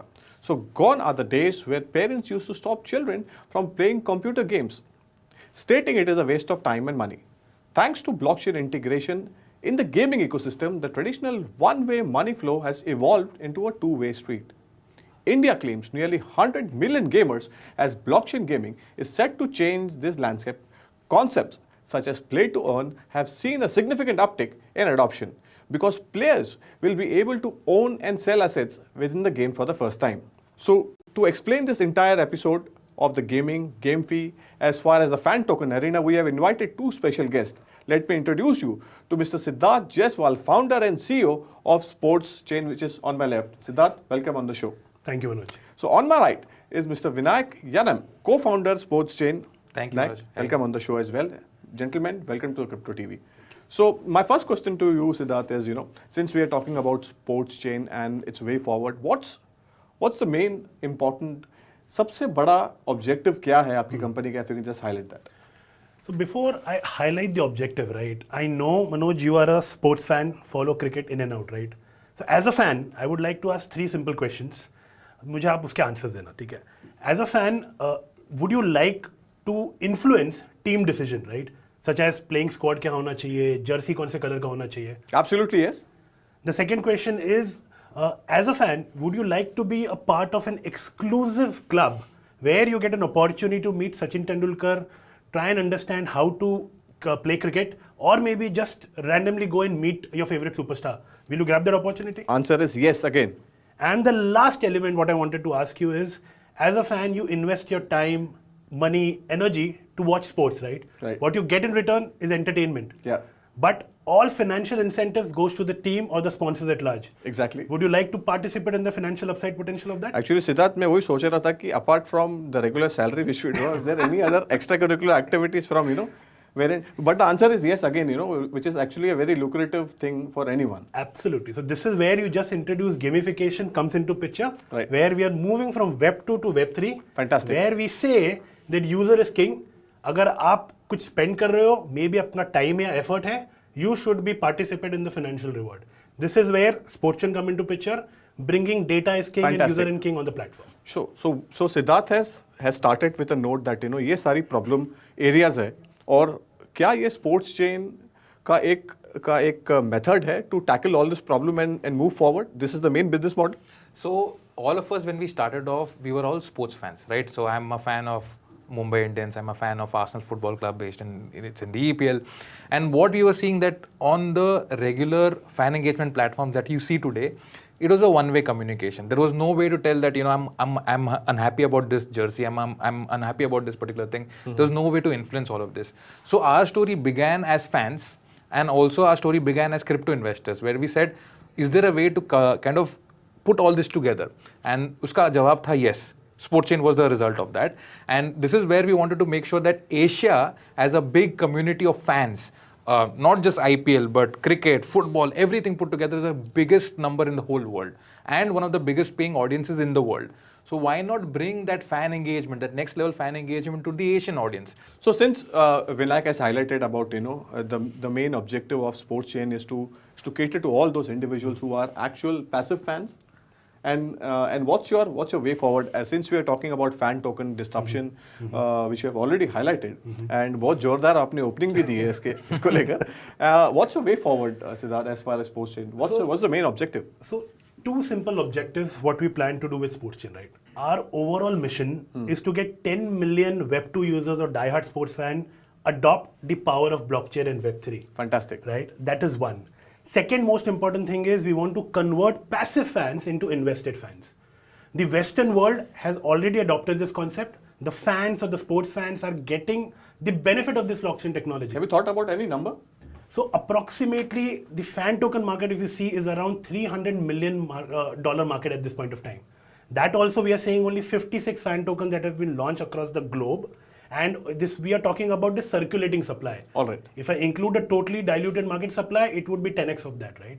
So this is the benefit which has been reaped by Western audience. Why not the same opportunity and benefit is given to the Indian fans as well as the Asian fan? This is where Sportchain are trying to capture the Asia market at this point of time and bring out the benefit to them.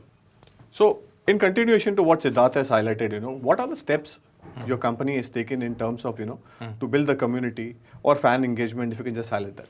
So to start off with, we wanted to partner with teams, and the first place we actually went to was Pro Kabaddi. Okay. Now you must be thinking, why Pro Kabaddi? But the answer to the Pro Kabaddi to that is that Pro Kabaddi is actually the second most watched league in the country after IPL. That's a big number. Okay, so that's second to IPL only, and that's where we went and partnered with 4 teams, and we wanted to do this because Kabaddi is a place where you have a mix of both tier 1 fans from cities like Mumbai, but you also have fans from different other states like Haryana and then basically more northern and southern as well. Some of the teams that we partnered with include Tamil Talaivas, Dabang Delhi, which are current season's champions, etc. And what has happened because of that is that we have now put our entire focus on Kabaddi. We are partnering with these teams, and what we want to do is we want to start off with the fan engagement aspect of it. So fan engagement aspect of it is where we started off building the community. Okay, now this is a Sportchain community of that specific team, explaining to them that the benefit is so and so, etc., etc. That community itself right now for just 4 teams is more than 2,000. Fantastic. Okay. So since we are talking about the Sportchain and the initiative it has taken to engage fans as well, so Siddharth, can you just explain this for our viewers that Web 2 and Web 3 ये दोनों में क्या difference है पहले सबसे पहले, and as a Sportchain अगर हम उसको coupled with your initiative, what is the way forward? और उसमें as you have already highlighted that users का आपको passive users को आपको invested users में आपको convert करना है, तो ऐसे अगर पूरे scenario को अगर आप कैसा explain करेंगे, because user is always the king. Perfect. So great question, Manoj. Web 2 versus Web 3. Now people across the country is talking about this. How the dynamics of companies are moving from Web 2 to Web 3. Summary would be Web 3 is more decentralized in nature, and Web 2 is more centralized in nature. But to give you a very simple rationale behind it, Web 2 में कैसा हो रहा था कि भाई आप data generate कर रहे हो, but data is there in the centralized system. The person who is taking the most out of it is the company which is managing the platform, right? This is Web 2. And when it shifts to Web 3, what happens there is you are generating the data, you are the user, you are the king of that particular thing, right? So you will be participating in the financial or the revenue potential of whatever is being generated because of your data. Perfect. This is the classic difference between Web 2 and Web 3. So since you are taking care of the entire fan engagement and community building as well, can you just explain for our viewers that what all aspects your company considers as far as the fan engagement is concerned, and what are the benefits your fans can expect once they have subscribed, or maybe the sports chain activity is on? Correct. So few things is that we have actually started putting fans together at a single platform. Otherwise, you will see that everybody is kind of spread across 2-3 different platforms. Plus, what has happened is that those 2-3 platforms were not giving them like a unified view of what is happening. What is happening from an auction perspective of the team, what is happening in terms of the jersey perspective of the team.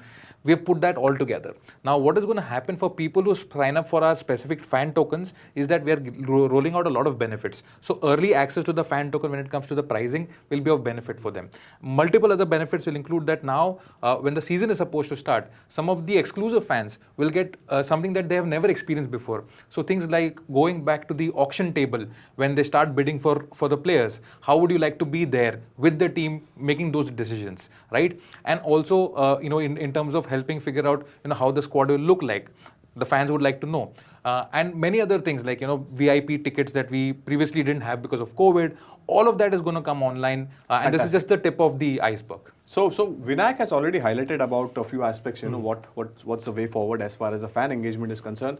But as a company perspective, Siddharth, if you can just highlight for our viewers how many projects your company is currently working on, and the tie-ups you are looking at, what's the outlook on the fan engagement as far as the business is concerned and the way forward?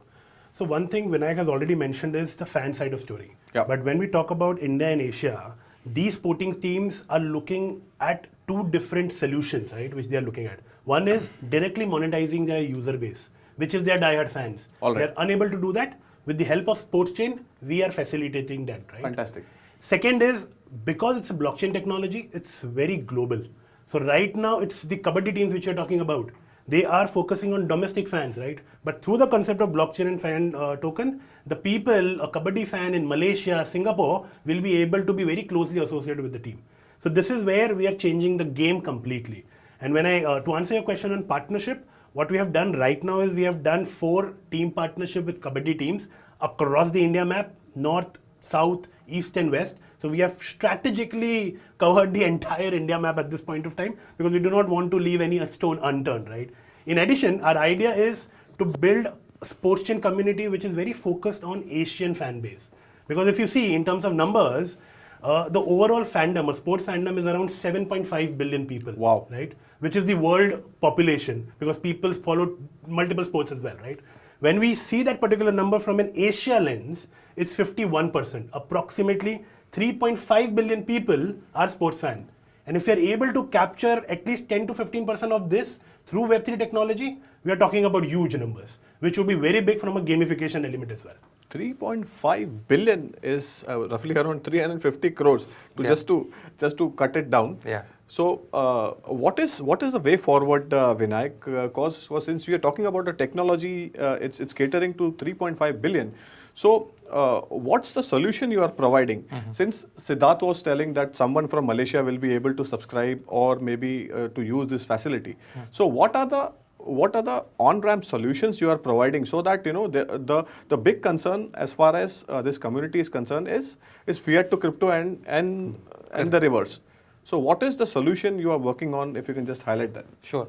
So what you may have seen that there's a big audience, right? 3.5 billion is a big audience, but a lot of people usme say are still Web 2.0. We understand that, we know that, but these fans already have a lot of fan group, which we are directly working with them.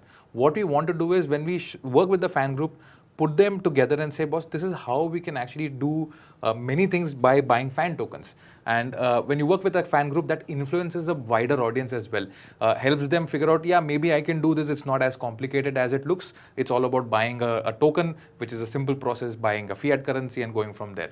So that's what we want to do as step 1. And like I said, we've actually put them together in one place right now, which is a Telegram group that's easy for people to communicate and converse. So you're talking about community building, but what's the solution you are providing for this, if you can just highlight? So right now at SportsChain, what we're trying to do here is we are building a digital world for fans. You, me, all understand that blockchain technology or cryptocurrency is at a very nascent stage, specifically when we talk about Indian audience, right?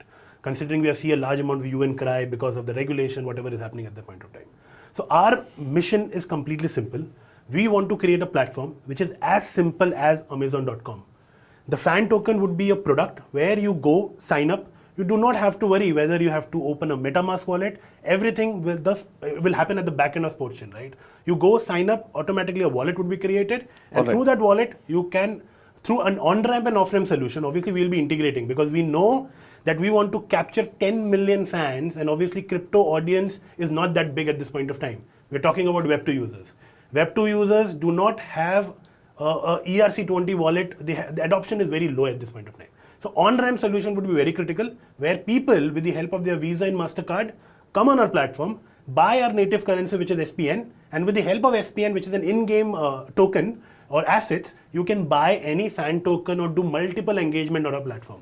And to top it up, what we're gonna do is Digital World for Fan. It's not only buying tokens and converting at a higher dollar amount. This is not our objective at all. All right. What we are doing here is we are tokenizing the membership. We are saying traditional membership में आप 3,000 रुपए देते हो, आपको discount मिलता है, VIP greet and meet मिलता है, but after 1 year it expired, right? And your 3,000 rupees goes to zero. But here we are bringing that particular concept on chain, where we are tokenizing the membership. Fantastic. You're getting all the traditional membership, whatever you want. But over and above, because of demand and supply, the game theory dynamics, the price will go up or down. At least you will have something in return, and it's an infinite period membership, right? Because you hold an on-chain data which is completely decentralized and it can be transferred. Right now you have utilized a VIP ticket. You want your friend to utilize, just transfer that fan token to them. He will pay you back whatever the money it is or trading amount would be, and he'll be able to participate in the fan engagement activity. All right, so this it's is transferable. That's what you're saying. Absolutely. So, but which platform you are using, Siddha? So right now, the main or the layer one is Ethereum. All right. And why Ethereum we all know, because this is the one biggest platform on blockchain, a layer one standpoint. So this is what we are using. But unfortunately, you also know that gas fee issue is too big in Ethereum at this point of time. So what we have done is we have connected Layer with two. Polygon. Yes. So we are entering into layer 2, wherein our platform, our tokens would be on ERC20, but our overall platform will work on Polygon. We have already received a grant from Polygon. So we are building a web app on Polygon so that a user, a tier 2 or tier 3 audience who is a very die-hard Tamil Thalaiva fan, want to buy $5 tokens, they can buy it with a very minuscule gas fee. Fantastic. This is where we want to change the game. Rather than paying $20 on Ethereum for buying $5 worth of tokens. So since we are talking about layer 1 and layer 2 solution, I just wanted to ask you, Ethereum is undergoing the merge process, and there are market participants who are expecting that once this merge is complete from proof of work to proof of stake, it's going to solve a couple of things such as the high transaction fees which you guys are facing as of now. And the other is the environmental concerns. That's a separate thing. Correct. But SportsChain, is it prepared when this merge will happen? It's going to solve the problem? You will not require layer 2 as of now? Absolutely. So our whole idea to move on layer 2 is the only basic problem is gas fees, right? If Ethereum transition to proof of stake has been in talks for the last 2 years, we don't know when it's going to happen. But whenever it happens, we are already built on ERC20. So it's much more easy for SportsChain to shift from Polygon to Ethereum, the upgraded version as well. So that doesn't stop at all. So I think it would be a win-win situation for everyone. But obviously then Polygon needs to find another solution how they're going to fight with the new proof of stake of Ethereum, because ultimately that's going to eat a large amount of pie of their business. That's a big question, which everyone is asking. Will these layer 2 chains will be obsolete? Although we are discussing about fans, let's move on. Since we are talking about this entire gaming sector, can you just explain to me, Vinayak, since cryptocurrency market, as we all are aware, that it is going through a troubled time. We have seen a lot of institutional investors selling recently, but this gaming sector has witnessed roughly around $10 billion of funds only in 2022. At a time when market is falling, this sector is witnessing a lot of inflows. What is the main objective? What is the way forward? What do you think is the main reason behind this inflows? So the main reason behind this inflows is that they believe, or the investors believe, that these play to earn concept is a win-win. Okay, it's a win because the player themselves are able to earn either in the form of NFT or tokens, and the fact is that the range of games is also quite vast. from casual to something as deep as role playing. So that's why, because of these factors, you will see a lot of inflow coming to. But this market is expected to undergo a change as well. Because what happens is, for us, what we believe is that, and what we are basing our concept is that, crypto market is like you have to have an in and you have to have an out. A lot of these games that do not give you an out, in the sense that, you're not able to reap benefits, financial benefits, and that's the end goal for everybody, right? Those games will slowly get weeded out. So that money is going to come in very well right now, but the utility and the out factor is going to determine which are the companies that are going to stay in the market. So you rightly mentioned when you started this particular discussion, you mentioned about play to earn, right? Play to earn is the element which will change the gamification or the GameFi completely. To give you numbers, GameFi is around 11.5 billion market cap, the various projects on GameFi at this point of time. And on a trading volume standpoint, 2 billion of trades happens on a daily basis on these particular platforms, which is NFTs, fan tokens, so on and so forth. So here, how the game will evolve is, right now, to give you an example of Dream 11, right? Dream 11, you participate in a particular pool amount, but only 1 or 2% wins, right? But when we talk about GameFi, even on our platform, we're going to incorporate gamification for user stickiness and user rewards. You participate, you invest your time in terms of playing those games, you will be rewarded in SPN tokens or fan tokens as well. So this is where your time is money is the concept which we are bringing to reality from a sporting world standpoint by integrating gamification and GameFi element to it. Do you play games? Yes. No, I'm talking about physical games. Physical games right now, no. But I have been playing computer games. I play on Xbox for a very, very, very long time. And now I'm getting back into computer games because of the whole GameFi thing as well. So which is your favorite computer game? My favorite computer game is FIFA. So I've been playing that. Why do you think that FIFA is best? What are the features that you like in that? So two things. I can play against my friends and I can play online, and obviously I can play with my favorite team, which is Arsenal. And that's why I like it. And every year there's an upgrade to it, and that upgrade is quite nice. So which is your favorite game, Siddharth?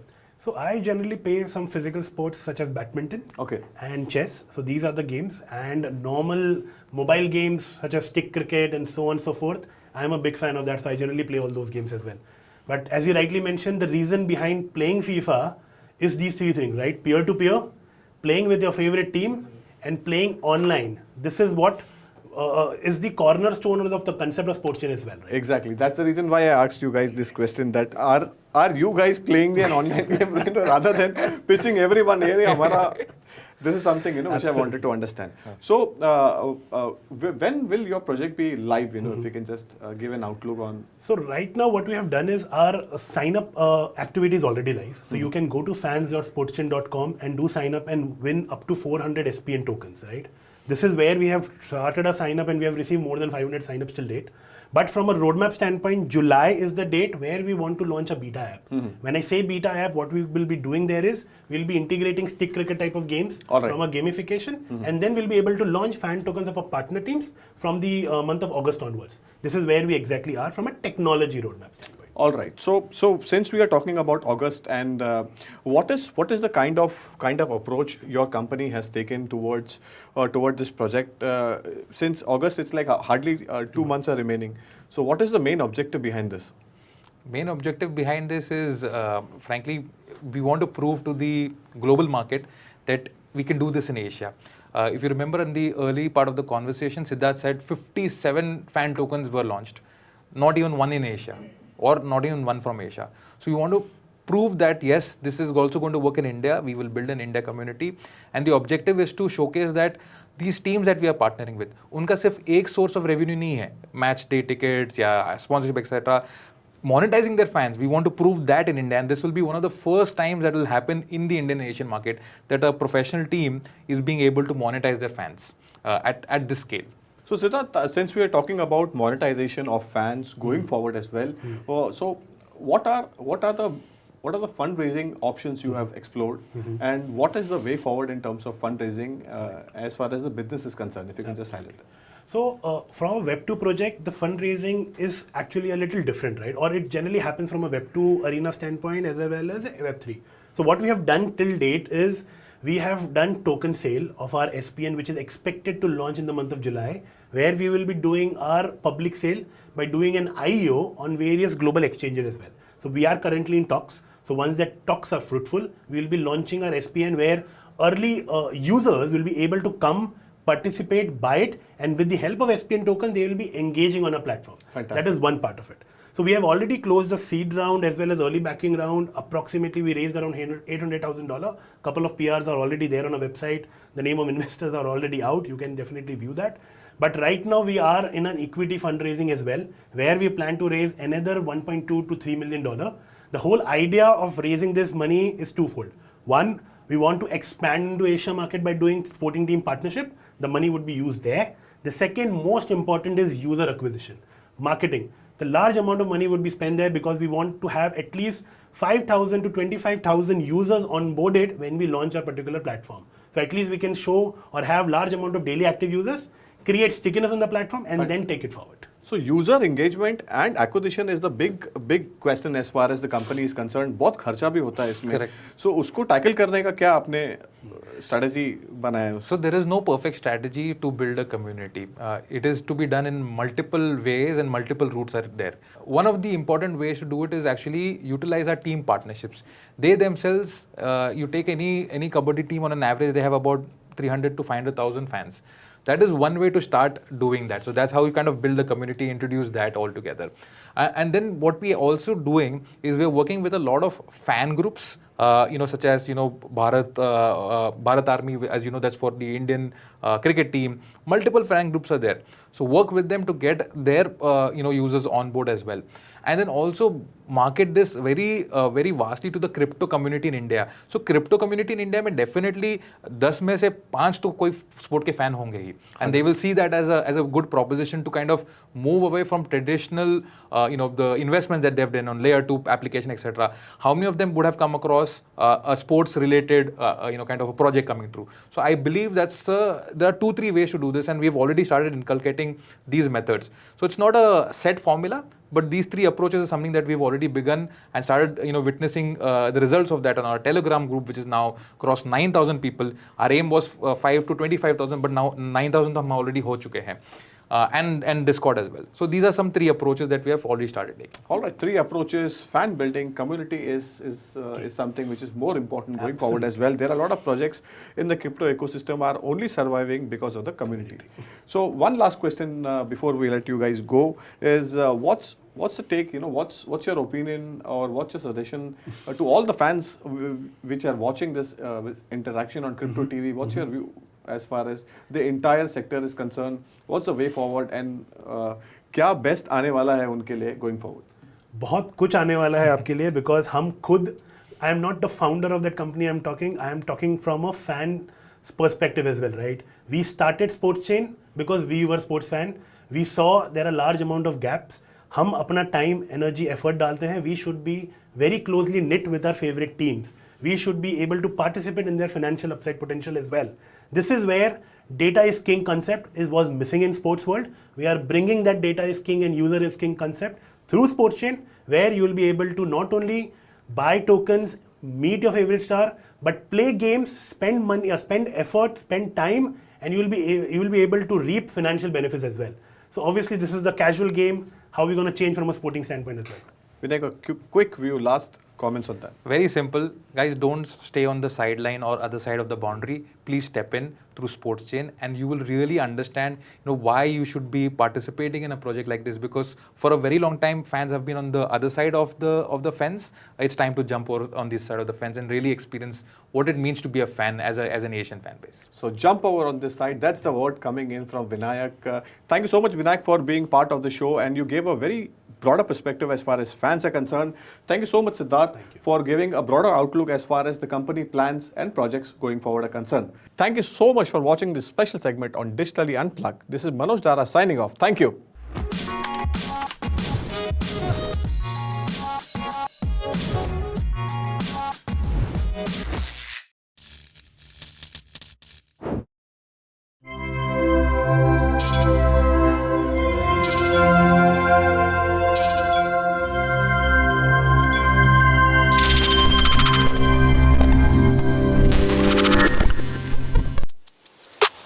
Ladies and and gentlemen, welcome to Crazy Coins with Karnal. Today's coin is Phantom. It is the talk of the town. It's going ballistic on social media. It is changing the way people are exchanging money because it solves the ledger distribution problem. Highlight is it has given a crazy 12,000% in 1 year. 1,000% is 10x, 10,000% is 100x. You have 12,000 bucks today.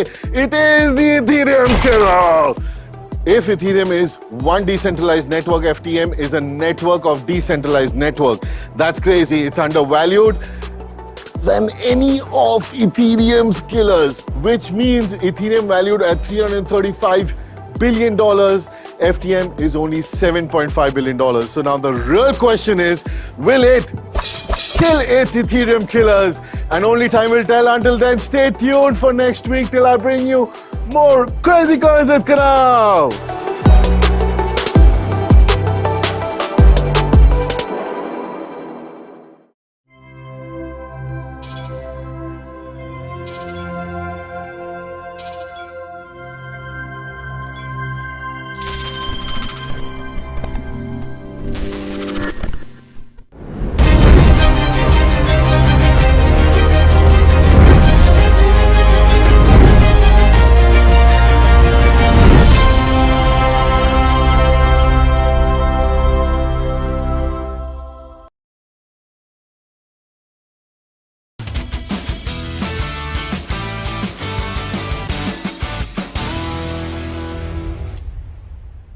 Hello, કેમ છો? મસ્ત મજામાં? Welcome to crypto TV. હું છું તમારી host અને દોસ્ત Parvati, AKA પારો દેવા. જેમ ગોલ્ડ પછી ચાંદીનું નામ આવે તેમ ડિજિટલ ગોલ્ડ એટલે બિટકોઇન પછી ડિજિટલ સિલ્વર એટલે ઇથિરિયમનું નામ આવે. આજે આપણે ઇથિરિયમ શું છે, કોણ બનાવ્યું, શોર્ટ ટાઈમમાં આટલું ફેમસ કેમ થયું, આ બધું આજે એઝ ઓલવેઝ ફન વેમાં લર્ન કરશું. इमली का बूटा बेरी का पेड़, इमली खट्टी मीठे बेर, इस जंगल में हम दो शेर, चल घर जल्दी हो गई देर, चल घर जल्दी हो गई देर. 1991 ફિલ્મ સોદાગરમાં બોલિવૂડના બે શેર ધ લેજેન્ડ્સ રાજકુમાર અને દિલીપ કુમારે લાસ્ટ ટાઈમ સ્ક્રીન શેર કરી હતી. બોલિવૂડની જેમ ક્રિપ્ટો વર્લ્ડમાં પણ બે શેર રાજ કરે છે. ઇમલી કા બૂટા બેરી કા પેડ. આ લિરિક્સથી સમજીએ તો ઇમલી એટલે ઇથિરિયમ અને બેરી એટલે બિટકોઇન. આજે આપણે ઇથિરિયમ પર કોન્સન્ટ્રેટ કરીએ. So let's get started. Ethereum એટલે શું? ઇથિરિયમ વર્લ્ડની સેકન્ડ લાર્જેસ્ટ ક્રિપ્ટોકરન્સી છે, જેને ઈથર, ETH ઓર ઇથિરિયમ પણ કહેવાય છે. શું તમને ખબર છે 2015માં લોન્ચ થવાથી આજ દિવસ સુધીમાં ઇથિરિયમની પ્રાઇસ એપ્રોક્સિમેટલી 36,000% વધી છે.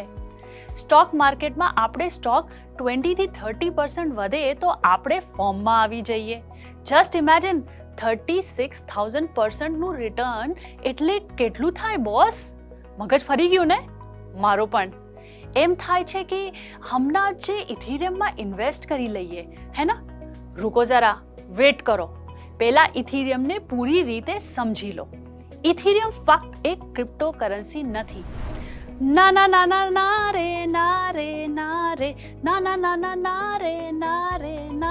इथेरियम ना रहोगे तो ऐसे करोगे, ब्लॉकचेन के सारे मजे कैसे करोगे. इथेरियम है इथेरियम है.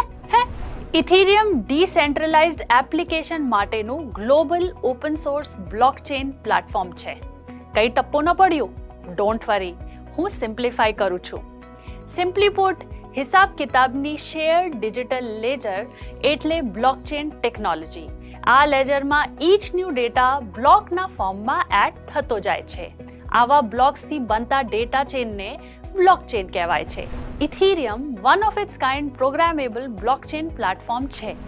સિંઘમમાં અજય દેવગન કહે છે ના, जिसमें है दम वो है फक्त बाजीराव सिंघम. ઇથિરિયમ પ્લેટફોર્મમાં પણ બહુ જ દમ છે. આ ફક્ત ટ્રાન્ઝેક્શન રેકોર્ડ સ્ટોર કરવાની ડિજિટલ લેજર નથી.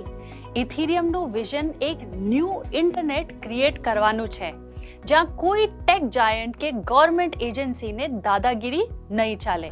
તમારા પ્રાઇવેટ ડેટાને સલમાનના બિગ બોસની જેમ કોઈ જોઈ ન શકે. આટલું જ નહીં, ઇથિરિયમ પર gaming, entertainment, browsing, decentralise finance અને બિઝનેસ ટ્રાન્ઝેક્શન્સ માટે ડિસેન્ટ્રલાઇઝ એપ ક્રિએટ કરવામાં આવે છે, જેને ડી એપ્સ કહેવામાં આવે છે. ઇથિરિયમ યુઝર્સ ડી એપ યુઝ કરવા માટે ફીસ ભરે છે. આ ફીસને ક્રિપ્ટો વર્લ્ડમાં ગેસ કહેવામાં આવે છે. શું તમને ખબર છે, વર્લ્ડના 93% ડિસેન્ટ્રલાઇઝ ફાઇનાન્સના ટ્રાન્ઝેક્શન્સ ઇથિરિયમ પર કરવામાં આવે છે. શોર્ટ ટાઈમમાં ઇથિરિયમને ફેમસ થવાનું કારણ છે સ્માર્ટ કોન્ટ્રાક્ટ્સ. સ્માર્ટ કોન્ટ્રાક્ટ એટલે થર્ડ પાર્ટી વગેર કમ્પ્યુટર કોડથી થતો બે પાર્ટી વચ્ચેનું અગ્રીમેન્ટ. મિયા બીવી રાજી તો ક્યાં કરેગા કાઝી? ઇથિરિયમ બ્લોકચેન પર સ્માર્ટ કોન્ટ્રાક્ટ્સનો સૌથી મોટો ફાયદો અહીંયા ક્રિપ્ટોગ્રાફીના કારણે ફ્રોડના જરા પણ ચાન્સ નથી. પ્લસ તમારે વચ્ચે કોઈ થર્ડ પાર્ટી ના રાખવી પડે. ઊંધિયાથી લઈને અંડર વોટર સબમરીન સુધી તમારા કંઈ પણ સેફટી ટ્રેડ કરવું હોય તો સ્માર્ટ કોન્ટ્રાક્ટ હે ના. શું તમને ખબર છે, ઇથિરિયમના ક્રિએટર વર્લ્ડના one of the youngest crypto billionaire છે.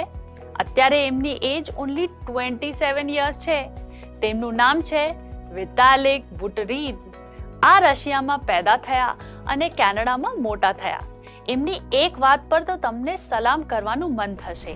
2021માં વિતાલિક ભાઈએ ઇન્ડિયન કોવિડ રિલીફ ફંડને લાખો નહીં, કરોડો નહીં, ખરબો રૂપિયા ડોનેટ કર્યા હતા. $1.14 બિલિયન ટુ બી એક્ઝેક્ટ. સલામ છે બોસ.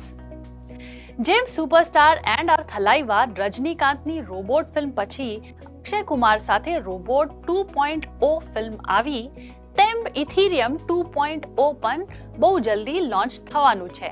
ઇથિરિયમ 2.0 નું બીજું નામ છે સેરેનિટી. કોઈ પણ બ્લોકચેનને 3 ફેક્ટર્સ પર ઇવેલ્યુએટ કરવામાં આવે છે: scaling, security and decentralisation. Scaling એટલે પર સેકન્ડ કેટલા મલ્ટિપલ ટ્રાન્ઝેક્શન કરવામાં આવે છે. સિક્યોરિટી એટલે આ હેકિંગ અને ફ્રોડથી કેટલું સિક્યોર છે. અને ડિસેન્ટ્રલાઇઝ એટલે કે આને કોઈ એક કંપની, ગવર્મેન્ટ કે વ્યક્તિ ઓન નથી કરતું. ઇથિરિયમમાં કરન્ટલી સ્કેલિંગનો ઇશ્યુ છે. ફોર એક્ઝામ્પલ, વિઝા પર સેકન્ડ 1700 ટ્રાન્ઝેક્શન હેન્ડલ કરે છે. વિઝાની સ્કેલિંગ થઈ 1700 TPS, જ્યારે ઇથિરિયમ કરન્ટલી ઓનલી 15 TPS એટલે કે 15 ટ્રાન્ઝેક્શન્સ પર સેકન્ડ હેન્ડલ કરે છે. ફિકર નોટ, 2022માં જે ઇથિરિયમ 2.0 આવે છે ના, તે પર સેકન્ડ 15,000 ટ્રાન્ઝેક્શન હેન્ડલ કરશે. બાબા રે, ક્યાં 15 TPS થી 15,000 TPS પર પહોંચી ગયા?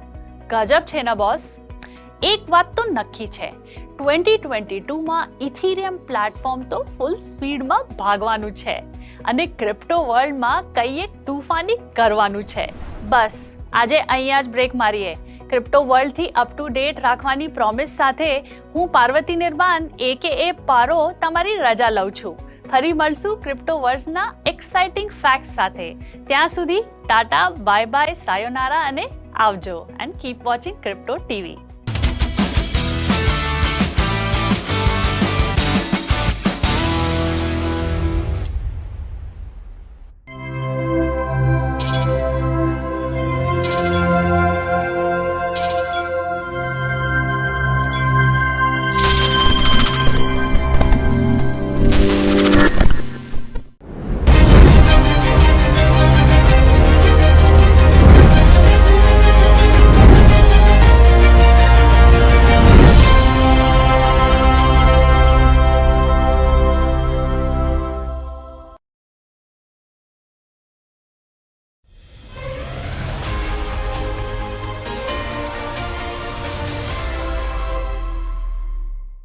Hello and welcome to the Coin Monitor. This is Manoj Dara. So, after the US CPI numbers, cryptocurrency markets have corrected. So, analysts now believe that the crypto markets are poised for a broader fall after the US CPI accelerated to over 4-decade high to 9.1% in June, beating economists' forecast of 8.8% jump.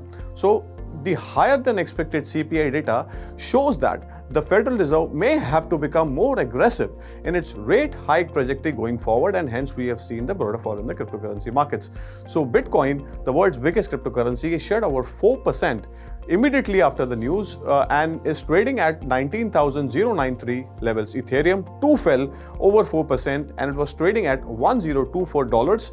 The crypto had earlier poised a multi-week high and which was around $1,250 just a few days ago, and it is trading at a dangerous mark of near $1,000. So IC15 index of cryptocurrencies were down by 4.5% to trade at 25,097 points. So immediately after this data, there are a few changes which happened in the cryptocurrency market. So the US 2-year bond yield jumped by 14 basis points to 3.17%, while the 10-year climbed to 3.03%. So investors are now anticipating Fed to hike rate by 75 to 80 basis points for the July rate setting meeting and by at least 75 basis points in its September meeting outcome.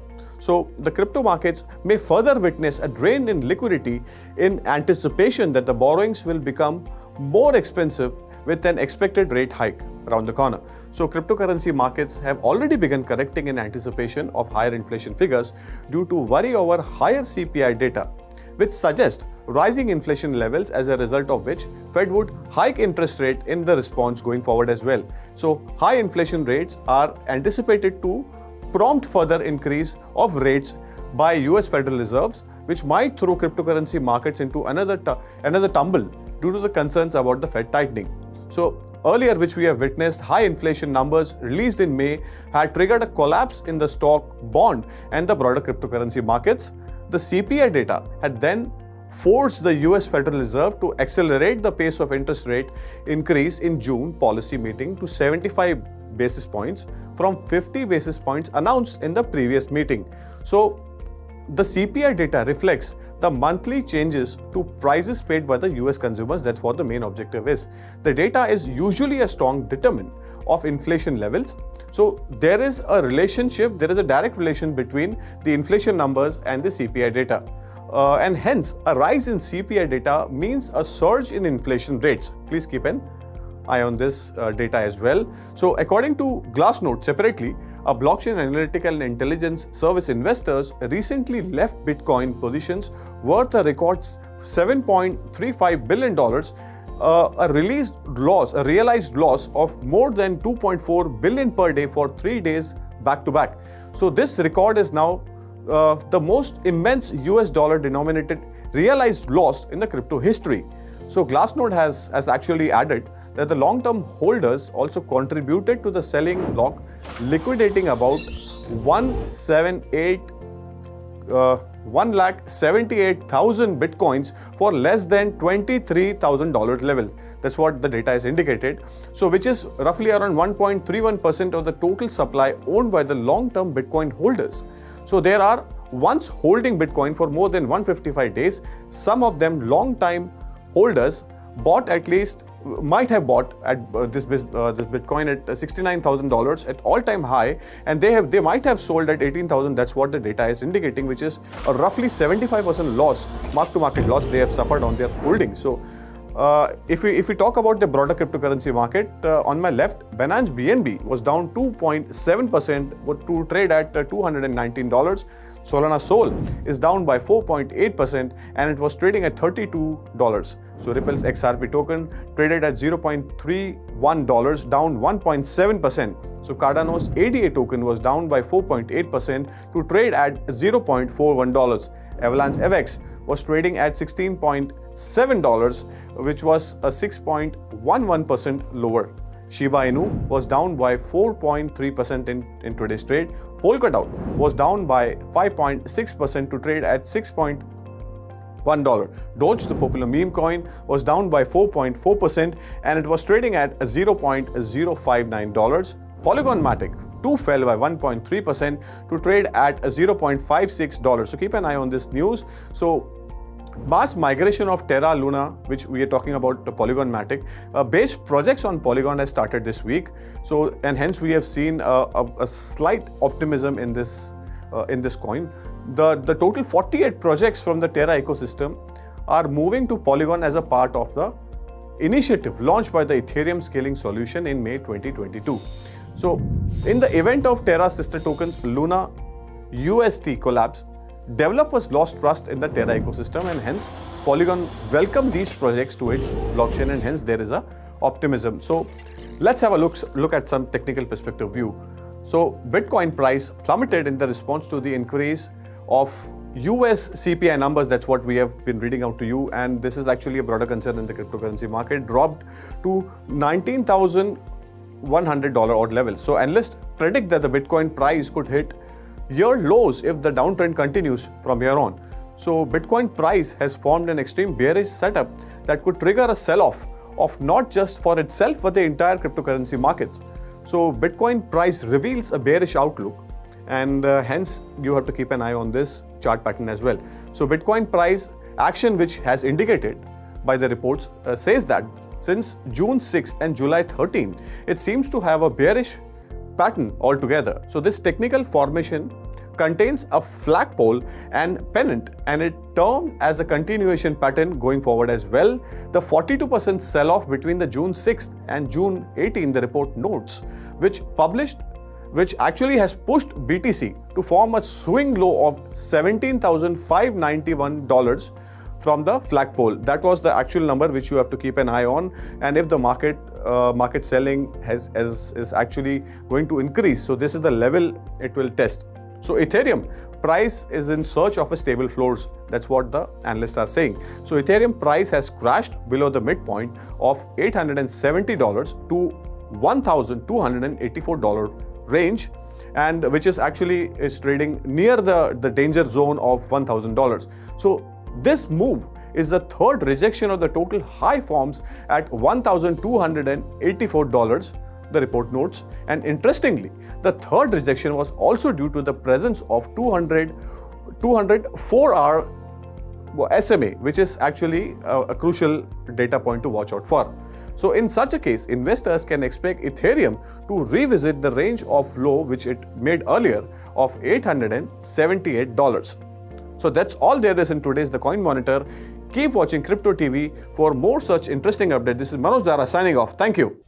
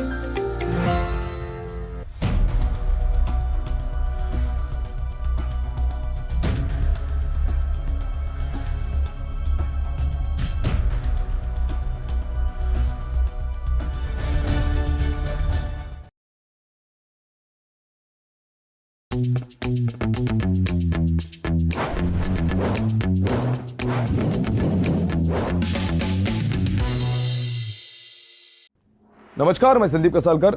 Crypto TV के show crypto crimes में आप सभी का स्वागत है। दोस्तों, जिसे देखो वो एनएफटी बनाने के होड़ में लगा हुआ है। आम हो या फिर खास, एक्टर हो या फिर स्पोर्ट्स पर्सन, सभी नए जमाने के साथ बने रहने के लिए एनएफटी क्रिएट कर पैसे कमाने के नए जरिए का फायदा उठा रहे हैं। और यही वजह है कि एनएफटी की दुनिया तेजी से बदल रही है और दुनिया भर के मौजूद लोग इसकी तरफ आकर्षित होने से खुद को रोक नहीं पा रहे हैं। इसका सबसे बड़ा उदाहरण मार्च 2021 में एनएफटी स्टोर के नाम से सस्पिशियस लुकिंग डोमेन रजिस्ट्रेशंस की संख्या में लगभग 300% की बढ़त है। इस तरह से एनएफटी मार्केट प्लेस में अगर किसी को पार्टिसिपेट करना है तो सबसे पहले उसका एक्टिव क्रिप्टो करेंसी वॉलेट होना चाहिए। और यही वही जगह है जो एनएफटी होल्डर्स को नए रिस्क की तरफ लेकर जाता है, क्योंकि अटैकर्स किसी भी होल्डर्स के क्रिप्टो वॉलेट में मार्केट प्लेस अकाउंट के जरिए सेंध लगा सकते हैं। जैसे कि सभी जानते हैं कि बेहद शातिर हैकर्स अब तक एनएफटी मार्केट प्लेस ओपनसी के डिस्कॉर्ड सर्वर में भी घुसपैठ कर चुके हैं। ऐसे में पलक झपकते ही एक गलती और उनके निशाने पर आना बेहद आम है। इस तरह कुछ नई तकनीक तो कुछ अभी भी पुराने फिशिंग तकनीकों का इस्तेमाल करके होल्डर से उनके फंड्स ट्रांसफर कराने से लेकर क्रेडेंशियल्स हासिल करने के लिए इस्तेमाल कर रहे हैं। तो चलिए एनएफटी सिक्योरिटी रिस्क में इजाफा करने वाले उभरते खतरों के बारे में गहराई से बात करते हैं। तो सबसे पहले है पुराने जमाने की फिशिंग स्टाइल और एनएफटी धोखाधड़ी। दोस्तों, नए जमाने के खिलाड़ी भले ही कितने ही समझदार और सतर्क क्यों ना हो, लेकिन कई बार पुराने तरीके भी उन्हें चकमा देने के लिए काफी होते हैं। हाल की बात करें तो फरवरी 2022 में स्कैमर्स ने हमले के दौरान चोरी किए गए 254 टोकन्स के साथ ओपनसी यूजर्स से सैकड़ों एनएफटी चुरा लिए थे। हैकर्स द्वारा हासिल किए गए एस्टिमेटेड वैल्यू की कीमत $1.7 मिलियन से ज्यादा आंकी गई थी, जिसे महज 3 घंटे के समय में अंजाम दिया गया था। इस दौरान ओपनसी सीईओ डेविन फिंजर ने ट्वीट के जरिए बताया कि पीड़ितों को टोकन के ट्रेड के लिए एक ऑनलाइन कॉन्ट्रैक्ट पर साइन के नाम पर धोखा दिया गया था। दरअसल कॉन्ट्रैक्ट ऑर्डर पूरी तरह से ब्लैंक था और यही वजह थी कि जिसने हैकर्स को एनएफटी ट्रांसफर करने में सक्षम बनाया था। दूसरी तरफ एक नकली एनएफटी स्टोर साइट भी मौजूद है जो सोशल मीडिया के जरिए अपने शिकार की तरफ तलाश करता है और बड़ी सफाई से धोखा देने की कोशिश करता है। अब बात करते हैं क्रिप्टो वॉलेट सिक्योरिटी क्रैकिंग के बारे में। कई बार स्कैम से बचने के लिए होल्डर्स किसी भी फिशिंग स्कैम्स के झांसे में नहीं आते, लेकिन तब क्या जब कोई आपको फ्री एनएफटी दे और वो भी बतौर गिफ्ट। और यह वो छोटी सी गलती जिसे एक्सेप्ट करने के साथ कोई भी आपको मुश्किल में डाल सकता है। अटैकर्स अक्सर विक्टिम को टारगेट करने के लिए मैलिशियस एनएफटी को क्रिएट कर उसे गिफ्ट्स के रूप में ऑफर किया करते हैं। जैसे ही विक्टिम थोड़े लालच में आने के साथ मैलिशियस एनएफटी को खोलते हैं, तब उसमें से ओपनसी स्टोरेज डोमेन से एक पॉपअप ट्रिगर होता है। और खास बात यह है कि यह पॉपअप विक्टिम के क्रिप्टो करेंसी वॉलेट से कनेक्ट होने के लिए एक कॉमन रिक्वेस्ट शो करता है, जिसके बाद खुद ब खुद विक्टिम अपने ही हाथों अपने वॉलेट कनेक्शन को ओपन कर अटैकर्स द्वारा अपने फंड से हाथ धो बैठता है। और इसे ही कहते हैं खाया पिया कुश्ती और ग्लास तोड़ा लाखों का। बात करें fake NFT support on Discord की, तो ओपनसी के डिस्कॉर्ड सर्वर पर सोशल इंजीनियरिंग के जरिए हुई चालबाजी को कौन भूल सकता है।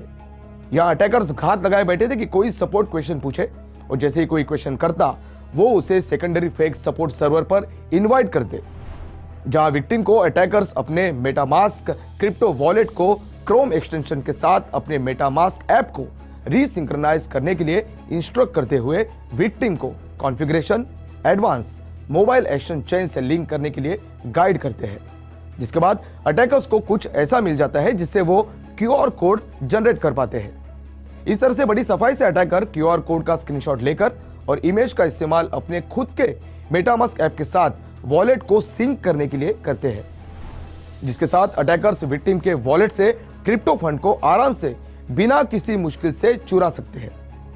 अब बात करते हैं डिजिटल आर्ट स्कैम्स के बारे में। डिजिटल आर्ट की चोरी के बारे में क्या कहेंगे? आप सोच रहे रहेंगे कि आखिर कैसे हो सकती है किसी के आर्ट वर्क की चोरी और वो भी एनएफटी फॉर्म में।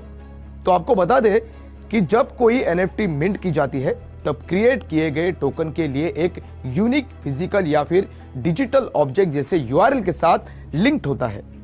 इसका मतलब यह हुआ कि जब कोई एनएफटी खरीदता है तो असल में वो यूआरएल अपने नाम करता है।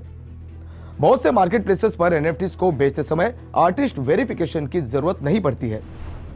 इसका ही फायदा उठाते हुए ऑनलाइन आर्ट थीव्स बड़े आराम से किसी भी आर्टवर्क को कॉपी पेस्ट, मिंट और सेल कर पाते हैं। इस बारे में इंफॉर्मेशन सिक्योरिटी न्यूज़पेपर की रिपोर्ट में समझाया गया है कि कई बार खरीदार इलीगल आर्ट के कॉपीज के लिए मुंह मांगी कीमत देकर फंस जाते हैं। ये स्कैम यही तक नहीं रुकता, बल्कि कई बार विक्टिम्स को ब्लैकमेलर से डिजिटल एसेट्स को खरीदने के लिए सपोर्ट किए जाने की धमकी मिला करती है। दोस्तों, बात करते हैं ट्वीट थेफ्ट के बारे में। मौजूदा NFT स्कैम्स के वाइड रेंज में इसे एग्जीक्यूट करना सबसे आसान है।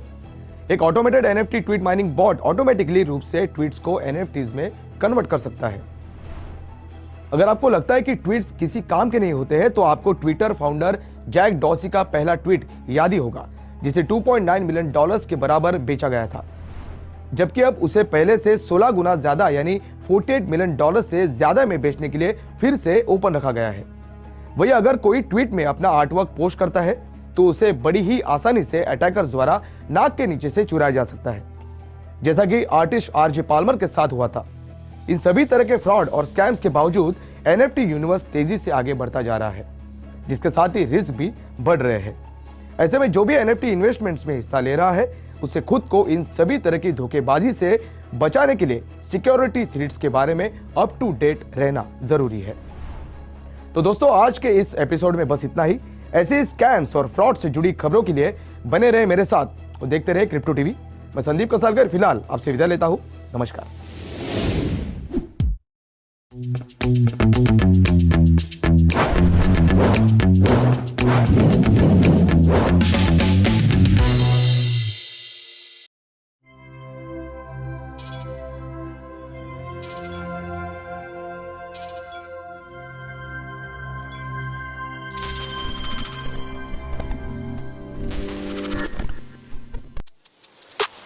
Good evening, ladies and gentlemen. Welcome back to Crazy Coins by Kunal. Today's coin is Solana. I'm gonna tell you conversations around it that go like Solana, Solana.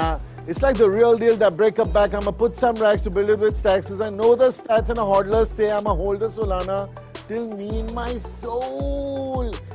Damn, this is crazy. Highlight is it has gone up over 4,500%. It is the Ethereum killer, founded by the guys who worked on Ethereum. It solves the speed problem and it's like a tornado.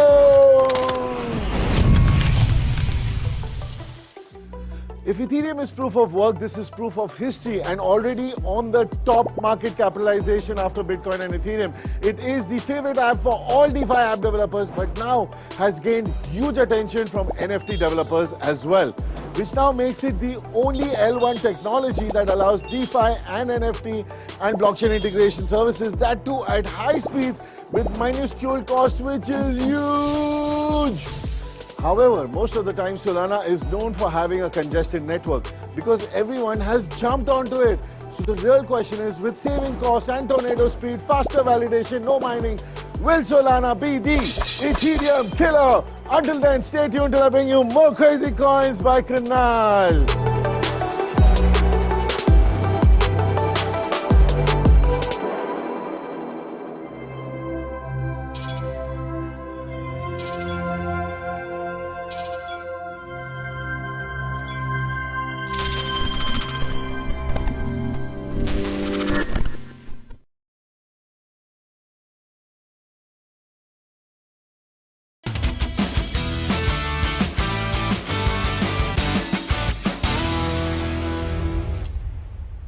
Hello everyone, you're watching your favorite channel, Crypto TV. I'm Vinita Chatterjee, your host who's going to lead you into the fantastic and mind-blowing journey of digital currencies. And today we are going to discuss what is this cryptocurrency all about. So bringing to you the basics of cryptocurrency. What is cryptocurrency? Cryptocurrency is a type of a currency that is digital and decentralized. Yes, you heard me right. Cryptocurrencies can be used to buy and sell things, and their potential to store and grow value has also caught the eyes of many investors. There are thousands of cryptocurrencies available in the market today. The most popular and the original cryptocurrency is Bitcoin. Bitcoin was created in 2009. The other common cryptocurrencies include Ethereum, XRP, and Bitcoin Cash. Each of these currencies serve a different purpose. While some are used in the place of cash, the others are used for direct transactions. Cryptocurrencies are wholly digital, so there is no physical coin or bill that is connected to the crypto that you own. Owners hold cryptocurrencies in a digital wallet and buy and sell them through online exchange. Your wallet may be online or stored offline on a device which is similar to your USB drive. Decentralization is a primary tenet of all cryptocurrencies, whereas most currencies are backed by a central bank, like for example the US dollar, which is backed by the full faith and credit of the US government. Cryptocurrencies are usually maintained and valued by their users. Now let's find out how cryptocurrency transactions actually happen. Cryptocurrency transactions are recorded on a decentralized ledger. This ledger is called blockchain. Every time a cryptocurrency is bought or sold, the transaction is added to the blockchain.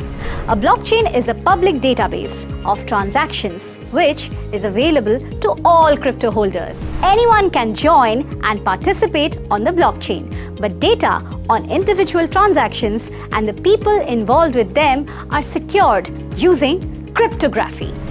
Cryptography, which is the basis for the term cryptocurrency. For each transaction added to the blockchain, there is a digital validation process which verifies it and prevents any kind of fraud. Now, what can we do with cryptocurrency? Let's find out.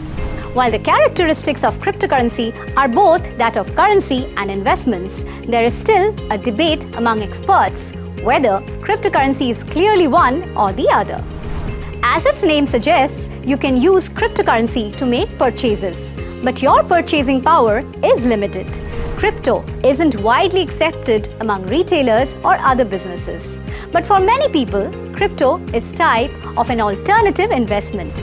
Just as you can buy and trade in stock markets in the public companies, you can also buy cryptocurrency with the hope that it will increase in value over time, allowing you to cash out for a profit or at a later date. Some people invest in crypto less for the belief that it will become a popular currency, but more for the belief that it is a bet on the blockchain technology which goes behind it. Cryptocurrencies do share characteristics of commodities like gold. Yes, they can be bought and sold for cash. Very similar to Forex or the foreign exchange trading, there can be significant risks involved with largely unregulated market, and your best bet is yet to get informed beforehand so that you don't invest your money that you cannot afford to lose. Only clear regulations may help us to understand how to use cryptocurrency and what its future may look like, but we aren't there yet. Well, that was all about the basics of cryptocurrency. Well, I'm super excited to get into the groove and jump into this bandwagon. Are you not? If you are, keep watching your favorite channel, Crypto TV, with me, Vinita Chatterjee.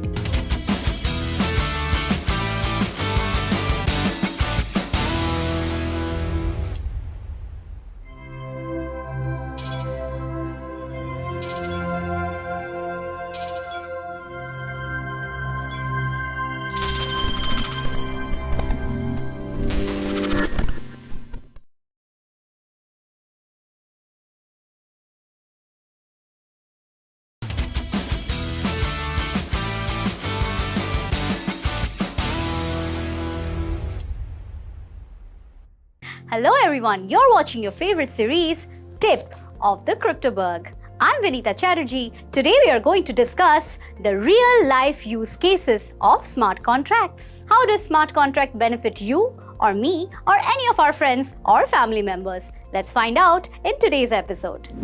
But first, let's find out what are smart contracts. Well, in our day-to-day lives, we all need some sort of a contract to make sure that our promises are kept intact. But what if I tell you that there is a concept called smart contract? Smart contracts can be defined as a paperless digital code that offers a set of promises on predefined conditions that the two different parties have agreed to. In simple words, the parties can set a condition that can start an action or a series of actions when met. Smart contracts actually have the potential to make our world more democratic. Yes, you heard me. In fact, the whole concept of smart contract applications has unquestionably revolutionized the way we live our lives. Experts believe that smart contracts would be around long after everyone has forgotten about some of the leading crypto coins. Smart contracts use the blockchain technology to facilitate the exchange of money, property, information, or anything that people deem appropriate to initiate a smart contract for. The beauty of decentralized nature of blockchain technology is based on peer-to-peer transactions. That means that these smart contracts don't require anything in the way of a middleman. Traditionally, individuals or institutions such as banks and solicitors were required to facilitate legally binding contracts. We all know that, right? But now, let's see what change the smart contracts implement in our lives. Smart contracts allow individuals to bypass this costly and often slow middlemen and agree on the contract directly. Well, doesn't that make you feel that smart contracts are going to simplify all of our lives? It truly does. In today's episode, we are going to discuss the top 10 real-life use cases of smart contracts. Let's find out. Number 1. Trade finance. Trade finance stands to benefit immensely from the introduction of smart contracts. Recently, Santander Innoventures said that it believes that blockchain technology will lead to more than $20 billion worth of savings per year by the year 2022.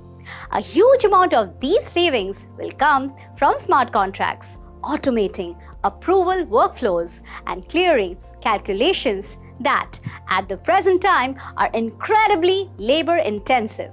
Not only will this automation help to reduce work hours, but it will also dramatically reduce errors and the time taken for these calculations to take place. Records. Our next use case of smart contracts are in keeping records. Nearly every foreseeable industry in the world will be able to use smart contracts to help improve the speed and security of its record keeping. One industry in particular that stands to benefit enormously is the healthcare industry. Currently, the world's healthcare computer systems hold hundreds of millions of patient medical records. Despite the fact that these healthcare organizations have invested huge sums of money on security, still, the current access and storage methods are far more vulnerable to cyber attacks compared to the blockchain-based technology. Blockchain technology could allow the entire databases of personal health records to be kept secure. An added bonus is that the technology also facilitates the use of private key. That means only certain individuals can gain access. Some of the other blockchain smart contract use cases include their use in issuing prescriptions, storing receipts, general stock management, storing test results, and so on. Property ownership. Smart contracts have two huge uses when it comes to the property market. First, they can be used to record property ownership. Since the use of smart contracts is faster and more cost efficient, this makes them a much better alternative to existing systems. It also means that they can be used to record the ownership of all types of property from buildings, lands, to phones and watches. Number 2, elimination of any kind of middleman. Within the housing market, smart contracts can remove the need for expensive services such as those provided by lawyers and housing brokers. This new technology also means that for the very first time, sellers have the ability to handle transactions completely by themselves without the need of any middlemen. Mortgages. The property market also stands to benefit from cheaper, faster and more secure smart contract-based mortgage transactions. Not only will this allow buyers to get into the property quicker, but it will also help to make the entire process a little less of a headache. Smart contract mortgages would allow both the parties to digitally agree to the sale before processing the payment. Once this is done, the contract would update the property ownership details to reflect the change of ownership. Since the process would require unique key code authorization on behalf of the original owner, it will make the whole process more secure and reduce instances of fraud. Insurance. The next sector that stands to benefit from smart contracts is the insurance sector. The insurance industry spends tens of millions of dollars each year on processing claims. Not only that, it actually loses millions of dollars to fraudulent claims as well. Aside from supporting the initial insurance policy, smart contracts could also help to improve the process of claim processing in many ways. They could allow error checks and determine payout amounts based on the set of criteria that takes into account the kind of policy that was held by the individual or the organization. Once again, reduced processing times, a dramatic reduction in errors, and cheaper costs are among the main benefits of smart contracts. In longer term, smart contracts could be used in tandem with Internet of Things enabled vehicles to allow for the pay-as-you-go insurance policies and the immediate activation of claims after an accident. Information such as driver licenses, driving records, accident reports, and policy details could be immediately processed to facilitate speedy payouts that would benefit both the parties. Medical research. The medical research industry will benefit from similar advantages as the healthcare industry. First of all, highly sensitive data such as patients' records could be transferred between departments, research centers, after having been securely encrypted via blockchain technology. Since many of the patients participating in medical research have sensitive medical conditions that they often wish to remain private, keeping these records secure is very essential. Likewise, medical research companies have enormous amount of data which includes test results and new drug formulas that they need to keep safe. This could be secured with the use of smart contracts, should they need to divulge any of this information to a third party for any reason.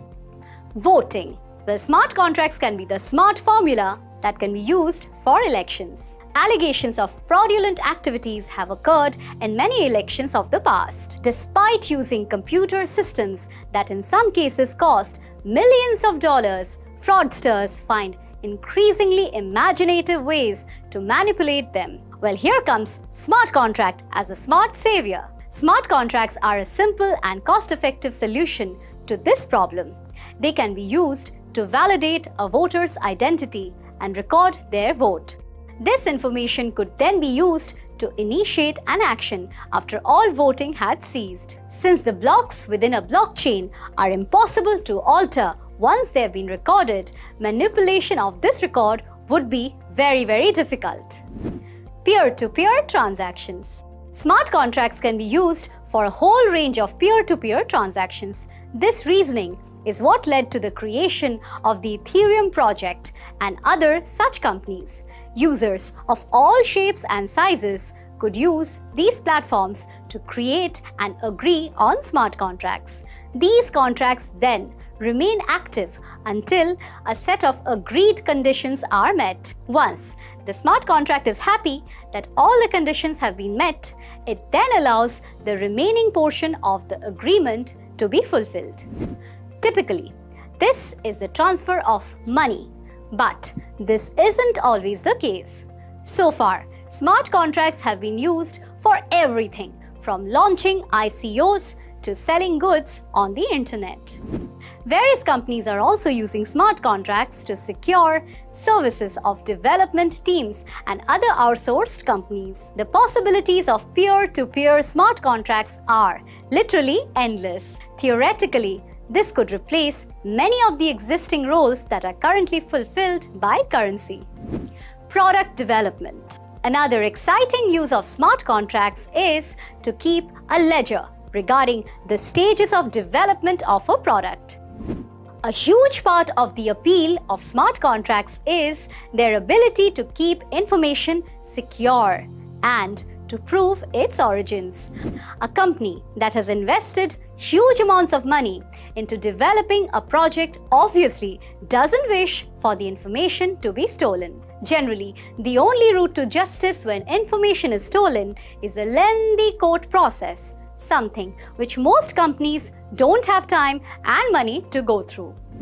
Now, when it comes to intellectual property such as ideas, you don't need to look as far as the never-ending patent claims between Apple and Samsung just to see how important being able to prove ownership really can be. The list of industries that could benefit from this new technology is huge, given the fact that smart contracts support and secure product development. The kind of industries involved could range from a small startup to a large tech company such as Microsoft or Amazon. Stock taking. Supply chains are another area of business that can benefit from blockchain-based smart contracts. Internet of Things devices could be used throughout the supply chain to record each step a product takes. Smart contract supply chains could theoretically, virtually eliminate in-house theft, as managers would be able to trace a missing product back to the exact time and place that it went missing. On huge supply chains, such as those found in large warehouses, these smart contracts would enable managers to see real-time stock levels and the time it takes for a product to move through the supply chain. Managers could use this data to adjust stock levels and develop new working practices to improve delivery times. For supply chains that operate in several different locations or companies, smart contracts could do all of the above and even initiate automating reorders and payments for order already received. Such information as contained in these contracts could also be used to help with determining up and coming busy periods and even which products to stock at different times of the year. So we see smart contracts are the most exciting thing to have come from the blockchain technology so far. Smart contracts really do have the power to take our lives out of the hands of institutions such as banks. Since we can use smart contracts to exchange something as simple as labor or more complex things such as loans, they will gain in popularity and the number of these services will grow exponentially. The technological advantages of smart contracts will help to speed up transaction times, lower costs, and even make processes much easier and stress-free. And when smart technology is present in the cars we drive, things we use, and help determine the choices that we make, the world could be a much more secure and a happy place to live. For all this interesting content from around the world of digital currencies and blockchain technology, keep watching your favorite channel, Crypto TV. Like, comment, share, and subscribe. I'm Vinita Chatterjee, signing off.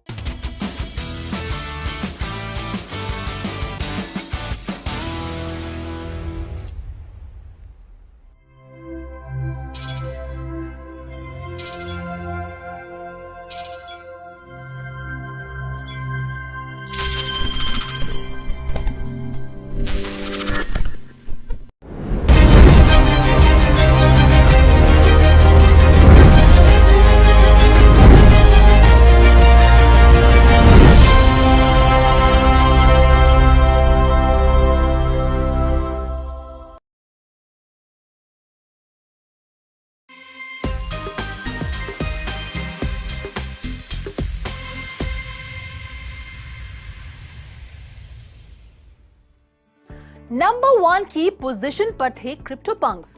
उनकी कामयाबी और कमाई 7वें आसमान पर थी, लेकिन board app ने आते ही उनका सिंहासन हिला दिया और महज 1 साल के अंदर क्रिप्टो पंक्स पर कब्जा जमा लिया। जी हां, एनएफटी की दुनिया हैरत में है। ये सोचकर कि जिन क्रिप्टो पंक्स की कामयाबी की मिसाल दी जाती थी, भला उस क्रिप्टो पंक ने अपने ही rival board app yacht club के आगे हथियार कैसे डाल दिए। ये तो आप जानते ही होंगे कि बोर्ड एप यॉट क्लब के यूगा लैब्स ने क्रिप्टो पंक्स को अक्वायर कर लिया है, लेकिन ये हुआ कैसे? चलिए सुनाते हैं आपको क्रिप्टो पंक्स की लंका में आग कैसे लगी। दरअसल क्रिप्टो पंक्स रातों रात ये जंग नहीं हारे, बल्कि धीरे धीरे उनके किले में सेंध लगी। 2017 में जब क्रिप्टो पंक्स लॉन्च हुए तब वो सबसे यूनिक और इकलौते थे। देखते देखते क्रिप्टो पंक्स का क्रेज हर किसी के सर चढ़कर बोलने लगा। जे-ज़ी, सेरेना विलियम्स और स्नूप डॉग जैसे सेलिब्रिटीज इसमें बढ़ चढ़कर इन्वेस्ट करने लगे। एक ऐसे दौर में जब हर तरफ क्रिप्टो पंक्स की चर्चा थी, तब बोर्ड एप यॉट क्लब ने एंट्री मारी। अप्रैल 2021 में लॉन्च हुए बोर्ड एप ने आते ही अपनी